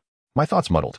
I realized that the old dragon had made a grievous error from the outset, forcibly implanting my soul into an infant's body in hopes of achieving the effects of reincarnation. Is this truly how one undergoes reincarnation? If it were so simple, would not the monks soar to the heavens after hundreds of years of practice? Surely, those who reincarnate do not need to bid farewell to their families beforehand. Such a situation reflects a low success rate of reincarnation. Ultimately, I became this half-dragon, half-ghost entity. And after all this commotion, he cast me aside without a second glance, ascending to the heavens and leaving me in the care of my son's uncle. Alas, what does he know of such convoluted matters? All he understands is to raise this child well, treating me as an ordinary infant. In the beginning, all was well. My soul had not yet fully awakened, and I resembled a typical baby, growing slightly. But thereafter, once my soul activated, I ceased to grow at all. My once elegant and distinguished past, where maidens flocked to my window, do they still remember me? Do they recall the pure and beautiful dragon prince they once adored? Surely, they have forgotten. I yearn to court maidens, to revel in pleasure, to savor the essence of life. I refuse to remain a child. Chapter 61. Do not cry. My treasure. Upon hearing the words of the little infant in his arms, Ling Yuan felt a profound sympathy. Once a formidable paragon, he had been reduced to an eternally youthful infant by his own father. It was indeed a tragic fate to ponder. The pressing issue now was how to resolve this predicament. The journey from Dragon Prince to the Fortress Lord was undoubtedly fraught with challenges. The Fortress Lord had not disclosed these matters, and delving deeper would only invite unnecessary complications and heartache. Fortress Lord, rather than lamenting, we should directly address this issue, Ling Yuan said to the infant in his arms. After such a lengthy period, he felt he had adjusted to the situation, no longer feeling the acute discomfort he once did due to the disparity. How could that be? Over the years, I have sought countless spiritual entities, yet none could restore me. The infant's face was etched with disappointment, revealing the extent of the dragon's efforts to reclaim his former life of courtship. Ling Yuan shook his head, conceding that there was truly no other way forward. The most pragmatic solution was to consult Bo Yun. Having perused numerous texts, he was undoubtedly equipped with the knowledge to find a remedy. Do not fret, my lord. When the time comes, I shall consult my senior brother. He will undoubtedly have a solution, Ling Yuan reassured. After all, a few more days would not make much difference. You may as well indulge me, and with that, the infant, with eyes like pearls, drifted into slumber. Ling Yuan, feeling helpless, handed the infant to Xiao Chao before retreating to his chamber to meditate quietly. Soon, Bo Yun would surely arrive. This fellow would not rest until the matter concerning Bo Meng was resolved. What could be done, after all? Ling Yuan felt no guilt facing Bo Yun. He genuinely harbored affection for his sister. What of it? Progress may be slow, yet with his standing, none would dare contest him for Bo Meng. Thus, matters would become more manageable. Where there is mutual affection, a gentle push would suffice. Ling Yuan dismissed the troublesome thoughts and sat in his secluded meditation room for the afternoon. As evening approached, he heard the doorbell ring downstairs. Recognizing it as Bo Yun, he withdrew from his meditative state and went downstairs to greet him. Senior brother, welcome. Let us sit upstairs. Dinner is ready here, Ling Yuan said, guiding Bo Yun upstairs. They intended to delve into matters of cultivation, as Ling Yuan had much to learn. Even correcting a single mistake daily would take years to rectify fully. While they were engrossed in conversation, Xiao Chao stood nearby, cradling the Lord of Wind and Thunder, his lips moving as if he wished to speak. Ling Yuan understood Xiao Chao's intent immediately. He winked to signal him to be patient and then led Bo Yun upstairs. Once seated and poised to converse, Ling Yuan inquired, Senior brother, I have recently heard of a curious occurrence. Would you care to listen? Pray tell, I am all ears for such matters. Bo Yun replied with a smile. Very well, let them speak for themselves, Ling Yuan said, rising and stepping outside, gently waving to Xiao Chao, who then entered the room with the infant. Are you inquiring about the repercussions of indulging in forbidden fruit?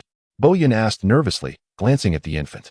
He had been a source of irritation for Ling Yuan for some time, and it was possible that Ling Yuan might be using this to remind him of his shortcomings. Not at all, You have misunderstood.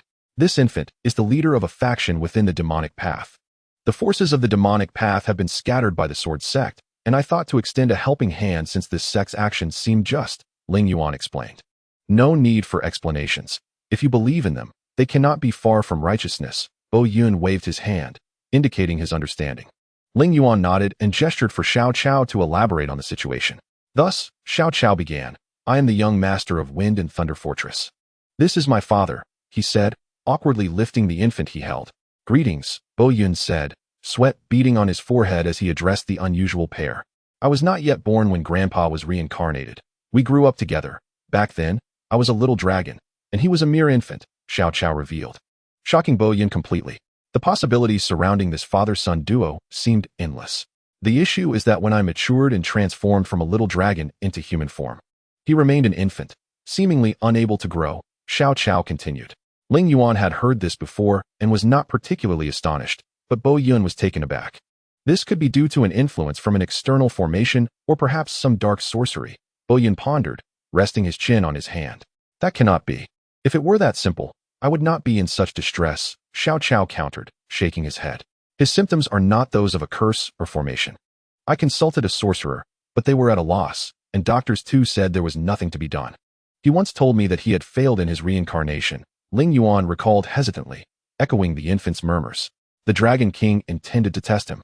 Hence the reincarnation for a fresh cycle of cultivation, but he employed the wrong method, forcibly compressing his soul into that of a newborn, Ling Yuan explained. A human newborn? Bo Yun inquired. Indeed, Ling Yuan confirmed. This complicates matters. A human soul is weaker than that of a dragon and will soon be overwhelmed, thus preventing the dragon's soul from controlling human development, leading to a halt in growth, Bo Yun said, rubbing his temples in frustration. Is there a way to restart his development? The infant asked, his eyes shining brightly. Theoretically, the Prince of the Dragon Palace should possess extensive knowledge. Yet the theoretical aspects are too shallow to facilitate effective decision-making. There are methods, but the execution is overly complicated. I would not recommend it, Bo Yun replied. Let it be as it is. The child exists now, does he not? Tears glimmered in the infant's eyes. Does this mean I can never pursue love? No. The infant finally displayed the proper demeanor of a child, wailing and kicking, leaving Xiao Chao momentarily at a loss for control. Very well, come with us. We will seek a solution together. You may stay here, Ling Yuan consoled. Do not be disheartened, my lord. You still possess the ability to write, correct? Help me manage the order of the estate. The personnel assigned by the sect are rather inept and unpleasant to work with. Ling Yuan hastily assigned tasks to the Lord of Wind and Thunder, who at least ceased his tears. Ling Yuan rose to see them off. Amidst the expressions of gratitude, he pushed Xiao Chao out the door, overwhelmed by their enthusiasm. About that method, I shall refrain from discussing it for now. Perhaps we can think of something later, Bo Yun said, lowering his gaze, deep in thought. Speak freely. If it is not feasible, I simply want to disclose it to them, Ling Yuan replied nonchalantly. Very well. I shall share. There is a way to extract a human's soul and reinstate it within his body to achieve equilibrium. However, the practitioner must possess profound knowledge of the soul. Otherwise, the tragic fate that befell the Lord of Wind and Thunder could repeat, Bo Yun explained. Then let us set that method aside for the time being, and wish him luck, Ling Yuan sighed. Chapter 62. Small Ventures. Ling Yuan. This fellow cannot provide assistance. Let us instead contemplate your lifelong matters, Bo Yun said earnestly. Until Ling Yuan clarified his relationship with Bo Meng, Bo Yun would remain unsettled. Bo Yun, are you interested in making money? Ling Yuan asked with a smile, knowing that each time Bo Yun broached the subject of his relationship with Bo Meng, he always conveniently had something else to attend to, thus allowing their relationship to endure. Make money? How? Bo Yun replied, somewhat perplexed. Do you know how I acquired my little green cauldron? Ling Yuan asked mysteriously. I do not. Every time you visit the demonic path, you return with another magical artifact. How would I know how you obtained it? Bo Yun answered, visibly frustrated. It was given to me by Xiao Chao. Many magical artifacts of the demonic path are crafted by him. If you could provide him with some theoretical support, he might create even better artifacts. We could use the good ones ourselves and sell the prototypes. What do you think? This seems somewhat inappropriate. Selling prototypes feels akin to peddling defective goods, which gives off a rather unpleasant impression. Bo Yun frowned. This cannot be deemed so. The quality of this so-called defective product surpasses that produced by the masters of our sect by a considerable margin. It is, indeed. a creation that stands but a step away from the realm of the exquisite. To label it as a defective item is quite the misnomer. Ling Yuan rolled his eyes, yet the corners of his mouth were lifted in a smile. That may be true. Let me take a look at your small cauldron, Bo Yun said, extending his hand towards Ling Yuan. Just a moment, Ling Yuan replied as he made his way to his bathroom, returning shortly with the small green cauldron. How could you leave such an artifact there? What if it gets lost? Bo Yun chided. It's not my fault. My clumsy mouse wanted a bath. The last time I used spiritual energy to clean it, it became quite addicted, Ling Yuan retorted, his expression one of playful exasperation. Here, Bo Yun said, accepting the silvery, small green cauldron. He gently brushed off the spiritual energy crystals from its surface and began to scrutinize the intricate patterns etched upon it. Truly a work of art. This fellow is no ordinary craftsman, Bo Yun exclaimed, his focus unwavering as he admired the cauldron's design. Then why not have him craft one for you? Ling Yuan suggested with a smile. How could that be? Bo Yun exclaimed. Ling Yuan was certain that had Bo Yun uttered those words before seeing the cauldron, he would have genuinely meant it. However, after witnessing the cauldron, Ling Yuan detected the flicker of desire in Bo Yun's eyes. Very well, he can make a simpler artifact in just a few minutes. This small green cauldron was a casual gift to me, and it's already this remarkable, wouldn't you agree? Ling Yuan raised an eyebrow, addressing Bo Yun. Well, I suppose, Bo Yun conceded, unable to suppress his yearning, ultimately succumbing to Ling Yuan's persuasion. It will be delivered shortly, Ling Yuan informed Bo Yun. I have a small idea. What he will bring over is merely a semi-finished product, and we can shape it further according to your vision. How could you be so certain without trying it? Do you have wooden mice even here? Bo Yun was taken aback. Is there a problem? Wooden mice are quite affordable. It would be a travesty not to utilize them. Moreover, I need to acquire a few more, for my little white mouse prefers to communicate directly, which places a heavy burden on its mental faculties, Ling Yuan explained. True enough. But what about my artifact? I am utterly weary of using a flying sword. Bo Yun inquired, fidgeting with anticipation. It will arrive soon. Shall we hold a grand meeting to promote it? Ling Yuan mused, his mind now fully engaged in the planning stages of promotion. Wait, I haven't even tried it yet. How can you be so certain of its quality? Bo Yun fretted, anxious that this matter might delay the completion of his artifact. Fool, is everything ready? Do you wish to test it now? Xiao Chao entered, holding a branch that shimmered with spiritual energy, suggesting he had already prepared it. Brother, what sort of artifact do you desire? Xiao Chao inquired of Bo Yun. Well, since others call me the book immortal Bo Yun, let us craft it in the form of a book, Bo Yun replied. The pages should be thin. Silk or satin would be ideal, albeit expensive. How about this? I could create a set of swords and then string them together with a cord. Would that look appealing?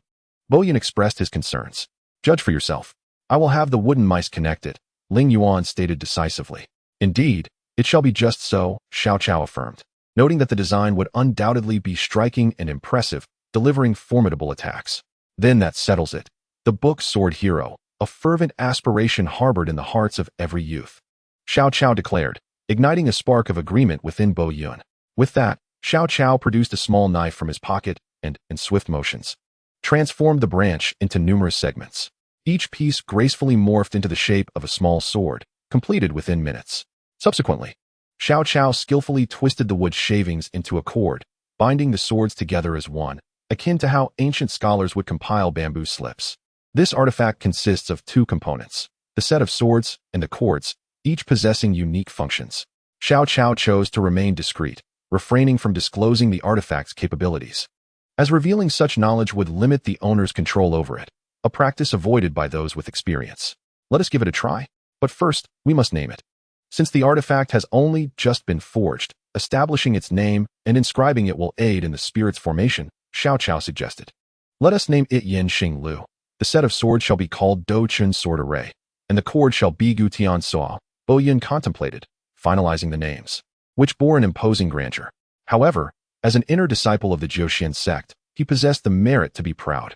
Now, Xiao Chao, please take back the Yin Xing Lu, perform the incantations, and imbue it with light, Bo Yun requested.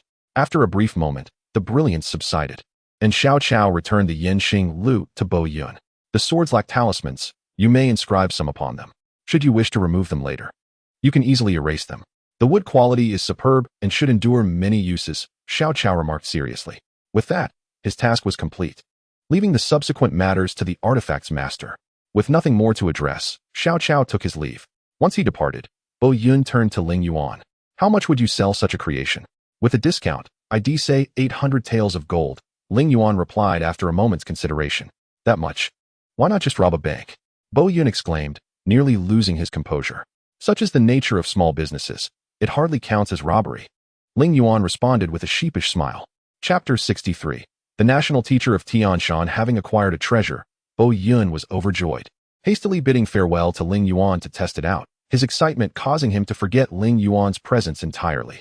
Once Bo Yun departed, Ling Yuan relished the tranquility.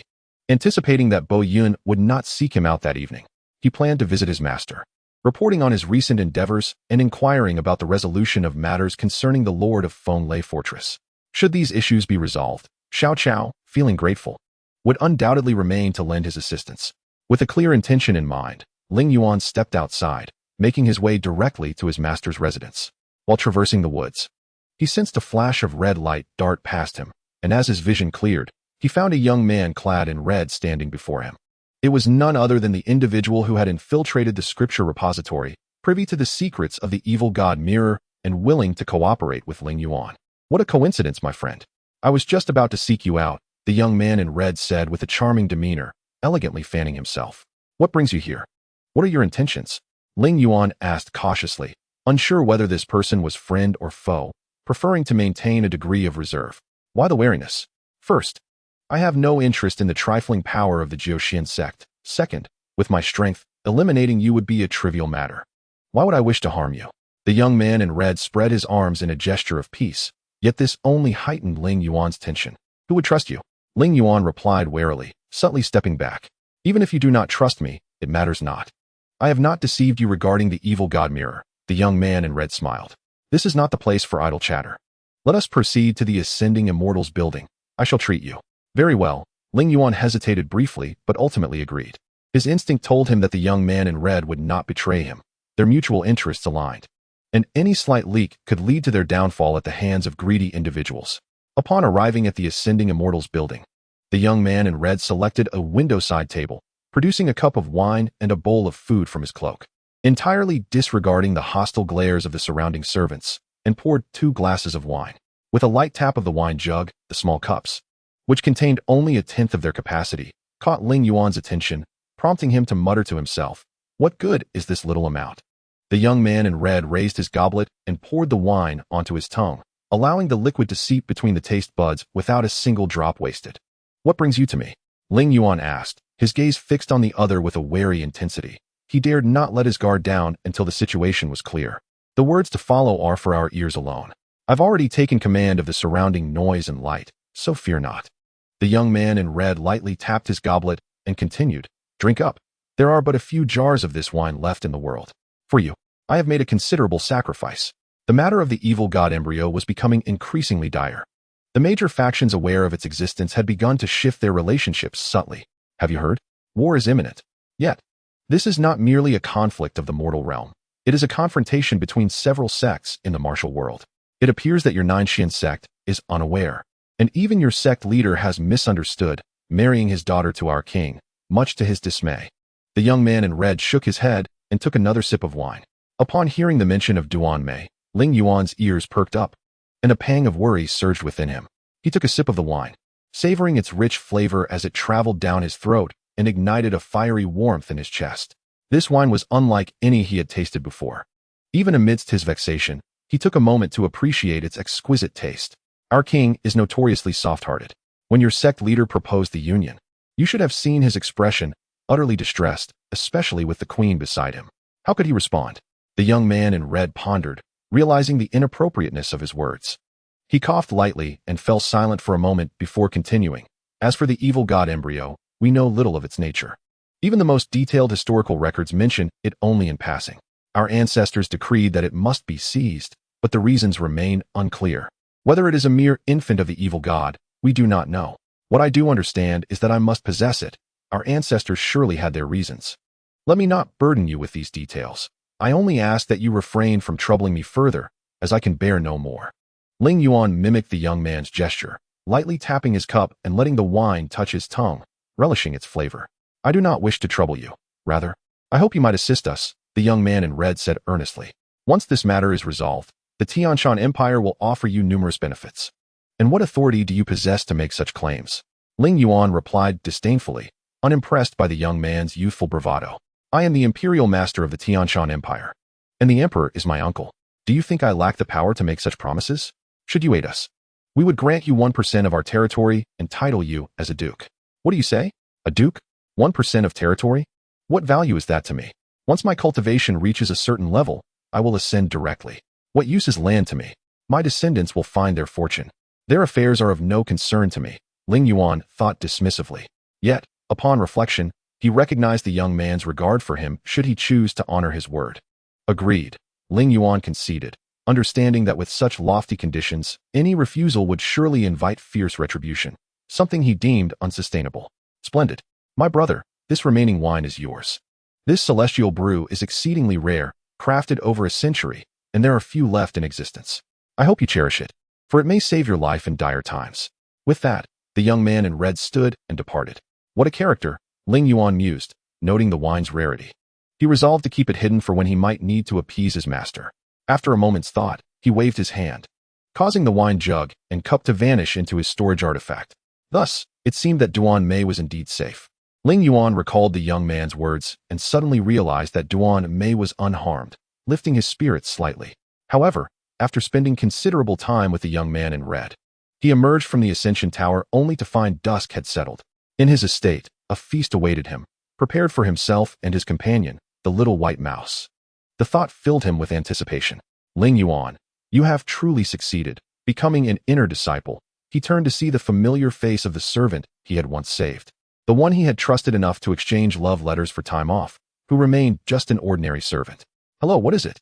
Ling Yuan asked coolly, wishing to dismiss the servant without further ado. Small-minded individuals often rise. A voice of derision followed him, an utterance so faint it would typically go unheard. However, Ling Yuan, having reached the pinnacle of external cultivation, possessed ears as sharp as a dog's, and he caught every word. Yet, he chose not to respond and continued on his way. Chapter 64. The opening of business. Upon returning to his estate, Ling Yuan began to strategize for his shop's opening. From earlier observations, Xiao Chao exhibited remarkable skill in crafting magical artifacts with ease. Had it not been for the numerous matters demanding his attention, Ling Yuan would have pursued learning the art of artifact creation from him, for mastering such skills would render him fearless throughout the world. Xiao Chao's offerings mainly comprised finished magical artifacts and custom creations. The former served as the foundation of daily needs, while the latter resembled festive cakes, delightful yet not essential. Embodying the essence of life, Ling Yuan resolved to focus primarily on custom artifacts while offering a select few ordinary ones to elevate his shop's prestige and allure more patrons. In truth, Ling Yuan may have overestimated the demand. Magical artifacts were exceedingly rare among the righteous faction, even scarcer than their demonic counterparts. Thus, as long as he had artifacts for sale, his shop would surely be bustling. It was imperative to control the supply, otherwise he risked disrupting the industry's balance, which could lead to severe repercussions. Finding a suitable storefront proved effortless. Through the assistance of his subordinates, a prime location was secured swiftly, and after Ling Yuan's approval, the lease was finalized within minutes. He marveled at their efficiency, mentally confirming that nothing had been overlooked. Content. He settled onto a meditation mat to conduct his daily training. The night passed swiftly, and dawn arrived in a hurry. Ling Yuan rose early, aiming to prepare his shop before the sun fully ascended. As matters related to the shop were not his forte, he entrusted those responsibilities to his capable subordinates, believing he could manage the shop's operations himself without imposing on their time. Such additional labor would yield no extra income, and he could not bear the thought of burdening them. The shop's location was ideal, directly facing the training grounds, with disciples from the outer sect and training camp passing by constantly. Given the recent instability in the surrounding environment, the sect's training had intensified. The previously lax training methods were entirely abolished, replaced by rigorous daily drills. In such circumstances, the need for an effective magical artifact became increasingly urgent. Ling Yuan perceived this as a trending topic. After a moment of contemplation, he inscribed on the wooden sign beside the shop, toiling hard to vanquish foes. Magical artifacts grant you a new lease on life. Upon completing the phrase, Ling Yuan considered it slightly provocative, yet upon further reflection, found no fault in it. After all, it was merely an advertisement. Just then, Xiao Chao arrived, carrying a bag that presumably contained the artifacts for sale. I casually selected 2 items. What do you think? Xiao Chao handed the bag to Ling Yuan, who opened it to reveal a bottle and a bow, both unused. One was called the dripping water bottle, and the other, the ascending dragon bow. Should we create some sort of label for them? Ling Yuan pondered. No, names should only be revealed when the artifacts awaken. That is their selling point. If we disclose the names now, what will be left for conversation? Xiao Chao, unable to conjure a reasonable counterargument, nodded vacantly. As Ling Yuan prepared to place the two artifacts on the table to commence selling, a sudden uproar erupted from the training grounds, indicating a scuffle had ensued. Such altercations on the territory of the Jiuxian sect were no trivial display of bravado. Rather, they could directly influence an individual's prospects within the sect. Most likely, it was a duel. The concept of dueling had only recently been introduced by the instructors. One-on-one combat, where the victor could earn 1/3 of a point towards selection for the inner sect, thus providing a significant advantage in future evaluations. The commotion subsided shortly, revealing a group of disciples covered in mud and dust emerging from the training ground. It was now their break time, allowing them to wander around and perhaps enjoy some refreshments. With a beverage stall already established nearby, there was no need for Ling Yuan to intervene. The stall presented a variety of drinks, each bottle sealed. Passers-by could simply purchase a drink and proceed to the nearby opener to pay. By inserting the appropriate coins, the opener would automatically uncork the bottles. And a row of such openers lined the path, facilitating easy access to refreshments for the disciples. Having quenched their thirst, the disciples naturally gathered to rest and chat, affording Ling Yuan an opportunity. I almost bested you just now. A shorter disciple pointed at a taller one. If only my height allowed me to strike your nape. Don't be upset. You're still the second best, the tall one replied, clinking his drink against the shorter one's. In ordinary duels, my height grants me an advantage. But that may not always be the case. What do you think? I am agile, yet my striking power remains insufficient, placing me at a disadvantage, lamented the shorter disciple. Indeed, many around them echoed. We could utilize bows and crossbows to compensate for our lack of strength, thus bridging the gap in our abilities, suggested a soft-spoken outer sect disciple. Ah, that's a viable strategy, the group of outer sect disciples agreed fervently. Though some outer sect disciples practiced inner strength, they were not as inept as Ling Yuan. Thus, they could effectively employ both inner and outer techniques in combat, exhibiting remarkable agility, albeit with limited power. Hence the discussion that ensued. Young disciples, your thinking lacks breadth. While you are right to seek to enhance your strength and break through your limits, there remains a crucial point to consider. What? A cluster of youth, driven by ideals of personal heroism, seemed perplexed by Ling Yuan's intent, mistakenly believing he was about to unveil some formidable technique, entirely oblivious to the two artifacts laid before him. Collaboration. Think about it. Even if you all attack a single adversary, your indiscriminate strikes could potentially cancel each other out, inadvertently aiding your opponent. Ling Yuan emphasized, extending a finger to underscore his point, leaving the novices bewildered, yet impressed. At that moment, Ling Yuan's cunning nature revealed itself as he picked up the small crossbow, before continuing. The essence of effective collaboration lies in having a potent attacking core. If the core's power is lacking, the collaboration is destined for failure. Is this crossbow truly impressive? One young disciple inquired, captivated. Indeed, this crossbow was crafted by a master whose reputation is unmatched. Many skilled individuals have benefited from his expertise. Ling Yuan proclaimed proudly, lifting his chin. Demonstrate it for us. We wish to see its effectiveness, suggested the tall disciple, eliciting a bright smile from Ling Yuan. All right, watch closely. He activated the crossbow, channeling his spiritual energy into it. The embedded spirit stone glowed brilliantly as he aimed at a stone in the training ground designated for strength practice. Pulling the trigger, the stone erupted into a fine powder. Who did that? Shouted a disheveled outer sect instructor, rushing forward and pointing at Ling Yuan. The instructor recognized the crossbow immediately, its spirit stone still shimmering, confirming Ling Yuan's involvement. Which instructor do you belong to? The outer sect instructor demanded. Chapter 65. It seems trouble has arisen. Ling Yuan, aware of his culpability, lowered his head and allowed the instructor to scold him, knowing the reprimand would soon pass without significantly impacting his business. Do you have any idea how reckless your actions are? You could cause fatalities. Are you not afraid of being reprimanded by the elders? Ling Yuan anticipated the instructor's typical admonition, realizing that this was a tactic to intimidate him into submission. You are aware of the severity of your actions, aren't you? The instructor's words were nearly comical to Ling Yuan, who stifled a laugh, maintaining a semblance of composure. Wait, am I to simply apologize? Ling Yuan mused, sensing the instructor's desire for something more substantive. No, I shall replace the stone shortly, He feigned sincerity, gradually understanding what the instructor truly sought. It was not merely about the stone, it was about him. What if I were to be injured? The instructor pointed to himself. Yet Ling Yuan could discern no signs of harm. You appear perfectly fine, with no injuries or internal damage. Xiao Chao interjected unexpectedly. Oh, how do you know? I feel a tremendous headache and an ache in my back. The instructor has become increasingly demanding, and it seems that Ling Yuan's suspicions were indeed justified. He truly appears to be attempting to extort Ling Yuan's magical artifact. Is that so? Should we visit the apothecary? Ling Yuan feigned concern. No need. Just cover my medical expenses. Do you think my body is something you can touch?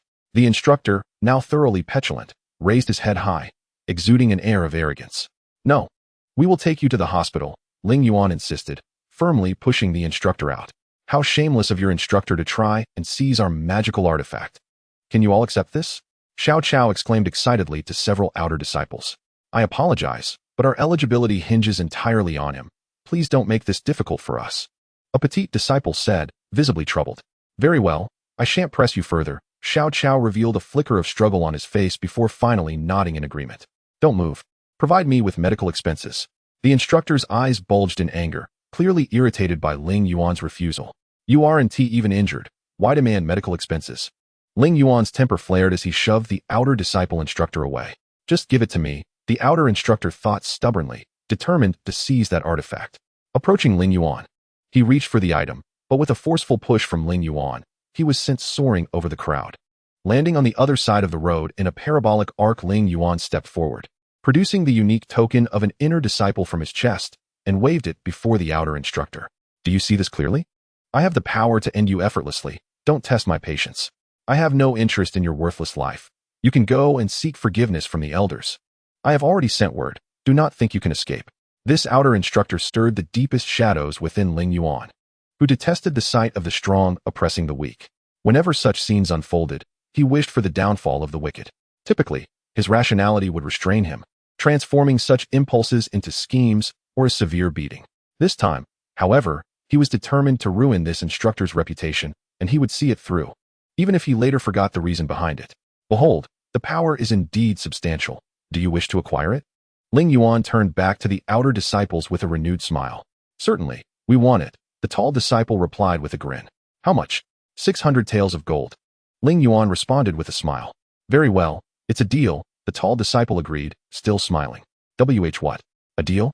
Ling Yuan was taken aback, not expecting his first customer to be such an audacious outer disciple, one capable of affording 600 taels of gold. The tall disciple handed over the gold notes, 3 in total, each worth 200 taels. Ling Yuan trembled as he accepted the notes, and then handed the small crossbow to the tall disciple. Upon receiving the crossbow, the tall disciple passed it to the smaller one, saying, Brother, take this. You will now be my equal in strength. This item is precious. I'm reluctant to part with it, so cherish it well. Ling Yuan stood there, momentarily stunned. 600 taels of gold. Was this child's family printing money? Such wealth was not typical outside of a merchant city. Well, since your family is wealthy, I shan't hold back. Rest assured, I will take good care of your crossbow and strive for it to become a spiritual weapon. The smaller disciple reciprocated, boldly playing with it. Artifacts can also attain the status of spiritual weapons, and once they do, their power may surpass that of innate spiritual weapons, which the smaller disciple had just mentioned. All right, I have another treasure here. Who wants it? Its purpose remains unclear, but let us lower the price a little. Who is interested? Ling Yuan resumed his sales pitch. I want it, the scholarly boy called out. Without any strength, we would surely be annihilated on the battlefield. This vial appears to be a support item. Quite suitable for me, but I have no money. Could I exchange labor instead? This boy is clever, Ling Yuan thought, recognizing his potential. He replied, I hope you can become part of my guard team. Is that agreeable? Inner disciples can indeed establish a small force, as a battle will be necessary during the competition for the sect leader, at which point the guard team would be called upon.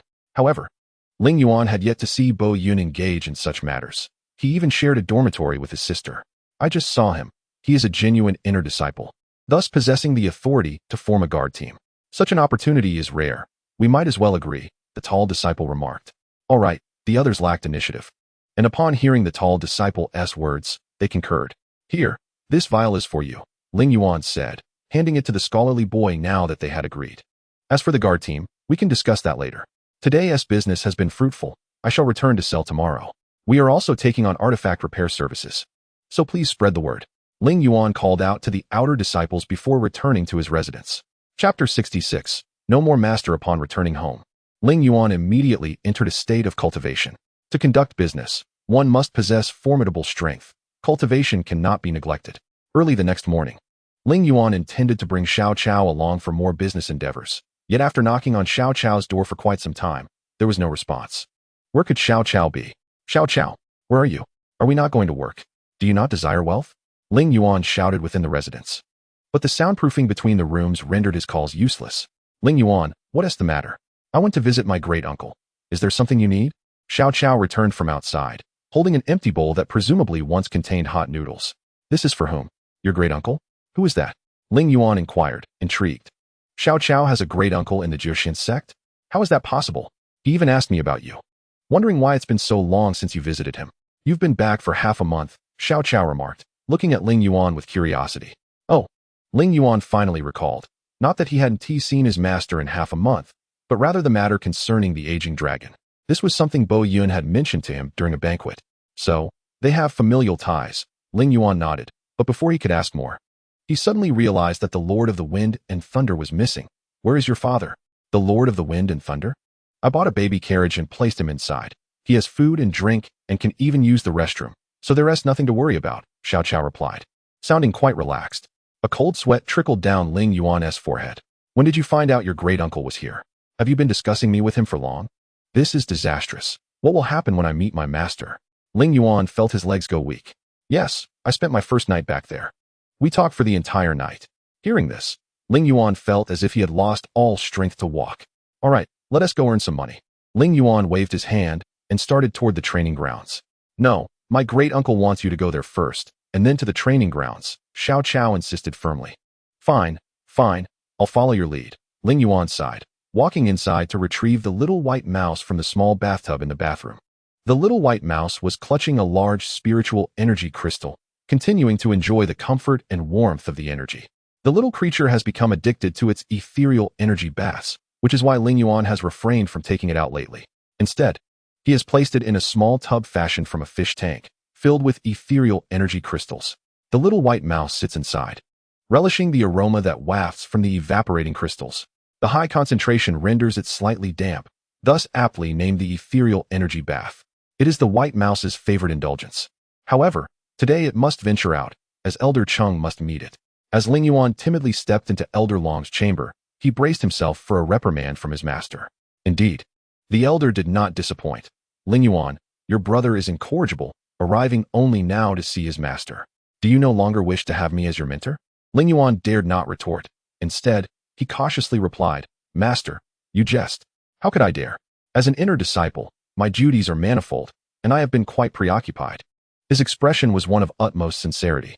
The truth was, he had indeed been busy these past 2 weeks, but he had also forgotten about this visit.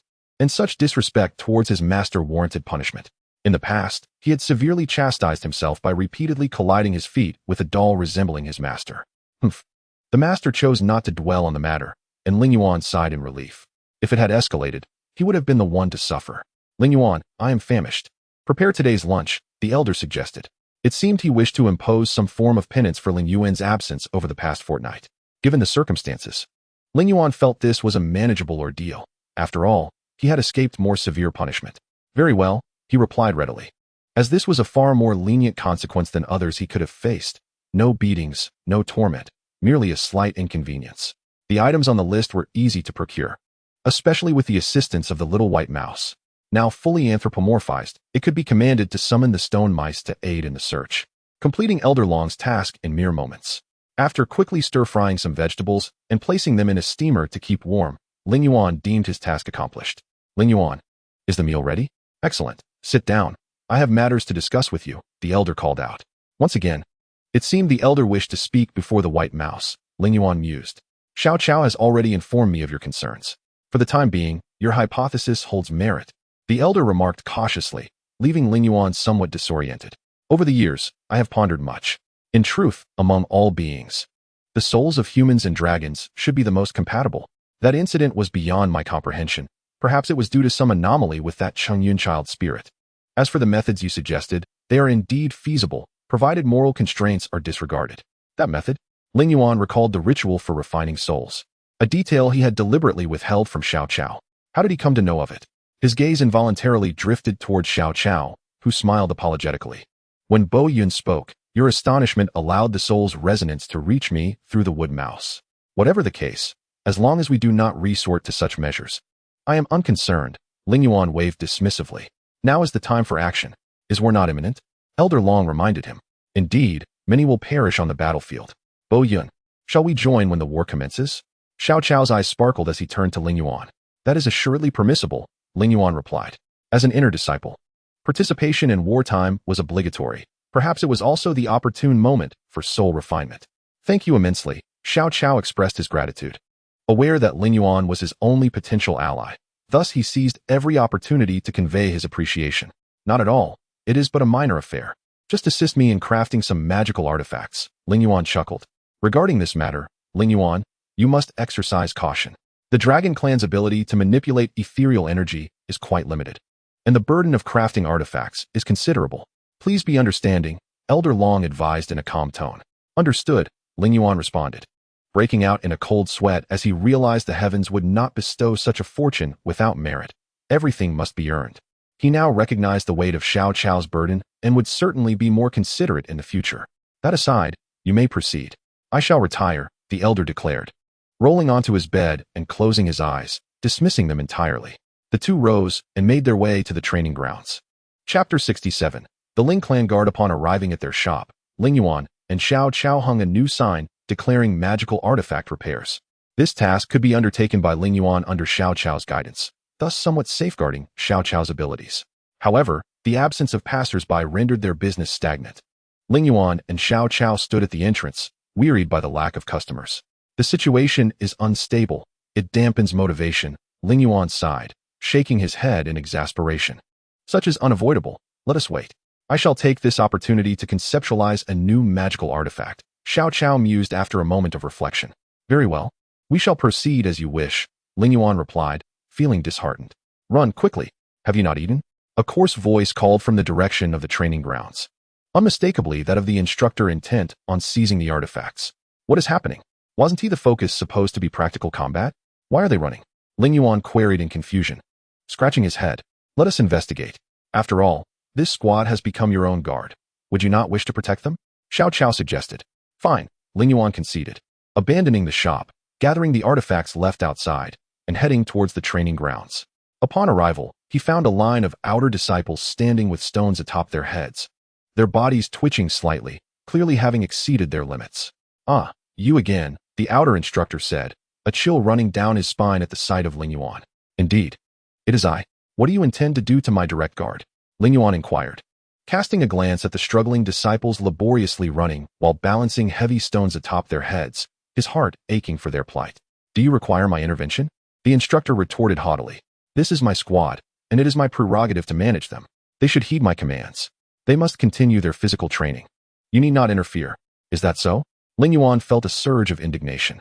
As an inner disciple, his authority was equivalent to that of the sect leader. How could he be powerless to regulate even the most basic training? If I demand you cease this training, is that not within my rights? Ling Yuan asserted, enunciating each word with conviction. Humph, ordinarily, perhaps, but now is not the time, the outer instructor smirked. With war on the horizon, our sect has entered a state of total warfare. Under such circumstances, military training is beyond the sect leader's jurisdiction. When in the field, commands may be disregarded. Have you not heard? Hearing this, the surrounding outer disciples tensed, realizing the gravity of the situation. The rationale of a wartime state was one even the sect leader could scarcely contest. If the instructor was resolute in his intentions, there would be little they could do to resist. Having forgotten this, Ling Yuan felt a twinge of regret. He had never considered this issue. In a state of war, the instructor was elevated to the rank of a general. What could a leader do to manage his troops?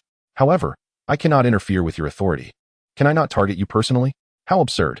Young man, you are rather inexperienced. The outer sect instructor stepped forward and gently patted Ling Yuan on the shoulder. Seizing the opportunity, Ling Yuan forcefully twisted the instructor's arm, causing him to topple to the ground. Good.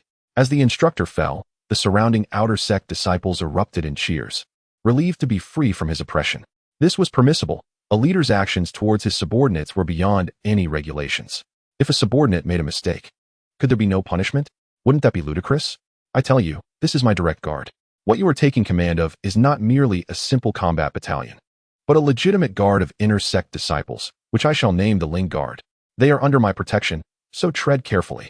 Having uttered these words, Ling Yuan turned to leave, paying no heed to the instructor's wails on the ground. Listen closely, you are now my direct guard. Hold yourselves to high standards and strict requirements. Push yourselves to pursue the pinnacle of power. Ling Yuan paused and raised his voice. But you must protect yourselves from being bullied. Those who bully you are also bullying me. Do you understand? Understood. The outer sect disciples howled in unison, vowing that all who opposed them would regret their actions. Get up. Let me tell you, you have made many mistakes. My punishment for you is already quite lenient. Do you comprehend? To me, personal vendettas warrant severe consequences. Do you understand? Ling Yuan's eyes gleamed with a chilling light. Understood, understood. The outer sect instructor trembled in fear.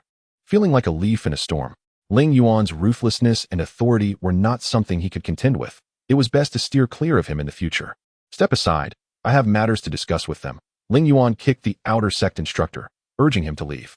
The ensuing conversation must remain unheard by outsiders. For if it were, it would shake the sect. Xiao Chao, go watch the entrance. No one should be allowed in. Ling Yuan winked at Xiao Chao, who understood and proceeded to the entrance. All clear. Xiao Chao shouted to Ling Yuan, who felt relieved and addressed the outer sect disciples. The situation is dire. We must possess formidable strength. Otherwise, we will struggle to adapt to this world and will ultimately be eliminated. I require you to rise with the dawn. Train diligently in winter and pursue the utmost power. Once your martial skills reach the realm of unity, I will take it upon myself to impart the 9 Xian scriptures to you. The atmosphere nearly erupted with excitement. The 9 Xian scriptures were traditionally reserved for inner sect disciples, with outer sect disciples forbidden from even approaching them. To hear Ling Yuan offer such a promise meant they would no longer need to endure the arduous selection process for inner sect disciples to swiftly enhance their cultivation and become masters. Long live! A surge of enthusiasm erupted among the outer sect disciples, nearly lifting the heavens. Continue your training. I too must cultivate, so I shall take my leave. Do not be lazy, understand? With the prospect of opportunity before them, the atmosphere of diligence surged dramatically. Chapter 68. Possible solutions. Today's business ventures had fallen through. This location was not ideal. Ling Yuan mused it might be wise to have the subordinates choose another spot. Although the foot traffic was considerable, most were from the lower echelons of society and lacked purchasing power. Even if there was a crowd, those with means would not come here. Forget it. I shall return to my cultivation. It matters little that I did not sell anything today. For me, this was essentially a no-risk endeavor. Xiao Chao had been busy. It would be best to let him rest. Upon returning home, Ling Yuan was greeted by Bo Yun, who stood at the door, unable to contain his excitement. Bo Yun, what is the matter? Ling Yuan inquired, bemused. Such an expression from Bo Yun typically signaled a significant discovery, perhaps related to his healing methods. It seems I have uncovered the truth regarding the infant. Bo Yun nearly shouted. It was so simple, yet I was oblivious. How could I have missed it? Come inside. We have plenty of time to discuss this. Ling Yuan patted Bo Yun's shoulder and ushered him in. Do you know the composition of the human soul? Is it not the 3 souls and 7 spirits? What else could there be? Ling Yuan feigned ignorance, as his knowledge differed significantly from Bo Yun's, leaving him unsure of what Bo Yun wished to convey. Correct, yet not entirely complete. Within the 3 souls and 7 spirits, there exists a division of yin and yang. When that old dragon was extracted, the process was far too crude. An external yin soul may have intruded, disrupting the harmony. Thus, the souls of both the human and dragon became misaligned, resulting in a lower degree of fusion, Bo Yun hypothesized. Then what you suggest is merely a hypothesis. Is there any way to prove it? Ling Yuan inquired. Yes, I may need your little mouse's assistance. Its soul cultivation surpasses ours. It should be able to investigate without causing harm. Bo Yun mused, his brow furrowing in thought. Come forth. Ling Yuan beckoned, and the glossy, yellow-furred mouse appeared before Bo Yun. Is there something you require? A voice echoed in Ling Yuan's mind. The once childlike tone now matured. You should comprehend the situation by now. Go investigate the nature of that infant soul. Ling Yuan instructed the little mouse. Very well, but you must bring it out. If I enter alone, I will be expelled. That infant is quite formidable, the little mouse replied, a hint of trepidation evident in its voice, acknowledging the dragon's inherent threat. Xiao Chao, bring your father out. Ling Yuan noticed Xiao Chao's flushed face, indicating his excitement. It was understandable. Having such a father as a tiny infant was indeed peculiar. A moment later, Xiao Chao emerged from the room, carrying the master of Wind and Thunder Castle. The infant's eyes were wide with excitement, seemingly unaware of the reason for his exuberance. Ling Yuan, he has arrived. Before Xiao Chao could finish his sentence, the little mouse leaped onto the infant, who deftly caught it and held it close. Get this fellow away from me. There are 2 yin souls and an additional yang soul. How is that possible? The little mouse exclaimed through the wooden voice. This is indeed strange. What is this yang soul? No. This is a complete dragon soul, encompassing all 3 souls and 7 spirits. This is no ordinary matter. What does this imply? Was his original 3 souls and 7 spirits intact? Boyan probed, aware that any changes could be significant. Intact, surrounded by protective spiritual energy, clearly a meticulous arrangement. The little mouse's words rendered Bo Yun speechless. What could this mean? Does the dragon soul possess any consciousness? I have a rather frightening hypothesis. Bo Yun hesitated, a hint of uncertainty creeping into his voice. Speak your mind. I sense there is more to this, Ling Yuan urged, eager to uncover the underlying truth. At this moment, Xiao Chao's expression shifted. Ling Yuan, I have an idea. Do you wish to hear it? I will tell you now. He swiftly placed the infant into Bo Yun's hands and pulled Ling Yuan further inside. This is my father's secret. Do not speak of it further, Xiao Chao whispered to Ling Yuan. Understood. Bo Yun will remain silent. All will be well, correct? Very well. Xiao Chao nodded and said, let me share my thoughts. Upon hearing this, Ling Yuan quickly focused his attention. Here is the situation. Your guards are numerous and could serve as our labor force. I will provide the blueprints. After all, the handling of materials for magical artifacts is relatively straightforward. What do you think? Not yet. They need time to enhance their cultivation. Ling Yuan had set a trap for Xiao Chao. Since Xiao Chao was willing to present this proposal, he must have an impeccable plan. I possess a technique called the Craft Immortal Record, which relies on artifact forging for cultivation. It is a timeless method that once had countless disciples. However, over the years, it has faded into obscurity. Very well, let us pass it on to them tomorrow. What do you say? Ling Yuan was certain Xiao Chao would fall into the trap, and he eagerly suggested, that is not feasible just yet. This immortal technique has high physical requirements. They must achieve a unified external mastery first. Otherwise, they risk injury. Xiao Chao replied, all right, once they have mastered their external skills, we can then pass on the Craft Immortal Record. Ling Yuan nodded. Is there anything else? If not, you should leave. Otherwise, your father will become suspicious. Understood, Xiao Chao nodded. Is there any way to help me recover? I can't continue like this, the infant said, eyes wide as he clutched Bo Yun's clothing. There is a method, though it is perilous. I am reluctant to attempt it. However, I do possess a way to enable you to live independently, without relying on Xiao Chao, Bo Yun said, rubbing his nose. Okay, what is this method? The infant clenched his tiny fists, clearly anxious. Follow me. Bo Yun turned and walked outside, smiling. All right, Xiao Chao immediately followed, taking the infant back from Bo Yun's arms. I really hope to see what this method is, the infant said, rubbing his plump little hands in Xiao Chao's embrace. Patience, it won't be long, Bo Yun said as he navigated through the inner disciple's residence. Arriving at a massive building, this structure was several times larger than a typical residence, devoid of any unnecessary embellishments, leaving Ling Yuan puzzled about its purpose. Wait. Bo Yun produced a key and inserted it into the lock. The door swung open, and several people entered. Upon entering, they looked up to realize they were in a warehouse filled with various items, with rows of shelves displaying an assortment of peculiar objects. No one dared to touch anything, uncertain of their safety, yet they ventured further inside. After traversing 2 rooms, they arrived in a particularly spacious chamber filled with strange, empty frames. Ling Yuan contemplated, concluding that this must be the object in question. This is it. You can sit in the circular cavity and operate it using the handles. You will be able to move independently. The best version is the one without dust, which has just been completed and successfully tested. You can give it a try and see how it performs. Bo Yun pointed to the latest skeletal frame. What is this called?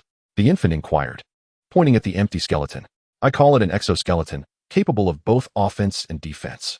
This is a 3/4 scale model, Bo Yun smiled. Impressive. The infant climbed onto the skeletal frame, while Xiao Chao helped by gently pushing him from behind. After some effort, they finally managed to get him inside. Wait. Bo Yun placed a cylindrical object into a slot on top of the frame. All right, it's powered up and ready to go. Wow. The infant began to maneuver the handles according to the indicators, and the exoskeleton responded, taking steps forward. See, it works. Bo Yun exclaimed proudly. Thank you. Now I can do things on my own. I have so many ideas I haven't tried yet. Xiao Qiao said excitedly. That is wonderful. As long as it brings in profit, I am pleased. With Xiao Qiao having more time, it signifies greater output, Ling Yuan mused. On the way back, Xiao Qiao walked happily behind, while the infant confidently navigated the exoskeleton ahead. Everyone was in high spirits. Bo Yun, thank you. Xiao Qiao expressed his gratitude. Just pass me the craft immortal record, and we'll be even, Bo Yun replied, looking at Xiao Qiao. How do you know? The connection with the wood rat hasn't been severed. I can still hear it, Bo Yun stated. Fine, I will give it to you when I return. Xiao Qiao nodded. Chapter 69. The Curtain Rises, Part 1. So, your residence has essentially transformed into this enormous warehouse? Ling Yuan conversed with Bo Yun as they returned to the residence. Yes, there was no choice. I had accumulated too many items, and my sister issued an ultimatum. So I had to convert it into a warehouse. Besides, I have no trouble finding a place to stay, Bo Yun acknowledged. No wonder. I wondered why you, an inner disciple, had to live with your sister, Ling Yuan remarked, shaking his head. However, if I wished, I could apply for another residence. I just need to contribute a bit, Bo Yun said nonchalantly. You're impressive. I can't compare, Ling Yuan admitted.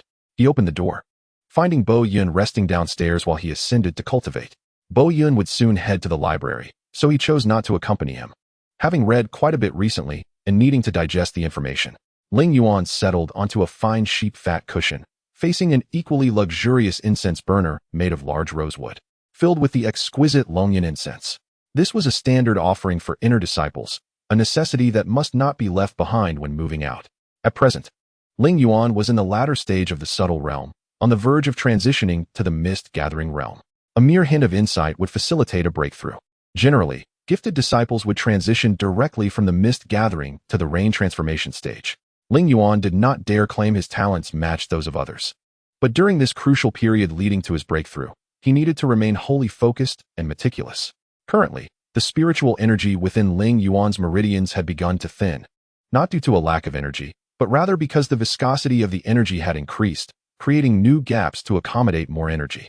The process of increasing the viscosity of spiritual energy varied for each individual. Even the most skilled practitioners would find it challenging to recall how they navigated through each realm, as it often relied on fortune. The spiritual energy flowed swiftly through his meridians, the original channels merging with the meridians themselves. Thus, Ling Yuan had already undergone a significant transformation, with a formidable mental force guiding the energy flow, splitting it into several streams that twisted through his meridians. Ling Yuan intended to utilize this rotational force to enhance the viscosity of the energy. To others engaged in different practices, such actions might seem peculiar, yet to Ling Yuan, they felt entirely natural and effortless. As the streams of energy intertwined, their volume diminished, leaving several droplets of spiritual energy behind in the meridians. These droplets represented a hallmark of the rain transformation realm. Ling Yuan, neither joyous nor sorrowful, pressed on to convert the energy completely, intending to transfer the droplets into his dantian and fully enter the rain transformation stage. This would significantly enhance his capacity to absorb spiritual energy. With a sigh, Ling Yuan emerged from his cultivation. With the aid of his powerful mental strength, his practice had become remarkably efficient. In just 2 hours, he had completed the conversion of all spiritual energy into droplets and spent another half hour drawing them into his dantian. Now, his spiritual cultivation had finally shown some promise. And Ling Yuan reflected with a sense of nostalgia, the shadows of past times lingering in his heart, making him reluctant to revisit certain memories. With a sudden thud, Ling Yuan heard a sound emanating from within the cabinet, a rhythmic thumping that reverberated through the air. Cautiously, he opened the cabinet door, revealing the evil god mirror glowing and vibrating incessantly, indicating it was responsive. The interior was in disarray. It appeared that the mirror had been shaking for quite some time. Only now coming to his attention, Ling Yuan examined the other contents of the cabinet, noticing that a multitude of books had fallen to the ground, with even those atop the stack not spared.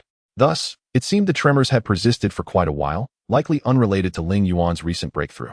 Bending down, he carefully retrieved the evil god mirror, shielding it gently with his hand as it emanated a crimson glow, obscuring any discernible patterns or spells associated with the evil god. The red light did not last long. After a brief interval, the brilliance receded, revealing a myriad of intricate designs. Although Ling Yuan could not comprehend these patterns, they induced an overwhelming sense of drowsiness, and soon he succumbed to a deep slumber. Awaken, child, A voice beckoned as Ling Yuan drifted in and out of consciousness. Instinctively, he opened his eyes, scanning his surroundings for the source of the call. To his astonishment, he realized he was not in his own room, nor in a familiar world. Water flowed upwards, flames lurked beneath the surface, and the air was uncomfortably hot, disorienting his thoughts and prompting him to question his own identity.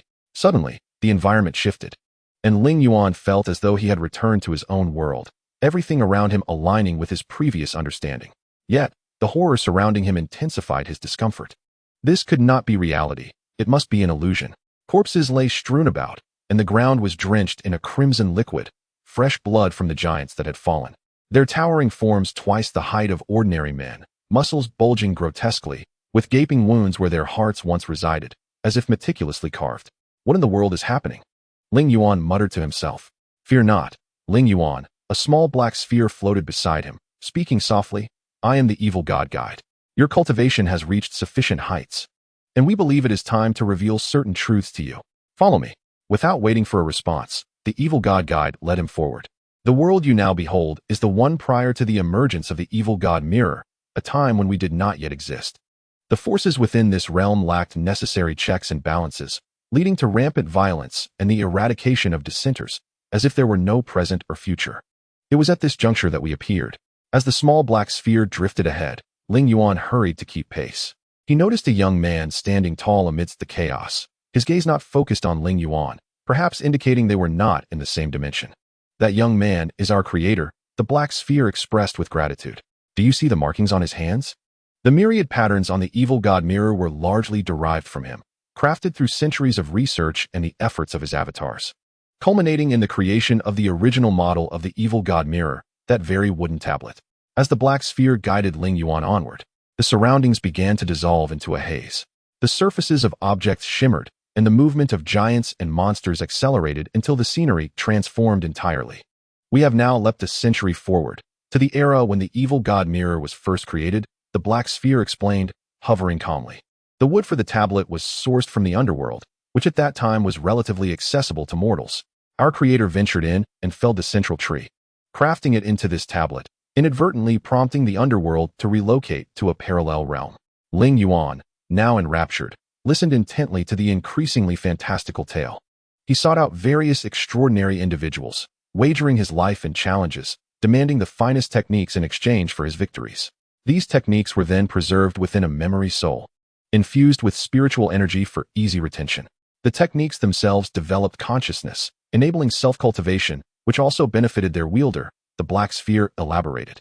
They even placed a celestial decree within the evil god mirror, a method for refining memory souls, although it has not manifested in some time. Should it reappear, it would signify a rapid expansion of the evil god mirror's capabilities. It continued. As the black sphere advanced, Ling Yuan followed, the flow of time and space around them continuing to shift rapidly. In the next moment, they found themselves in a strange cave, where the creator of the evil god mirror writhed in agony, blood spilling from his mouth, yet somehow surviving the ordeal. Ling Yuan marveled silently at his resilience. The creator seemed to sense something and glanced in Ling Yuan's direction, revealing his blood-red eyes, startling him. Just then, the creator leaned forward, as if on the brink of discovery, yet ultimately abandoned his search in confusion. Despite his efforts, the creator was ultimately found by the celestial demon, who seized the opportunity to overpower him, stripping him of his soul, cultivation, and knowledge. The once nameless wooden tablet was henceforth dubbed the evil god mirror, while the previously unnamed technique was christened the evil god guide, the black sphere's voice trailing off. During that tumultuous period, the creator wreaked havoc, and numerous coalitions formed against him, yet none could vanquish him. The power of the techniques contained within the evil god mirror was too formidable, and once mastered, they obliterated all opposition. Thus, the world languished under his tyranny for a protracted duration until, miraculously, a new genius emerged, devising a grand formation that sacrificed 10 of the realm's most powerful warriors to defeat the celestial demon, sealing him within a parallel space. Yet, despite their meticulous planning, a flaw emerged. The celestial demon, wielding his mystical powers, managed to breach the confines of the parallel space, casting a fragment of himself back into the original world. While this avatar was significantly weaker than the original, it was swiftly defeated by the realm's champions. The genius anticipated the severity of this issue. Reinforcing the parallel realm, and implementing a spatial array to randomly assign the location of the avatar, aware that certainty would grant the celestial demon a loophole. Do you understand? Ling Yuan nodded, indicating his comprehension. The so-called clone is referred to as an evil god embryo among the mundane folk, for it is imbued with treasures. Possessing an evil god embryo can ensure a sect's prosperity for a century, which explains the fervent pursuit of it by people from all corners of the world. Consequently, the evil god mirror, bearing this mark, has become an immensely sought-after item. However, the true purpose of the evil god mirror remains beyond their comprehension. It encapsulates a myriad of techniques that can only be accessed with the requisite mental strength, as elucidated by the little black. Do you grasp the general situation? The little black inquired of Ling Yuan. This is the first layer of the evil god mirror, accessible solely through mental prowess. Above it lie the second, third, fourth layers, and so forth. Upon reaching the fourth layer and beyond, physical entities may also enter, including your corporeal form. Now, I shall escort you out. I have preserved the visual demonstration of the first layer's intricacies here for you. When you have time, feel free to return and study it. With that, I shall send you on your way.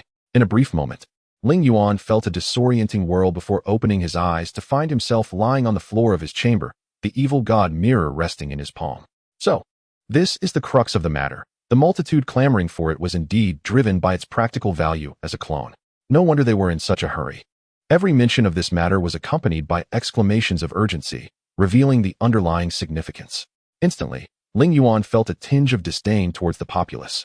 Unbeknownst to Ling Yuan, a war had already commenced in a distant corner. Warriors clad in light armor engaged in futile clashes, while their commanders anxiously observed from the rear, rendered helpless by the prolonged tranquility that had instilled a fear of the battlefield within them. They might still possess the ability to ride horses and the courage to face foes. Yet they were incapable of confronting the grim reality of witnessing so many perish before them. Nor could they bear the horrifying truth that their own actions had led to these deaths. The forces collided like two waves in the sea, crashing into each other before receding, ultimately vanishing into the boundless ocean. The war between the Tianshan Empire and the Moya Empire had officially erupted, with conflicts in the north and west commencing without warning. Initially, both sides merely stood opposed on the battlefield, glaring at each other with disdainful eyes. Suddenly, the military banners of both empires fell to the ground. Amongst the standoff, the military flag is one of the most significant symbols. Its fall signifies that this war is devoid of righteousness, that even the heavens disallow its continuation. Yet, it was precisely at this moment that both sides engaged in combat, each believing the other had shot down their flag. Deep down, they understood that this might indeed be a sign of divine disapproval, but in the throes of war, acknowledging such truths was not an option. Thus, they would rather silence their adversaries with blood than allow it to undermine the legitimacy of their conflict. In this mindset, a war that could have been averted finally broke out. A soldier brandished a dagger, leaping forward to stab an enemy warrior from behind, piercing his heart. However, in his moment of triumph, his own head was effortlessly severed by a long blade. The ancient saying holds true: the mantis stalks the cicada, unaware of the oriole behind. The team from the Jiushuan sect, prepared to engage in battle, was swiftly assembled today and set forth for the front lines. Due to their relationship with the Tianshan Principality, it was imperative to dispatch a contingent of skilled practitioners to participate in the conflict. Naturally, the Tiangong camp undertook this formidable task. Although the Tiangong camp comprised external disciples, their unique training methods rendered them formidable in battle. These individuals, designated as pawns to uphold the Jiushuan sect's reputation, were perfectly suited to serve as auxiliary forces in the war. Ling Yuan, Ling Yuan, Ling Yuan, boomed a voice from outside, pulling Ling Yuan from his reverie. Peering out the window, he saw Bo Yun, his face etched with urgency, standing atop a flying sword. Without hesitation, Ling Yuan opened the window to welcome him inside. "Why didn't you knock? You could have just come in through the door," Ling Yuan inquired. "I cannot let anyone know I have been here," Bo Yun replied solemnly. "What?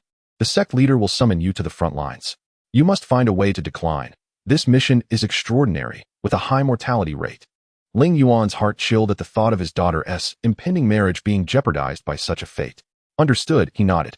"They wish for me to be the sacrificial pawn. What purpose would my presence serve? I'm leaving.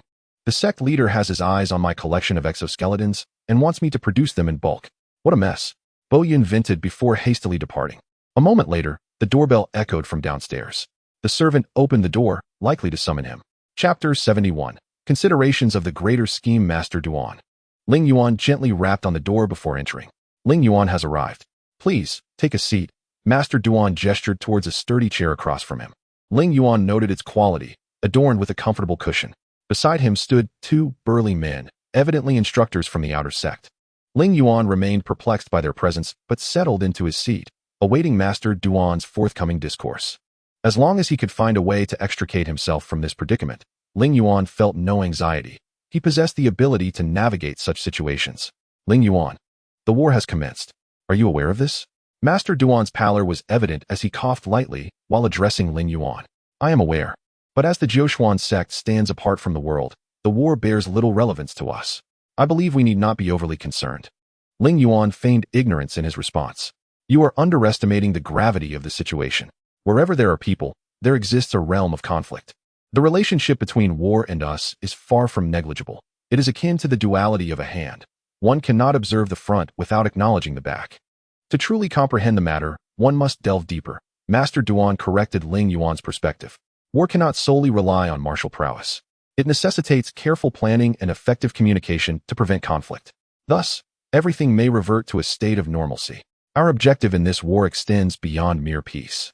We have our own interests to secure and grander ambitions to pursue. Master Duan did not deny Ling Yuan's assertion. Yet his subsequent words sent a shiver down Ling Yuan's spine. These individuals are truly consumed by their greed, Ling Yuan lamented inwardly, lowering his head to await the master's further instructions. Ling Yuan, I have a task for you, which I believe is perfectly suited for you. What do you think? Master Duan produced a piece of paper from his robe and handed it to Ling Yuan. Regardless of the circumstances, Ling Yuan had no intention of assisting. Yet unrolling the paper posed no inconvenience. Master, I cannot undertake this task. Ling Yuan placed the paper back on the table, addressing Master Duan with seriousness. How can that be? Ling Yuan, ponder this carefully. This is your inaugural mission. It represents a contribution to the sect. How could you refuse? I beg your pardon. But during our last encounter at the demonic stronghold, I sustained an injury to my back. I find it difficult to walk, let alone engage in battle. You overestimate my capabilities. That is of no concern. Consider this. Most of the combat you will experience involves internal conflicts within the sect, posing minimal danger. Moreover, the rewards for the sect are undoubtedly substantial. Would you not contemplate it? Impossible. I truly cannot participate. My physical condition is severely limited, and in combat, I would undoubtedly be on the receiving end of blows. Ling Yuan resolutely shook his head. Ling Yuan, look. We are truly limited in the number of people we can dispatch from within the sect. Boyun is preoccupied with the exoskeleton project, and Bu Feiyuan is on the verge of a breakthrough. The other inner disciples are all tied up with their own responsibilities. At present, you are the only one available to step in. Master Duan has attempted to appeal to your emotions and reason, hoping to draw you into the fold. I'm truly sorry, but my physical condition does not permit it, Ling Yuan replied, shaking his head as he stood up, ready to leave. Stop. A burly man beside Ling Yuan suddenly made his move, a colossal fist aimed at the top of Ling Yuan's head. Sensing the impending danger, Ling Yuan leapt into the air, managing to evade the blow and shifting several meters away. Seeing Ling Yuan dodge, the burly man immediately launched another powerful punch, this time infused with a radiant aura of spiritual energy, signaling that he was now serious.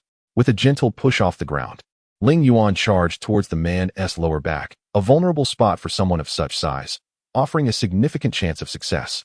However, luck was not on Ling Yuan's side this time. The burly man, surprisingly agile, sensed Ling Yuan's movement and swiftly turned to face him, almost synchronizing with Ling Yuan's actions. Bang! The force of the man's punch swept through the air, catching Ling Yuan off guard and sending him crashing into the corner where his back collided with the wall, causing a shower of lime dust to fall. Report to the master, Ling Yuan thought, wincing from the pain. I am indeed injured and cannot undertake the task. A replacement is necessary. The burly man turned and bowed to Master Duan. That poses a problem. Let me think about who to summon, Master Duan mused. Aside from those on external assignments, there are truly no viable inner disciples left. Very well, let us call upon Bo Meng. Her combat proficiency is certainly equal to, if not exceeding, that of any man. Ling Yuan felt a pang in his stomach, a sense of urgency rising within him, though he masked it, determined not to reveal his anxiety. Order her to come here.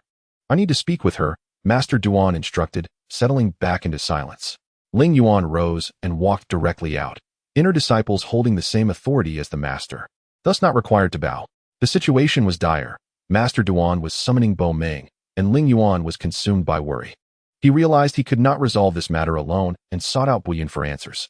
Yun was likely in his own residence, tinkering with the exoskeleton as per the Master's directive, and he would not dare neglect that task. What? The Master is calling for Bo Ming? That is acceptable.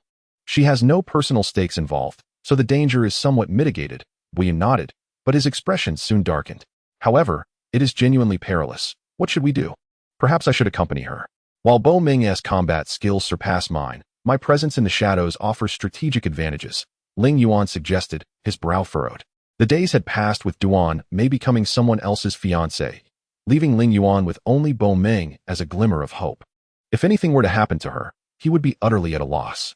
Very well, this way, the Master's hidden schemes are rendered ineffective. But you must ensure my sister remains oblivious. Her temperament is impulsive and sensitive to such matters.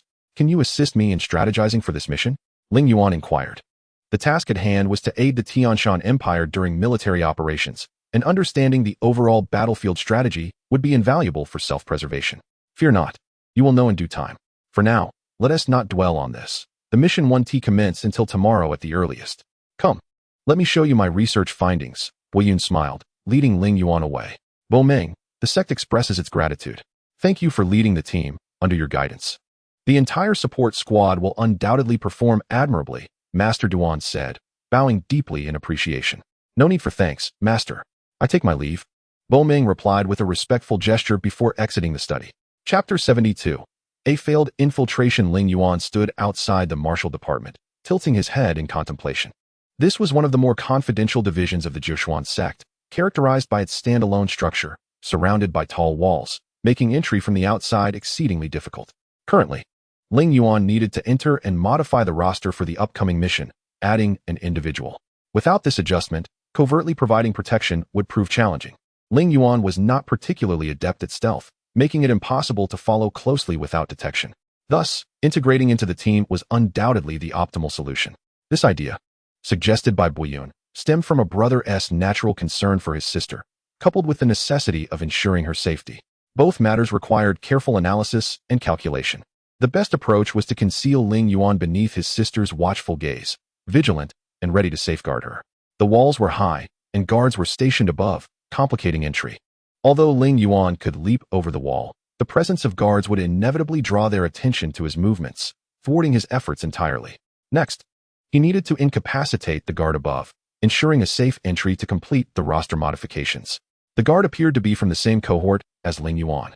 Now stationed at the martial department, he was the logical target to begin with. Ling Yuan concealed himself in a shadowy corner, retrieving a small green cauldron from his belongings. Infusing it with spiritual energy, the cauldron responded swiftly, forming thick crystals of energy with remarkable efficiency. He broke off a sizable chunk, using an unnamed technique to meld it down into smaller pieces. Grabbing one, he intended to launch it at the guard stationed atop the wall to render him unconscious. Just as he was about to act, Ling Yuan felt a tightening in his chest. This was not as straightforward as it appeared. If he incapacitated the guard, the martial department's security would heighten, and the search intensity would increase, jeopardizing his mission. It would be more pragmatic to distract the guard, creating a time window sufficient for him to slip in unnoticed. If possible, he aimed to maintain the status quo within the department, as the martial disciples were quite formidable, and any hint of disturbance could lead to a thorough investigation. All right, Ling Yuan gritted his teeth, determined to proceed. The time was still early, and the guard's alertness was high, so he decided to bide his time until the guard grew weary. Thus, for hours passed swiftly in a tense stalemate between the two, with the guard on the wall unaware of Ling Yuan's presence, convinced that nothing significant would transpire that night. He leaned against a pole, dozing off. Sometimes, things unfold simply, just when you feel the world has turned entirely bleak and fate has closed its doors. A new dawn may emerge, Ling Yuan thought in excitement. With a leap, Ling Yuan scaled the wall and descended into the martial department. Once inside, Ling Yuan found himself utterly bewildered. Where could the roster possibly be? Before him lay an entire corridor lined with doors, each labeled with various departments: propaganda room, combat camp, celestial mechanics division, and so forth, making it impossible to discern one from another. Lacking any other option, he resolved to search through each room individually. Damn it, where is it? Ling Yuan exclaimed in frustration as he rifled through countless rooms. Unbeknownst to him, The documents had long been taken home by Bo Meng, rendering his search futile. Hurry! Someone has infiltrated. They may be after our military deployment plans. Search quickly.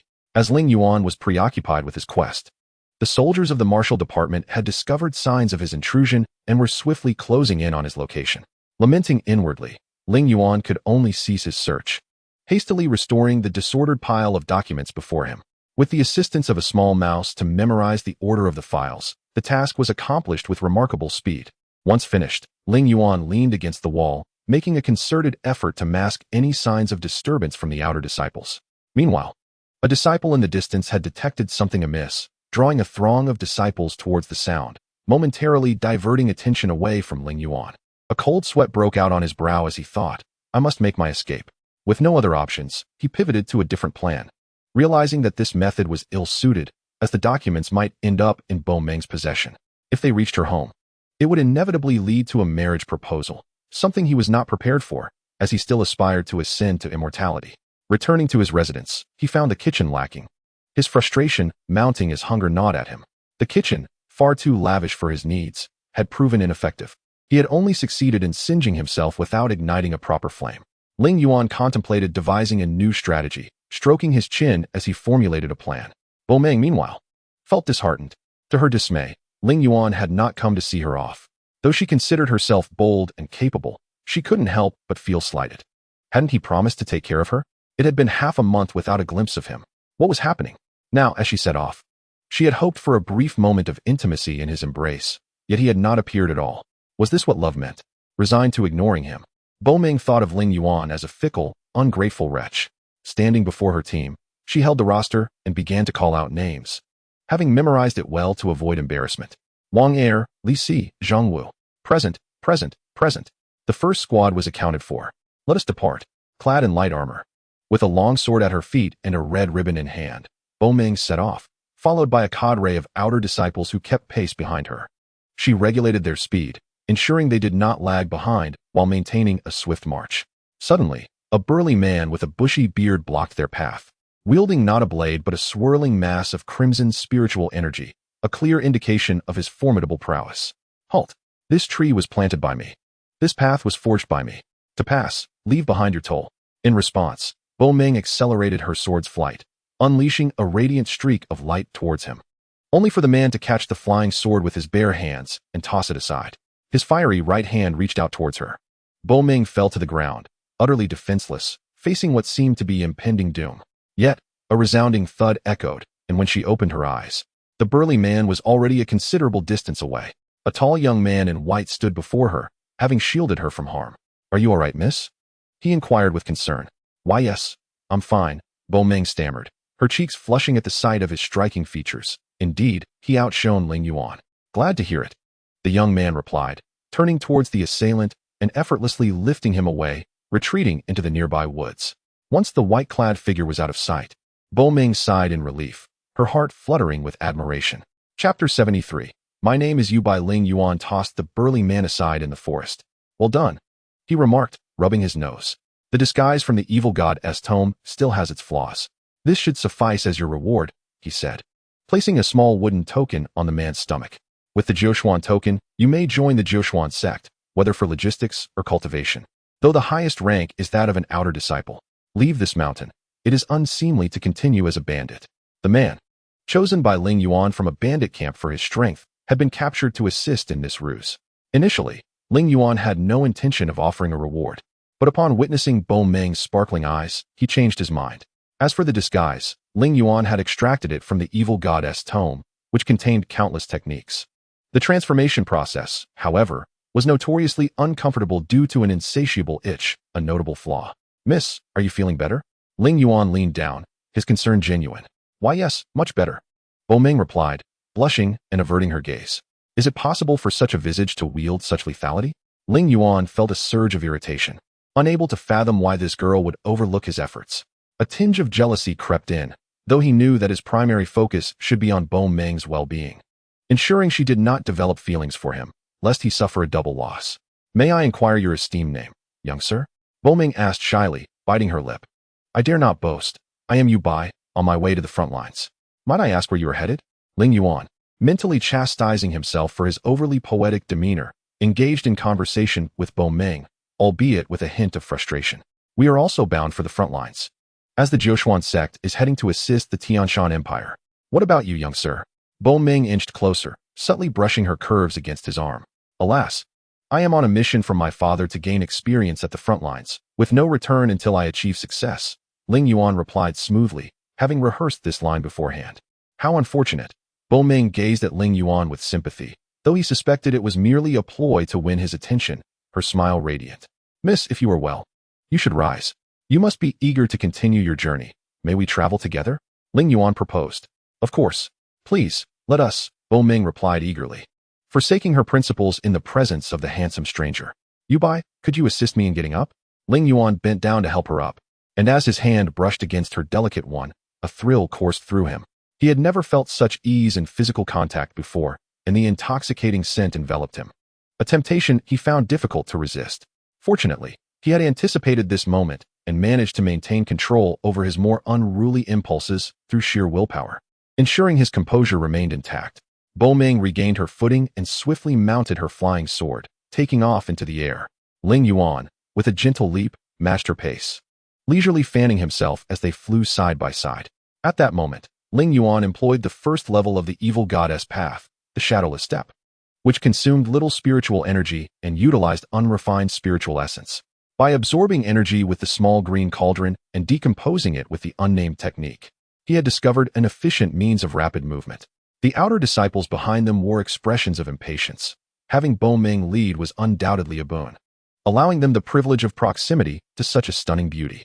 If only she would whimsically decide to marry one of them, they would consider themselves the luckiest individuals alive. However, the affairs of the world are inherently imperfect.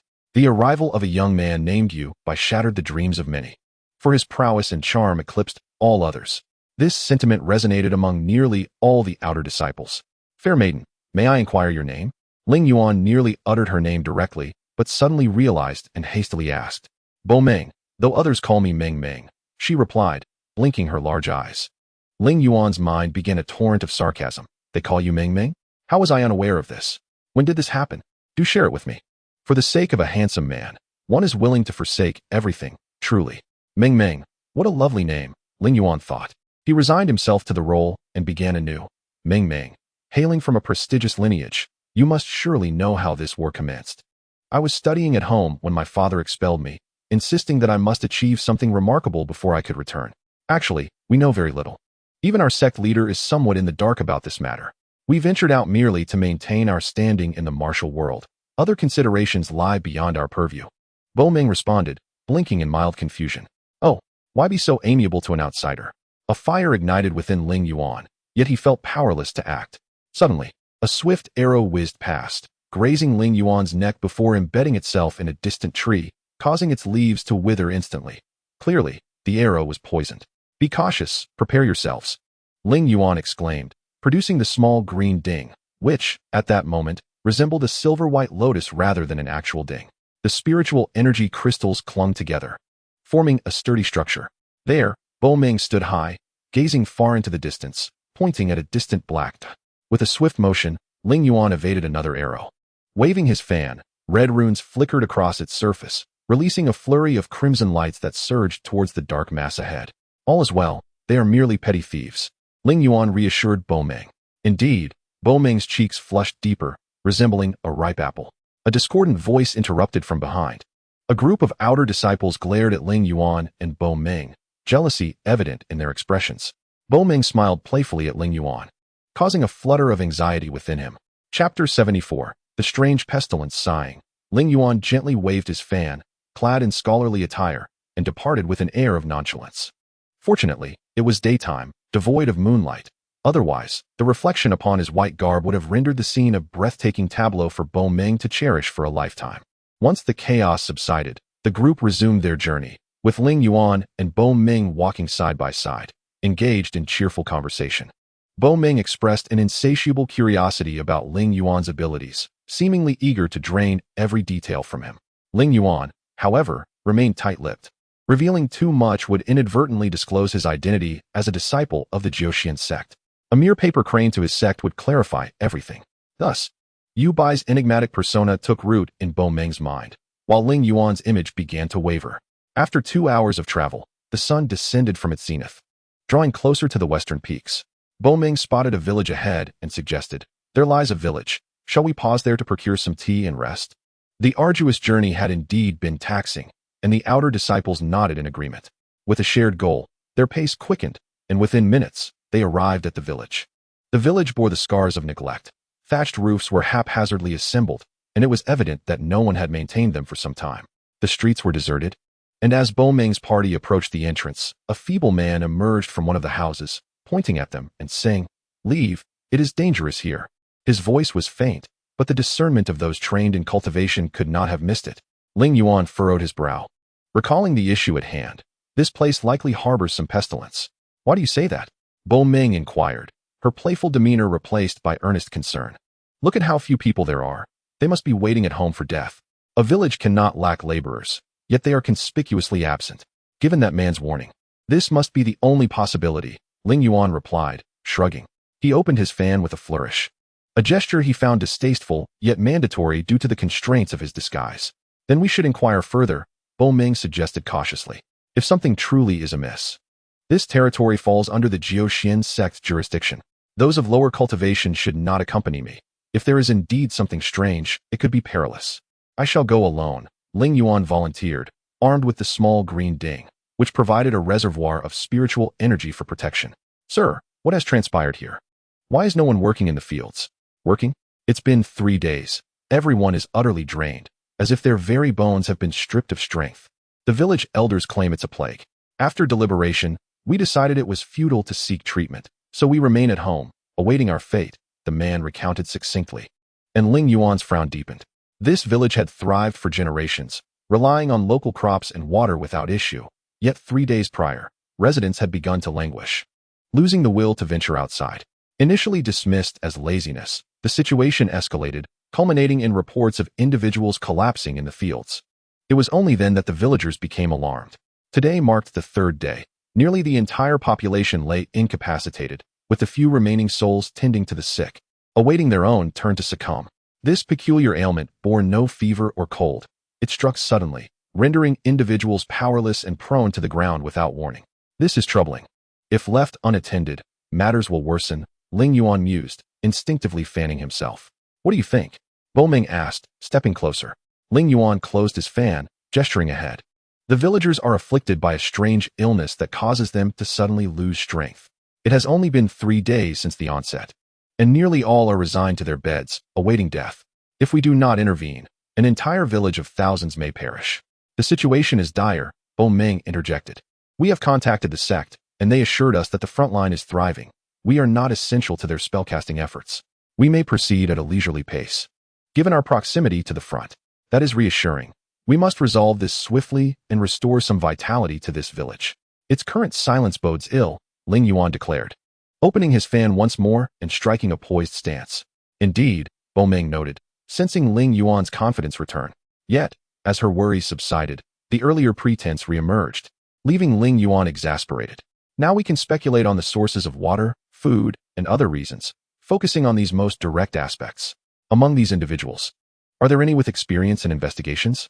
We should survey a radius of 1,000 meters. If it is indeed poisoning, there should be some trace left behind," Ling Yuan remarked. "This Yu Bai truly resembles an elder brother, and even surpasses him in prowess." At present, Bo Meng is lost in admiration for Yu Bai's wisdom, unaware that Ling Yuan's innate intelligence far exceeds this. "Very well, let us proceed in this manner. These individuals are disciples of the Jiuxian sect's martial division." Well versed in this area, Bo Meng nodded, gesturing to the group of disciples behind them. "Let us begin promptly. Leave a few behind to prepare the meals, while the 2 of us inquire with the villagers to see if we can uncover any clues. I suspect that this so-called plague may be related to the current conflict. Capturing the perpetrator behind the poisoning could be regarded as a significant achievement, and perhaps my task could be considered complete." Ling Yuan, absent-mindedly toying with the fan in his hand, was becoming quite impatient, yet found himself unable to cease. "Shall we head to that household?" Bo Meng suggested, casting a glance at Ling Yuan. "Indeed, let us choose that one. You disciples of the Jiuxian sect are the true landowners here. Do not ask me." Lest the responsibilities become entangled, Ling Yuan stepped back a half-step, allowing Bo Meng to lead the way. All right. Bo Meng contemplated for a moment, glanced at Ling Yuan, adjusted her hair, and advanced towards a nearby dwelling. Chapter 75. The Black Fragment. Knock, knock, knock. Bo Meng gently tapped on the door, standing quietly outside. The inhabitants within were evidently too weak to open it themselves, so she understood she must await their permission to enter. Who is it? A voice, almost a soliloquy, emerged from inside. Fortunately, it belonged to a practitioner, or else it would have been inaudible. We are disciples of the Joshua sect, aware of the happenings here, and have come to investigate the cause of this incident, Bo Meng stated. May we enter? We have questions to ask. Very well, the entire village is incapacitated. How could anyone possibly steal anything? Come in, but do try not to damage the door. It is quite expensive, the quavering voice of an elderly woman replied. Bo Meng, step back, Ling Yuan instructed, bringing his fingers together to form a sword-like gesture, pointing at the locking mechanism of the door. With a crisp sound, the door swung open. As they pushed the door ajar, they discovered a wooden latch on the ground. The door was quite primitive, merely secured by a wooden block. With a mere breath of spiritual energy, it opened effortlessly, a trivial task for Ling Yuan given his level of control. Bo Meng stepped inside first, only to feel a sudden wave of nausea wash over her. Ling Yuan, upon following her into the room, was struck by the dire state of the surroundings. The weakness of the inhabitants was not merely physical. They were unable to perform even the most basic of functions, such as controlling bodily functions or digesting food. The stench within the room was overwhelming, and Bo Meng immediately rolled her eyes back in disgust. Ling Yuan activated a protective barrier of spiritual energy, shielding them from the foul odor. Thank you, Bo Meng exclaimed, suddenly relieved by the lessened stench. Turning to see Ling Yuan had created the barrier, she felt a wave of gratitude. Since we are here, we cannot leave without gathering information. Bo Meng steeled herself to begin questioning. Madam, the environment here is rather pleasant. Could it be that a wealthy merchant has taken an interest in this land? This is highly improbable. This area is impoverished and surrounded by the Joshua sect. If they desired something, they would not be able to hide. What merchant would be so foolish? The elderly woman replied weakly, her voice barely audible, but fortunately, both of them could hear her clearly. Sir, do you know if anyone harbors any intentions towards this village? Bo Meng inquired, noticing an old man lying nearby. She leaned in to ask, but discovered he had ceased to breathe, his pulse absent, his body already cold. Oh, Bo Meng gasped in shock, collapsing into Ling Yuan's embrace. He shuddered, suppressing the instinct to flee. He was playing the part of a charming young gentleman, and how could such a figure be so timid, even shying away from a woman's embrace? Yet, he felt an overwhelming discomfort that he could only endure. The old man has departed. Perhaps it is for the best. To spare him further suffering, the elderly woman murmured, attempting to cough, but lacking the strength, merely taking a few rapid breaths before returning to stillness. Madam, have you noticed anything suspicious, anything you have never seen before? Nothing at all. After all these years living here, there is nothing peculiar. If I had to mention anything strange, it would be that my husband brought home a fragment of porcelain a while back, claiming it was an antique worth a fortune. I told him to discard it, but he refused. We are but an old couple. What need have we for money? The elderly woman's voice quivered with sorrow as she shook her head, clearly distressed. And where is this porcelain fragment? Ling Yuan inquired, surveying the room but finding no sign of it. The only possibility was that they had hidden it away. It has always been in the corner, untouched. I forbade him from taking such things out to show off, lest it bring about some disaster, the elderly woman recounted. I believe this could be a lead worth pursuing. Bo Meng mused, seeking Ling Yuan's opinion. Yes, we should start from here. Have there been any unusual visitors to this place? Ling Yuan asked the elderly woman. None at all. In such a remote village, how could any strangers pass through? She shook her head. This road sees many travelers. Surely some must have infiltrated. Ling Yuan frowned. Although they had taken a shortcut for speed, this path was frequented by numerous pedestrians, and the village was not truly isolated. That is impossible. There used to be a small formation outside our village that concealed the entrance. Passers-by could not see this place. If it were not for the fact that even the young ones maintaining the formation have fallen ill these past few days, this village would not have been exposed. The elderly woman replied, shaking her head. I see. Then the suspect must possess considerable cultivation, Bo Meng remarked, glancing at Ling Yuan, who nodded reluctantly in agreement. Very well. Madam, we must take our leave. Take care of yourself, Bo Meng said, bowing slightly to the elderly woman before turning to depart. Wait, please, in my suffering. Living like this, it would be better to die. I have lived long enough, the elderly woman gasped. Bo Meng, her hand clasped over her lips, looked nervously at Ling Yuan, clearly struggling to accept such a request. Let it be so. In my view, those afflicted by this plague have little hope of recovery, and prolonging their suffering is unnecessary. It would be kinder to assist them in finding peace, Ling Yuan stated, meeting Bo Meng's gaze with gravity. Such reasoning was difficult for a young girl to accept, but there was no other option. It was the only way forward. Very well, Bo Meng acquiesced, lowering her head as tears welled in her eyes, her heart heavy with sorrow. Bo Meng gently placed her hand on the elderly woman's forehead, a light appearing there, gradually expanding. As it grew, the elderly woman's body began to wither, akin to a husk being deflated. The light transformed into a lotus flower, and by the time the blossom fully bloomed, the elderly woman's body had vanished entirely. A moment later, the lotus transformed into a series of luminous points, vanishing without a trace. This is my farewell to the flowers, devoid of anguish, and perhaps it serves as an explanation for the elderly woman. Shall we bury her as we depart? Bo Meng gazed into Ling Yuan's eyes, who nodded in agreement. Each individual here is innocent and deserves to be remembered. Let us proceed. That shard holds paramount significance. Once we secure it, the genuine source shall not be far off, Ling Yuan conveyed to Bo Meng. We shall inquire one household at a time, Bo Meng replied, resigned. After all, it was fate that brought us here. Chapter 76. Important clue stepping outside. Bo Meng felt a wave of melancholy wash over her, her eyes reddening as she struggled to find her voice. Suddenly, she threw herself into Ling Yuan's embrace, tears streaming down her face, smearing them onto him. Careful, young lady. My attire is white. Do be cautious, Ling Yuan weakly protested, his heart too tender to push her away. He enveloped her in his arms, afraid to make the slightest movement. I recall you mentioned being an inner sect disciple. Surely, you have undertaken missions before. You must have taken a life at some point? Ling Yuan feigned ignorance, adopting a nonchalant tone. I have slain some bandits and flower thieves, but I never imagined I would have to kill the innocent. Bo Meng exclaimed, her eyes brimming with tears. A pitiful sight indeed. It's all right, it's all right. This plague is far more complex than we envisioned. It is undoubtedly man-made. The young and middle-aged among them might still be saved, yet the elderly have no hope. Rather than allowing them to suffer in agony, it would be kinder to grant them a swift release, would it not?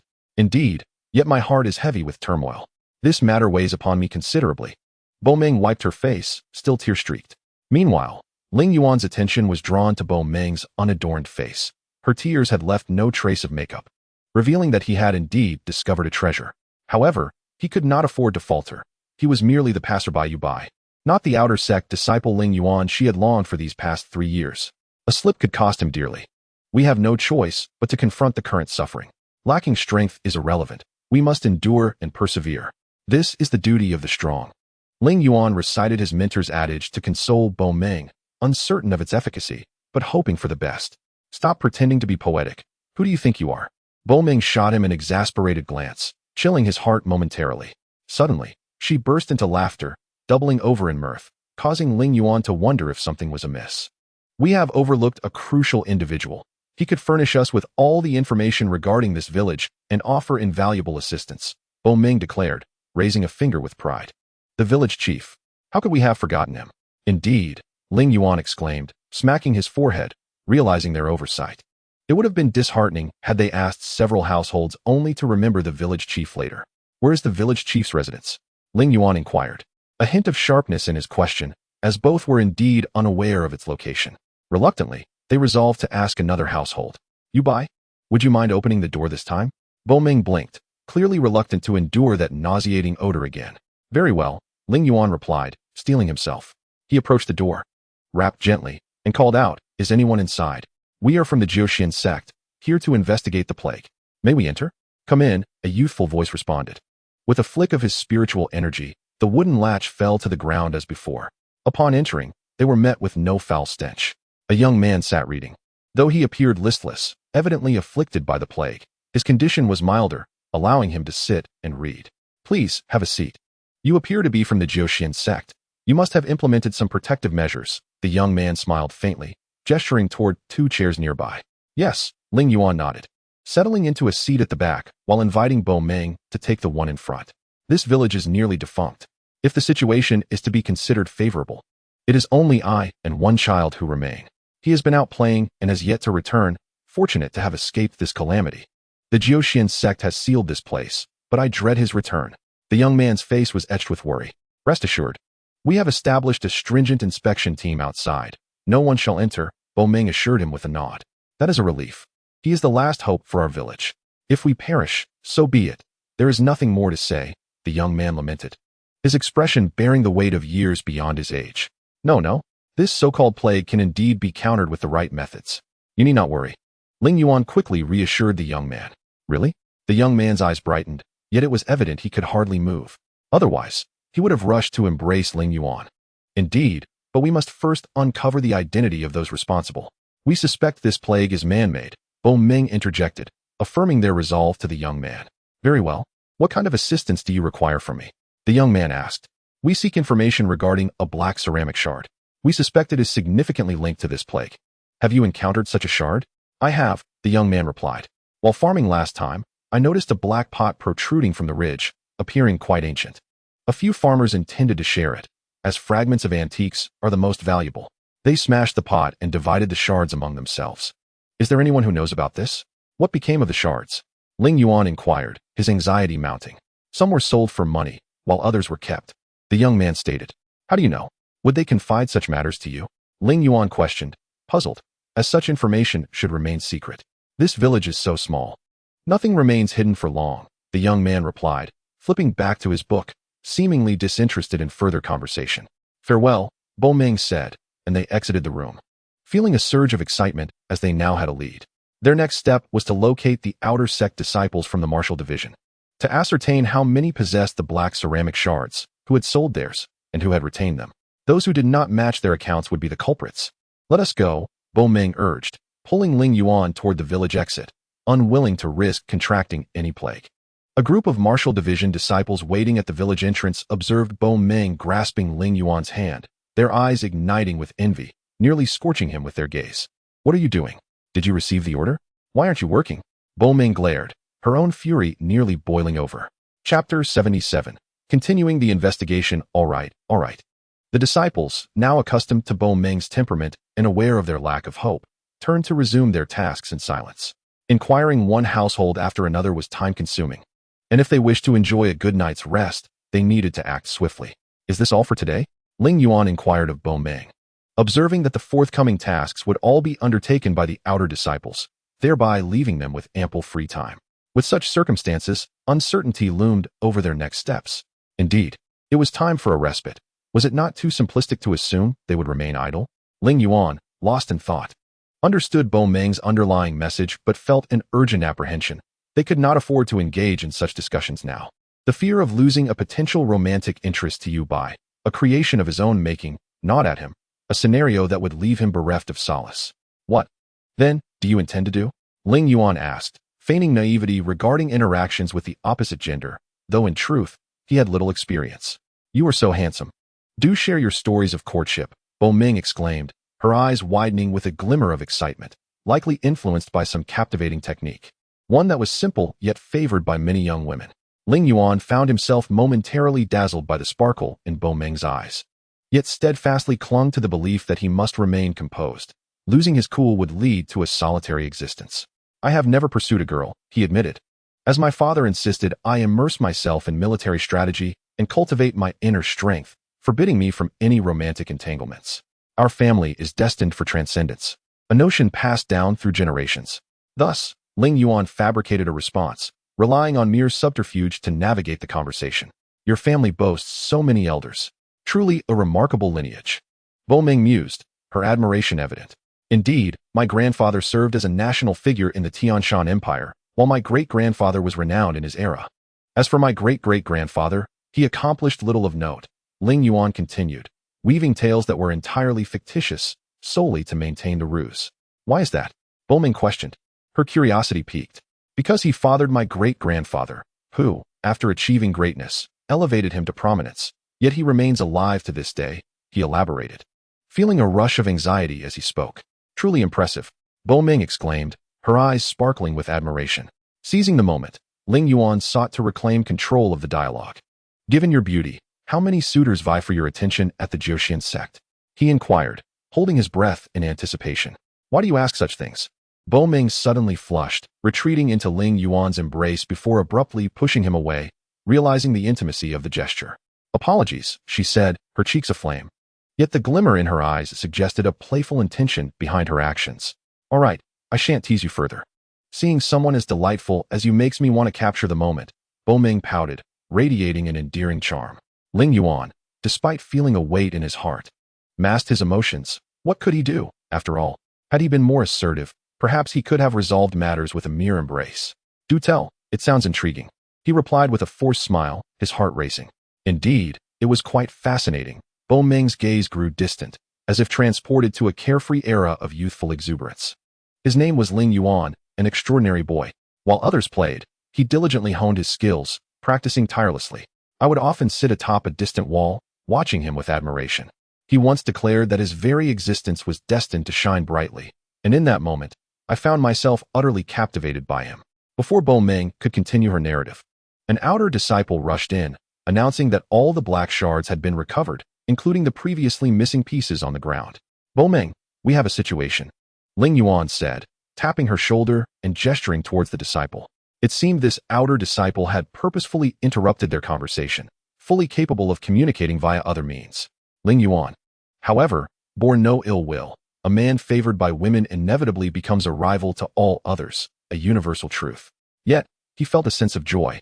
At least he was superior in some regard. Then the matter of the black ceramic jar is resolved. Where lies the problem? Meng pondered, while Ling Yuan surveyed their surroundings, attempting to gather his scattered thoughts. Let us explore further. Something must be amiss. Unusual occurrences often herald deeper mysteries, Ling Yuan suggested, asserting that such deviations from objective norms could not arise without cause, most likely related to the increasingly tense battlefield situation. It appears we need to exercise caution. Malefactors must ascertain whether their deeds were successful. If not, they will surely seek remedies. They will return, and we must investigate thoroughly this evening. There is bound to be something strange, he proposed, asserting that this was their sole viable course of action. That makes sense. Split into two groups, one to work the night shift, the other to remain vigilant during the day. Thoroughly investigate. There will be discoveries. Meng instructed the outer disciples, opting not to utilize their communication tools, perhaps to allow Ling Yuan some peace of mind. Yes, the disciples chorused, and Meng nodded with satisfaction. Turning to head towards the village, Ling Yuan quickly followed, unwilling to leave her to face such significant matters alone. Meng, continue the investigation. I am certain there are clues here. These people must be connected to the larger scheme, Ling Yuan urged, gesturing towards the various houses. Let us refrain from discussing this for now. We should enter and inquire more thoroughly. With your intellect, you will surely navigate any challenges, Meng remarked, her eyes sparkling with determination. You overestimate my abilities, Ling Yuan retorted coolly, unfurling his fan with a swift motion. Nonsense, you will succeed. Let us begin here. Meng indicated a nearby house. As she raised her hand to knock, she discovered the door had been left ajar, easily yielding to her touch. Upon entering, they found a figure clad in black seated within, holding a bottle from which ethereal substances swirled and coalesced into the vessel. Ling Yuan, sensing danger, swiftly summoned the small green cauldron, channeling spiritual energy into it to attract the surrounding essence. In an instant, the diminutive silver lotus blossomed into a grander form. He shattered several crystals of spiritual energy, poised for an imminent confrontation. Yet, the black-clad figure barely lifted its head, and in the blink of an eye, it had vanished, reappearing before Ling Yuan and Meng in an instant. Ling Yuan's grasp on the crystals nearly faltered, but he quickly regained control, though one small fragment escaped, hurtling towards the wall. Upon impact, the crystal shattered, unleashing a violent explosion that obliterated the decrepit room, causing debris to cascade down. Ling Yuan and Meng hastily retreated to avoid being buried beneath the rubble. Are you unharmed? Ling Yuan asked, his concern for Meng paramount. She was his dearest companion, and he could not bear the thought of her suffering even the slightest injury. It matters not. Let him flee. That individual is undoubtedly the instigator of this entire affair, having brought ruin upon this village. Meng, oblivious to what Ling Yuan had said, spoke directly to him. Dressed so peculiarly, he surely cannot venture far. As night approaches, we must patrol the households to prevent him from lurking within any dwelling to commit further misdeeds, Ling Yuan proposed. For now, this is the only assurance we can offer. Other measures are difficult to implement. Very well, Meng replied, pursing his lips. For the time being, we must prioritize the safety of the villagers before considering any further actions. Why not connect to our woodrat network? Meng suggested to Ling Yuan. as it would enhance our mobility. No, the wood rat is your internal communication method. I shall not integrate myself into it. In a place like this, I hope you can understand, Ling Yuan said with a hint of indifference before turning away. You buy? Bo Meng sighed. If only you would join the Jiuxian sect.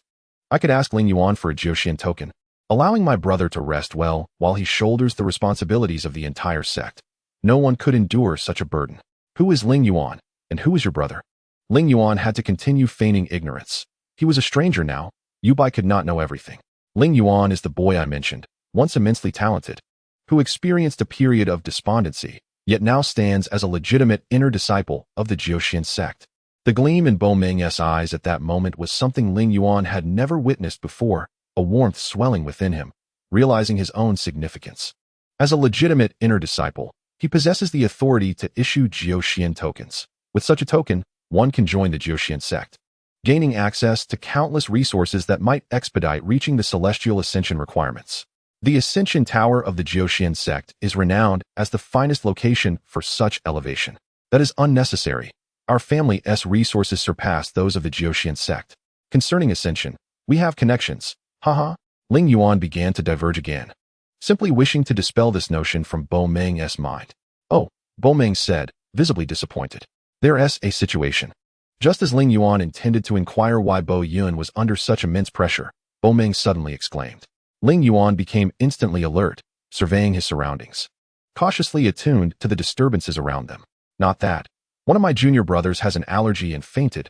We must leave this place immediately, Bo Meng urged. Do you not find it somewhat strange? Ling Yuan stroked his chin, addressing Bo Meng. Indeed, could it be that fellow? Hurry. Bo Meng dashed away, his light armor rattling as he moved. Ling Yuan naturally activated his shadowless step, swiftly catching up, reaching the village entrance just as Bo Meng had yet to arrive. Which junior brother has fainted? Bo Meng rushed to the village entrance, inquiring hastily. Little Fatty is currently resting in the shade, an outer disciple replied, pointing to a small tree at the village entrance. Little Fatty, how are you now? Bo Meng leaned down to gently ask. I feel awful, so very awful. Little Fatty scratched all over as if he were in a pharmacy. Pharmacy? Ling Yuan had always been a servant, and thus was not particularly familiar with the circumstances of these martial disciples, leaving him genuinely puzzled this time. Little Fatty is highly sensitive to certain distinct odors, particularly medicinal ones. In contrast, flowers and plants do not affect him, Bo Meng explained. It is a unique constitution, one that cannot be feigned. In other words, has someone drugged this place? Or is it some substance of special utility? Ling Yuan pondered deeply. Quite likely. And perhaps Little Fatty could become our benefactor. Bo Meng smiled at Ling Yuan, exuding charm. Indeed, but we must swiftly carry him back, otherwise he may truly be in life-threatening danger, Ling Yuan stated with gravity. This is no trivial matter concerning lives, and cannot be taken lightly. Yes, quickly. You must take him away. Once he recovers, we will devise a plan, Bo Meng instructed the nearby outer disciples. He may stay within my spiritual energy shield. I believe it will significantly mitigate the effects, Ling Yuan hurriedly proposed, recognizing him as one of their trump cards that needed safeguarding. Agreed, Bo Meng nodded. The outer disciples acted swiftly, in mere moments transporting Little Fatty to the village entrance, disappearing in a flash. What shall we do next? What can we do? Light the fire, prepare the meal. Ling Yuan turned aside to gather firewood. Chapter 78. The criminal captured dinner was, of course, uneventful. Taking advantage of dusk, they prepared and hastily consumed their meal before setting up tents to sleep at the village entrance. Ling Yuan sat outside, holding a small green cauldron, vigilantly on guard. He had deliberately positioned himself outdoors, feigning a study of the stars, while in truth, he stood watch for the outer disciples. Although the outer disciples were far more vigilant than himself, they lacked any formidable offensive capabilities, rendering them considerably less capable in reality. It was fortunate that the instigator indeed made an appearance. At that moment, Ling Yuan was seated atop a platform, appearing relaxed, at least outwardly. Just then, an alarm rang out from behind the village, announcing intruders. Ling Yuan immediately activated his shadowless step, dashing towards the rear of the village, but he quickly tempered his speed. As the uneven terrain posed a significant risk, should he stumble, not only would he lose face, but his life could also be at stake. You buy? I shall advance first. You hurry and catch up. Bo Meng flew forward on his sword, hastily calling out to Ling Yuan before departing in a rush. Before Ling Yuan could caution him to be careful, Bo Meng had already vanished from sight. Moments later, Ling Yuan arrived at the back of the village. where a group of outer disciples and Bo Meng were confronting an elderly man clad in black. Earth Golem. The old man did not make grand gestures. He merely uttered softly, and the ground beside him began to swell, the earth coalescing into a figure of clay, which opened its mouth and swung its fists towards Bo Meng. Standing at the forefront, Bo Meng could not retreat. He had no choice but to leap lightly, soaring with his sword, aiming to strike the old man. But the elder raised a hand with such subtlety that Bo Meng instantly felt an unseen force completely stifling his advance, rendering him unable to move forward. Surround him. I refuse to believe he can escape. Bo Meng commanded the outer disciples while continuing to manipulate his flying sword. Yes, the outer disciples complied, heedlessly charging forth to encircle the old man. Rise. Ling Yuan unfurled the fan in his hand, reciting the incantation, infusing it with spiritual energy. The runes upon the fan emerged, intertwining in an inexplicable pattern before swirling in the air for a moment and returning to the fan. He fanned forcefully, and a crimson ripple appeared in the space, hurtling towards the old man. The elder merely waved his hand, dissipating the ripple into the air. Ling Yuan felt a headache coming on. It seemed this elder would not be easily defeated. What to do? This old man is remarkably strong, no matter the approach. I cannot prevail, Ling Yuan mused, considering perhaps to try the nameless technique.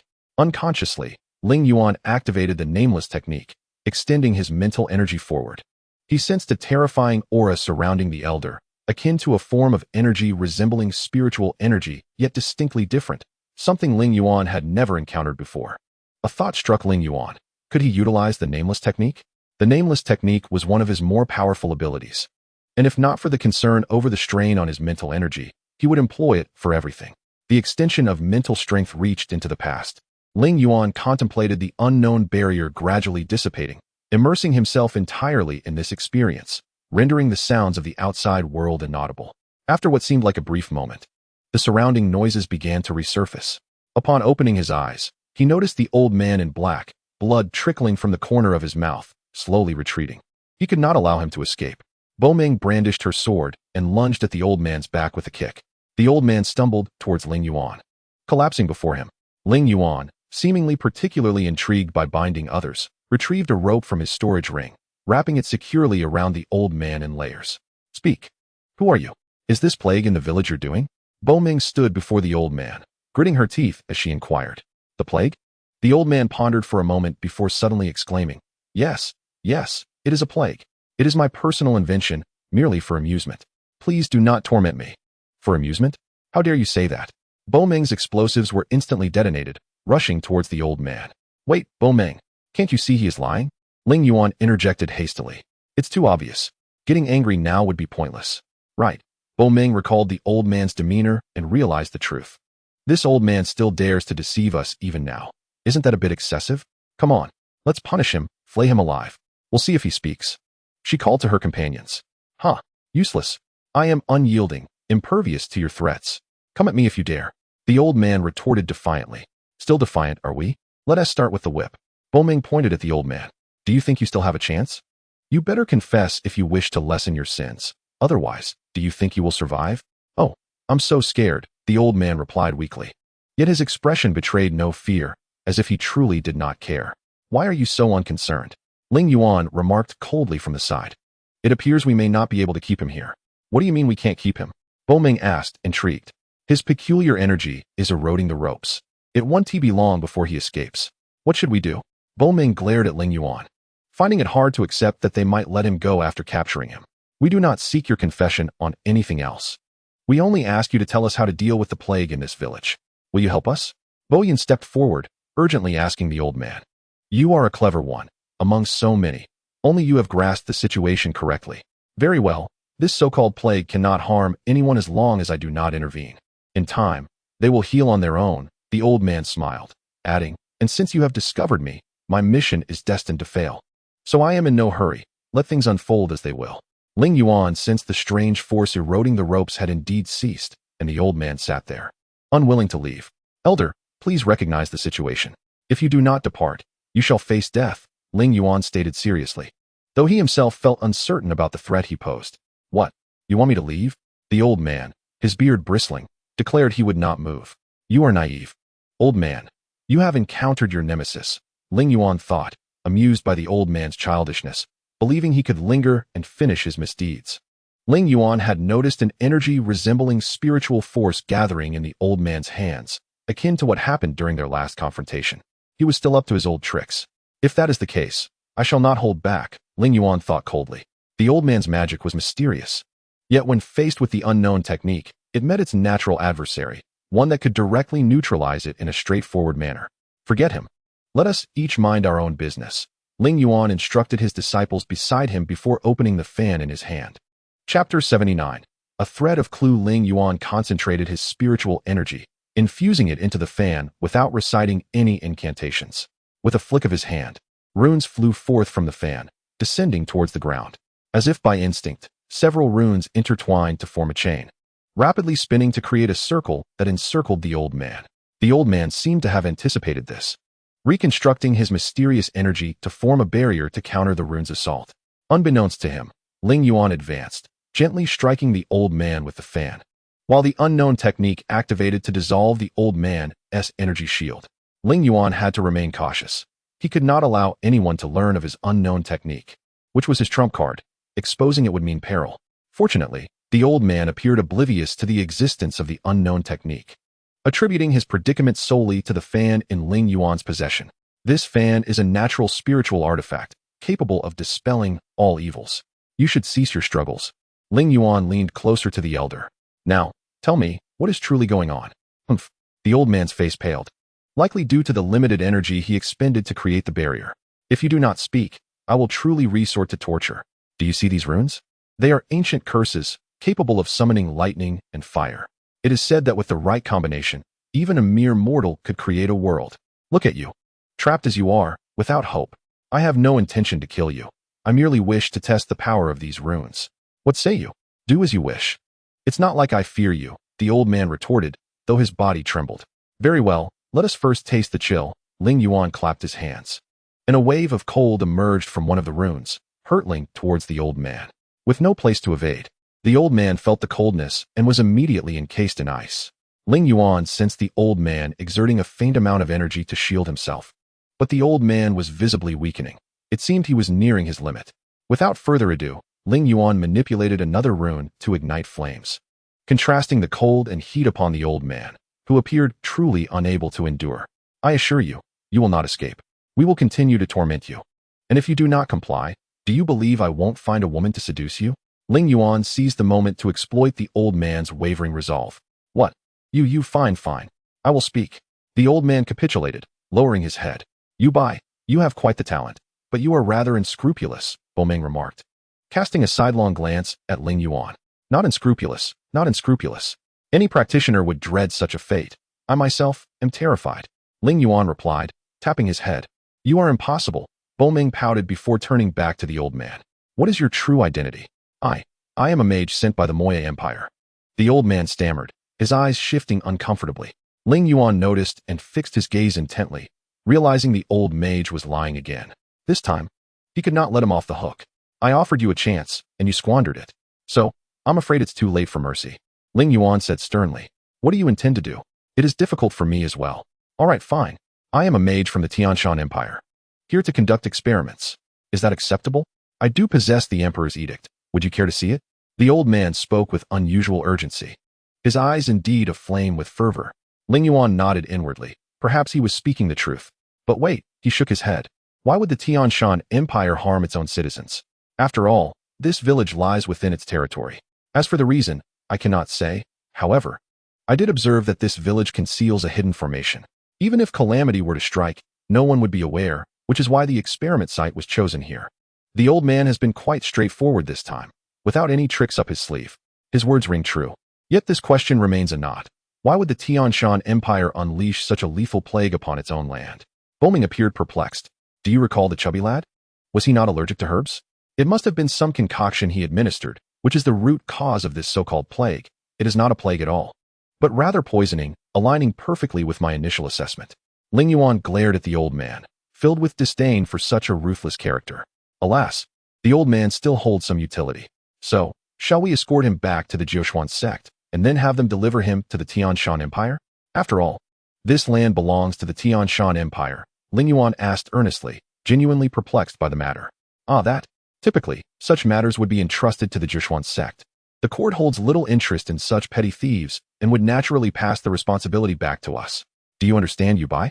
Ling Yuan nodded and inquired. When shall we return him? I still need to head to the front lines. This is a pressing matter. Ordinarily, a team would come to retrieve the prisoner. But this time we must return him ourselves, Boming replied.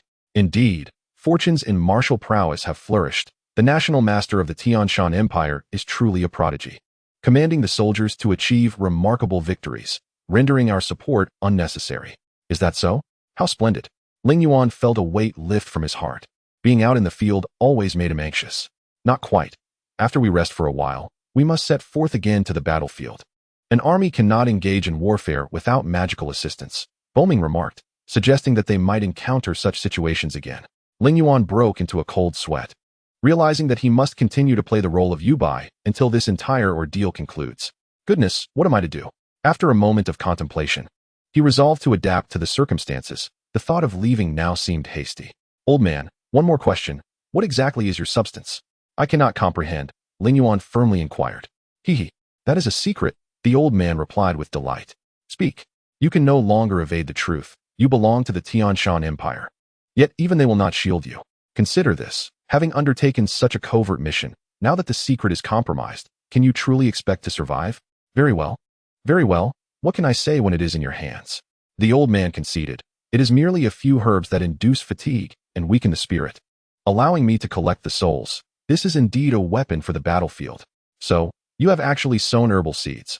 Once they sprout and their scents intertwine, they can become poison, correct? Ling Yuan deduced, articulating his hypothesis. Ah, the youth is indeed teachable, the old man chuckled. As for the formula, do not inquire. I truly do not know. It was imparted to me by the national master. The Tianshan Empire? Does your national master not always don red attire? Ling Yuan inquired. Indeed. This question has been the subject of much discussion among us, pondering the reason, yet no explanation has surfaced. The old man chuckled at the recollection. So it is. Perhaps it relates to the blood sacrificial pool, Ling Yuan mused inwardly, feeling an unsettling sense of uncertainty regarding his future.